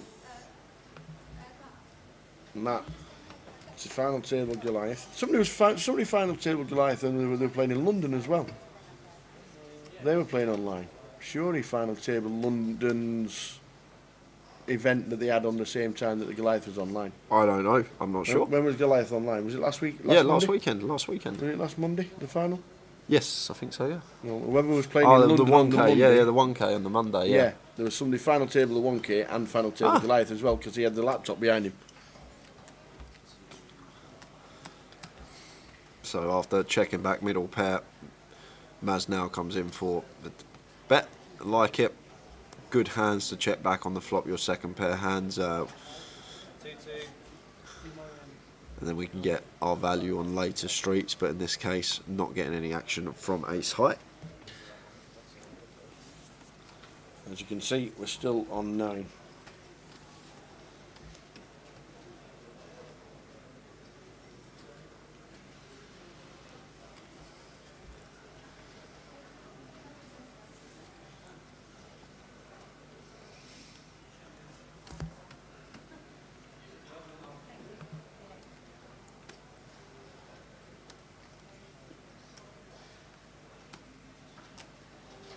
Dan Bushell, that's his bro. Thanks, Sylvia. Dan the man. And Ming not been involved much, even though he came in with the chip lead. He'll be getting involved now because he's got the aces. Raises it up to 100. That's as quick as he's moved in 2 days. By putting that bet in of 100. Folding all the way around. No action. Yeah, I think until Adam calls on the small blind and makes it up. I think the thing with Ming is, Tower, he's very calculated in every decision he makes. He wants to make sure that he's making the correct decisions. So likes to take the exact same hand comes in to call as well on the big blind. The chance of improving is pretty slim. So 6-3 deuce rainbow. Ming with the overpair on this board can sometimes come in for a check here, but freeway gonna come in for a continue. Yeah, 125. And it's just gonna get 2 quick folds. Neither player can continue. Shows him the aces had the goods.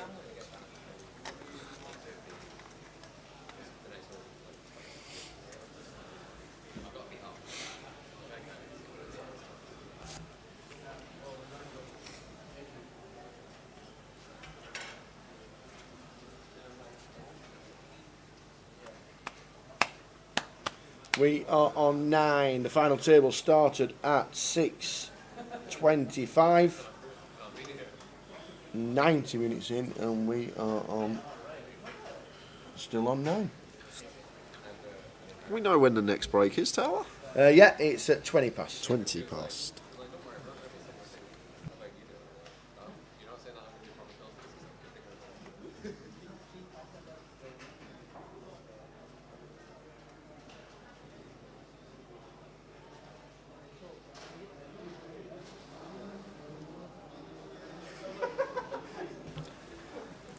Paul Beasley, nice one, pal. Thank you very much. Yeah, Jay makes it easy listening for you guys, and we just warble on. But we make a decent team. Yeah, we together. do. I think it works. I think it we works make a well. good team together. If you want to play with Jay next week, go to Birmingham Hill Street for the 30-30. He's turning up for the 50,000 guarantee next week. He will be there. First time in Birmingham for Jay. You any idea where he's staying? No, I'll probably just book it last minute. You the day before, Yeah. or morning, same Usually, morning. Yeah, sometimes it is the same morning. Yeah. You got to do what you got to do.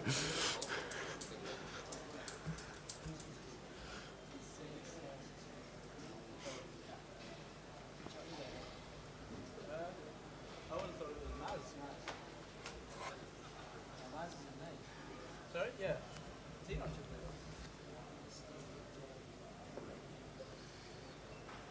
Oh, yeah, Vicky Ward came 50th in the Goliath. Nice one, Paul. Got to pick up some new players. Don't forget the Goliath has been announced for next year. The dates are set. The 25th of August until the 4th of September. Do you know what I'm going to do? I'm going to put it into my diary, so I've got something to look forward to for 2022. And I'm going to do it now.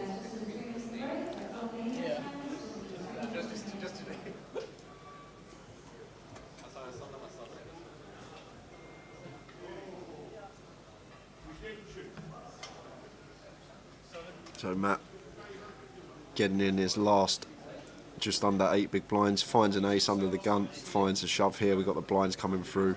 We're going to have to put in 2.5 bigs when they do come through us, so opting to just shove there and happy to get that one through.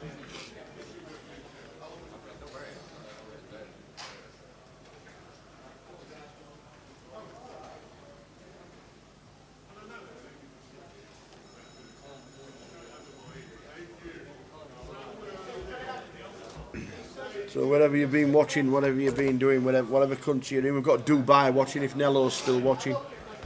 Italy's watching. We've had Cyprus watching. Plenty of people have been on holiday in Cyprus the last few weeks. It must be a green list. It must be a safe place to go and a green list. I might have to have a look.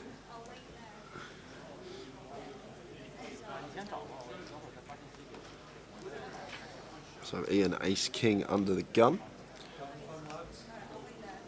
Paul Beasley says he might ask the girlfriend to marry her while you're there at Goliath next year if I want to get involved. What am I going to do? I'm not taking her on.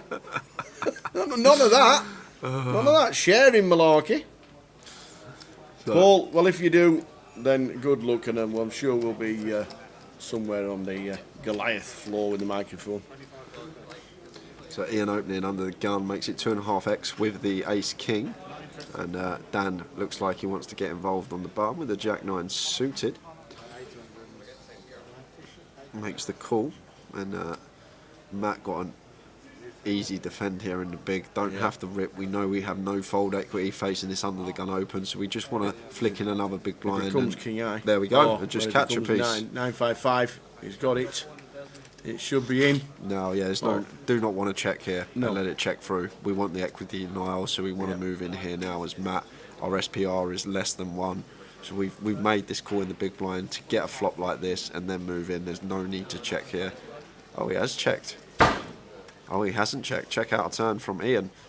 And now even more reason, especially after the pre-flop aggressive checks. It's like, yeah, I'm all in. Cheers. Yeah. And Ian here, ace high with the ace of clubs. I think. The ace king calls. In fact, the ace king raises to get rid of the best hand. Dan is going to fold. Yeah, the reason Ian's done this is because Matt will probably, I guess he's going to have all his flush draws here as well. We've got the ace of clubs, so we're ahead of every single flush draw that Matt can have. However, he will do this with a 9 and a 5 as well, and I doubt he's going to do it with 6-7, 6-8, 8-7, the gut shots tower. So maybe a little bit of a strange one from Ian, but obviously that's his reasoning. We've got the ace of clubs, so we're ahead of all flush draws. And shows the 9. Don't show the 9 when somebody's all in. Yeah. Don't show the 9 when somebody's all in. Just fold and then tell them afterwards. And what a spot to be in here for Matt. He just needs to fade clubs and aces. Yeah, backdoor clubs and an ace, or running 5s, God forbid. Well, that's a lovely turn. So just fade him, 2 aces, and looks like Matt's going to be up to 900k, Tower. Go on the Matt. Oh, it's an ace from space on the river. He's got buried. We haven't seen too many of them this weekend. Oh my days. The best hand's been holding, but Matt, that's going to be a hard one to take. Ian finds the 2 outer on the end. 1 ace was in the muck, and that's a tough one to take for Matt. Been grinding a short stack the last 90 minutes, finally gets it in such good shape, and boom, was not expecting that to roll off. Ian Hamilton. The turn's clean as can be, and you're already thinking about your double up, and then just the dealer rocks that out on the river. That's how you were chip leading halfway through day 2. Hitting the 2 outer. Unlucky Matt, another great cash. What did the bank say? Another great cash of £5,980. Oh dear. And when Dan shows him the 9 as well, he's like, yeah, alright, I only need the ace to fade. You hate to see it, man. but you love to see it at the same time. What was the reason for the ace king to raise it up there? Basically, he wants to get the other opponent out of the pot, and all he's thinking is Matt's going to have all combinations out of the big blinds of clubs there. We've got the ace of clubs in our hands, so we're actually ahead of all flush draws, so that has to be the thought process, Ian. But still, I'd probably still just fold there as Ian, because although, yes, he does have flush draws that we're ahead of, he's going to have more 9x and more 5x combined than he does flush draws. Yeah. And for that reason, I think Ian's just got to let that one go. But maybe he knew it was coming. Maybe he felt the ace on the river. But yeah, it's a strange call from Ian. But that's his thought process, guys. That's all it can be. That can be the only reason Ian's called there. He's got the ace of clubs, so he thought, you know what, if he's got a flush draw, I have to be in front in this spot. But like I said, even if we are in front there, though, and he does have a flush draw, he's going to have 2 live cards with that flush draw as well. So we're basically in a flip scenario. So as Ian, we're either flipping or we got 3 outs. So it's a bit of a dicey call, but I'm sure the man in seat 7 had his reasons. Yeah. But yeah, a bit surprised. And the worst thing is, Tower, if Ian didn't do that, the Jack 9 would have called and he would have got the clean double up as well. So like everything that happened there is just run bad for Matt, not just the ace on the river, the fact that Ian, for some reason, elected to raise the ace king and fold out the other 9 that we would have doubled up against. So a lot of run bad in one hand there from Matt. But back to the action, because it's all going on now. We've got 10s for Maz opening under the gun. Well, this is going in because Wilco doesn't slow play ace king here. Yeah, 25. Should make it about 250. A 25 big blinds, Tower. Well, he's made it 320,000. I wouldn't even mind a rip here from Wilco, but free betting fine as well. Yeah, this is now going in from Maz, and then Wilco will call, and we're going to a race. Yeah, 8-hand in We're going Maz. to the flip, and who's going to win it? Because I think Maz just rips here, and then Wilco will call with the ace king off. He said, I've just got just a million at the start of the hand.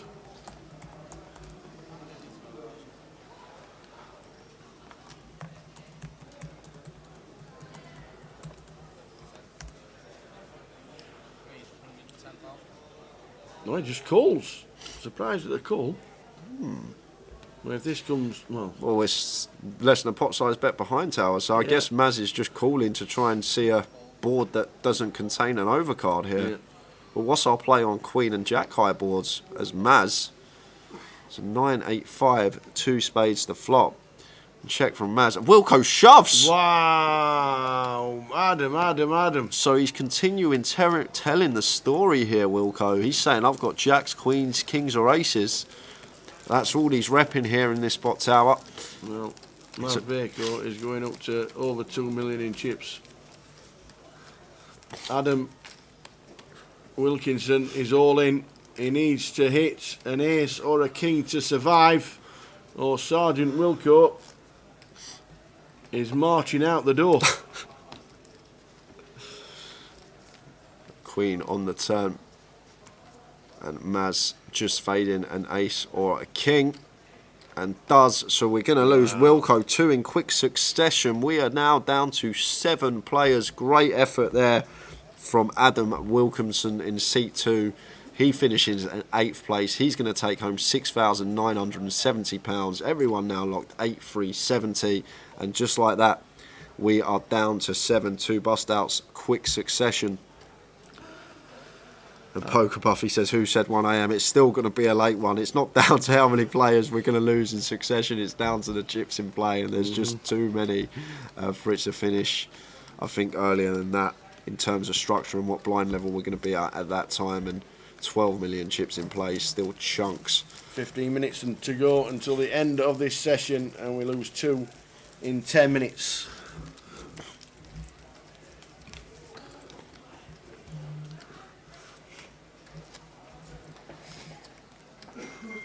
Yeah. Bounce it, laddering like a boss. It was a shorty stack. It was a shorty stack, which is why it was 40 to 1 on the bookies. It's not 40 to 1 now.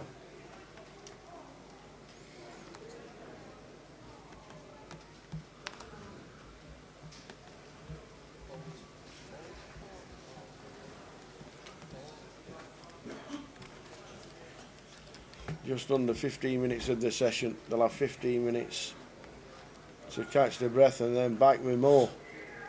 More or less same, please, what we just witnessed in the last 10 minutes.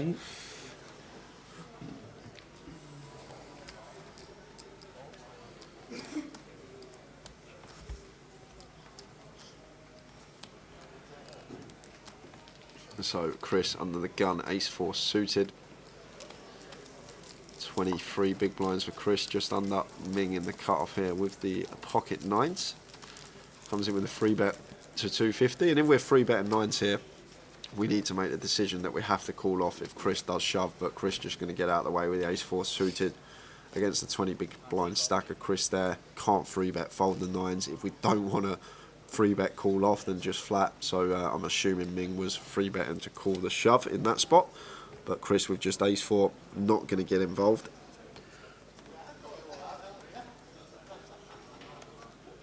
Here come the bad beat stories from the free roll.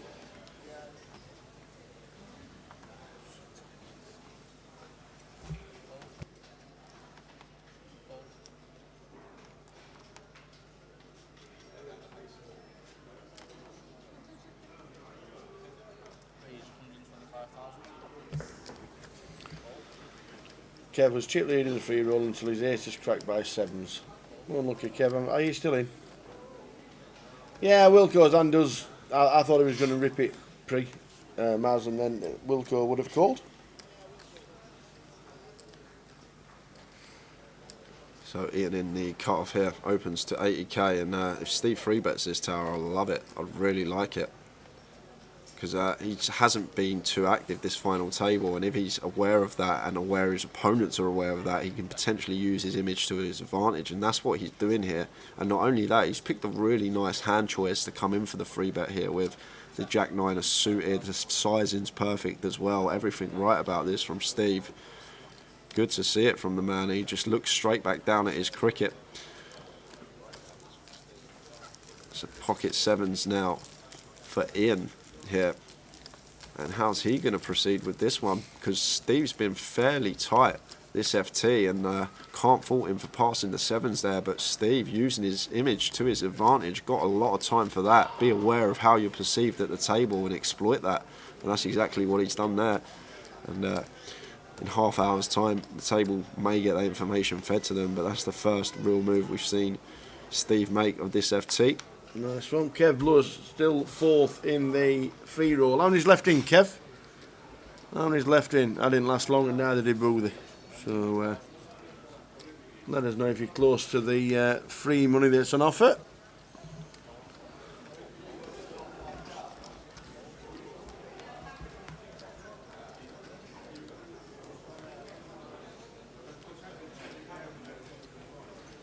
Eight left. Oh, you're in the money then.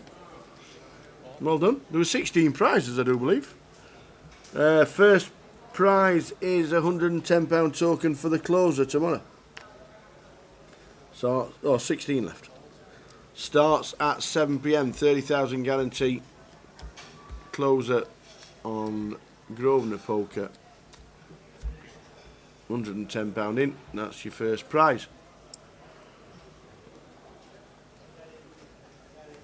Mostly aces against sevens, but still in.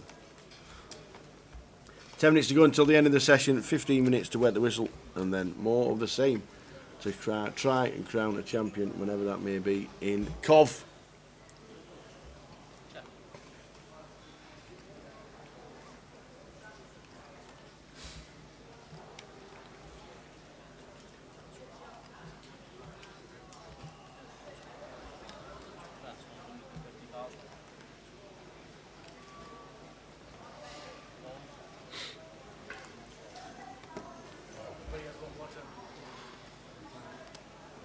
Oh, Mad Turk's watching.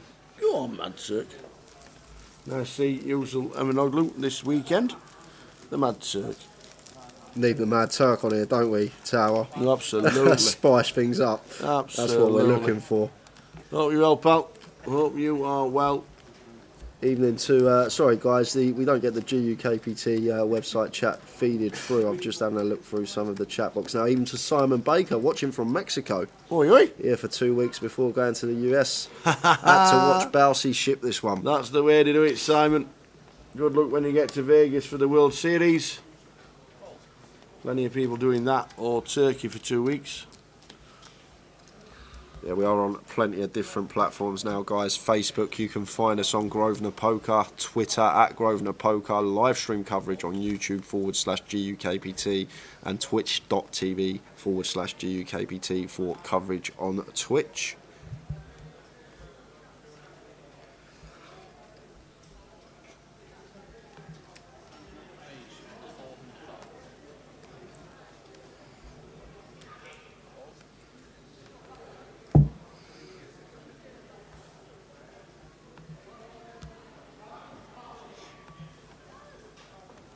So Bousey not choosing to open the button here, and blind on blind here, 25 bigs for Dan. Now there's no real short stack at the table. Actually, I think Chris has got around 19 bigs as well, but Dan could have potentially just ripped this hand here, blind on blind. Got 25 bigs, we've got a pair, small pair at that, but instead he opts to raise this one up and Ming with position, and the 9-3 of clubs is going to pill. And as I always say, this is the problem with going so small blind on blind. If you're in the small blind, you want to go 3x, 3.5x. You want to have a bit more fold equity in there, because the player you're raising against is always going to have position on you, and you want to just increase that fold equity. When you just click it, when they got a call for one big blind more with position, they're going to pretty much defend nearly all their range, as we can see here. Ming even calling with the 9-3, but after the 9-7-8 flop, I'm assuming that's Dan done with the hand. Ming coming in for a bet. And that should do it.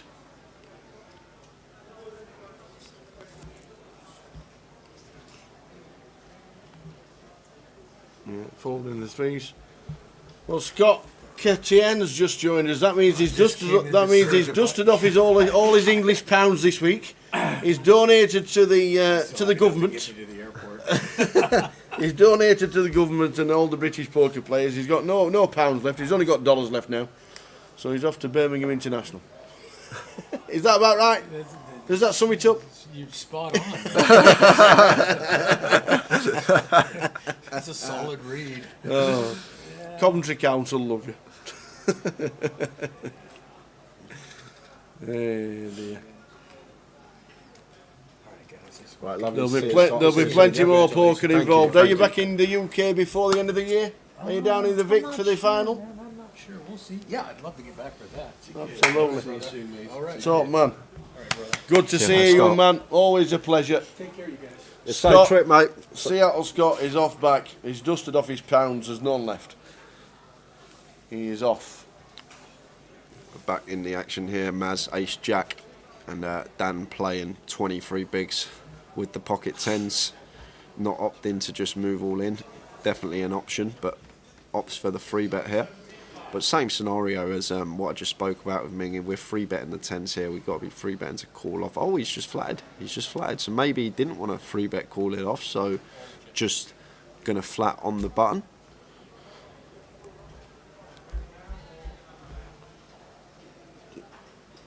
And this is going to be the last hand before the break. Players are just taking... He must have known he were flopping sets. Yeah, that's it. It's a genius flat if you know you're going to flop a set. But Maz going to continue here. And we just want to be flatting here as Dan almost always. We've got 2 tens in our hand. Less likely our opponent can have top pair. We've got over pairs drawing to 8%. So... If you 3-bets, do you think Maz calls? Probably not with the ace-jack. So it's actually worked out really well for him. In this particular scenario, but as I always say, can't be results orientated in this game, can't make a decision given on one situation. You've got to look at it in a vacuum over the long term, what plays are going to make you the money in the long run. But now Maz checking it over to us, and Dan going to come in for a bet, and I'm sure Maz will quickly fold and take his well-deserved 15-minute break. Yep. Bit of 160. They will be chipping some of the yellows and the reds up. There'll be more blues on the table very shortly. And we will be back for more of the same when Maz folds. Yeah, back about 25 to half past, guys, just to let you know, somewhere in between that remit. We'll put a little break clip on for you, so you are aware what time we will be returning. But Maz lets that one go. We're off on a 15-minute break. We'll see you Get that soon. kettle on, Jay. Heads up. 29,000 for the win. Yeah. Is that still etched in the memory, the first GUKPT win? Is that still what? Sorry? Is it still etched in the memory, the first one? Yeah, I'll never forget that one. Yeah, I remember being super nervous day 2. And then yeah, sort of on the final table, I remember you just sort of drift into, I'll say the zone. You sort of drift into the zone. You don't really think about it. But yeah, good to play with Simon. Like you say, at the time, was a real upcoming and feared player. Yeah. And yeah, it was that was unbelievable. That was. Did that give you the chance to get yourself?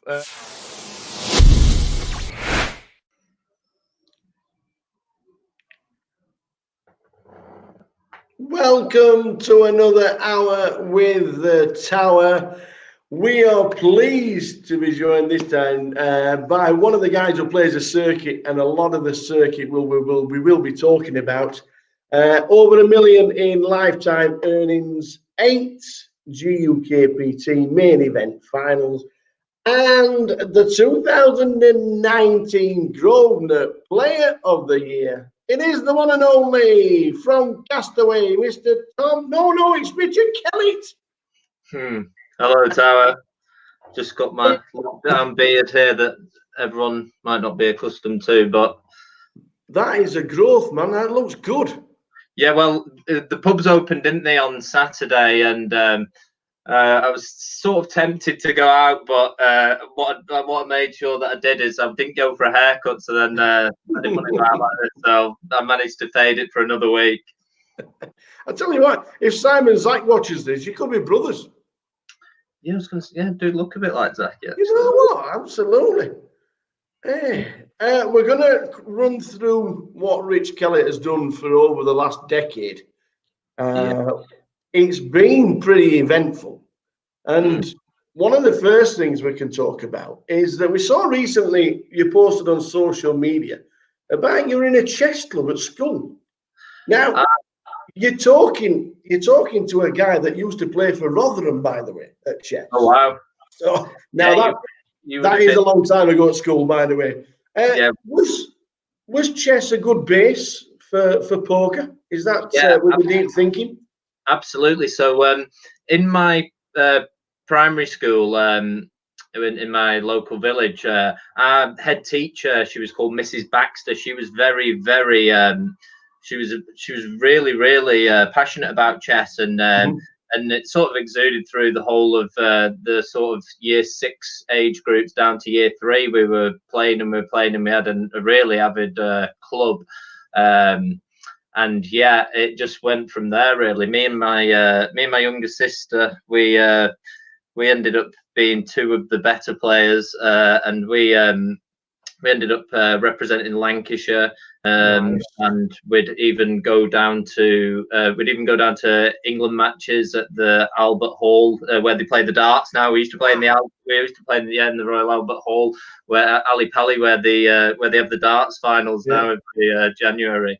And yeah, we sort of got to the stage. I was number 4 board for the number 11, the under 11s in Lancashire, and my sister, I think, was the number 1 board for the under 9s in Lancashire. So we were pretty good, and then obviously we were coming home and we were playing each other and getting better and better.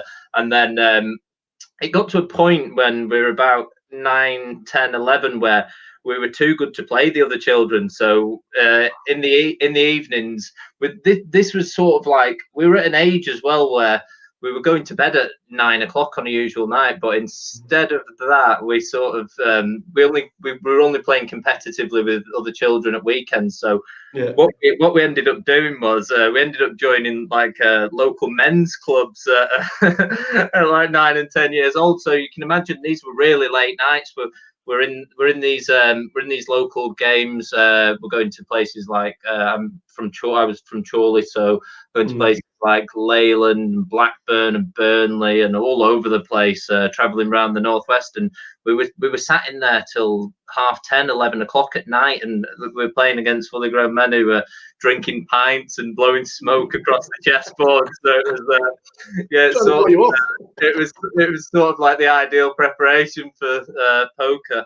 But at 11 years old, when I went to high school from primary school, it just sort of wasn't cool to play chess anymore. Everyone, you just couldn't be that kid who was in the library every day. So yeah, I had to get back out on the football field, and I stopped playing then. So I've met some people through poker all around the world who've gone on to be really, really good chess players. But I sort of completely left it alone from 11 years old. How good could you have been, do you reckon? I don't know. I definitely felt like I definitely felt like I had some ceiling, because there's a guy in the local village, to me, who used to really give me a good pasting, and that always brought me back down to earth, sort of thing. So I don't know,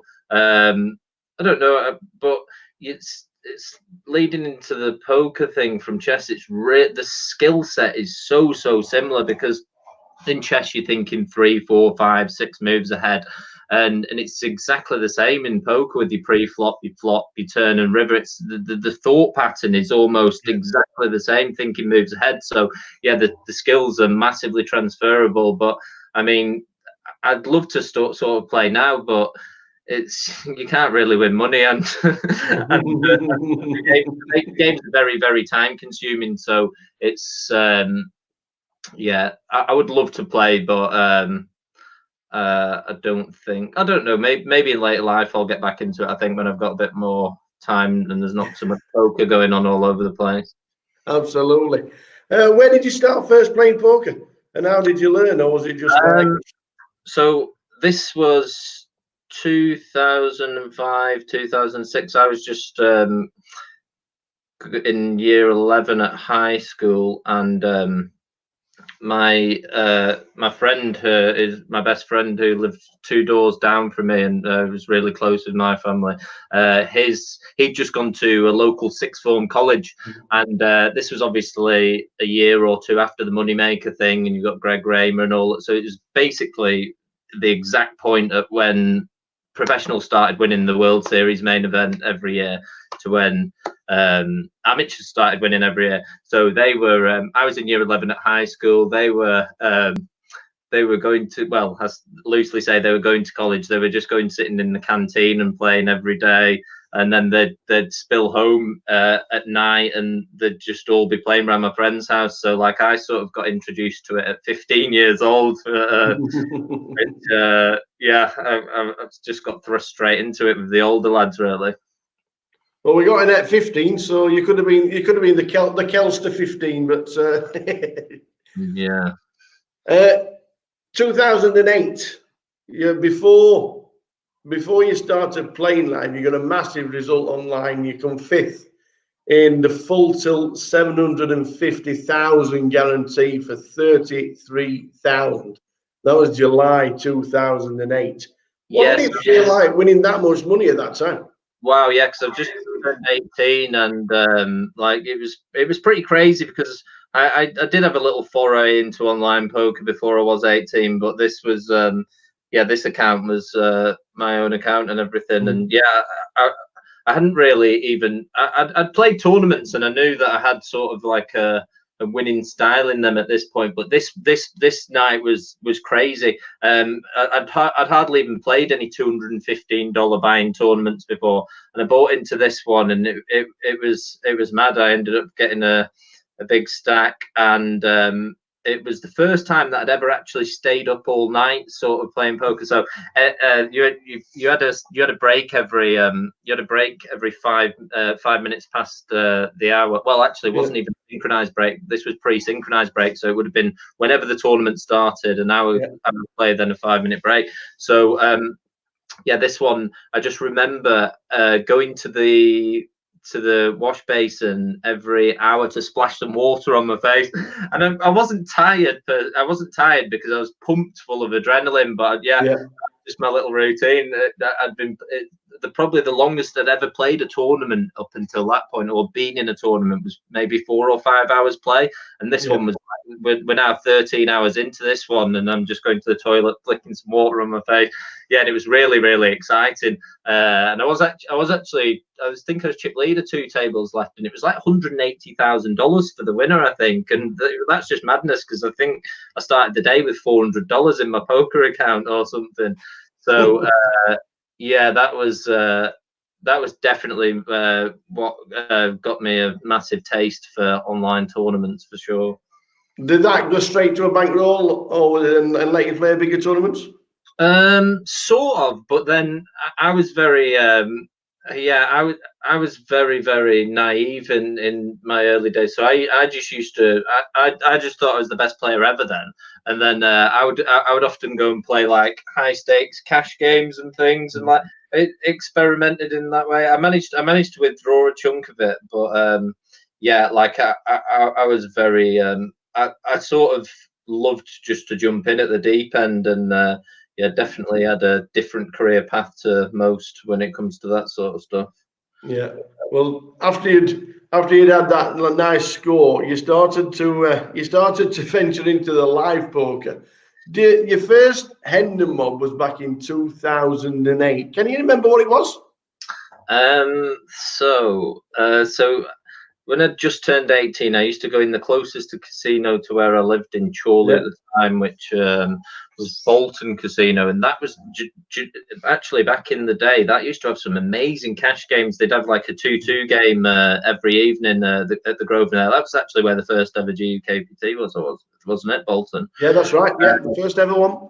Yeah, and like the games in there used to be crazy. Like I couldn't even dream for games in there these days. But I used to have a little go into there. Me and my friend would go down, and we saw it advertised on the internet as like a £3 rebuy tournament. Anyway, so we went down. Just thinking, okay, well, we're going to go and play this tournament. It seems quite cheap. It's only £3.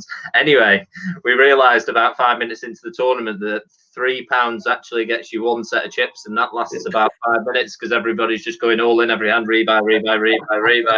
So yeah, we opted for the freeze out tournaments then, and I was having a little bit of success online at the time. So like, I actually was playing a lot bigger online when I was 18 than I was in the live ones. And I did a little bit of research, and I found out there was a place, Casino 36 in Stockport, which had some games. And they were £50 rebuy tournaments and £100 rebound tournaments, and they had a really big cash game there.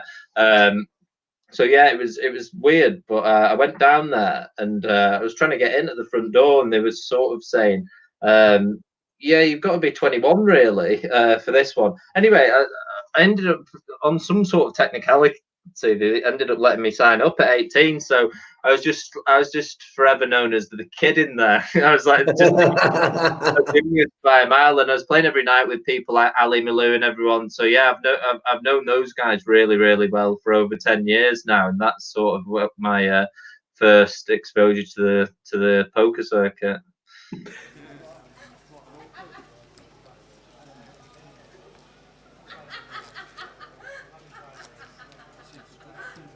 you hear that as well?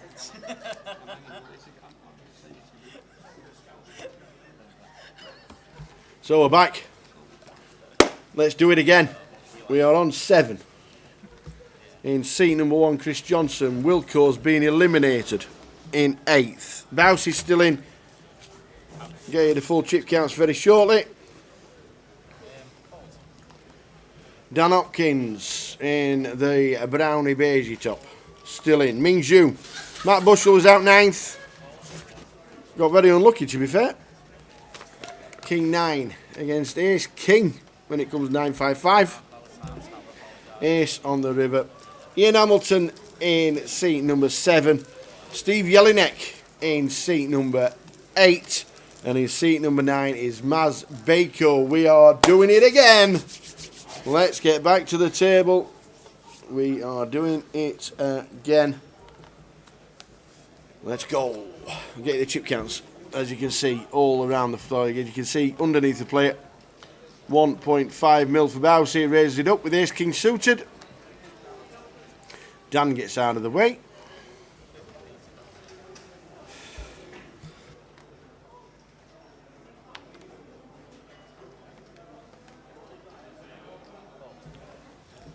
Steve Jelinek will not be calling. One thing we have noticed, one thing we did notice with the social media that we... with the social, one thing we did notice is the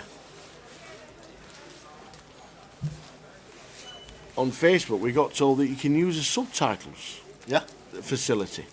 So if you're out and about and you want to watch it on Facebook and you've got no headphones and you've got no way of listening because you're out and it's loud, and then you can stick these subtitles on Facebook, and you can then obviously read what's being said from the comms, which is, I think, it's great. It's brilliant. It's really good at captions. You can listen in mute. It's absolutely brilliant. I had no idea. Booby told me at the break. Did you know you can use the captions? Oh, obviously you can. I didn't know.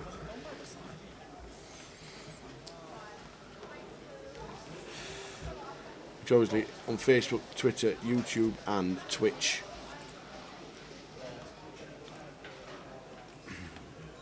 The man's back. There he is. He's on his way back. You didn't put a camera on without me, did you? We got to, absolutely. Absolutely. I had my 2 minutes of fame and then you came back. Oh, yeah. Who's gonna do it?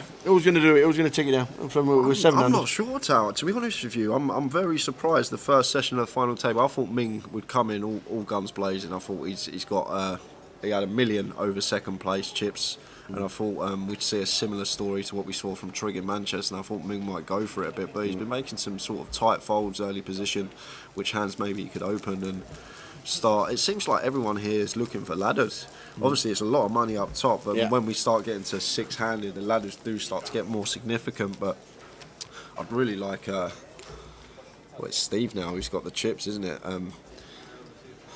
See if he comes in and starts opening up his range a little, goes for it a bit more. Got him up, says subtitles are useless for us Yorkshire lot.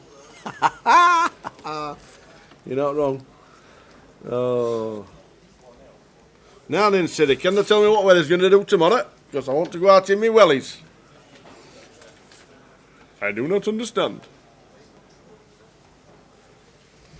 And Leonard says you can do the same on YouTube as well, which is a great asset. If you can't stick the sound on and you don't have headphones, what a great asset that is.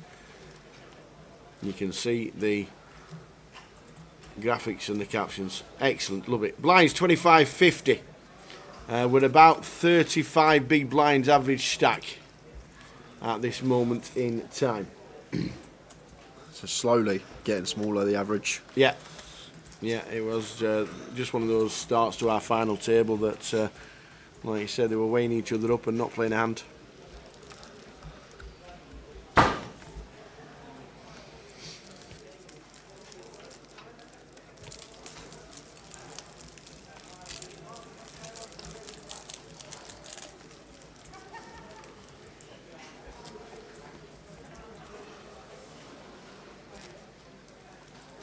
Dan the man in seat number 4, Dan Hopkins. 1.2 mil, which is 24 big blinds.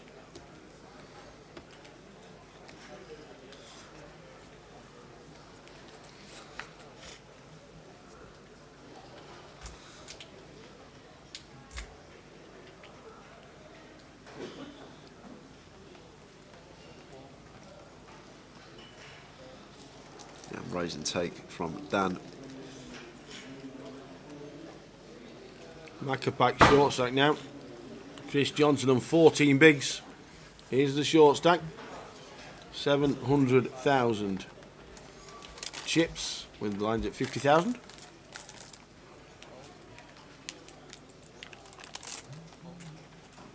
So we've got people on Chris Johnson.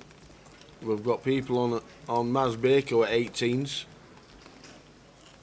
Steve Jelinek was 25s. And the starter player today. Someone said in the chat there on Steve.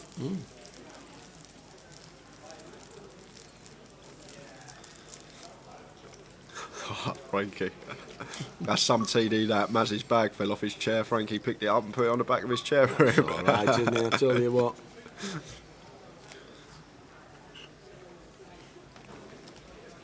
Looks like Maz, Jack 10 in the cut-off. Like to see him open this one.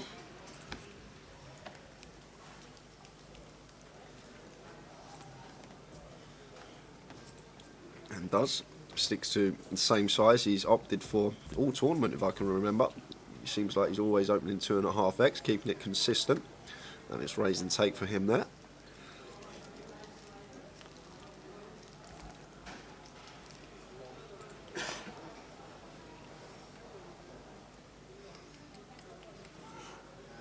Maz Baker, who got the trophy for the 30-30 2 weeks ago here in Coventry, before the GUKPT arrived. Took second place prize money, they chopped it up, won the trophy. 12th in Walsall on the 30-30 as well. Cashed in London. 3 decent results.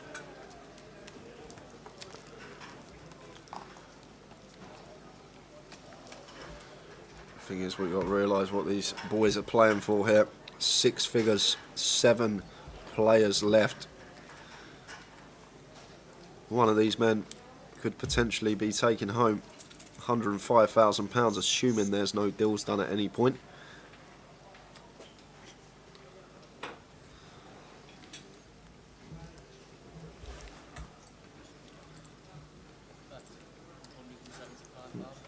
Eighth and ninth have been claimed. Maz opening the Queen Jack in the hijack, and Ming should be defending this one. 9-7 suited in the big blind. And heads up action between these two. 10 ace 3, 2 hearts. So Maz got a pretty good board to be c-betting on. We only have Queen high, equity to the nuts in terms of a king. And obviously ace high boards are the ones that you do want to have your high frequency c-bets on as the opener. Ace, king high, queen high, the dry textures. They're the boards that you want to be c-betting more often as the opener in the pot. 50k big blind. Will we get over the 100k big blind mark for the first time in a while?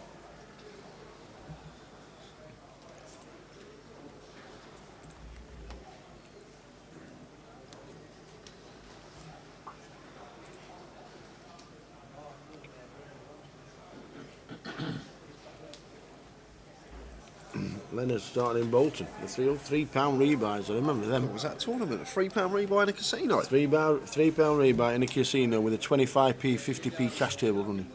What was that, like 2008? And that ran for 18 hours a day. God. But that got some re-entries, the old £3 rebuy. Yeah. Ended up taking about 8 grand. So we've got Steve here making it 100k under the gun, and Dan, Queen 10 suited on the button.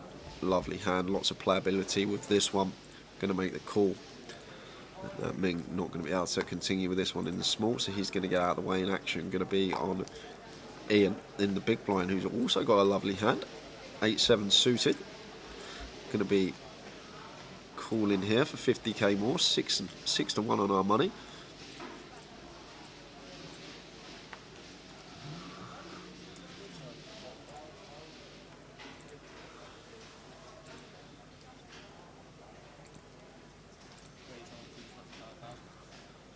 Ace-6-6. So Steve flopping top pair here with the ace queen. Definitely can mix a check in some of the times. Always say at these ace high paired boards, when you do have an ace, it's one of them situations where you're either well in front or well behind. Big blind can plausibly have some 6x, drawing to 2 outs against that, and then against all other hands in their range, we've pretty much got a loco on the hand. But in this case, Steve just opts to continue straight away and takes it down. Chip leader. Yep. Steve Jelinek, 2.8 mil. Second in Newcastle, GUKPT back in 2010, I think it was. Might have been 2009. Must be better.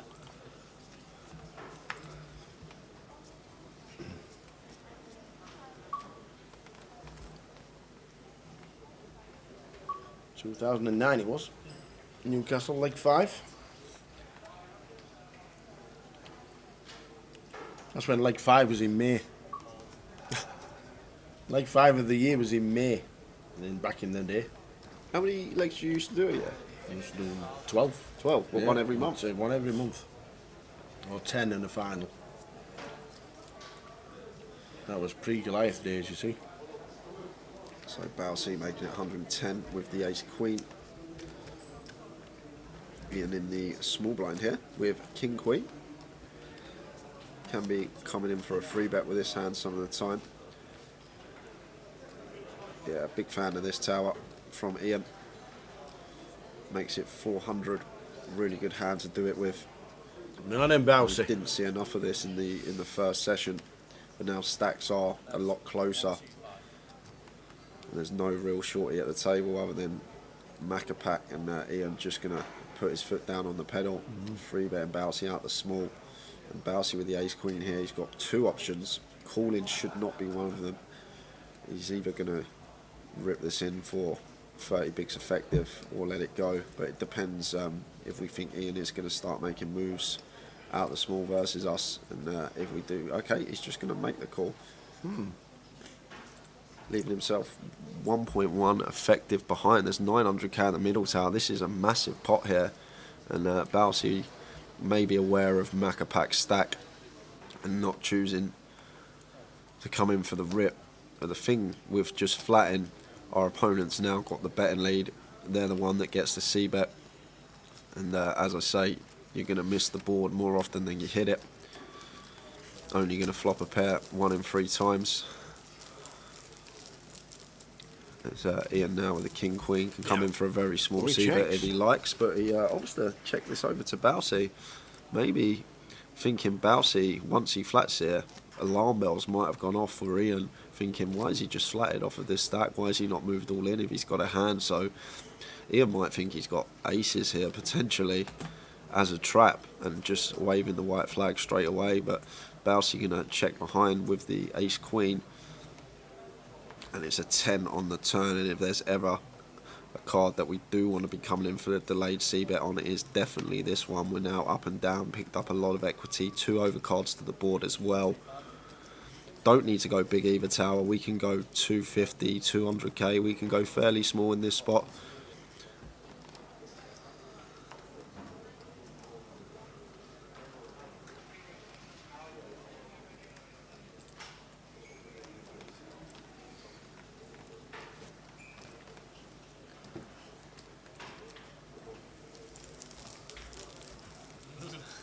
Is he going to pull the trigger? Nope. No, he's not. He's not. No, 2 checks. Balsey might see a little bit of incentive here to do the same. Like, it's mad. I think if this was a different stage of the tournament, like, Ian would have at least c-bet, but definitely come in with delayed c-bet. But it's mad what this £100,000 up top can do. Makes maybe you play a little more passively, and an 8 on the river, and Ian now moves all in. Yeah. So fair enough from Ian here on the end. And now Bouncy can't call. So Ian's basically put Bouncy on exactly the hand that he has here. Potentially maybe like 9s or like 7s. He could have 8s as well, which will river the set. 3 combos of that, but the way the hand's played, I just can't see how Bouncy's ever going to be able to call this one off with Ace Queen. Can't see it. But very unorthodox line here from Ian. Not opting to c-bet and not opting to delayed c-bet, but goes for it on this river. I guess he thinks Bouncy has the exact hand he has, Ace Queen in this spot, because he did check back flop and turn.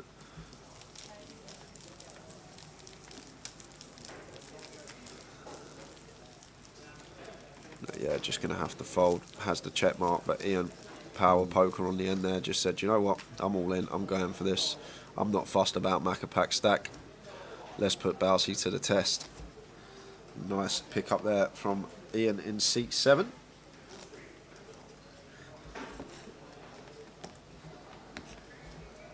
Ian Hamilton has impressed a few this week. Yeah, he's got a bit fortunate, but they always do. You need it, but he's played well, and he's always been up at the top of the chips since middle of day 2. Ian Hamilton playing well.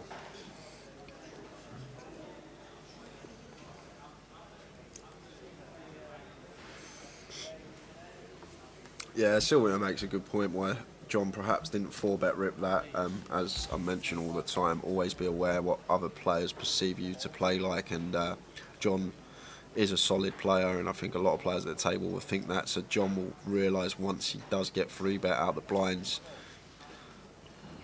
that someone 3-betting him when he's pretty tight and been playing pretty solid, they might be more weighted towards a value hand rather than a bluff. Maybe why he just wanted to see a flop and not just move all in. Something to do with Macapac stack as well. Chris Johnson in seat 1, fairly short.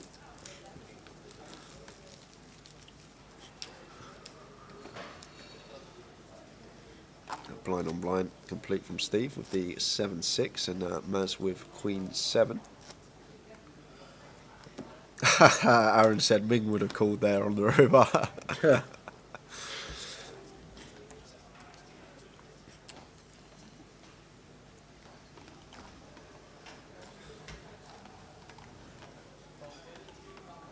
6, 10, 4.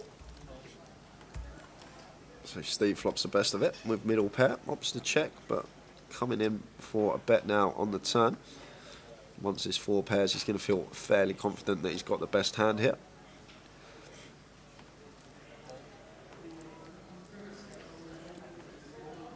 It's a bet of 50k. And Maz here, choosing to raise this one. Repping a 4, I guess. Which obviously every single 4 we've got here, checking the option in the big blind, so taking advantage of that. But we've got a non-believer in the form of Steve.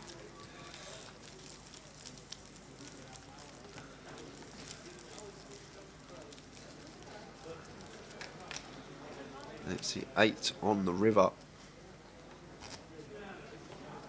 And Maz just gives up, says Queen high, and the 7-6 of Steve, the best hand, and Steve takes another one. Little puff of the cheeks there. Glad for Maz to check behind. Wouldn't have liked being faced with a big river bet. So Simon Baker's watching in Mexico, rooting for the T-sider. Bouncy, 25 big blinds now with 1.3 mil. Blinds are 50,000 and a 50,000 big blind ante. Wherever you're watching from, good evening. Coventry coming to an end, but what a week.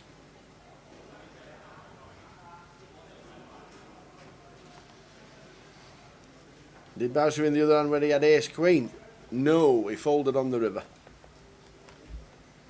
So he's down to 1.3 mil, which is 25 big blinds.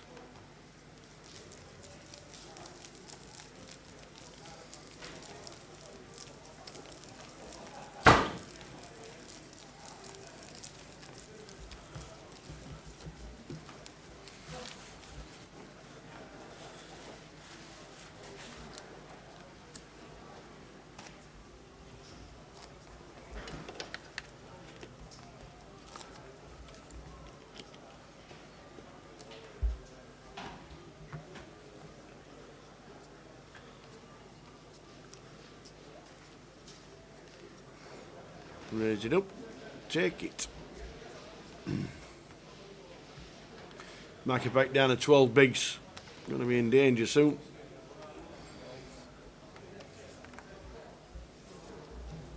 Don't forget Facebook, Twitter, YouTube, Twitch, Facebook and YouTube. You can use the subtitles if you're out and you haven't got any subtitles, you haven't got any headphones and you can't hear it and you want to hear what's being said, and follow the action and the commentary. What a great asset that is. I really enjoy that. Well, that's a great idea.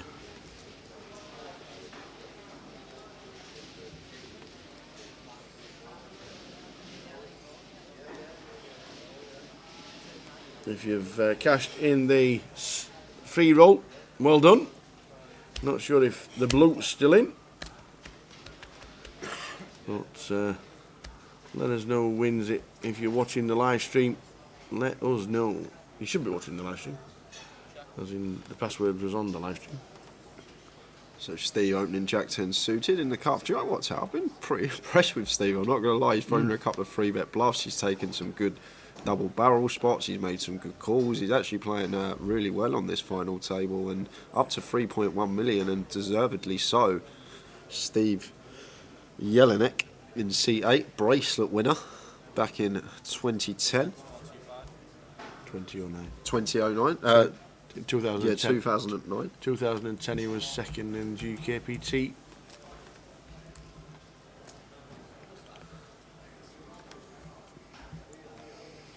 So that's what I need you here for, Tower. All these results from before my time. Sam Trickett cashed in that same event as well. Did he really? He did, indeed. Game 15th. Colin Wu. Andreas Oyvold. Lawrence Houghton cashed as well. And Tony Phillips went on to win it.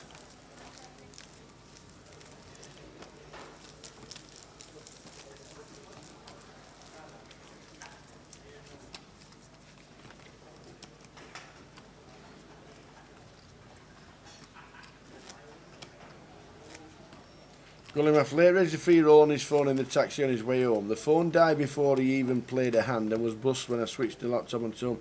What happens is if you don't play a hand by folding or playing a hand live and you've registered pre, you get kicked out after 10 minutes. Basically to stop everybody just blinding out. So if you are pre-registered and the game starts and you don't play a hand within 10 minutes, you get kicked out.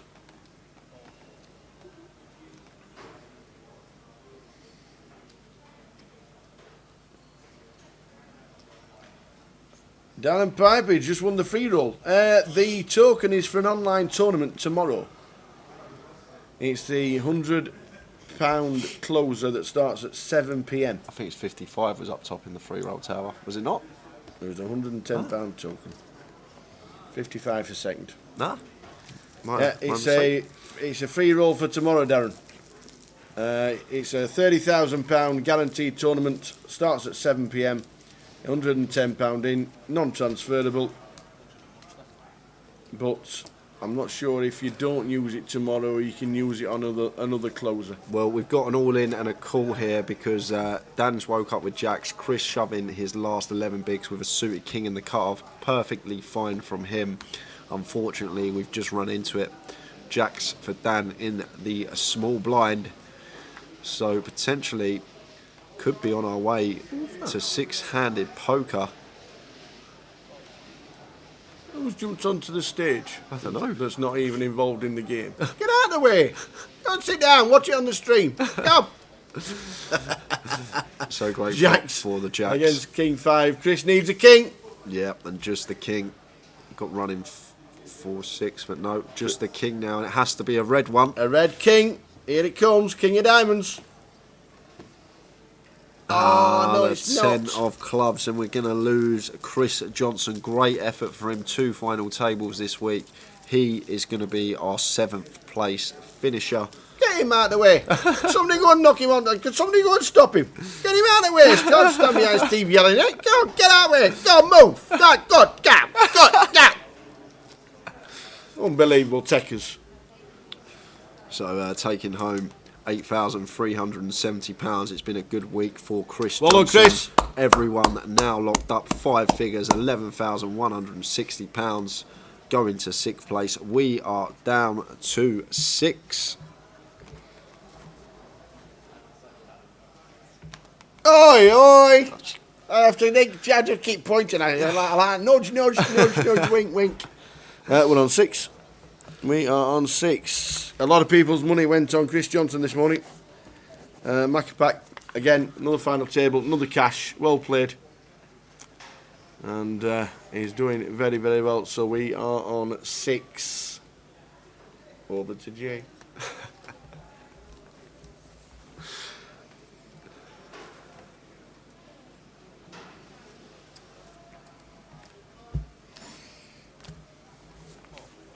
Giggles is coming in.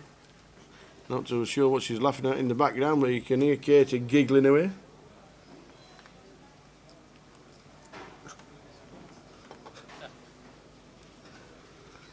Evening, Rakesh. Yeah, the hour with the tower we did those during lockdown. We got some great people to chat with. We did indeed.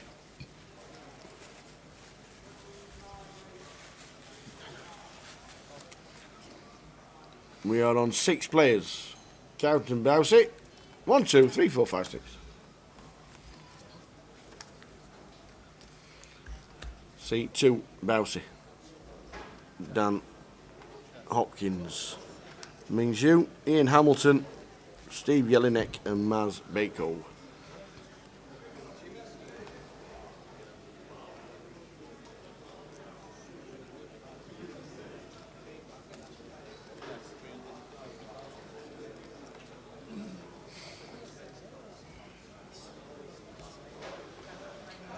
Maz finds kings under the gun. 6-handed. Nice. Monster for him. 40 bigs deep. Where's it up? Yeah, it'll be 130? No, 125 tower. He's gone 2.5x all tournament. Every single time I've seen Maz open, it's always been 2.5x. He's just kept it consistent. Opened with his weaker hands, the same size as his stronger hands. No sizing tells that any opponent can get from that.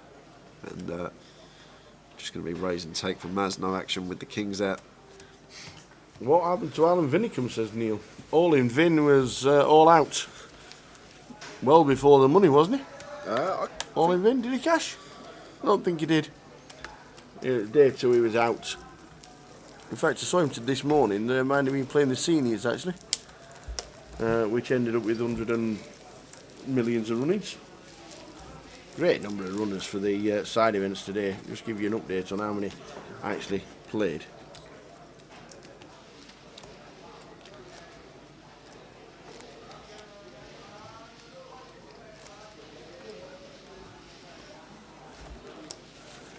Evening, Craig. Watching on YouTube. Yes, we are all good. Thank you very much. Hope you are too.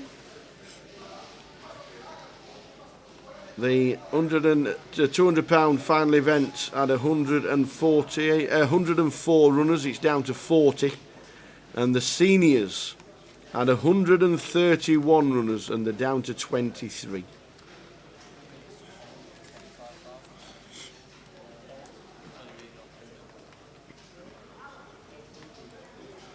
So Ming just elects to call the 10-9 suited.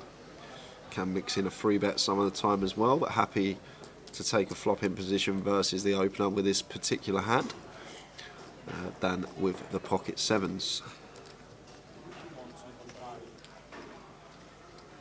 So flop of 9, 6, 3, all clubs. Top pair for Ming, just the one overcard to the pocket 7s of Dan. And if we're Ming here, probably want to be coming in for a bet here with top pair. There's a lot of bad turn cards for our hand, a club overcards as well. So for equity denial purposes, as well as trying to get some value from some overs with a club in them. And just snap folds the 7s there, Dan. Good fold from him. And Ming shows him the 9. Says, nice fold, mate. Just one over and still let it go.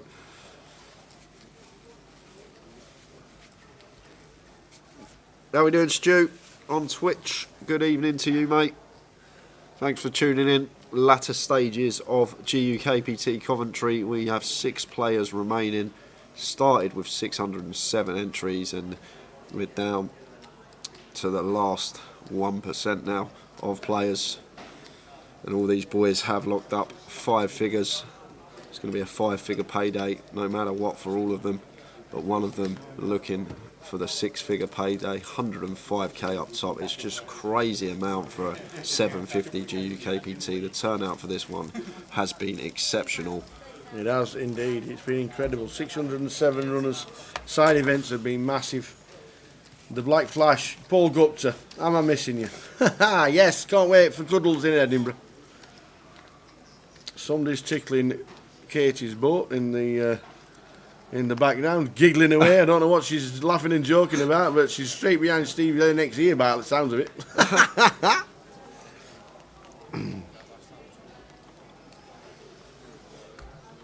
A lot of Stokies travel to play the seniors. Do we know how many are left in? There's 24 players left in. I don't know how many Stokies. There's 23 left in. There weren't many Stokies that played the main event, that is for sure. So Rob Cook, so Nick Filoni. There weren't many more.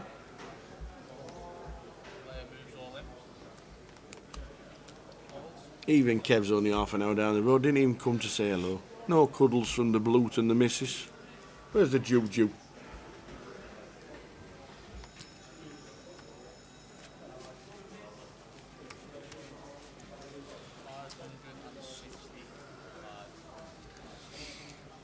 So we're on 6, as 7th was the Macca Pack, Chris Johnson.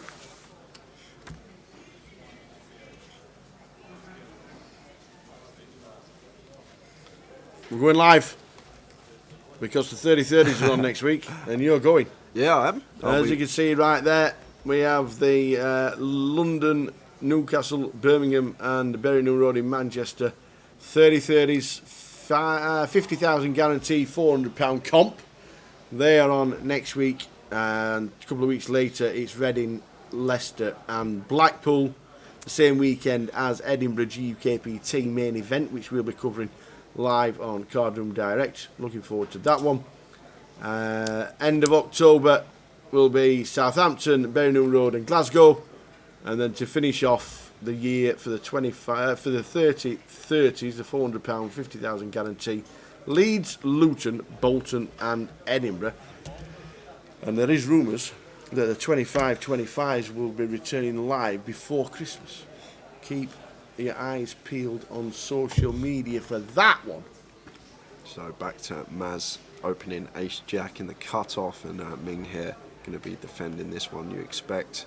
Suited 9-5. Need to defend fairly wide in the big. But no, Ming, been very surprising seeing how he's been playing this FT. Obviously ladders are going to start getting a bit more significant, players may tighten up, but no one really super short. Bowsey's got 1.1 mil, which is 22 bigs. It's not even close to a short stack.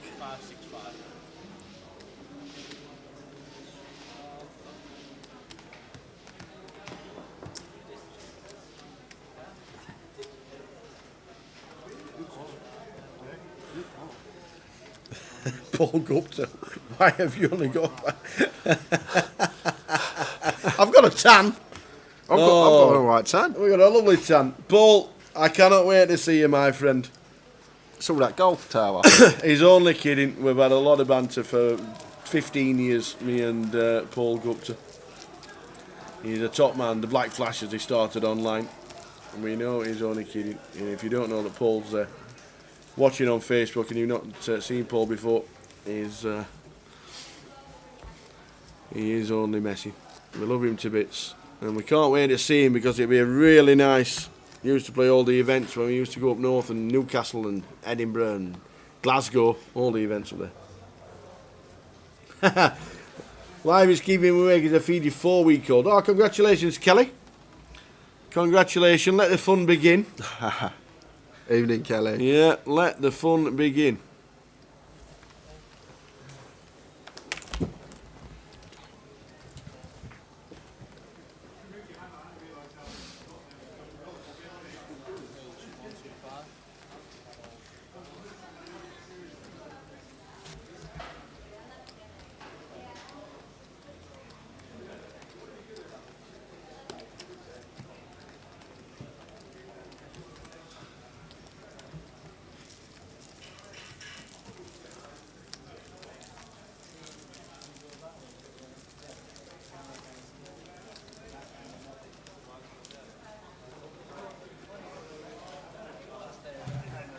A 4-week-old. By heck. Good luck with that, Kelly. Hope everything is good. Really do hope everything is good. My niece had a little girl. End of July, beginning of August. Kind of 3rd of August, something like that. Little girl she had. Tiny she was. Tiny. Oh, it's like, oh, come here, oh, can't touch her. Which venue will be showing the 30-30s next week? Any? No, unfortunately we don't live stream the 30-30s, the £400 events. Unfortunately, no. Just the main events of a GUKPT at this moment in time. So we'll be in Leeds in 2 weeks. 2 weeks. 2 weeks on Wednesday. The team will be in Leeds, and then literally 3 weeks today will be the final in Leeds. So we just do the main events. So we will be in Leeds, Edinburgh, Luton, Blackpool, and London for the grand final, which should be an absolute corker.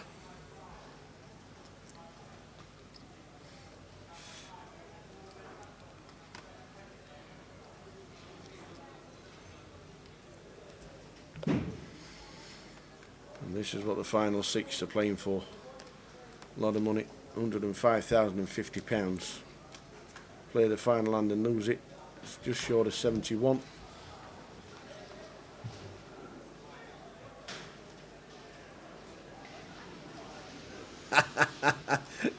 Getting the little one ready for Goliath, but not too sure if he's going to be ready for next year. Well, we've signed a 3-year contract with the CBS Arena, so so just be aware. We've just signed a 3-year contract. The dates for Goliath next year are the 25th of August until the 4th of September. What's Ian up to here? This is the first yes, Ian. 3x open we've seen. 3.5x he's opened here. Lars Baker's calling. Queen 6 off on the button. Maybe a little bit of rush of blood. Might have been a missed click, we don't know. Opening 3.5x. And if we've got Queen 6 off on this board and we're Ian, want to be coming in for a continue, no more than 150k. Probably even sized down further than that on this really dry board texture. 125, something like that.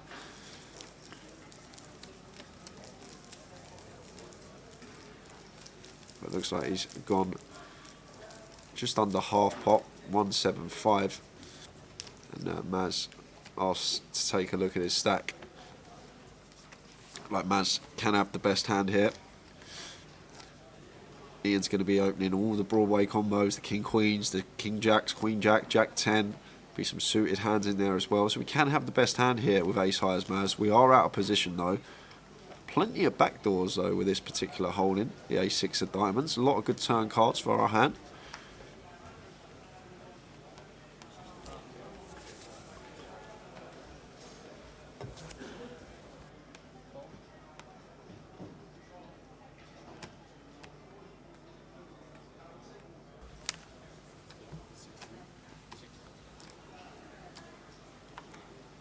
So, assuming that Maz is tanking this long tower, I think he's going to be continuing in this spot.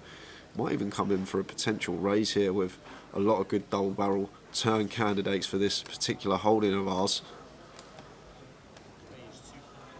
But may have just suspected something pre-flop with the size, but eventually lets it go. But I think Maz was sniffing something out there potentially, but Ian going to take that one with a Queen 6. Playing very, very well is Ian.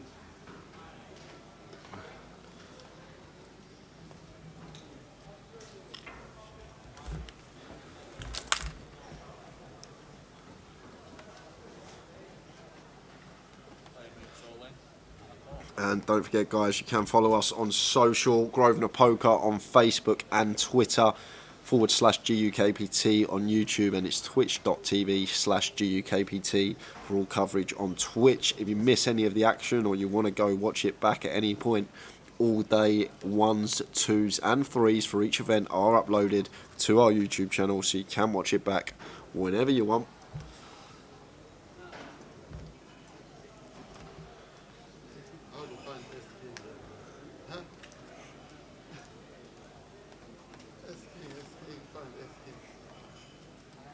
He's got ace-10 for Ian in the cutoff.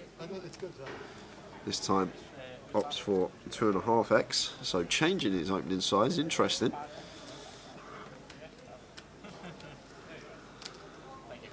And it's a raise and take for Ian. He's going to pick that one up. Smidge. More than your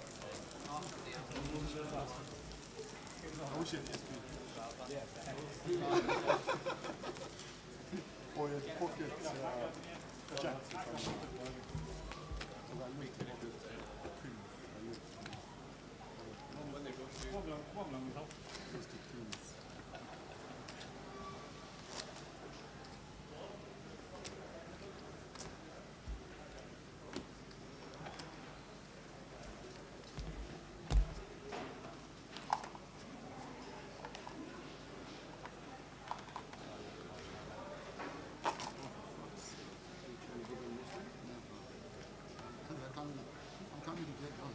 So Stephen, the cut-off chip leader at the moment. He wants to be opening all his ace-X.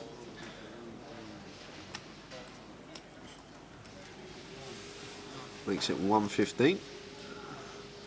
And Dan got a lovely hand to defend here in the big blind. Jack 10 suited. He's not going to be going anywhere. He's going to see a flop with this holding. Heads up action.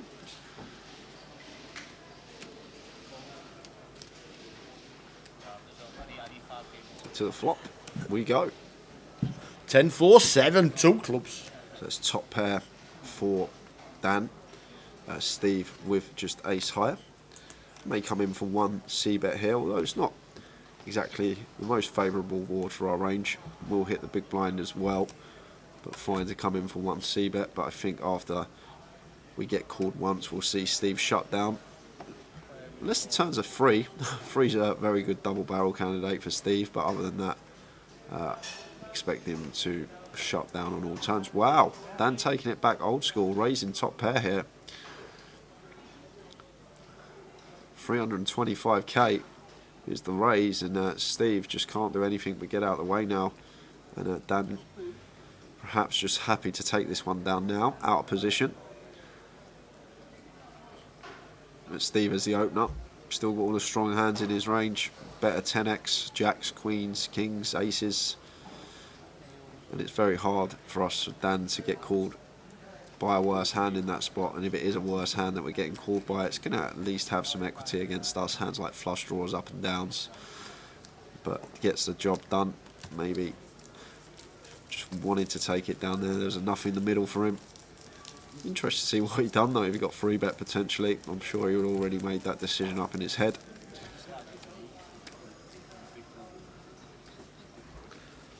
Yeah, Ming indeed was 8-1 with Chris Macapack. I think I saw 9s, but it might have been shortened to 8s. Ming was chip leader. Bousey was 40s. We chopped him to 33s. Maz Baker was, I think he was 18s. Steve Jelinek was 25s. Yeah, I don't know what price Ian Hamilton was, but apparently he impressed quite a few people yesterday, and he's got a lot of chips now. So we'll have to keep his eye on that.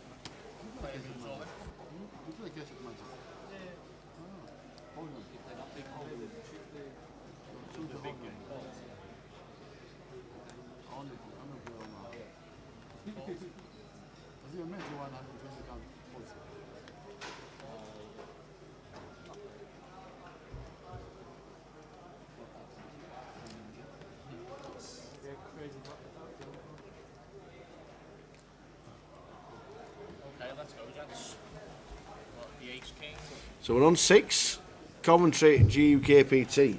It has been an immense tournament. And if you got yourself a little bit of a flutter with the guys that are still in, Ian was 12s, says Sylvia.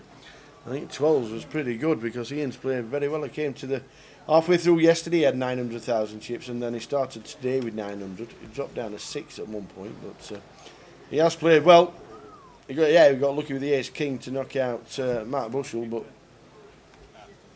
it is one of those. Everybody needs that little bit of fortune. We all know that. And Steve Jelinek is turning it on for the older guys. Been around a bit as I was Steve. Bracelet winner. Steve KPT second. Plenty of results in his resume. Good player. Just stopped playing for quite a while. We just didn't see him at all. And then all of a sudden, he's cashed 3 times this year so far on GUKPT duties. And this is number 4. He's playing well. Just going out of the woodwork and then all of a sudden it's there.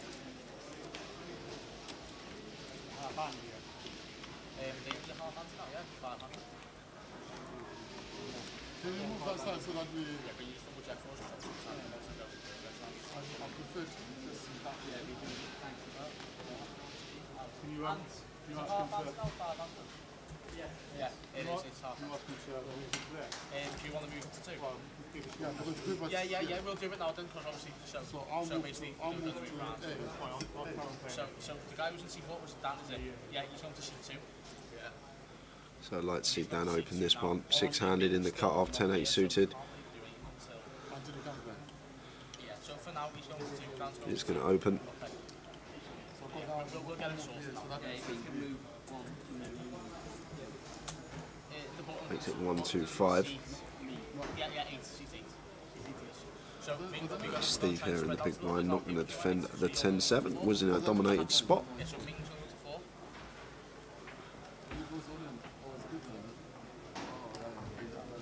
But still 230 big blinds in play, which is plenty on this hour clock. Yep. Does it go to a 40 or a 45-minute clock when we get 500? 4-handed. 400, 40 minutes? Yeah, 4-handed, 40 minutes, or 45. 45, I think it is. Well, we're on 6. Now see, one of the short stacks today. That's currently still in with 6 left. Yeah, the GUKPT structure is one of the best. 60, 70 bigs deep for a lot of it. I know it's shallowed a little bit now, but it's still 30 plus. You don't really have to get to 25,000, 50,000 with 6 players left. Yeah, that's very true. It's usually, I think that was the level it finished in Manchester, heads Yeah, up. Yeah, it was. And we don't really often get to the 100k big blinds. Yeah, still got 3 more levels to get through before we get there, but I'm sure we will at some point.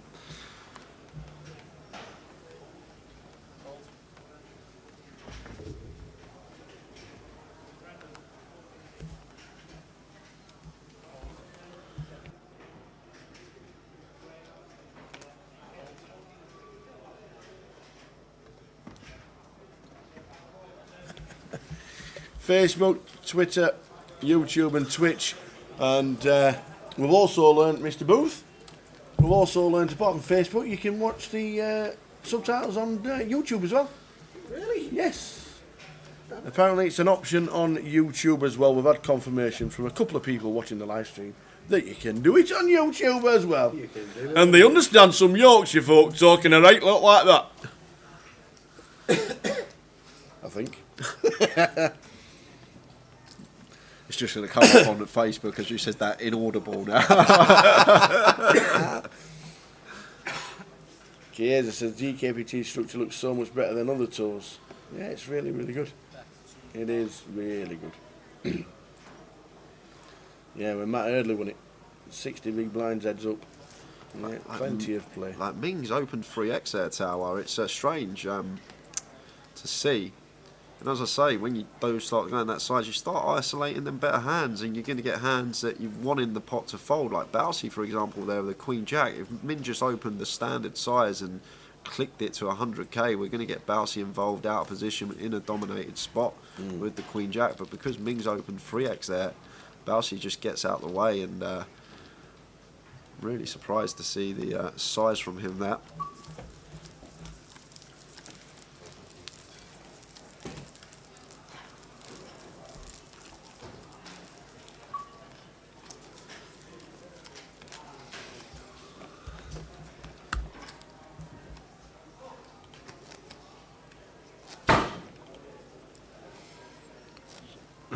Ming folds under the gun with the old King Deuce. As you should.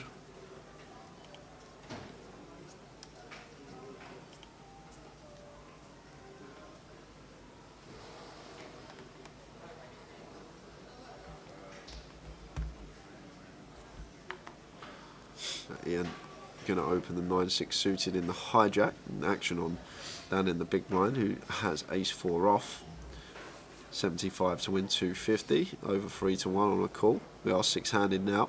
Should be defending a little bit wider, same as the opens though as well. Players should be opening a little bit wider. The fact that we are 6-handed.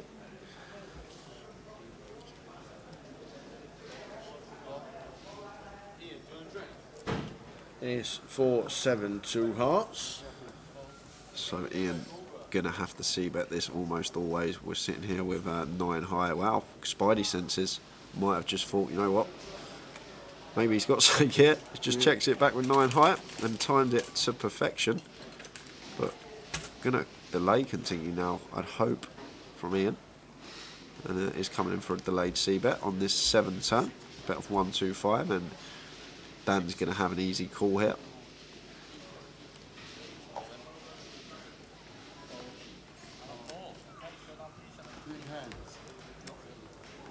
River is a 6, so Ian probably going to check this one behind our tower, take his showdown. Yeah. We go ahead of 4x, but the ace-4 of Dan, the best hand, did get counterfeited, but still going to take the pot.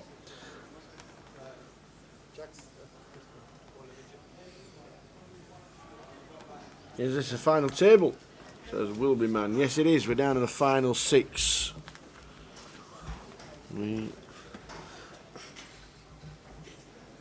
AK Scotty says, can we still bet on this? No.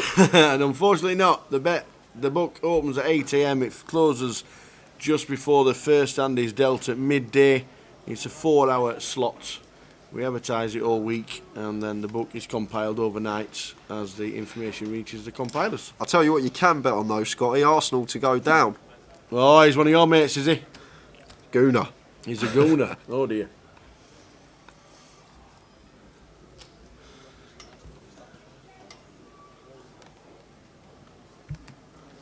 There's the price structure for the final 6. 105,050, 70,000 and a lot of change. 41.8, 25.9, 16.3, and 6th will get 11,160. 7th was Chris Johnson. 8th Adam Wilkinson, and 9th was Matt Bushell for 5,980.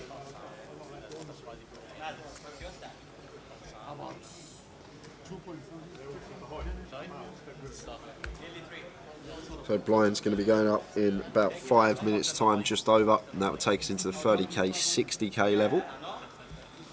Yeah, I think it's nearly impossible to get in-play betting on a live poker tournament, especially with a live stream delay as well. If you're live, obviously you've got a bit of an advantage. When we're watching on a 30-minute delay, nearly impossible to do, which is why they stop it just before a first card is dealt, and then you don't know when you're going to get to the final table. There's never too much of a gap between 10th and starting the final, so putting a compiler together for the final 9 would be just about impossible, which is why they just do it for a bit of fun and a few bets before play starts on day 3, which is why the odds are a lot better.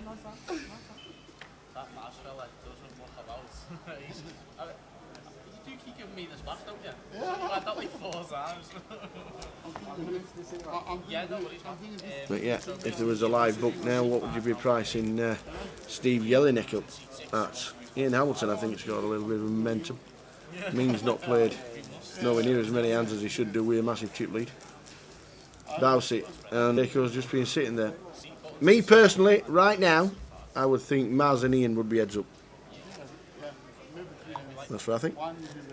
Steve, you are a big blind anti fella.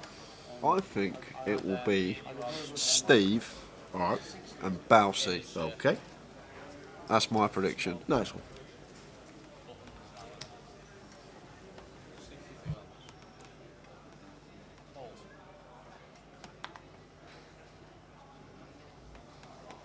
There you go. That would be my 2. And you said Bowsy and Steve. Interesting. See, it's 2 and 7. They won't have to move each other. Yeah. They won't have to move at all. Blute says he's with you, Jay.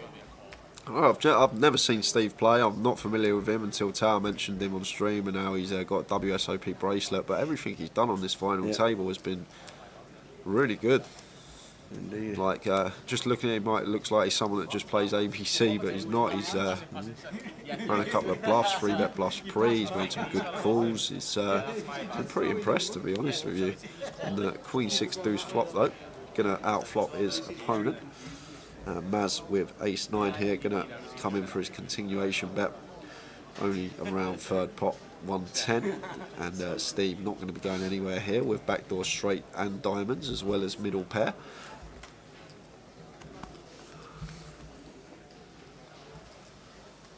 Steve calls after hitting a pair.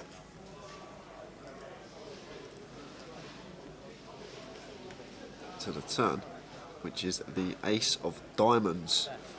So this is an interesting card. Maz opting to check this one behind for a little bit of deception. Not just a flush, a 9 as well. It's 2 pair versus a flush. Where did that board run out from? Oh, 250 is the bet here from Steve. Raise, hasn't he? Well, it's backdoor flush. It's hard to give our opponent credit for a backdoor flush. The only flushes that Steve should have here from Maz's perspective is a hand like Queen X of diamonds or 6X of diamonds. So because that, Maz does raise. Well, he has raised massive. He's raised enormous. Yeah, we just got a call here as Steve Tao. We can't. We cannot be shipping in this spot of Steve. Have to. He has to call. He does call. He turns over the flush. He turns over the 2 pair. He can't turn the 2 pair over quick enough. Yeah, Look at Steve yelling in fist bumps. Steve. Who's that man on the table? Get out of the way. Dead on the tower. He sees a bald and Tao is Steve. Tell you what. He got knocked out on Thursday. Unbelievable. Look at this. 3.6 million for Steve Jelinek. Maz Baker is down at 15 bigs. Where did that run out come from? Some run out that. Wow. Wow, it's a big pot for Steve. Huge. Steve Jelinek. Wowzers. Wowzers, wowzers, wowzers. 3.6 mil out of the 12 million in play. Steve Jelinek. Nobody's ever heard of him. Under the radar. You just broke Rag's speaker. Oh.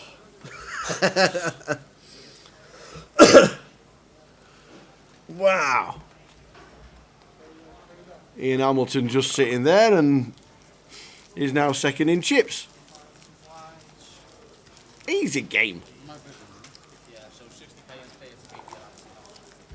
Razor Kev's running a live book on his own.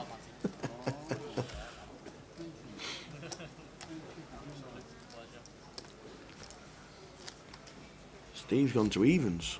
He says on his own book. Maybe he's trying to get some money back from you. What was the line set tonight?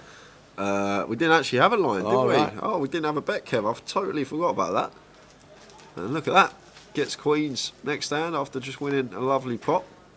Going to be coming in for a 3-bet out of the small blind now.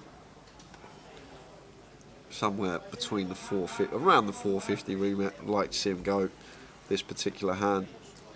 Closer to 4x than 3x out of position here.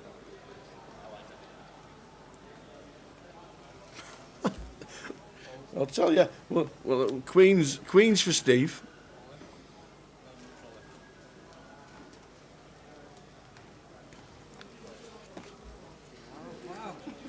That's ridiculous. It's the same again. In action back on Dan now. Just gone over, slightly over 3x here, Steve, and Dan with the pocket 6s. Dan playing just under 50 bigs effective, so could potentially pull this, getting this price on the call, and no, he's going to let it go. Thinks better of it against the chip lead up. With 50 bigs deep there. I guess the blinds are just about to go up, so effectively we've actually got 40 bigs.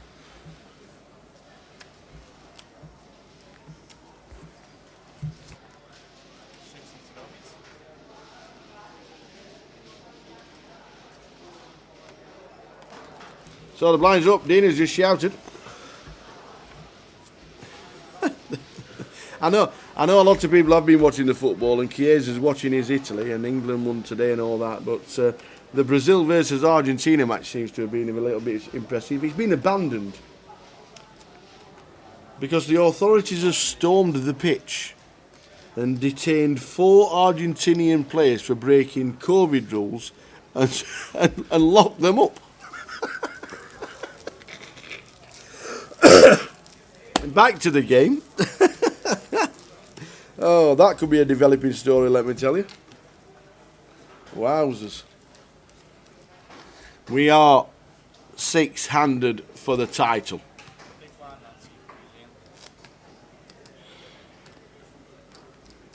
So Dan. Maz with the ace jack, now he's down to 6-6-5.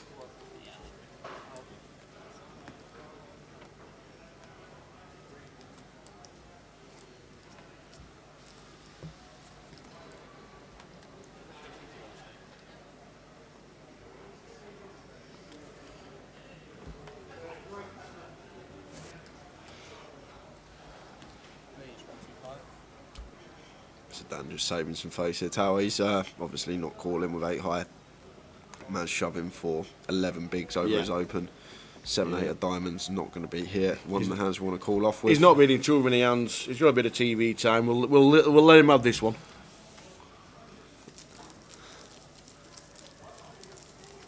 They do look pretty though, the 7-8 diamonds. I don't understand it. They know they're on stream. They know it's a fold, so I don't get why the tank's there. It's just, we've seen it a couple of times now. 100% he's not calling. Yeah, of course he's never calling with 8 high here, Tower. It's just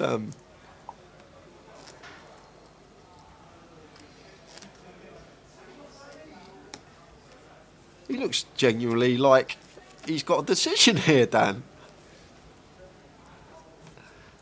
The only decision Dan's got is what time the stream's finishing. Yeah. It's called! Oh, he has called. Take that one, young man. He's called. It's the only call with the 7-8 of diamonds. Oh, where's that come from? What on earth is Dan Hopkins? He's seen the suitor connectors and thought, bish bash bosh. Might be his favourite hand, Tower. Here comes the head. Wow. How has he made this call? Well, Maz Baker has got the perfect opportunity. 60-40 to be fair. Not anymore. That's like Loco. Other than backdoor diamonds, that's all we've got to fade now as Maz. That is all we are fading. Yeah. And that is it. That's it. Maz gets a double. So Maz, just a little gift wrap there for him. Yeah, he like the suitor connectors. It might be his favourite hand, you Absolutely, don't know. absolutely. Unlucky Dan. Maz doubles up. 1.7. Maz up to 1.5.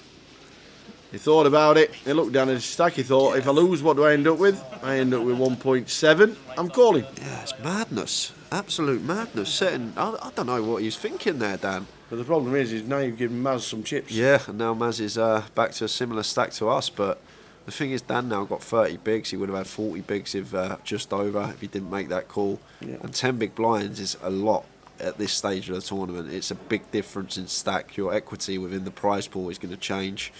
And like 8 high call there. Yes, it's a very pretty hand, but you do not want to be calling off of it. 11. I know it's only 11 big blinds, but at this stage of the tournament, 11 big blinds is 11 big blinds. It's still a lot, and what them 11 big blinds are actually worth in terms of what's left in the prize pool is a lot of money. And to be putting it in with 8 high is, I don't want to say a mistake because Dan will probably have his reasons for calling it off there, but absolutely, it's definitely unorthodox, which not used to seeing it, but Dan maybe a little bit of a misstep in that spot there.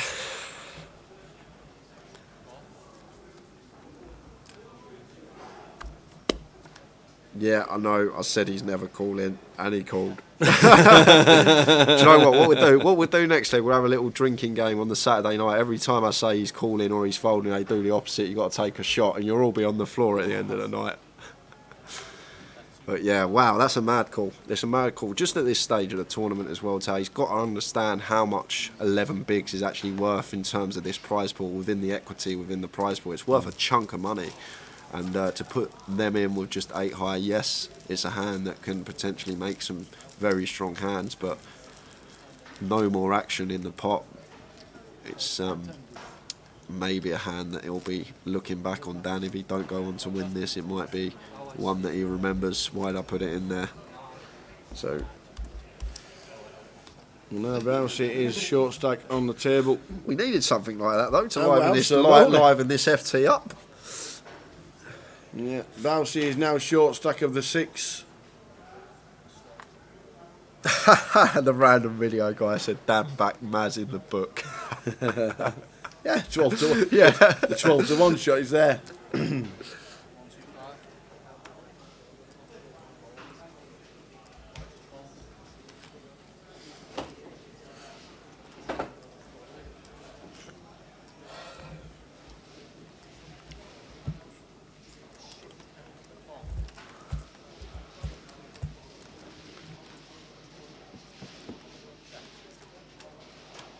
You outplayed me totally last time you did that. Dan making it 2.5x with the ace-10, blind on blind. Still prefer a larger size. I've spoke about this a lot this weekend. Small blind versus big blind. If you are going to opt for a raise strategy, make it at least 3x, 3.5x. You want a bit more fold equity in there. Your opponent's going to peel a lot wider, heads up in position. 7-8-9 flop. So Dan flopping up and down here, 2 overcards. Ming with just ace high backdoor nut flush draw. Dan coming in for a small continue for 1-2-5. Blind on blind here. I expect Ming to call once tower in position with this particular hand. Ace high will still be the best hand some of the time. We've got the backdoor flush draw in there as well as position, potential to take it away from our opponent on a later street. Although that's not going to happen now with the 6 of spades rolling off. And I wouldn't mind Dan actually coming in for a check here. Ming being an aggressive opponent, he could probably rep this straight, but Dan just going to fire again, and Ming can't do anything in this spot now but just let this one go. 2-7-5, not going to be calling now with ace high. If we get bluff, we get bluff, but this is just not the hand that we want to be calling with in this spot. And there's the fold from Ming.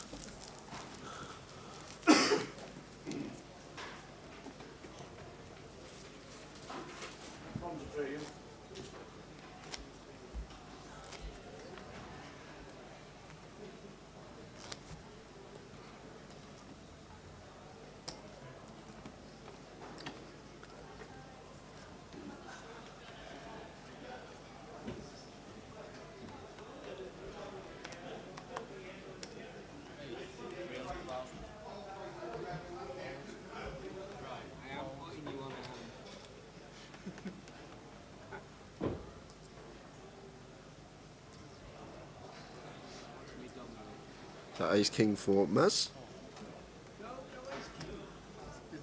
It is. No, we can't show. We can't show. Definitely. Watch it. I'm telling you.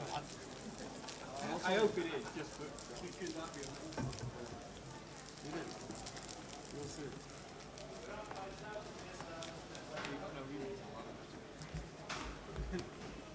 So makes it 250k. So I did actually mention that Maz's been opening 2.5x every hand, but now just comes in for a random 4x open, and Ian with ace king as well. Faced with a 4x open here, you don't expect Maz to ever open 4x with aces or kings here, so Ian's got a really easy chop it up here. He might just move in. Yeah, chop it up. All in and a call, and Ian with the suited ace king got a smidge more equity, but more often than not this is going to be ending up in a chop. Chop it up.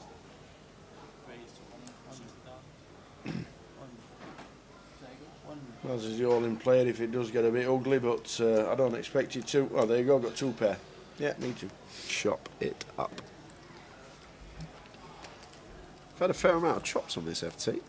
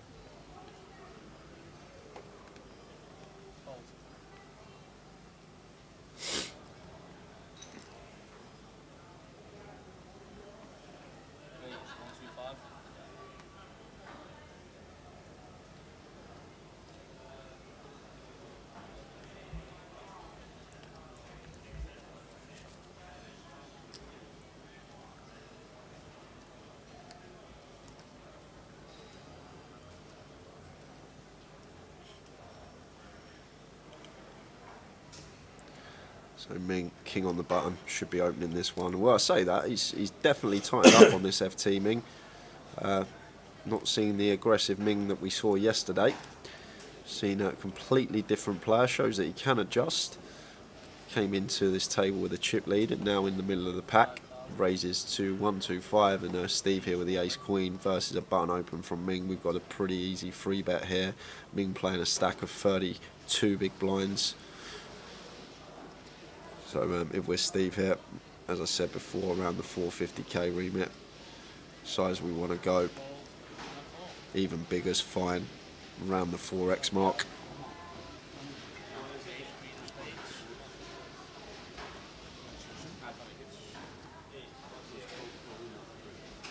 Steve, ace queen. Yeah, just puts it in, don't mind this either, tower.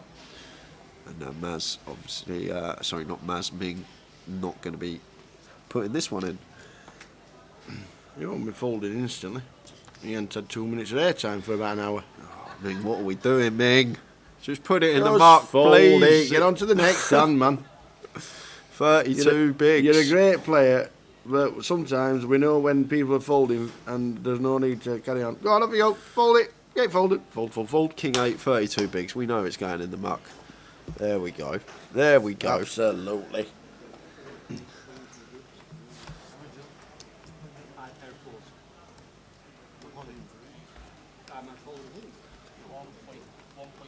And Steve, the first player up to 4 million, means he now has a third of the chips in play. This could be his tournament. Steve Jelinek.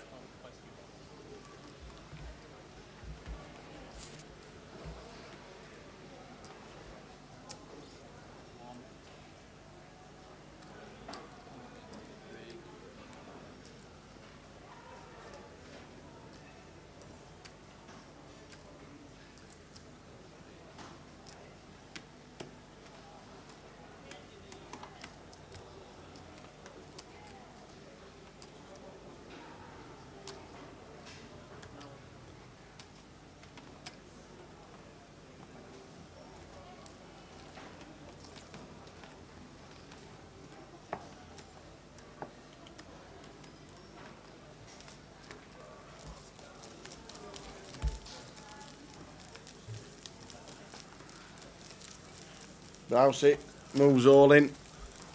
Bouncy is all in. Yeah, Bouncy shoving for 12 bigs here. Oh, that's it. Yeah. This Well, it's could not be it. the curtains Could for find, the Bouncy. Could find a 7.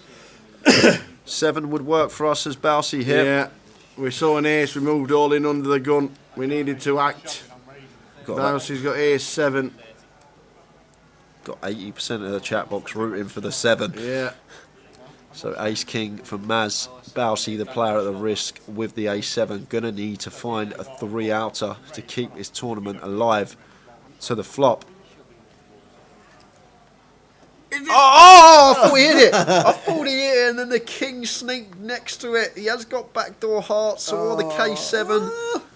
Oh, and that is dead on the turn. We are going to lose John Bousfield. What a great run from him. Another final table. He's been getting some results lately. The first card you see is a 7. Unfortunately, king flops as well, and then a king on the turn. Oh, unlucky Bousy. And Maz is back up to second in chips. Steve Jelinek, 4.1 mil. Maz, second in chips. Then it's Ian. Then Ming. And then it is Dan Hopkins. Well done, Bousy. Great effort. Yeah, 5-figure payday for Bousy. He won't mind that. He had a result earlier in the week as well. It's been a good week here in Coventry for him. He would have wanted the win, obviously, and the trophy, but I'm sure in a couple of days he'll be more than happy with that result. Well done, Dad. Says Bousy 21. Well done indeed. So Maz went from nearly out of the tournament, 11 big blinds, and now he's right back amongst it, and it all started from the hand against Dan. And we are down to 5 players. You can see what we're playing for there. Everyone now locked up £16,340, and Bousy was our 6th place finisher, taking home £11,160. Impressive. Well done, John. Another 5-figure score. Treating the lad when he gets home over the next few days, I am sure. Plenty of National League points there'll be for that as well. Thanks for tuning in, Bousy 21.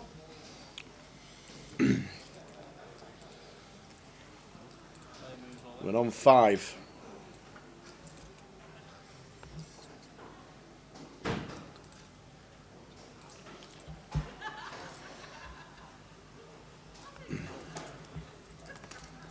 The free roll is finished. A couple of players have told us they've got the tokens. £110 token to the winner for the closer tomorrow. 30,000 guaranteed comp. That's tomorrow. £110 and the £55 token will be used as well. Well done one and all for playing.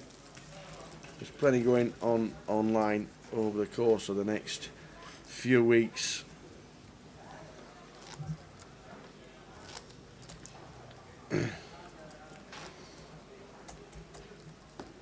So Steve's now in 7. He's moved his stack across, and Maz has gone to number 8. They need to tell they just need to tell that because the action tracker needs to know which box to open for the cards. Maz is in between 8 and 9, so we'll just find out which box he uses. Looks like 8. But we do know that Dan Hopkins is in seat number 2. Then it's Ming, Ian Hamilton, Steve Jelinek and Maz Bako.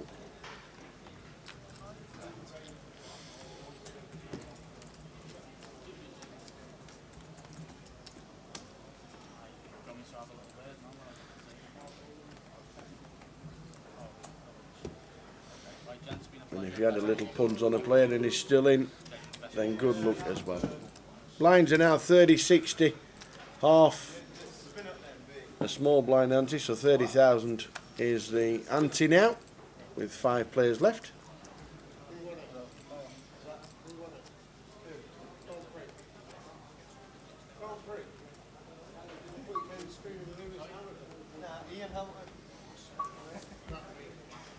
Flop time, 4, 5, 6, 2 spades. Not a bad flop for Maz. Yeah, but going to get some action though, because Dan flopping bottom pair and up and down as well. Ooh, if a deuce comes on the turn, it could actually be curtains for Dan. Looked like a great card for him, but he really does not want a deuce to roll off. Throw the deuce out. Well, a 3. That's 2 pair. Check, check. 2 pair goes check, checking. I thought that paired it then, Tower. I was about to say curtains for Maz. And now Maz coming in for a 200k bet, and Dan's going to have to fold this one. We just don't beat anything now. Think about the hands that our opponent's calling with on the flop. Maz is going to be calling with flush draws, some 7x in there as well. We've now been counterfeited. There'd be 6x. There's just nothing we can plausibly beat here as Dan. Has to be a stone cold bluff. Maz has to float with a hand like, say, 2 overs and backdoor heart draw to potentially even think about calling this hand, and that's why we've just got to get out of the way as he does. Yep. And Maz picks that one up after flopping the nuts. Awesome. Facebook, Twitter, YouTube and Twitch, and the facilities now give us subtitles on Facebook and YouTube. If you can't use headphones or you can't hear us, stick it on, then you can catch what we are gassing about all of the final. The remaining 5 players from 607 players.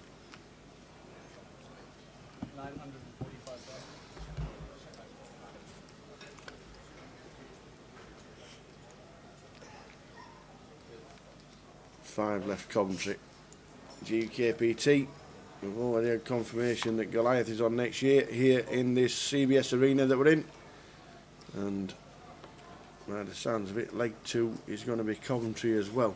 Which we are looking forward to coming back to. I can't wait. This has been a great leg tower. It's just think one of my favourite G casinos, this one. Felt like a festival again, like Manchester, like a proper festival. The whole week's been really good.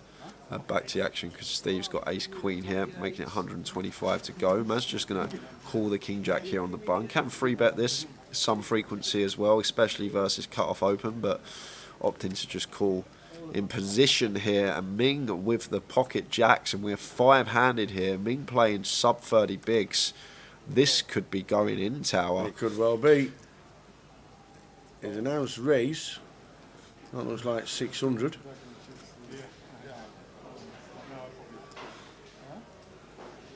$660,000. And to be honest with you, if this was the Ming from yesterday, I'd be like, this is going to... I love Steve. He just don't think about it. He's old school ace queen. I've got ace queen. I'm all in. Yeah, call. Ming is at risk. Steve Jelinek is gambling with the ace queen. Oh, this is a huge flip in terms of equity tower. This is worth probably about 5 figures, this flip in itself, to both players. Dan in seat number 2 just sat there thinking, yeah, crack on you lot. So this was always going to get in 5-handed, 30 bigs effective. Who flips best? Ming Yu is all in, but he is ahead. Not anymore. Not anymore. Gonna need to find a jack or running diamonds. And it's a 10, so drawing to just the case jack, as the jack of spades has been mucked. Could be losing Ming Yu. And we do. We are down to 4 players. Ming is our 5th place finisher. Great run from him. We saw the hand of the tournament of him yesterday. Really entertained us, but he is going to head to the rail when Steve now has half the chips in play. This is his tournament to lose, but he's played this FT so well and thoroughly deserved to be the chip leader. And we are down to 4, just like that, Tower. It was a Minging flop, and he went straight out the door. Well played, Ming. Well played, Ming. I had to use that Winnie the Animal. I had to use that one. The flop was Minging. We're down to 4. Good game, Ming. Played absolutely brilliant. You've seen the highlight reel with the ace jack. If you haven't, go and watch it. It's all over social. It's a great hand, but we are now down to 4. Means you £16,340. Well played, that man.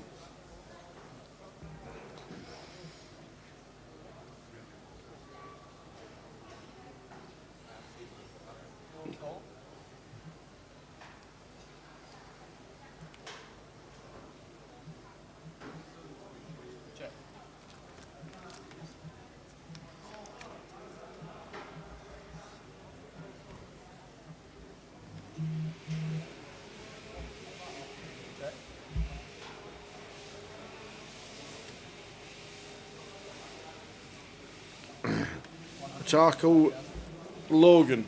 Coventry should host a GUKPT leg in sync with Goliath. There is pros and cons regarding a GUKPT and Goliath. Obviously, Goliath is a standalone event. The main event's £125. It's 9,300 runners. The side events are smaller priced because it's a festival for the smaller buying, but it gets everybody involved. Yes, there might be a 20. There's usually a 25-50 there, or there could be a 30-30 there next year. There's all kinds of things that you could do with Goliath next year, but we have been told by Jim McShane, who is head of poker, that there will be a leg of the GUKPT early in 2022 as well as the Goliath, but who's to say they don't put a mini festival on as well when Goliath comes around? You know, it's but with Goliath being the £125 main event, the smaller buy-ins for the punters and the players that can't play a £500 main event, the Goliath has been their week at £125, which is why the numbers have been nearly 10,000. So yeah, there are pros and cons for both, and I'm sure they've got plenty to talk about, and there'll be meetings, and they'll have meetings with all the staff and get together with a couple of players to think, what would you think about this? Would you do this? Would you do that? We've got 12 months because the dates are set for Goliath of the 25th of August to the 4th of September, but nothing regarding the schedule at all will be talked about for quite a while.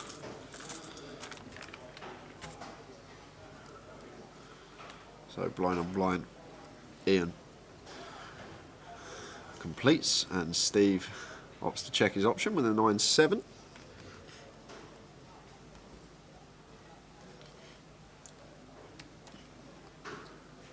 Ten, 7, 6, all diamonds. What a flop here for Steve. Flopping middle pair, gut shot, straight flush draw, And Ian's also called a piece, so we are going to get at least a street of action from Ian.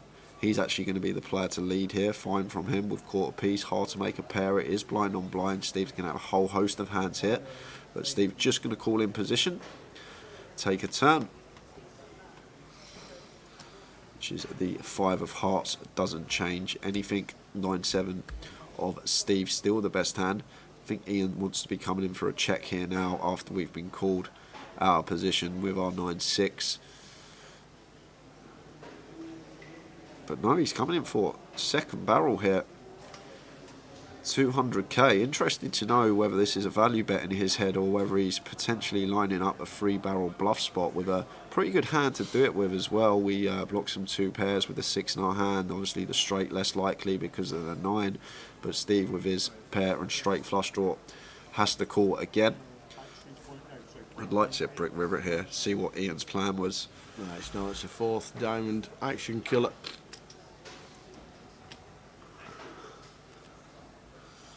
I was going to say, you know what happened last time we saw a diamond flop? we got the eye roll from It was Jack that exact flop as well. 10-7-6 all diamonds. It was the exact same flop tower. The eye roll coming in. Back to this hand because thinking what's going through Ian's head here. There's going to be plenty of hands that Steve does call which do have a diamond draw here. So he'd be a brave man to come in for a bluff here on this river. But potentially thinking about it. Maybe he's thinking ace of diamonds going to raise most of his ace-x hands pre, so there's only a few hands that can call us, but Steve checks back and going to take that one. Ian, rightly so, not barreling that river would be a very brave bluff in that particular spot. Jordan Brown on Facebook said, what happened to Ming? Standard race. Standard race, Jacks against ace queen. Steve Jelinek the ace queen, flopped an ace. Ming in flop for the Jacks, and out he went.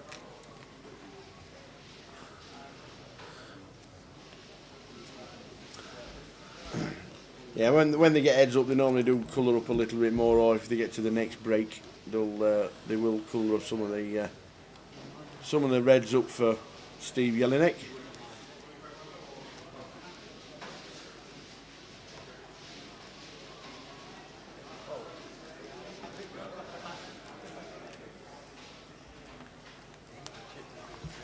PM, 4 left. I think we're quite happy at 10 PM. It's down to 4.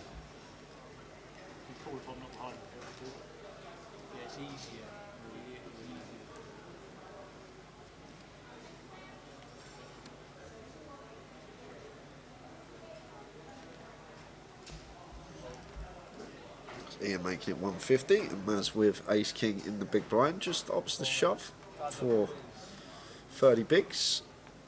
Are the blinds up? No, they're not up. 40 bigs, sorry, for Maz.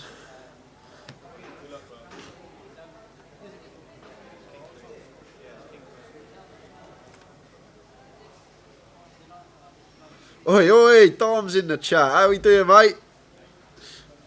Hope you're well this Sunday evening.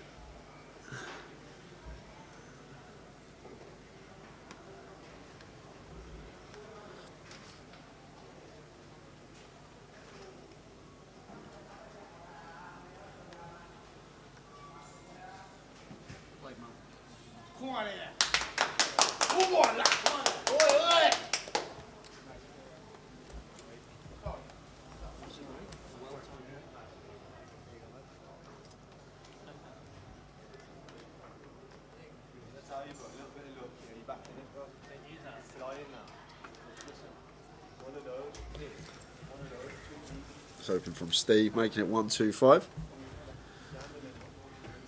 Raise and take. I'll tell you what, Dom, if you want to come down to Coventry, I'm sure we can get one running. I'll be finished in about 3 hours' time. We play heads up if you want. Take my money like you always do. Keegan 900 says, any dates for Goliath Tower? Yes, 2022 has been booked. The 25th of August until the 4th of September. If you're thinking, oh, that's late, it's because there's the Commonwealth Games here in the building. Here in the building, there's the Commonwealth Games next year, so a little bit later than normal, but it's already set. Get your festival dates out, 25th of August until the 4th of September. No confirmation of schedule at all, no talking of schedule, just the dates are set. And if you want to look around for hotels, crack on, because it'll get busy. Yeah, cheers, Dom. I'm glad you're enjoying the coverage, mate. I'm sure I'll see you soon around somewhere at a game.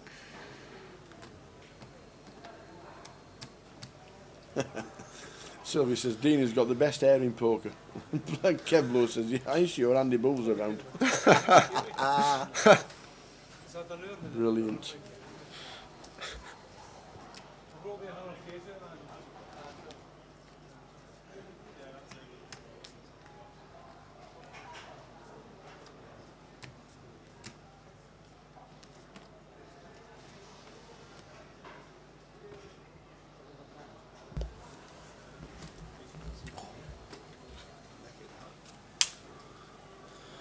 Oh, here he is. He hasn't been about all weekend. Cook Brad is in the chat. Evening, Brad. Thanks for tuning in. Hope it all went well for you this weekend, mate. He's been to England match. He took lad to England. Oh, he went to England. Yeah, he took lad to England match to watch. He went to watch England versus Halifax Town, or whoever it was. Andorra. Yeah, Halifax Town. Like I said. Maz, under the gun, Ace King. Looks like he's opening to 300k here. I'm really interested in what's going through Maz's head in terms of strategy. Opens to 5x with the Ace King under the gun. Really coming in for some extortionate sizing, these guys. We've seen 4x, 5x, 3.5x. And just raise and take there for Maz with the 300k open.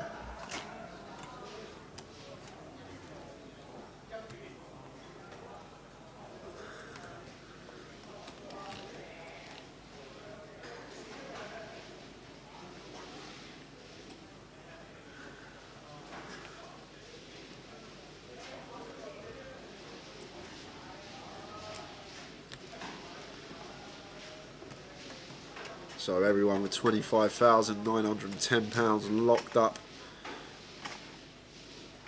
We'll get that updated shortly. Ming was our 5th place finish up. He took home £16,340. Nice payday for him.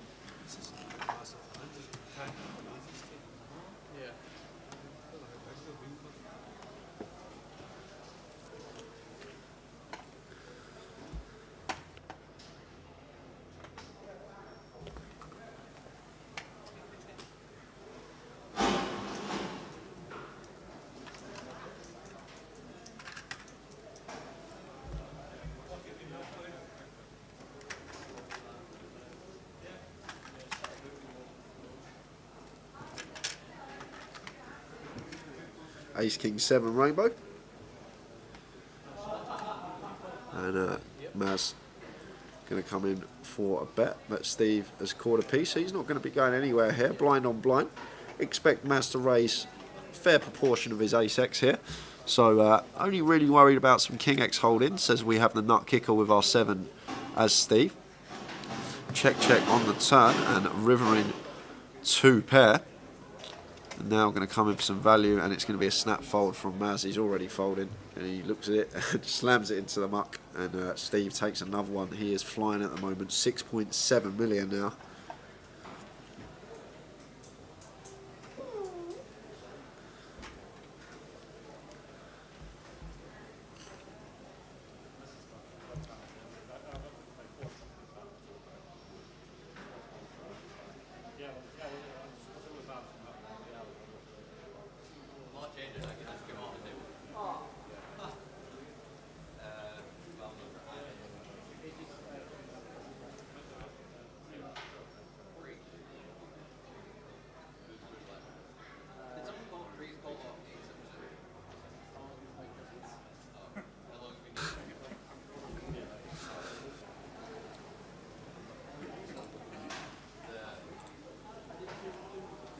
So Steve Ace9 want to be opening this on the button with 4-handed now. He's got all the chips. Want to see him opening a lot of hands. Steve really applying pressure on these other stacks. They're shorter. They're going to be wanting to ladder. The ladders are huge now.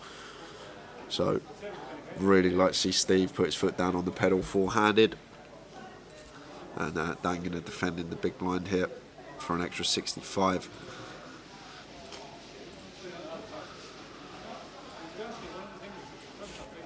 ace, queen, queen, 2 spades. And if I'm Steve here, definitely going to incorporate a lot of checks on this board, but he's going to come in for the bet, and Dan with a gut shot. Dependent on size, might call once, 125 to win 4-3-5, just thinks better of it.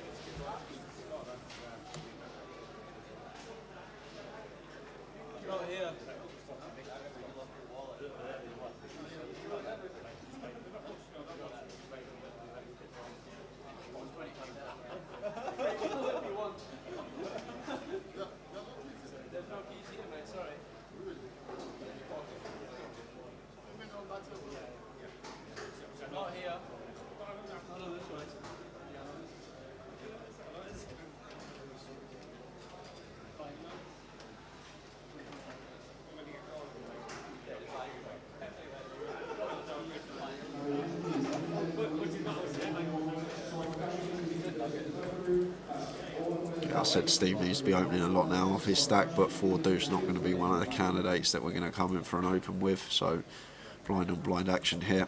Dan playing 21 big blinds. He's found an ace. He's all in, and a quick fold from Ian with just 7 high. Can't do much there.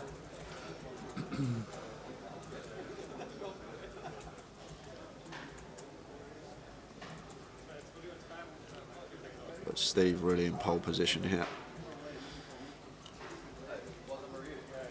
Really put his foot down now. All these players will be looking for ladders at this moment in time, worth a lot of money. I'll just run the prizes across the bottom of your screen. So next pay jump's worth £16,000 to everyone. That's a lot of money. That's a lot of buy-ins. That's over 20 buy-ins for this tournament. And if Steve's aware of that, he can really start exploiting that and going for it in certain pots against these 3. But Maz opts for the 5x open again, Maz, with the ace-jack. I'm really intrigued at this strategy that he's opting for here. He's kept it consistent. That's twice he's opened to 5x now, 4-handed.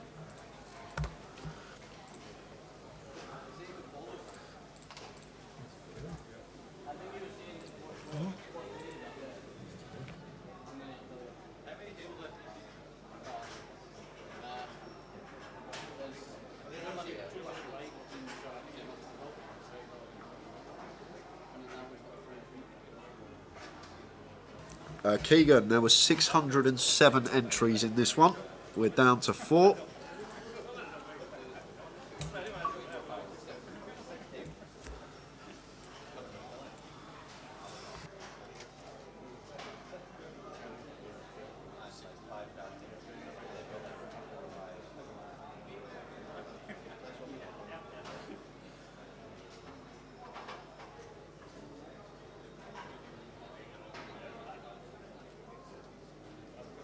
So Steve going to complete the small here, blind on blind. No, he's not. He's going to raise it up to 160.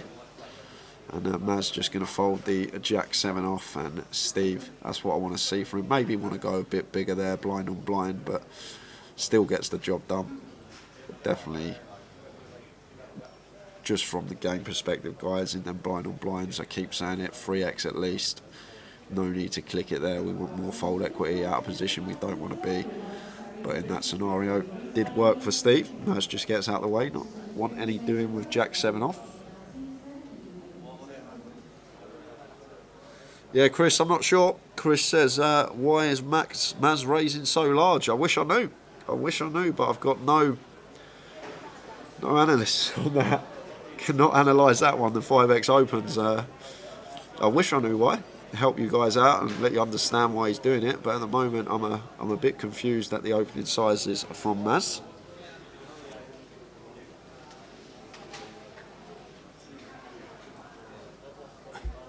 Lovely, thank you. A normal water or a cold water?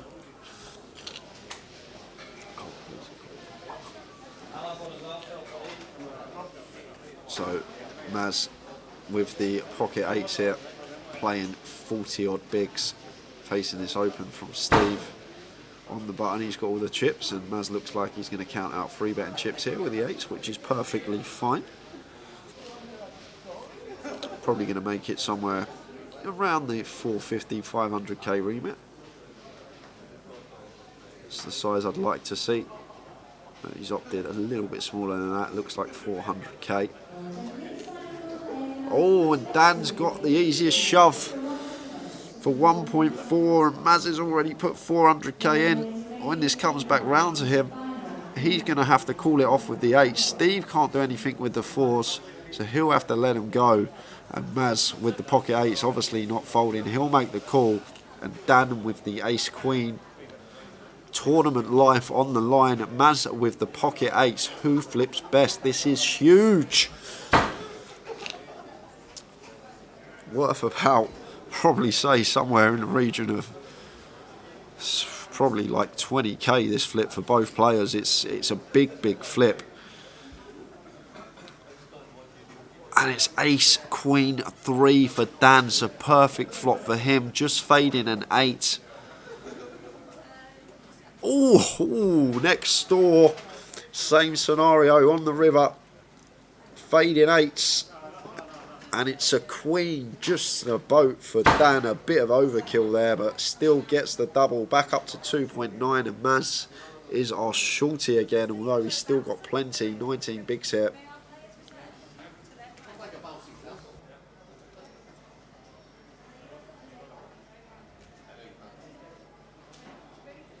I've got 500 pesos for you. 500. 2.5 million for yourself. We've got some new dance moves. How have you still got this much energy? What do you have for breakfast every morning? I want I had a bit of muesli this morning, and with some fruit, and I had sausage and beans on toast with a bit of Marmite on the toast. Love it. What a great day. Yeah, it's been loved it. Been a great day. We've got 15 minutes left on the clock, guys, before we'll head out on a 15-minute break. Yes. Yes. What's just happened while I'm doing the tea run? There's an all-in there. What happened there? Oh, yeah, there was an all-in and a call. All-in ace-queen versus 8s. 8s for Maz, ace-queen for Dan. Dan had the best of it. Dan the man. Just starting Dave up. The man. The myth. We missed that bit off. Oh. Well, we're still on 4, as you can see. Who's it going to be?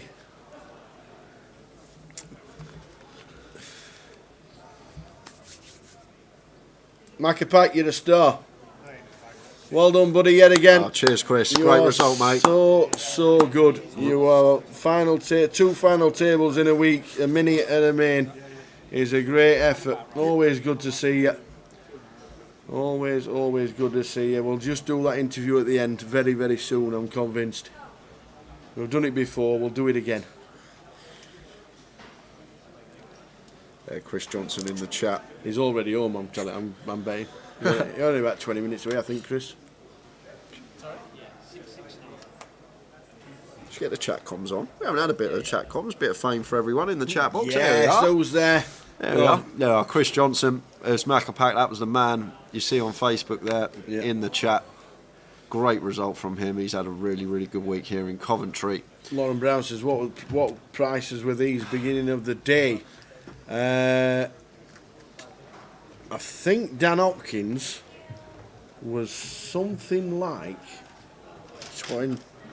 Was he 20s? I'm not too sure, Tower. I think he was something like 20s. Cheers, Kev. Just seen your comment there. Thanks for that, mate. I'm glad you're enjoying the coverage. Steve Yelenick was 25s. Ian Hamilton was 12s. And Maz Baker was, I believe, 18s.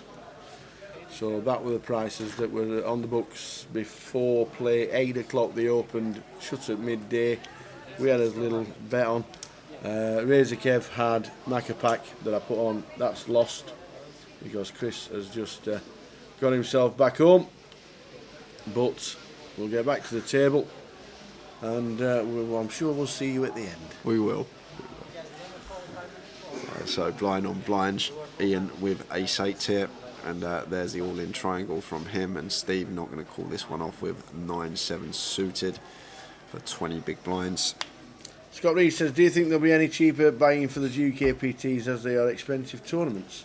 That's why they have a festival. There was a £200 on today. The seniors was 150. There's a bounty tournament at 170. Festivals are a little bit more expensive than your local comps, granted, but if you do manage to save up and get into one of the side events or satellite in or cash in a local comp and save it, then that's the way to get in and then build up. Dan was 33s, says David Blakesley. 33s. So he has a chance of winning because he's still in. Thanks, Adam, on Twitch. Top stuff as always, guys. Had this on for hours whilst grinding day 2. Top work. What day 2's you're in, Adam? Good luck. Hope you have a deep run. Hope there's lots of money up top. The man himself, Adam Neal. If poker begins in Dublin again, will we see Adam back over there? Because there's supposed to be an announcement tomorrow from the Irish government regarding lockdown and gatherings of over 500 people.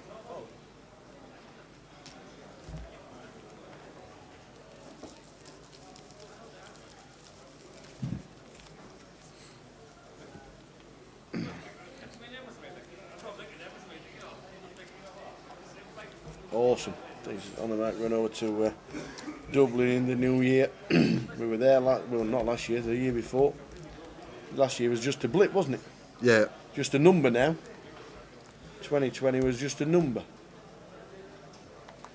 But no, yeah, we hope to be getting an announcement from the lads over in Dublin regarding going over there again. And fingers crossed, it's good news from Nick and Glenn and all the team.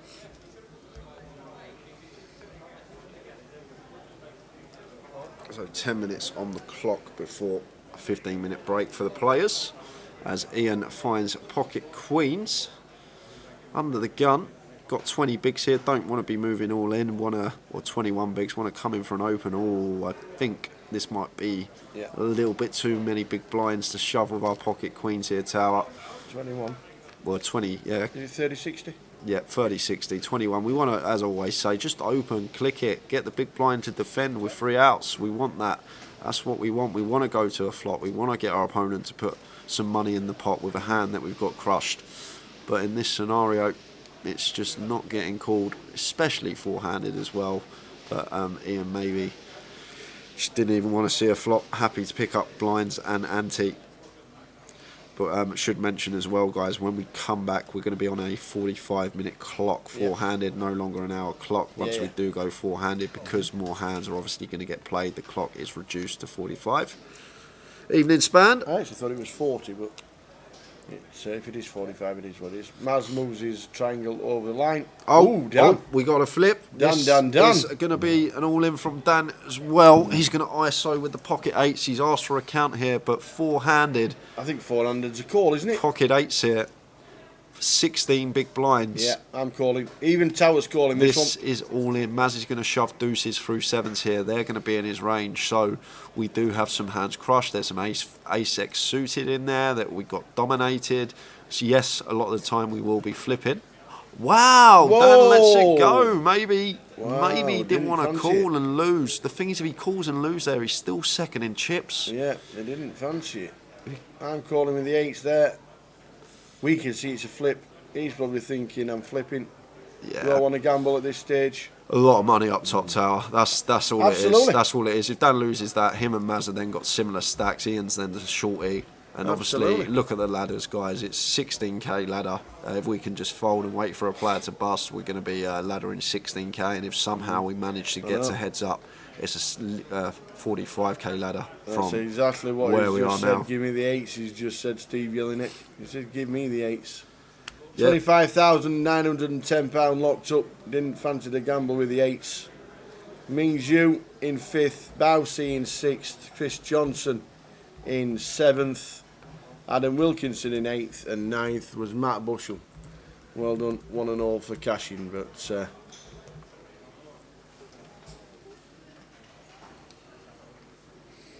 yeah.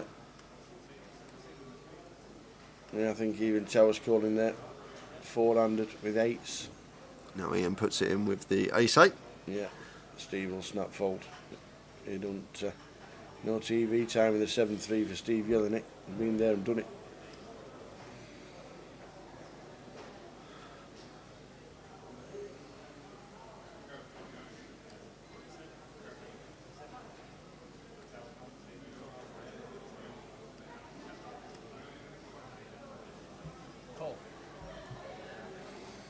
Span's just busted the 200 and he's now sat in the bar watching the live stream. Unlucky Span. Good to see you again. A lot of people now going out more as the live poker is bigger and bigger and bigger.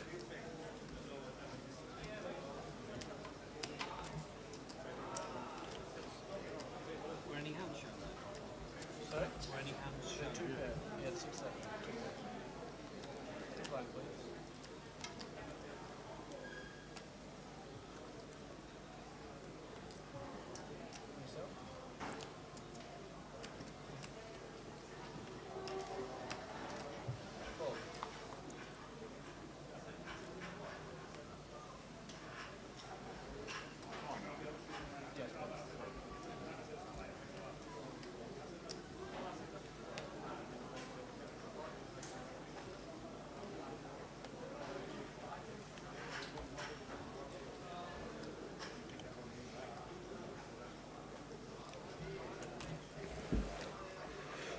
Evening the Mad Turk, watching on GUKPT.com. Good to see you this week.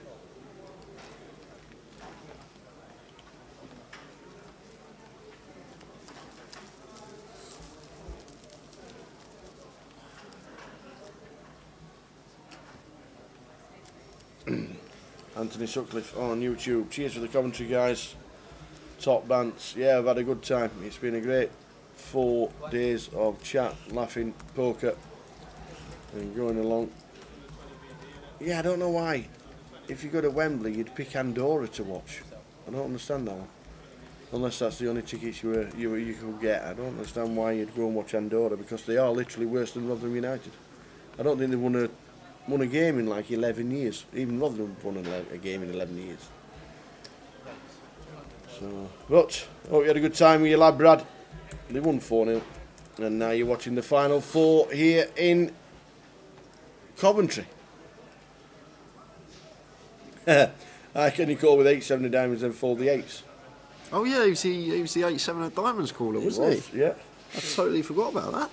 The 8-7 of diamonds guy.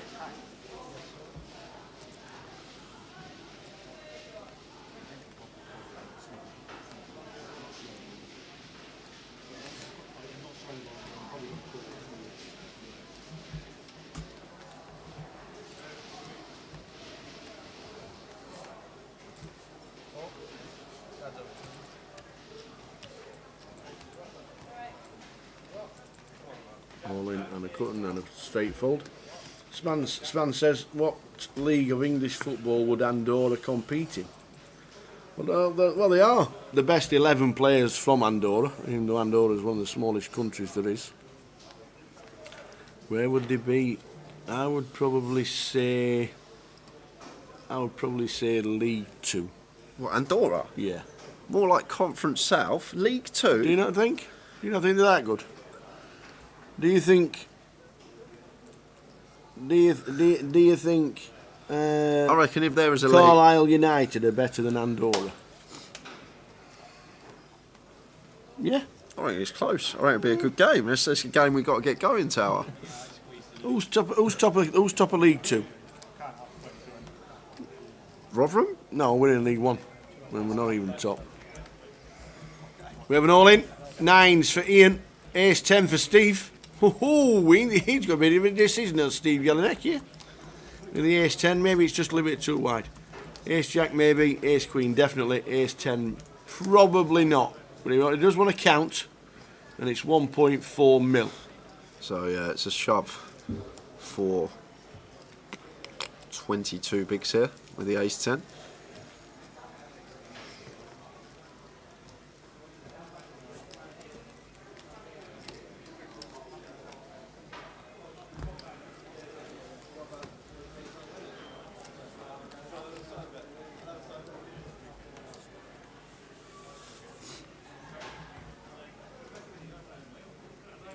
I think ace-10 is just a little bit too short of Steve's range. I think ace-jack is more of a decision. I think ace-10 is a fold. Yeah, I can't see Steve ever calling here tower. I'd be shocked if Steve did make the call with ace-10. He's thinking about it. He is definitely thinking about it. He's being in all right shape as well. Flip situation, but I just can't see how we're ever going to put 22 bigs in here. I guess Ian will take some shove spots with like some ace-x suited hands that we can have dominated. Maybe some flip situations for ourselves, but I just think as Steve here, we're in a nice position. No need to double one of the shorties up. He's also got Dan behind him as well, who was raised initially. I think it's a fold. Be another 10 seconds, Yeah, I think, and then Steve. I think after tanking, he is going to let it go, Steve, with the ace-10. If it was a standard small blind, big blind coup, I think he might have called. But I'm thinking with Dan's raise, yes, it's a standard button raise. Yes, it's four-handed, but I still think he's got to think about Dan's hand as well. And would Ian be moving over the top with less than ace-10?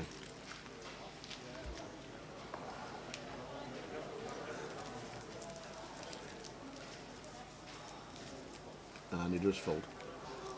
Yeah, Dan will do the same with the ace-5, and he's had a good 2 minutes to tank himself while Steve was in the tank. And he's going to fold. Yeah, it shows the ace and folds. Just look to the squad, and not one professional player, says Gully Math. No chance to be able to hack it against the League 2 side. So why do England only have 5 shots on target against a side that don't even have a professional player then? Why? Why are you not shooting from anywhere and peppering the target at all times? They should have 30 shots on target against a side that shouldn't be in Carlisle and Harrogate Towns League. Anyway, they won 4-0. Tommy Yates hit the nail on the head. Back to the poker. We're four-handed. 4 great players. Dan Hopkins, Ming Yu has just been eliminated. Right, this is the last hand of the session. We'll put our faces on. Oi, oi. Ooh. Oh, tell you what. Not done bad here, ever. Well, Ian with the 8s this time, he's not folding them. He actually rips for 1.6 million here. What's this? You said this is the last hand? Yeah. We're in a break, are we? 26 big blinds, Ian. Just ripping the pocket 8s on the button. We get more breaks than Dave. Oh, no, we don't. And Maz with King Queen suited here, and Maz is going to make He's the all call in. Now then, Ian. Ian makes a call with the 14 8s. We had the 8s folded 2 hands ago, and now the 8s are in for Ian against Maz Baco's King Queen. This is a good last hand of the session. So Maz, 2 overcards here. Very nice hand for him. We are flipping for lots of money. Gonna need to hit. We'll be back at 10:45 regardless. Not a good flop. but, No real backdoors either. Not a single spade in sight. Maz is needing to hit. And just a king or a queen now, or we are going to be down to 3 players. Maz Baco does not survive. Diamonds on the river, so we're going to lose another one. The fans go wild and all. Well done, Maz. Maz taking home 25k and a bit of change in his pocket. What a great effort. That is it, guys. That's a 15-minute break. We're going to be back in 15 minutes. Free-handed poker. Everyone's locked up. I think it's 41k now. What a chunk that is. Juicy. Full chip count on its way with all the guys as you sit around the corner. They're going to take 15 minutes. So are we. And we will see you back for 3-handed to the winner of GUKPT Coventry. See you then.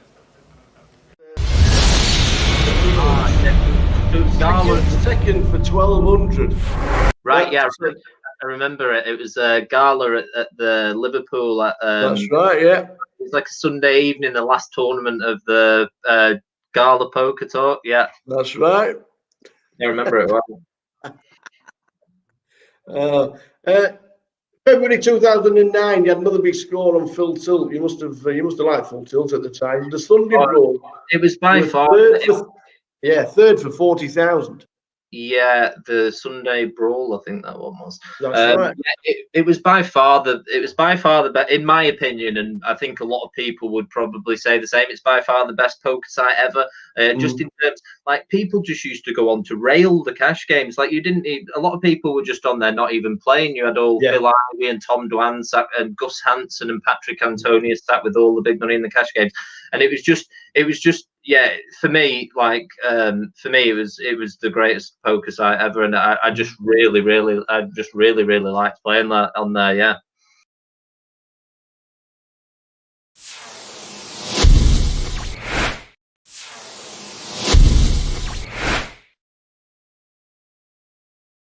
Yeah, you scored for 40,000, but the following month you played an EPT. Is that what you bankrolled yourself into the EPT with? No, the EPT was a funny one actually.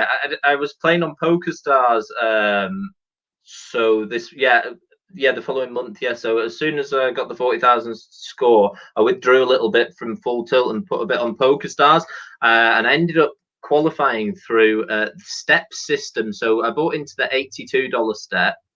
And this was a sit and go, so the top two got you into the next round. And yeah, I bought into the $82 step and got into the 215 and the 630 and the 2,100. And anyway, I'm then in the 2,100 playing for an EPT Dortmund package, and I get heads up with the little Italian guy. Do you remember Dario Minieri? Oh yes, I do. I know the name. Yeah, I was heads up with Dario Minieri, and I think I ended up trapping him, and he made a big bluff, and then I called it off, and yeah, I was super excited about that one. I managed to get the €5,300 buy-in, and I got the Hilton hotel free and some money for flights. So I told my friend we're off to Dortmund in Germany. 667 runners there were, and you were chip leader with 70 left. Yeah. Was you nervous? Was you excited? It was a crazy experience. Day one, I just sort of was playing pretty tight and didn't wait. I couldn't really get many spots day one. I was finding it quite tough. And then in the last level, I got a big double up with 9s against 4s and bagged a moderate stack for day two. And then day two was just an absolute whirlwind. I sort of, I think I had an interview with PokerStars actually at the start of day two, and then I've got on this table, and I'm just running absolutely berserk, like, but I'm sort of painting a picture that I'm this really tight kid who's just like satellite in for this really big tournament. Like every time I sort of make a crazy move, I'll show a card that perhaps makes it look like that I had a strong hand or something. And they were all buying into it. And I was just going, I was literally just putting the foot down, putting the foot down, putting the foot down. And then I'd even find a situation where I'd like flop a set or something in a massive pot. And I remember it was because it was so early on in my poker career, but I just, the amount of physical chips I had in front of me at one point, they had to stop the floor people had to stop it and come up and color them up. So yeah, that was crazy. Was it true you had aces 3 times in a row? I think I might have had them twice in a row. Instead, I had them 3 times in a row. Tell the bloggers anything.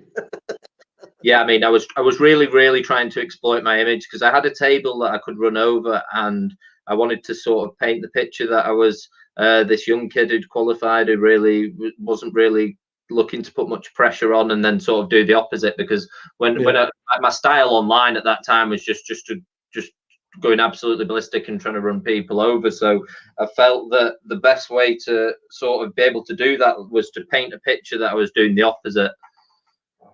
15th for 20,000. Annoyed? Happy? So yeah, the TV cameras came in for day 3 or day 4. I think it was day 3, with 24 left. So that was really strange. I had to sort of like walk up to the camera at the start of the day and hold a card and flash it. And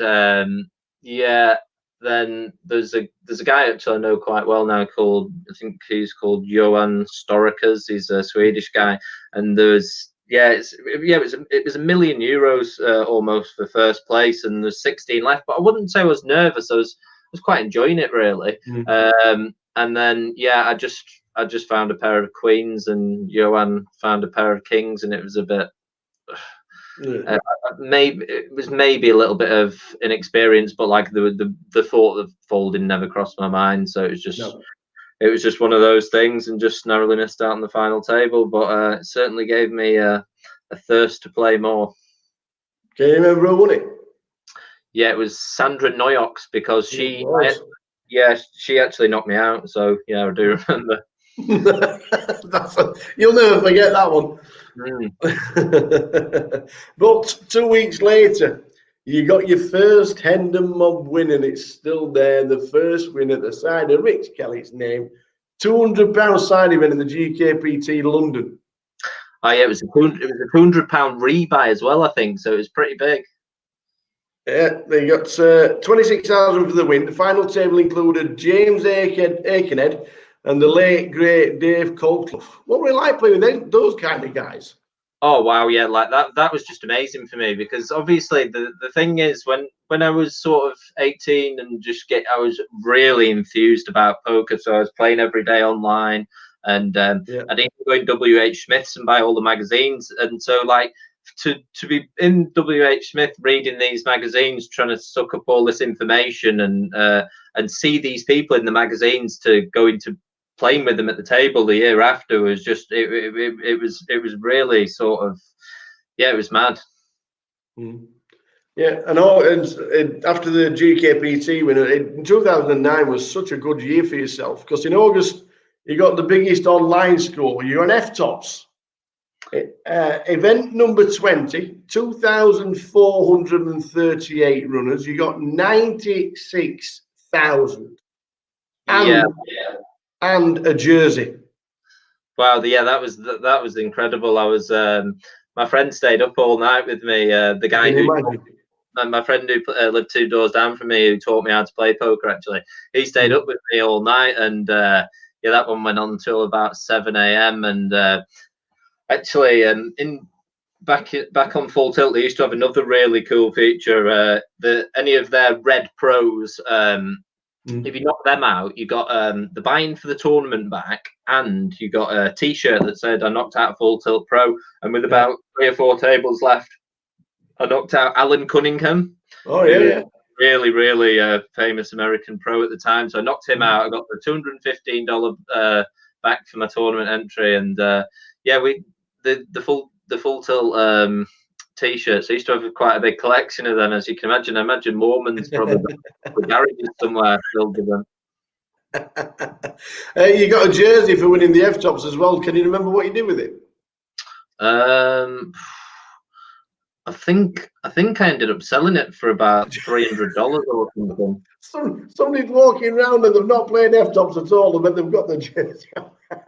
Yeah, it was like a big, like I was a very, very I was very, very slight build back then. It was a big American gold football thing. Yeah, it didn't look good on me.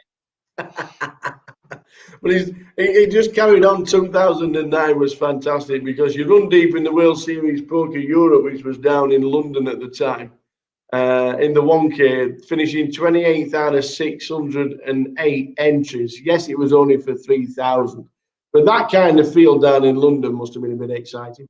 Funny story about that one, actually. So is that the 1K event that JP Kelly won?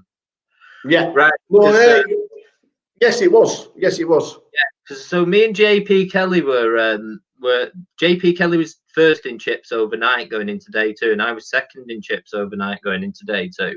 And I think I'd played on the Friday, and day 2 was on the Sunday. That Sunday was the Sunday that Michael Owen scored that goal against Man City. So yeah, but on the Saturday, interestingly enough, I actually had my biggest ever cash game winning session ever. I was playing in the Vic in London, and I ended up buying in for about 5,000. And then like at the when it got to something like 6 a.m. I was playing Bamboss heads up. If you know Bamboss. Oh, yeah. He was an absolute legend in the Vic. I absolutely loved him. But if he was on tilt or something, he would just play crazy, and he'd always like to go to the cashier and he'd say more chips please, and he'd get a big stack of the 5k chips. So no matter how many chips you have, he'd just come back and plonk 150k on the table. So yeah, I was up to about. I must have been up to about 65,000. So I was winning £60,000 in this cash game, and like that at the time for me was just like absolutely insane. It was like fairy tale stuff, really. And then I ended up and Bamboss was straddling every hand for me. So like we were playing heads up, and if I didn't want to put the straddle on, he was like, "Okay, Richard, I put it on for you." So like he was just trying to make pots enormous and things, and I was like, I'm in for £5,000. Do I really want to play 120,000 pot here? And it was getting 6:30 a.m. So I had this big day 2 at midday, and then I think Sam Trickett said to me the next day. He said like, "What have you done? Like, why would you ever leave in that spot? That's the best spot you're ever going to get in a cash game." And I was just like, "Yeah, I had a day 2, and then I was excited for that day 2." At one point, you sat next to Chris Ferguson.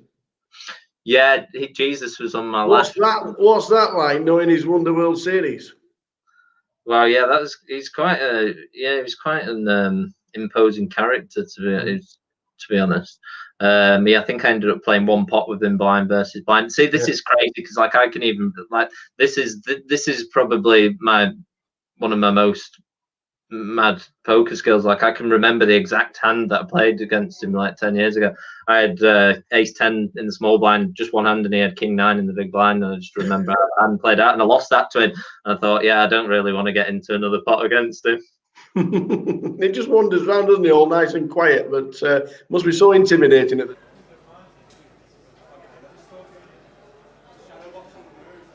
We've enjoyed listening to Rich Kellett all weekend, and hope you enjoyed the hour with the Tower on a regular basis, filling the time in while we're waiting for the players to come back. We are just about to play 3 3-handed. We just lost Ming in 5th, and then we lost Maz Bako in 4th. We're down to 3. The last hand of the session was Maz Bako. So we're on 3. Dan Hopkins in seat number 2. The chip counts to 2.9 mil. Ian Hamilton will be coming into the middle in seat 5. Has got 2.5 mil. And Steve Jelinek right there in seat number 7.5, like an Hogwarts, has got 6.6 mil. So we are just about to start 3-handed. Nearly there. Nearly there. Come on then.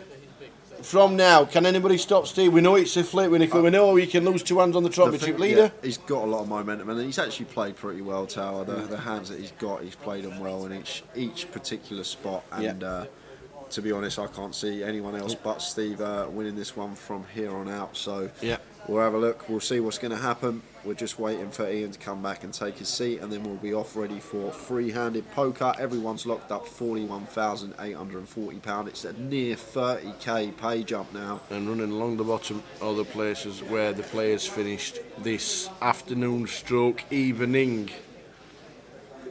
So there's the payout structure. Over £100,000 for a £750 buy-in. Absolutely amazing. Well done, one and all.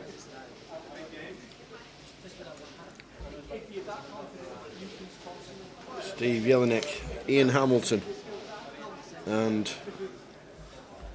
Dan Hopkins.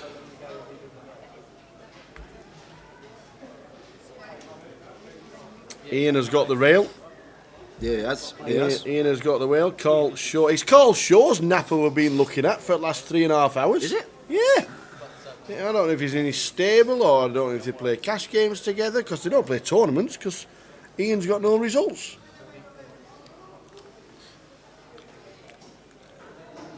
But chip leader is a 25 to 1 shot before we started. It's all right when your first result's going to be 100k potentially, ain't it? Straight in with a six-figure score. It's only ever downhill from there, I'll tell you. So we're off, 300. Who wins it? Well, Steve is definitely favourite from this point. Obviously, we know how quickly things can change at the poker table. Oh, what are you doing, Blue? I was going to watch that later. Spoiler. What's happened now? He's Canterlay won the FedEx Cup. Oh, right. Didn't think there'd be ever any golf spoilers in the chat. Well, he did start 10 under, didn't he? Because he was leading the leaderboard. Cantley wins the FedEx. Cheers, Kev. Might as well tell us how many shots by and who came second. Yeah, how come the Solheim Cup finishes on a Monday and not Sunday? What's that all about?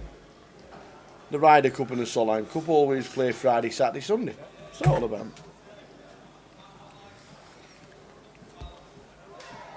Three-handed for the final, for the title in Coventry. Steve Jelinek on your right. In the middle, in the black hat, is Ian Hamilton. And on the left is Dan Hopkins.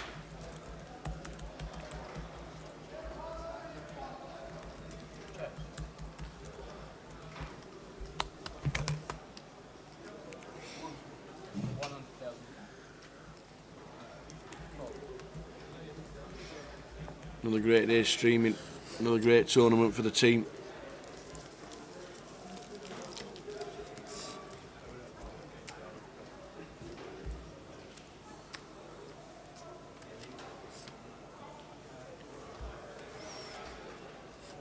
We brought you the best pictures from Coventry and we can't wait to come back.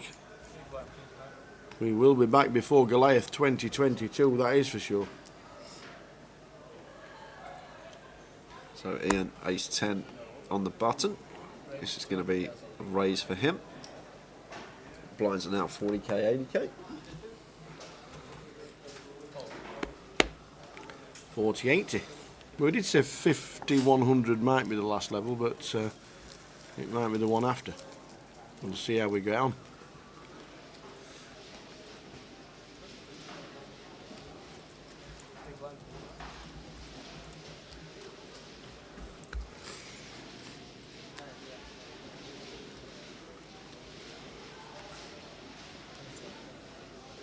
Dan going to defend for an extra big blind and heads up to the flop. Free-handed poker now, guys. Want to be opening lots of different hands. Want to get involved a lot more. Blinds are going to be firing around every orbit.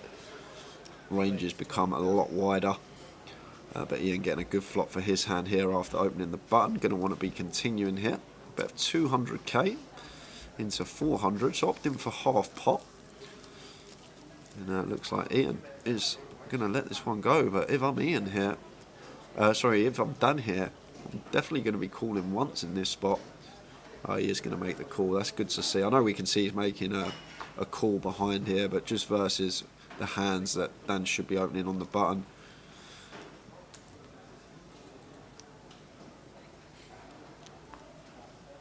And Dan probably going to check this one behind tower. It's a very good card for. Yeah, it was check. The river. 4 of spades. Now Dan has to bet. Ian. Dan. Yes, Dan has to bet. 2 3-letter names. It's Oh yeah.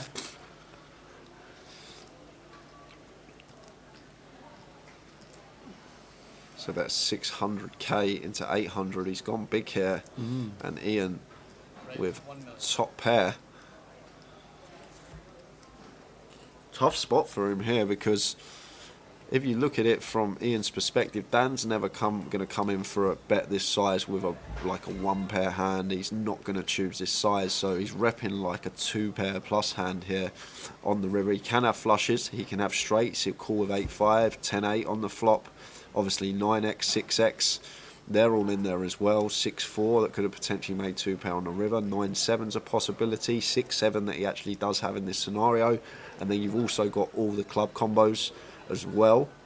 So plenty of flushes out there. He's going to be defending most of his suited hands in the big blind. So this is a really tough spot for Ian to find the call, because we also need to come up with some hands that Dan is bluffing with here, and there's actually not too many. Once he calls flop and this 7 of clubs rolls off on the turn, basically all the hands he calls with on the flop either sort of make a flush or a straight or a pair, and maybe he's going to check for a bit of showdown with his one pair hands, because Ian can still have like some king queen, king jack, queen jack hands in this spot. So if we're in here, especially without a club in our hand, I think we're going to have to fold this one against this particular size that Dan has opted for on the river. It's a tough spot for him, and we are free-handed as well, as mentioned, so it's harder for him to fold. He's got top pair, but Ian, finding the 7 on the turn, made the best hand, and Dan really thinking this one through rightly in the tank, and he makes the call. He makes the call. Dan shows him the 2 pair, and the ace has slid into the muck. Yeah, that's just got to think about ranges and hands. Unless like the bluffs that Dan has there's not many. Unless he's turning like a 7, like a 7-8 or a 10-7 type hand, or maybe a 6x with a club, like a king 6 with the king of clubs into a bluff. Well, that would be a very creative bluff from Dan, but he's just got a whole host of value there and not many bluffs, and they're the spots where a lot of the time you want to be folding, where the value range is a lot heavier than the bluff range. But in that case, Dan wanted to see it. He did have an ace in a free-handed situation, so just flick that one in, and now Dan is left pretty... Ian, is left pretty short. My brain can't comprehend Dan and Ian are the same name, just with a D and an I in front of them. Is the photographer available for a wedding? Says Penny. Or is he already married? PK doing the pictures for social media. And we definitely don't need clocks, because there's... that was a legitimate decision, absolutely. Guys. That was a decision. £42,000 for third place. I wouldn't have minded if Ian took 5 minutes on that decision. That call for 600k is massive in terms of the prize pool and equity within it. So don't bring clocks in. He's got more than a right to tank there for that decision. He could have taken another 2-3 minutes and it would have been fine. Just taking too long, no need for it. It's either a call or a fold. That's why we're sat at home, Madge.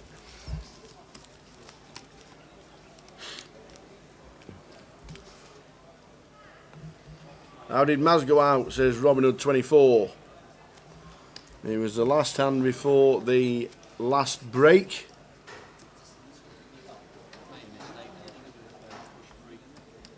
I know you call, then at least I see all 5 cards. So ace-10 for Dan on the button. He's hit 200k, and Ian now got an easy shove here for 15 big blinds. Yep. This is the standard that is going to come for him. He'll know this is an all-in. And Dan, once it comes back to him here, free-handed, facing this shove with ace-10, this is going to be a tough spot for Dan. It is. And look down and see ace-10. And can I have a count, please? So we're going to begin at 1.3 of it back. And with this 40k pay jump, does he really want to potentially double Ian up here? No. When Ian is the short stack. But he is going to make the call. And Ian with the jacks, going to have to fade an ace to get the double. Can't fault Dan for calling. We are free-handed. It is only 16 big blinds. Yeah. Ian's probably going to shove suited ace-x there. King, queen, king, jack suited, queen, jack suited, pocket pairs as well. Ian's at risk. So we don't fare too bad against that range, but obviously a lot of money up top. So to the flop. Good flop.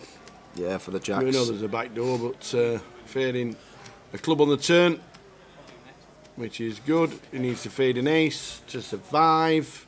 Ian Hamilton. Looks like getting a double up. Indeed he does. So he gets more than his chips back off Dan Hopkins.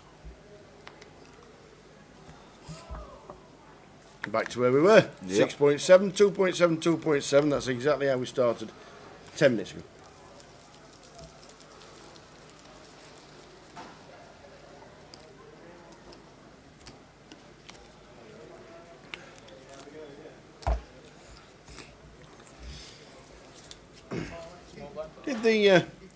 Did the Brazil-Argentina game carry on, or was it abandoned after all that malarkey? I know the Penny Smith's cracking everybody up with that one. That's a great. Do you think Steve will be happy with that? No. I think he would like to be heads up right now.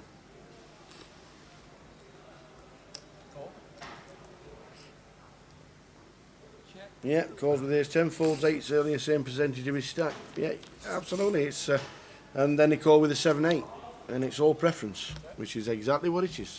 People asking for the payouts, just going to run them across the bottom of your screen there.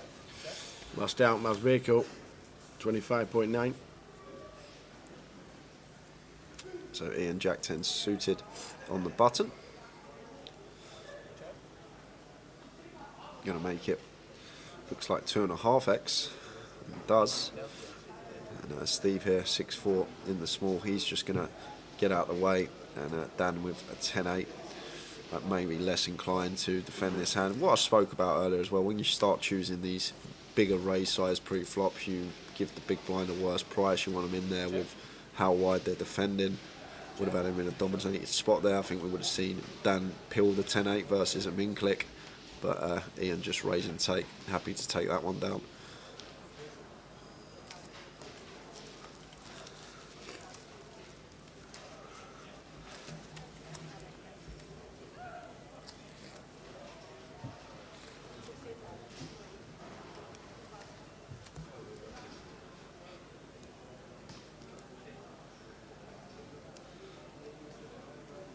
Dan's got the raggy, the 8-4 of diamonds. Sorry, the riggy, should say. And just gives. I'm surprised he didn't complete that suited 8-4 of diamonds in the small. Oh, a bit of needle for Riggy. Oh, I He's been needling me all week. I love it. Riggy's been needling me all week. I've got to get some in myself. I love it.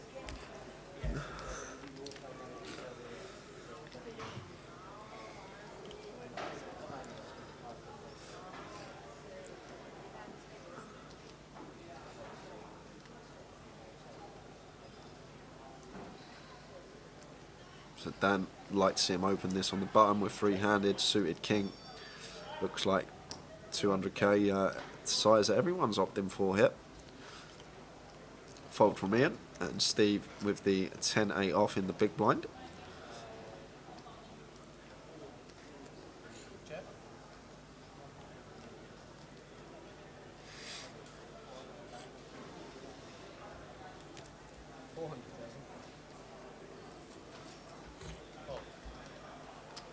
Makes the defend.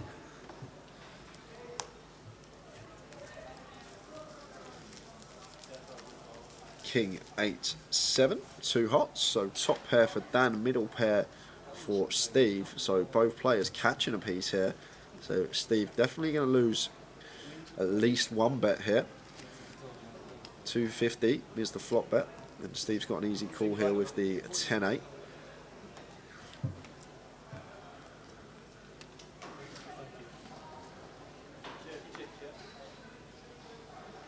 It does make the call. See the turn card, which is the 4 of spades, so doesn't change much. 6-5 does get there, which can be part of Steve's range in the big blind defending, but Dan happy with his top pair and going to come in for another street of value, targeting some 8x, 7x as well. Obviously charging some heart draws, 9-10 also a candidate that he can have, 9-6 suited as well, Steve can have in this spot. He's going to make the call, 475,000 is the bet.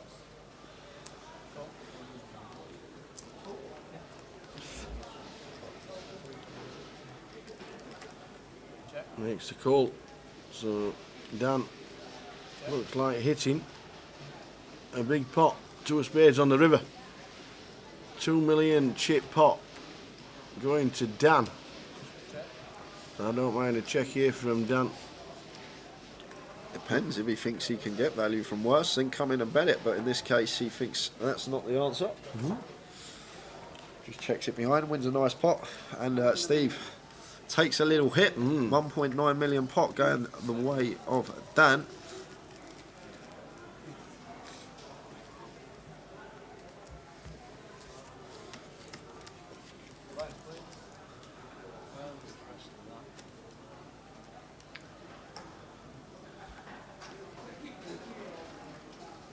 Michael Summers says, what are the dates again for Edinburgh? 30th of September until the 3rd of October, inclusive 4-day main event, Thursday, Friday, Saturday, Sunday. Satellites running in the club. There were satellites most of the week as well, but the final will be on the 3rd of October, which I'm guessing it sounds like about 4 weeks today.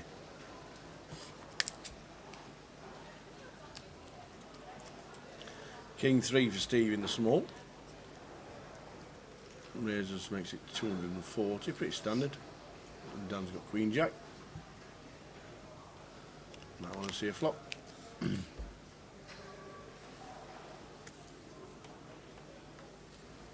Nope, doesn't want to see a flop with paint in his hand. Gully says, Jay, do you think Steve has been active enough considering his chip lead? All the action has been between the rest of the table when we become 4/5 handed.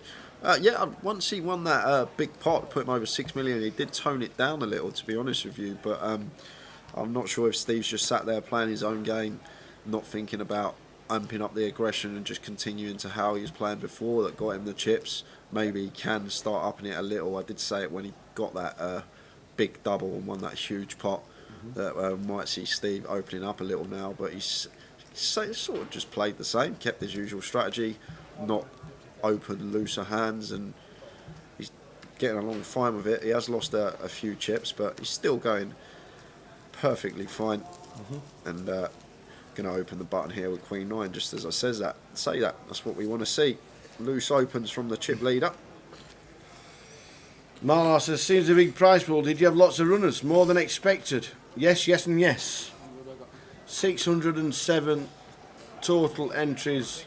Big East event outside of London by a mile. I like this from Dan. I like this a lot. It's just cold. Yeah, like just flatting the kings and setting the trap.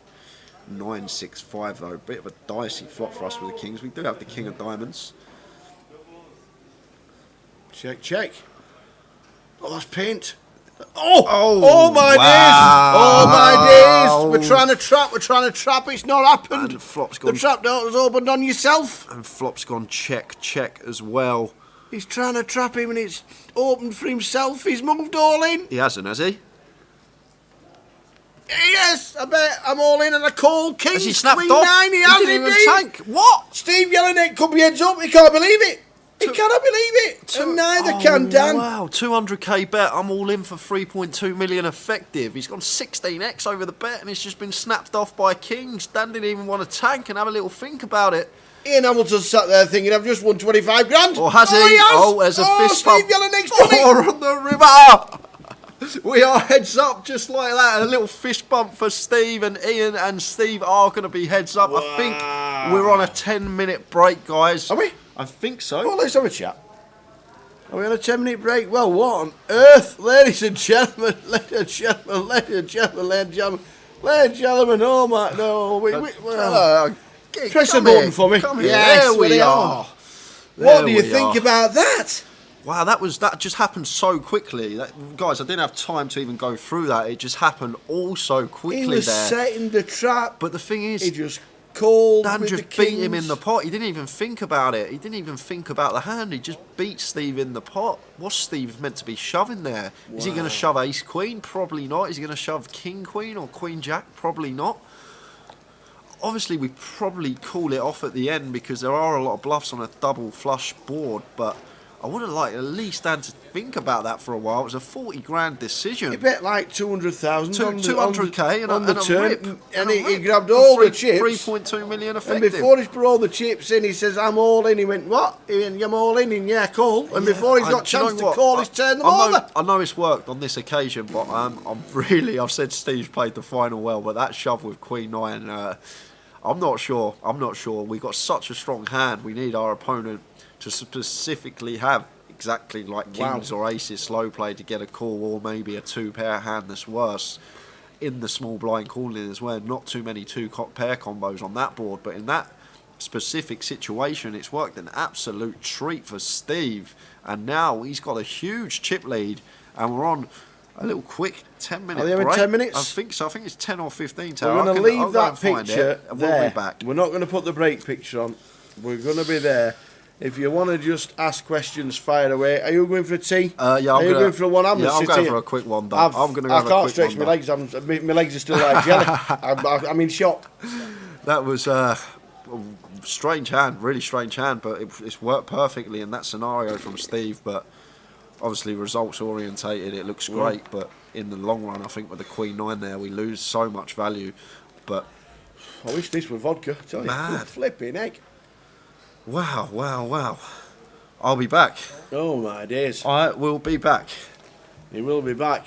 We can carry on chatting. Jay's on his way. I'm going nowhere. I am going absolutely nowhere because that was just incredible. Woo! I tell you what, live poker's not dead. Never. Ever is live poker dead. And yes, we can definitely say it's easier for us because we can see the cards. And yes, he's tried to chap him with the kings of 90% of the time. It works. He got unlucky on the turn. Boom. But by the time he says, I bet 200, I'm betting I'm all it, the action was done. Wowzers. Just amazing. Well, we're heads up, ladies and gentlemen. Oh, the camera's there. It's all coming on now. The camera's all getting set up for the interviews at the end. Who's doing them? Who's doing them? We are very close to crowning a champion in Coventry, let me tell you. Oh, my days. The Royal Goat, do we have a favour? Do you know what?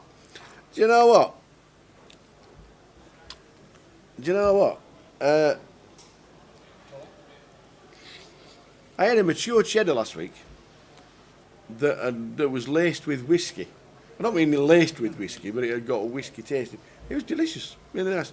No, I don't, to be fair. I do like strong, mature cheese or strong bombs or anything like that, but yes. Ty needs to go to bed. Rakesh, he needs to go to bed. Tell him we need another Kings versus Queen 9, please, straight away.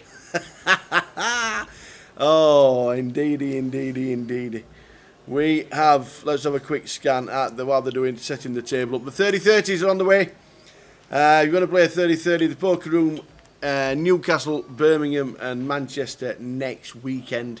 If you want to play in a couple of weeks' time, the same weekend as Edinburgh GUKPT. And somebody says, are Leeds and Edinburgh back-to-back? Yes, they are.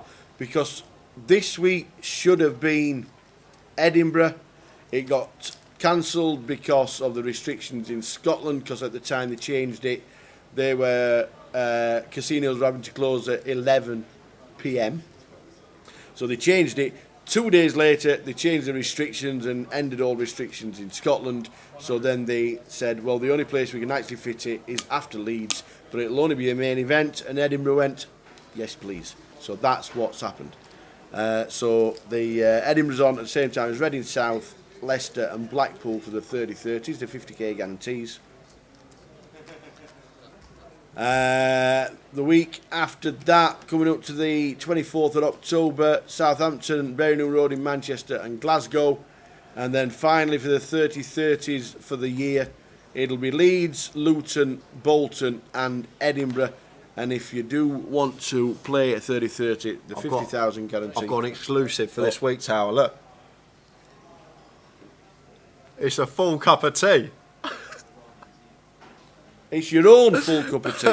No, I've got. Oh, you fixed me a full cup of tea for the last final cup of tea. It's filled it up right to the top. Look, you can see it. Look, it's filled it to the top. It's only took him 4 days. We got there eventually. Well done.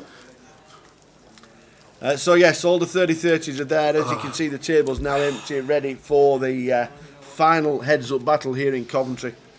It has been absolutely awesome. Thanks to everybody for tuning in. We're not finished just yet.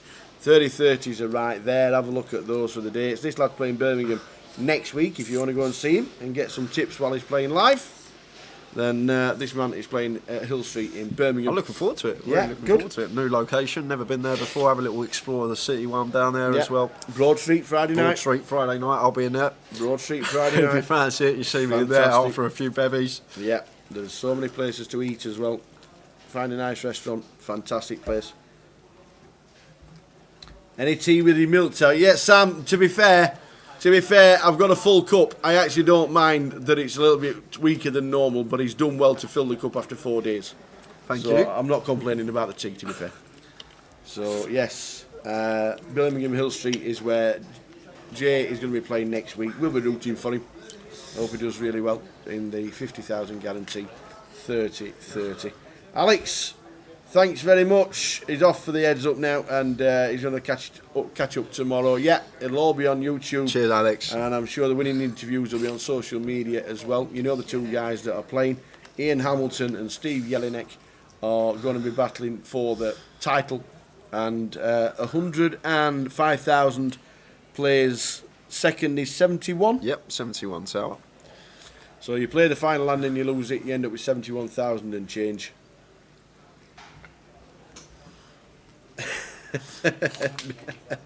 Get Jay to say bare minimum. Bare minimum. Now say Birmingham. Birmingham.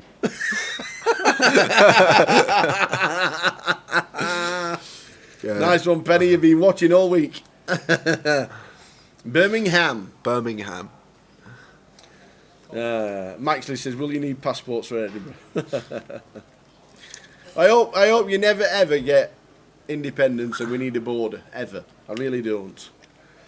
The United Kingdom's the United Kingdom. I know, I really, really hope that you don't go for independence and vote until you win one. Because it'd be a travesty if we have to stop just above Carlisle and get us passports out and come in. Because it's a fantastic place. We love coming up. We like to play golf in Scotland as well. If ever you want a week playing golf, Scotland is your place to go. Free Scotland, says Vartor. I bet the courses are alright up there though. Amazing. Yeah. Did you know St Andrews is a municipal golf course? No. I've only really got into watching golf the last year, Tower. Once you play something and appreciate how hard it is, then when you watch it, you love it because you see them pulling off these shots. You're like, when you watch the 150 players on a regular basis that only ever get onto telly, yeah, and you realise how good it is what they actually do. That's why I like it so much. You appreciate how hard it is to do what they actually do. It's crazy. Absolutely. The difference between a scratch golfer and a television golfer is immense. It's another level still. And they still practice every day. Yeah, every and day. they still train the swing every day. So, Vato says, free Scotland, but you can keep Wales. Unless you're John Daly, he doesn't, does he? Never used to hit a ball on the range, just used to go out there on the first tee and off he went. And John Daly will tell you that when he won the Open in 1994, 2 weeks later he couldn't remember he'd won the Open because he did like his whiskey. Yeah, and he's still playing. He's got his clothes. He's got his all his tacking on. He's absolutely brilliant. I forgot about that.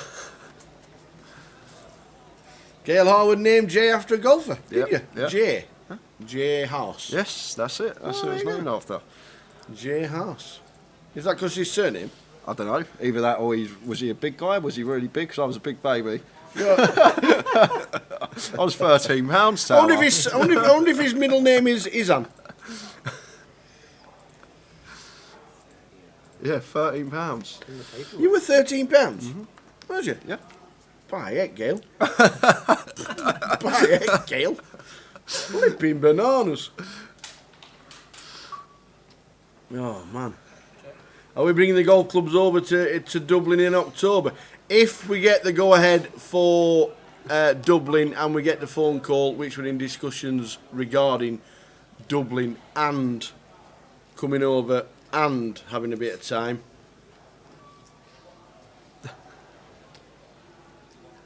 Oh, yes. And let me tell you, if we come over next year, I should be coming over early. Bit of golf? Absolutely. Oh, Andy Duffy, congrats on the stream. What a great event. Thank you very much indeed. We've had a lot of fun. It's been great. We know when to It's get always serious. great. We know when we can have a laugh. We know when we can talk about cheese. We know when we can talk about anything else than 13-pound babies. But we are now battling heads up for the title and the new crowned champion in Coventry. Well, they're both coming back. There's the handshake. Good luck to both these players. We'll Let's get our get back faces to off it. the screen. Well done, one and all. Ian Hamilton on the left. Steve Jelinek on the right. Let's do it. Let us do it. Absolutely brilliant from these two guys. The chip counts will come under their names. Ants announcing who the players are. Well done to Ant, well done to Steve, well done to Ian. Ian, if you check his database, no records whatsoever apart from 2 little events where he's won about 220 quid. I reckon he can play cards because one of his best mates is Carl Shaw. Carl Shaw has a bracelet.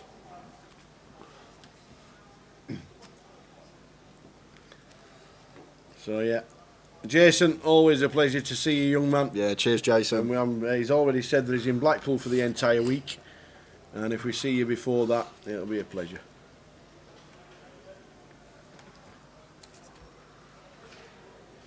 Yeah, Slough is a great golf course near Carlisle. Yeah, well, if you get one double up, they are straight back into it. 9.3 against 2.6. It sounds easy, but it definitely isn't, because it's hard to get over the line in any tournament, and you don't want to double your opponent up just by playing any 2 cards on a regular basis. He's got like 3.5 to 1 chip lead here, but that can change in a second if we lose. We're only going to have a slight chip lead if we lose an all-in situation as Steve. And then it's pretty much going to be level pegging again. 1 double up for Ian, and that would be that. But yeah, that was called on tour. Yeah, that was called Napa that we kept seeing on the screen. I didn't realise it was called. He was jumping up and down in front of the overview camera. But yeah, Carl has a bracelet, and so too does Steve Jelinek.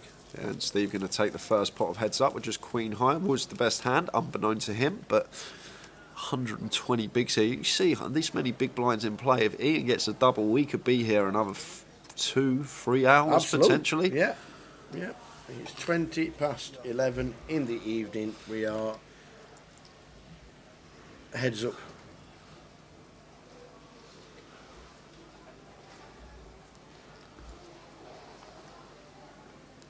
But it's been a great tournament, and this is the final hurdle. 607 entries whittled down to Steve Jelinek and Ian Hamilton. Both been a fixture on our feature table today. We've seen a lot from both of them, both with fairly different styles, but both been played very well to get to this point.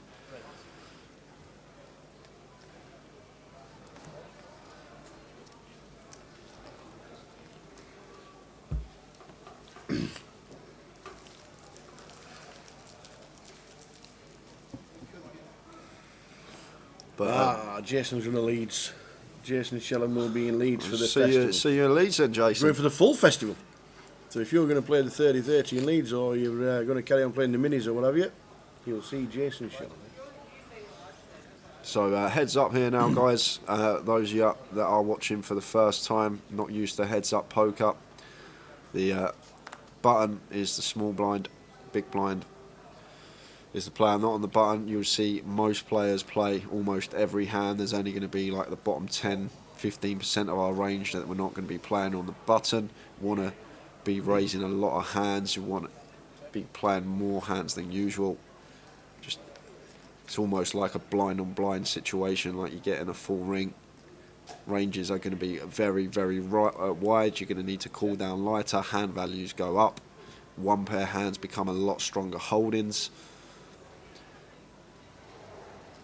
And best form of poker, in my opinion, heads up poker. It's where the skill really comes in. As we see Steve make it 200 and Ian with the pocket nines here. Ian playing 30 bigs. Might just elect to go with this one. Massive hand, heads up pocket nines, and there's to $1 million.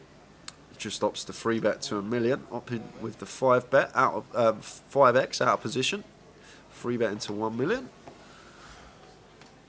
And Steve can't do much here with the Queen 10 versus this particular sizing. Gonna have to get out of the way here on the button. Not sure how we're gonna see him continue with the Queen 10 off here. Might see him continue against a smaller size, but 5x is just too expensive for us to continue with this particular holding in this spot.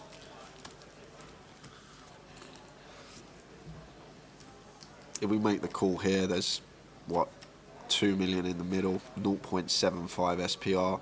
It's just not going to be the best thing to do as Steve here. He's going to take his time, but eventually I think we're going to see him fold tower. Well, I said I think we're going to see him fold. He's counting out chips here. He's actually in a flip situation, but I'd be shocked if he actually managed to put a call in here, tower. There's so much play left. Wow, he is going to make the call. With the Queen at 10, leaving 0.75 SPR behind. And that's just an easy shove now. This is a great flop for us as Ian, and he's going to move all in with the pocket nines. And Steve will just have to get out of the way.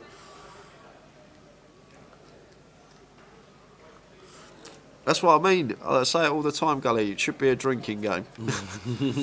Every time I say something and someone does the opposite, have a shot and see how you feel at the end of the night. But this time, he is folding. 100% on this one. If he's not, I'll get everyone watching a pint next time I see him. That's about 1,000 people. So could be out of pocket. That's how sure I am he's not going to be calling this one with the Queen 10. He's asked for a count.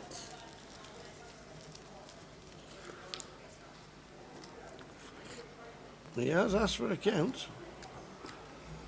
We might be going to the bar in a minute. Oh, don't. Please don't call. We might be going to the bar.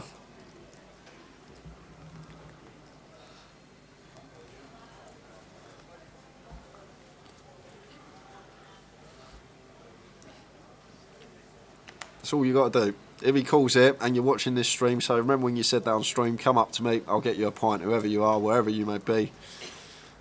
But he just can't tower. He can't. It's too much. We've still got a foothold on this heads up. Ian's going to have 3.5. We've got 8.6. If we call this, we're calling to get lucky.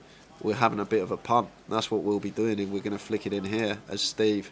Queen high never going to be the best hand, so we're basically calling to try and even make a straight backdoor clubs. It just becomes a bit punty from our perspective. No, he's not going to call. It's going to cost me lots of money. Oh, there's the fold. There's the fold. Well, that gets closer. 8.6 to 3.5. Woo. Big deep breath. Could have been a lot of straws in that one pint. Yeah, there would have.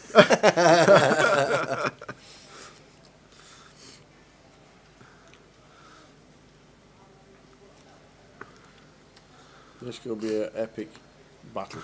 It's been a great day. 607, down to 186, down to 23, and we're now down to 2.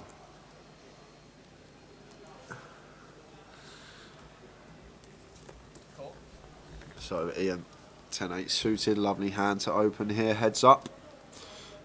But opting for a limp on the button, and I'm guessing if we're limping this hand, we're limping to call, and Steve comes in for a raise to 380k here. So Steve opting for just under 5x, and Ian not going to be going anywhere with the suited gapper and position.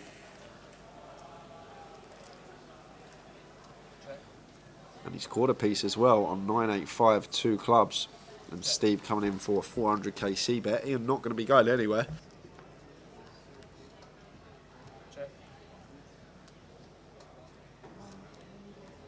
Gonna have to call once here, or should. That's what I'm going to start saying. He should be calling once here with the middle pet, but no, he's just going to let it go. And it's a really good read from Ian there, making a pair heads up and folding it on the flop. Second pair as well. It's a bit of a tight laydown, but the correct laydown in that specific situation. Do you know what? If I'm Steve and I know that my opponent's going to be folding one pair hands against that size, we can just exploit. C-bet every pot around that size, and if Ian's not got top pair or better, he's probably just going to fold. Heads up there, folding middle pair to one bet. Definitely a tight laydown, the correct laydown I may add as well.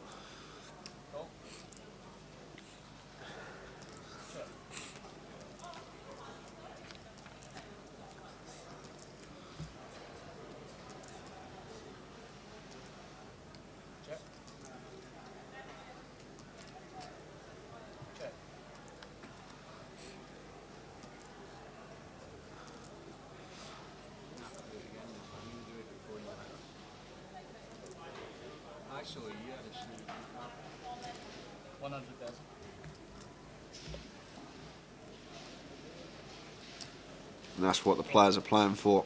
6 figures up top, 105k, second 70k. And it looks like Ian's opting for a limp button strat. Opting not to open the ace-10, just comes in with a limp on the button. Jack 9-4, 2 diamonds to flop. Steve hops out into the lead with bottom pair.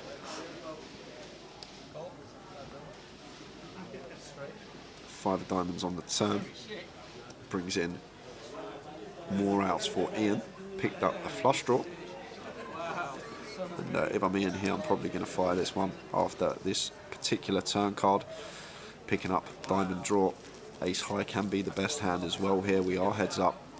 A lot of hands that Steve can have in this spot after checking his option in the big blind, the whole host. But Steve, who does have a pair, he's going to call once. And the jack of hearts on the river. And if we're in here, probably want to be checking this one back. We'll have the best hand some of the time with ace high. And unfortunately for us, Steve with the bottom pair. And he's going to take that one down. So back to a 3-1 chip lead for Steve Jelinek. Bracelet winner back in 2009. Took down the PLO event in the WSOP.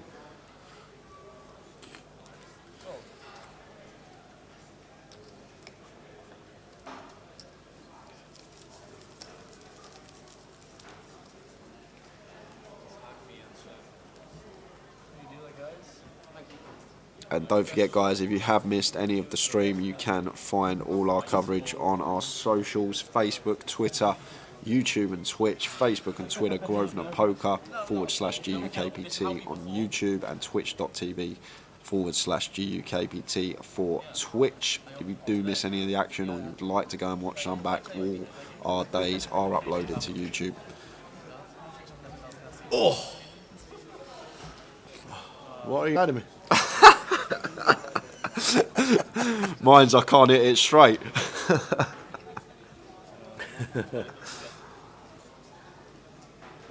Oh, 15.6. Yeah, mine's 2.8. Without the 15.6 my handicap. And Jay's at 28. He'll get there. Absolutely, definitely get there. So Steve's going to get a few chips back with the 2 on the turn. Gives him the tick mark.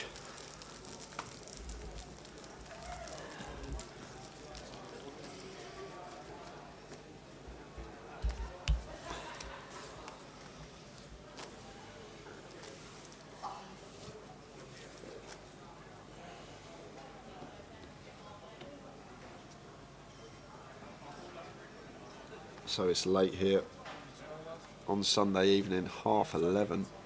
It's been a great tournament, whittled down to these 2 players playing for that trophy there in the middle.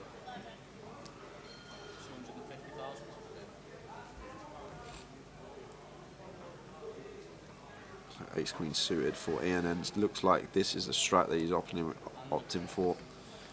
He's come in with a strategy that he wants to limp his button. But it's good that I see that he's limping his strong hands as well as his weak hands. So a lot of balance in there, which is good. Makes it harder for Steve to raise over his limps, knowing that he does have the strong holdings in his range on his button limps. And going to come in for a bet here, Ian, but Steve's flopped the absolute weld. So just going to flat with the nuts here. Ian drawing dead to backdoor hearts. 6 of diamonds on the turn.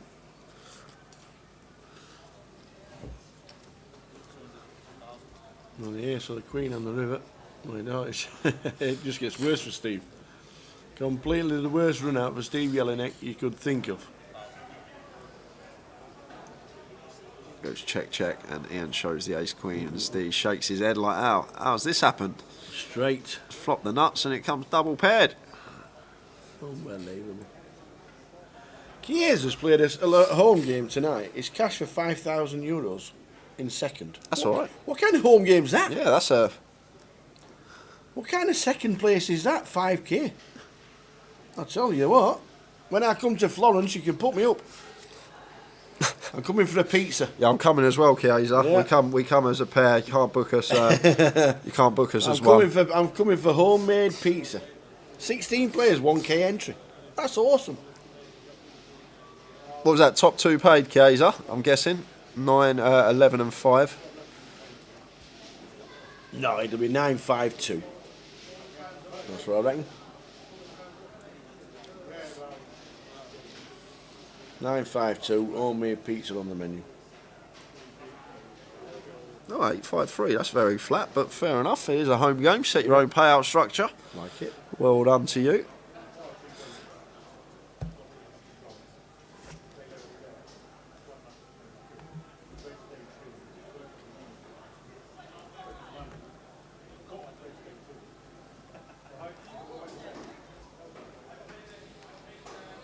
So the battle will go on and on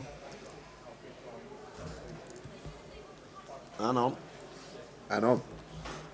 Yeah, look, like if Ian doubles because of what's in play, Tower, like there's just so much in play. It could be a 2-3 hour battle. It could be a really good heads-up match. But Steve, obviously, with the initiative at the moment, in pole position to take this one down. Just depends how he elects to play this heads up. Ian probably going to come in for a bet here after limping button. Steve aware that Ian does have plenty of ace-x in these spots. He's already limped a couple of buttons with pretty much all his ace-x hands. So we got the stone cold bottom of our range in 4 high. Never a bad thing to come in for one bet. See if we can potentially take it down.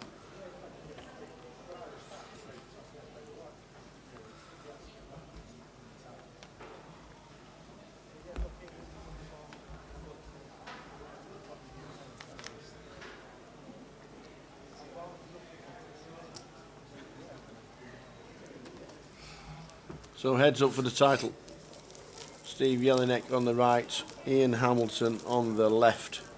Ian's got friends on the rail. And the rest are playing a bit of cash or final table of the seniors and getting close to the final table in the 200 pounder. So Steve makes it 200k to go, and Ian definitely wants to be continuing this one with the King 10. Looks like in the form of a call, not opting to 3-bet this one. Definitely can incorporate this into our 3-betting range, but opts for the flat, taking a flop out of position. Queen 3-5 rainbow, and expects Steve to continue fair frequency here, but opts for the check behind, and the 10 rolling off on the river, giving Ian the best hand on the turn. And looks like Steve's going to check this one once more, trying to get to showdown here with ace high. Ace high going to be good a lot of the time, but I'd like to see Ian come in for a value bet now. It's been checked twice by Steve, pretty clear he's not going to have a queen, so we can feel fairly confident that our 10x is the best hand. Maybe try and eke out a hero from some ace highs, maybe some 5x or 3x that just want to get to showdown that didn't elect to bet. And in heads up, you will see a lot more ace high calls, king high calls than you will in a full ring game, as mentioned, because of how wide ranges should be. There's so many hands in your opponent's range, they should be playing a lot of hands, and it looks like he is going to make the call, and nice value bet on the end. Good choice of size there as well from Ian, giving his opponent 3-1 on the call, and nice play from him. And up to 3 million, back to 3-1 chip lead for Steve. 5 players left in the seniors, 15 players left in the 200.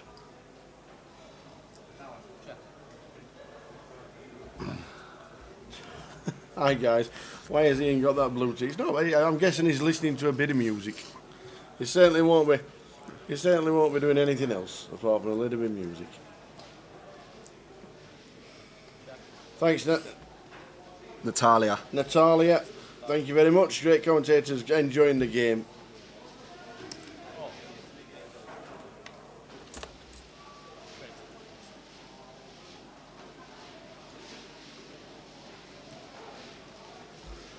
Thanks, Natalia. Hope you're enjoying the live stream. We're down to the final 2 here in Coventry.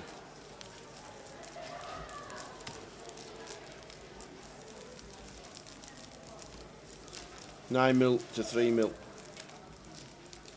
The final 2 players, 105,000 and 71,000. They're playing for Pavel, the dealer has the headset on because what happens is he says the action into the headset, and there's someone hiding behind there inputting the action. Yeah, Dave's behind the scenes inputting the thing, but I think he was on about Ian with listening to a bit of music. So Steve, 6-2 suited, going to come in for a limp here on the button, and Sheffield nuts. Ian checking his option with the King 5 suited. Heads up. 5, Jack, 4, 2 diamonds. So Ian hops out into the lead with middle pair. Steve with a gut shot. 9 of spades on the turn.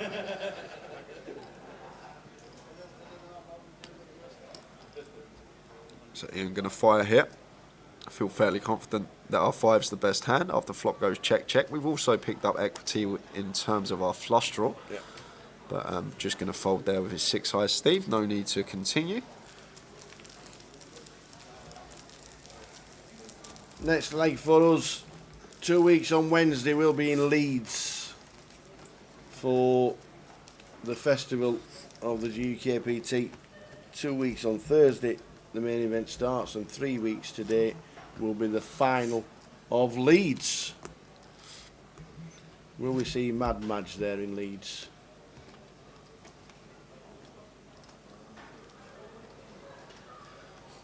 How old do you have to be to play the seniors at Goliath? Over 50. 50s and over. They do a seniors event at every GUKPT festival as well. So there'll be one in Leeds. There isn't one in Edinburgh because Edinburgh is just a main event.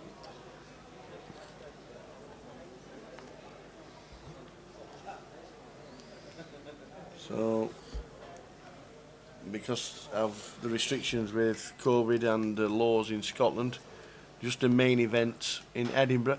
But the rest of the festivals, Leeds, Luton, Blackpool, London, will have a full festival and a seniors event at each one of those. The delay on the stream is 30 minutes. So we're watching the action with you on the 30-minute delay so we can chat to everybody in every single chat box that's open. There's 5 chat boxes open, to be fair. So we just chat with you guys and we watch the stream on a 30-minute delay. That's it. 9-6-4, 2 diamonds is the flop. So Steve flopping a middle pair here, going to come in for a bet. After it's checked to us from Ian, and Ian with Queen 5 off just can't continue in this spot. Lets it go. No, make the mod. It's 25,000 starting stake, 25,000 guarantee. Nothing to do with the clock. 25. And we've also got our 30-30s as well. And that's what the 30-30s was as well. It used to be 30,000 guarantee, but they upped it to 50. So the 25-25 is a 25,000 starting stack with a £25,000 guarantee. The 30-30 was named initially because it was a 30,000 starting stack with a 30,000 guarantee, but they've now upped it to 50. So it probably get rebranded next year because there's only 4 more weekends of 30-30s. Yeah, the 25-25s will be returning live, and there is talks that there might even be a 25-25 in Liverpool before Christmas.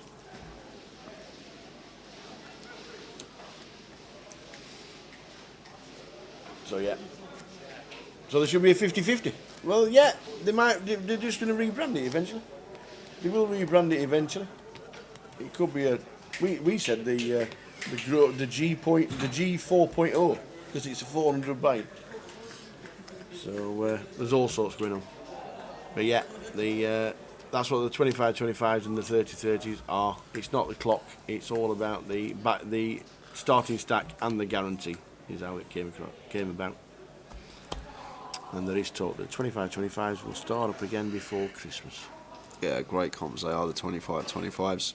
Great value for money, really good structure. Couldn't recommend playing them enough. Di Warner says, why ain't there no events in Wales? It's just a place that's never really taken off regarding GUKPTs and the likes of. We don't know why. It's just one of those things that the numbers always struggled. Will there be a stream for the 25-25 in Liverpool? We'll talk to Jim about maybe doing the day 2 and the final day, maybe with it being the first 25-25 coming back. I'm sure Andy will have a quick chat with Jim. You never know. The first 25-25 after a hiatus, then you never know.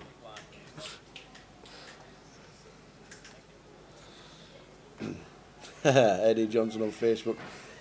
Everybody's playing for second in the next 30-30. Jay is going to be playing the 30-30 Cheers, in Ed. Birmingham next week. You think too much of me, Eddie.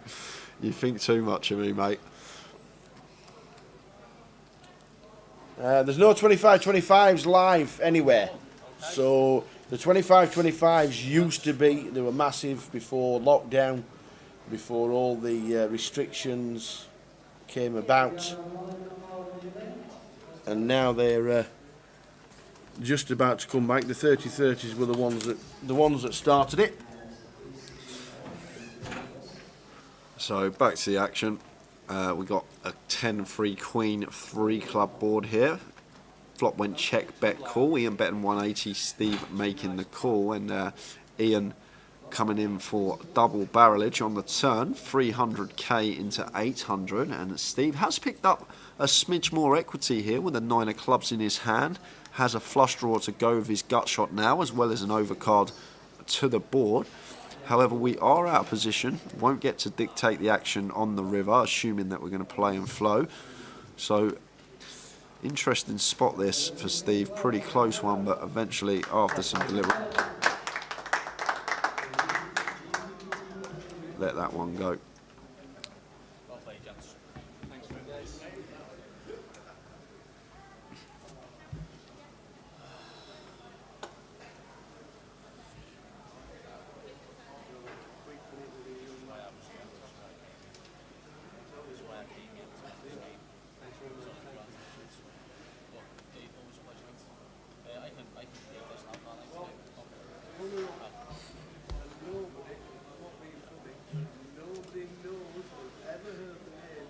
Chris Organ says, Jay, what day are you playing at Birmingham?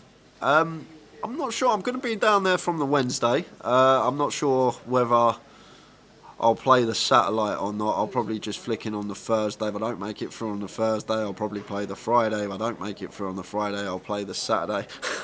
Yeah, Natalia's right. Hopefully every day. Yeah, that's correct. I probably will be playing every day. I'll need that many bullets to make day 2. But I'll be there every day, Chris. So just come and say hello. Even if I make it through on the Thursday, I'll probably be in the casino Friday, Saturday. I might play a bit of cash, see what's going on. And I'll definitely be in and around the casino throughout Wednesday to Sunday of next week. So just come and say hello. I'll get you a beer. We'll have a chat.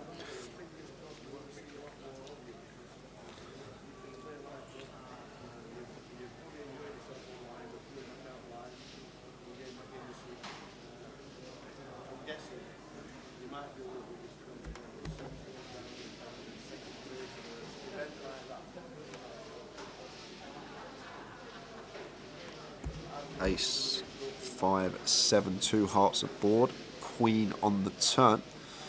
So after it goes check, check on flop, Steve now going to try and get some value from his 2-pair holding, but not much we can do. Just going to have to let this one go as Ian. We've got 10-8 here on an ace, queen, 7, 5 board. If we do want to bluff some hands here on the turn, we want to be incorporating some like flush draws, maybe some up and downs, 6, 4, 8, 6 as our bluff hands. But in this scenario, just 10-8, complete trash, no equity. Just going to have to get it out of the way.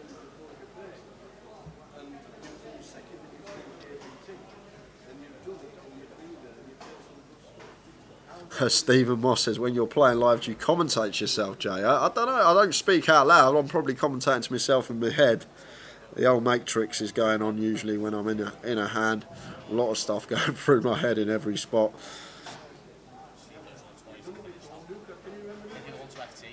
And Vitor says, was your mate Patrick about this weekend? I know he likes Coventry. I don't know. I haven't spoke to Mr. Antonius since the pandemic, so I'm not sure if he'll remember me if it's been that long, but it'd be nice to see him at the 2022 Goliath as we see a board of ace, 10, 6 rainbow check over from Ian and Steve's going to fire with Jack high, and that's the first time. I like this. I want to see more aggression in this heads up. I want to see either player trying to take initiative, but more likely than not Steve, because he's the one with the chip lead here. It's hard to make a hand. People don't realise how hard it is to even make a pair in this game. Start running some barrels and putting some pressure on your opponent. I remember watching the heads up in Manchester a couple of weeks ago, and what Trig was like. He was just playing some very good poker, just barreling, just understands how hard it is to actually make a hand in this game. And when you're heads up, you're basically going to every flop. Just apply some pressure. It doesn't need to even be a hand with equity. You can just sometimes put your foot down and get your opponent to overfold in certain spots. As it's a raise from Ian now, opting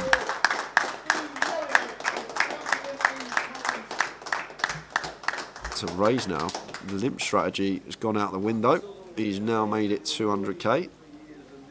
But Steve has smashed this flop, flopping top pair and flush draw.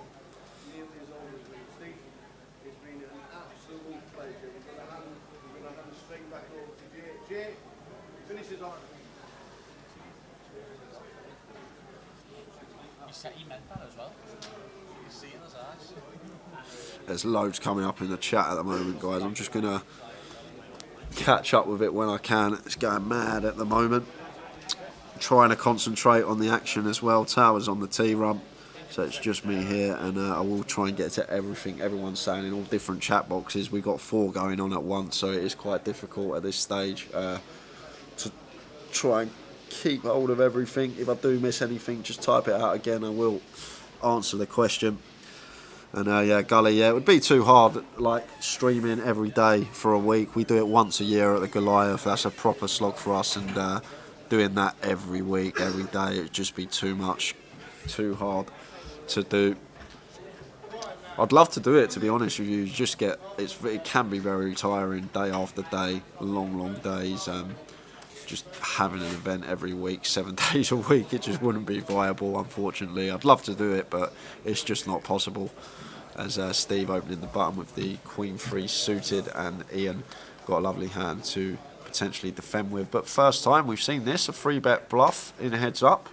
And that's something I'd like to see more of as well, 3-betting from either opponent. We've not seen too much of it so far, and it's the same as before. If people are opening wide, 3-bet wide as well. Counteract that, take some pots down uncontested.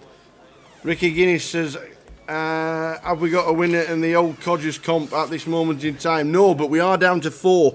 Just been out to check. We are down to 4 from 131 runners. They've all obviously gone home to bed, so now there's only 4 left. Well done, one and all. And in the 200-pounder that finished the event off, there's 13 left out of 104 that played the 200-pounder. So well done. Well done, one and all. Yes, it does. It gives you and the tower a chance to meet up with your face and play a few events yourself, having a laugh before the work begins. Indeedy. So 9-7-4, 2-spade flop, top pair for Ian and Steve with a flush draw tower. This could be fireworks potentially, but Steve opting to take the passive approach with his 10 high and flush draw. Wow, what a turn card for us as Steve turning up and down to go with our flush draw here. And Ian wants to be coming in for another bet. As I say, full ring maybe. You incorporate some checks in with this particular hand, but heads up, ranges a lot wider. Wow, what a move from Steve. Love it. Absolutely love it. He's got 10 high and he's just put the absolute pressure on Ian here with a flush draw and an up and down, and he gets it through. Ian not calling it off with top pair.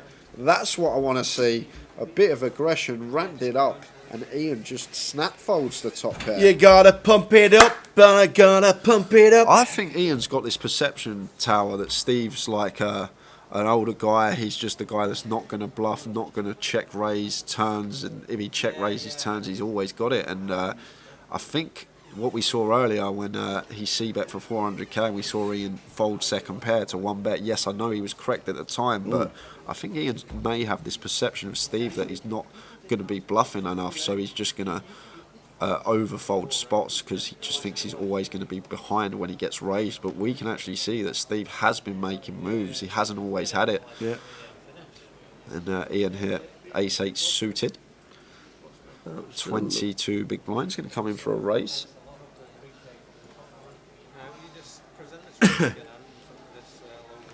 Absolutely outstanding. I've got a bit of an exclusive. Go on. I've just had a message from Mr. Jim, Mr. Exclusive himself, who says they are looking to put the 25-25 weekend together on the second weekend of December. And hopefully they could be in Liverpool, in Walsall and in Luton. It's not set yet, but it is a bit of an exclusive. The 25-25s might be coming back the second weekend of December.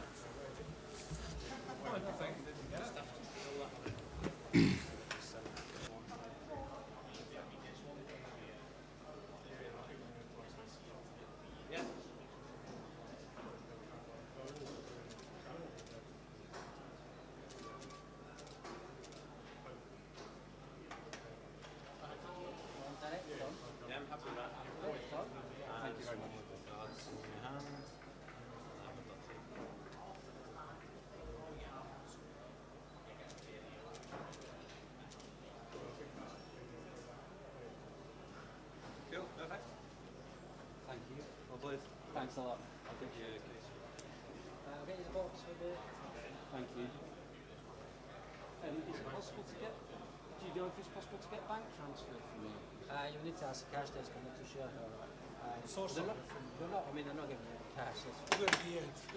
Well, in Walsall, it's a lot less, but they only have cash, but obviously in the big. They let me know. You'll be able to source some partial. Yeah. Sweet. See you in Leeds.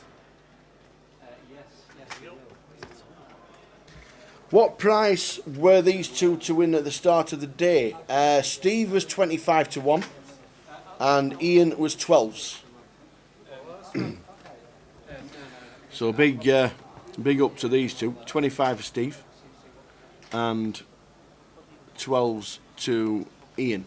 Whoever had bets on, we'll find out next week on the from the sportsbook guys on who has had.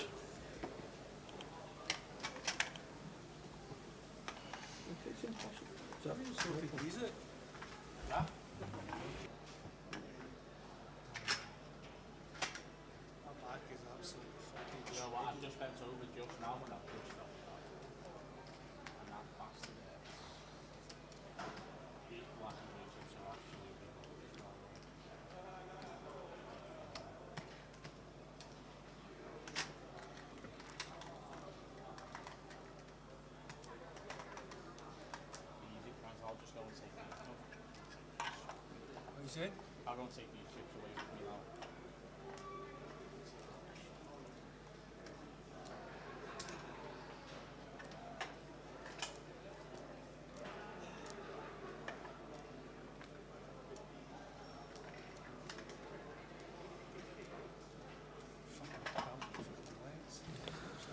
So 9.5 against 2.6, Steve and Ian. Steve Jelinek.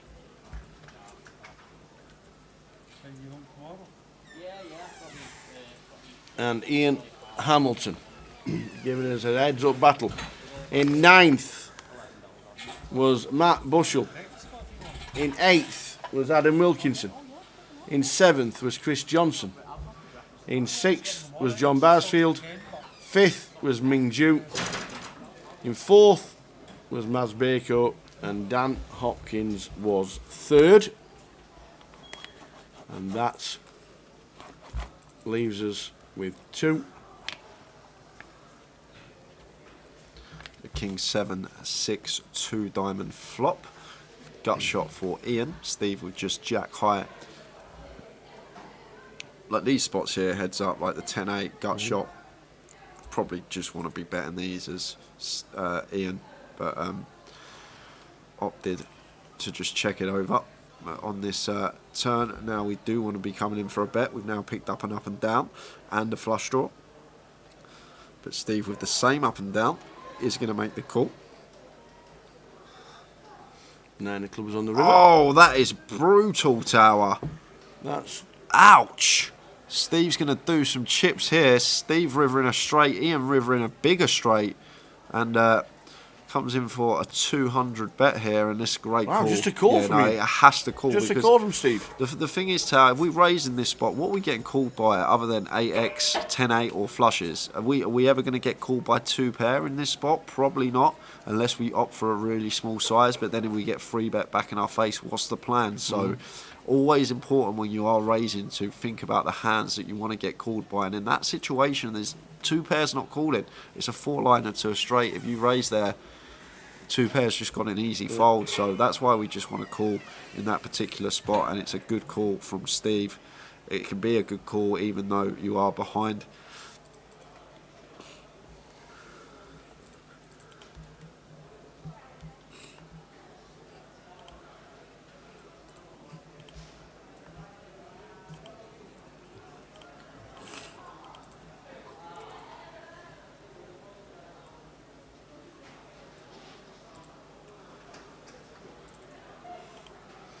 $9 mil against 3.1. Blinds are 150, 100,000. No running ante when we get to heads up because every single chip's in play. And a change of dealer incoming. I think this is his first final table, isn't it? Been on the tour for a couple of months, so I'm guessing this could be his first final table. Is that Chris? Chris dealing. Chris is dealing. One of the best on tour. Very nice chap as well, I must add. Very friendly guy.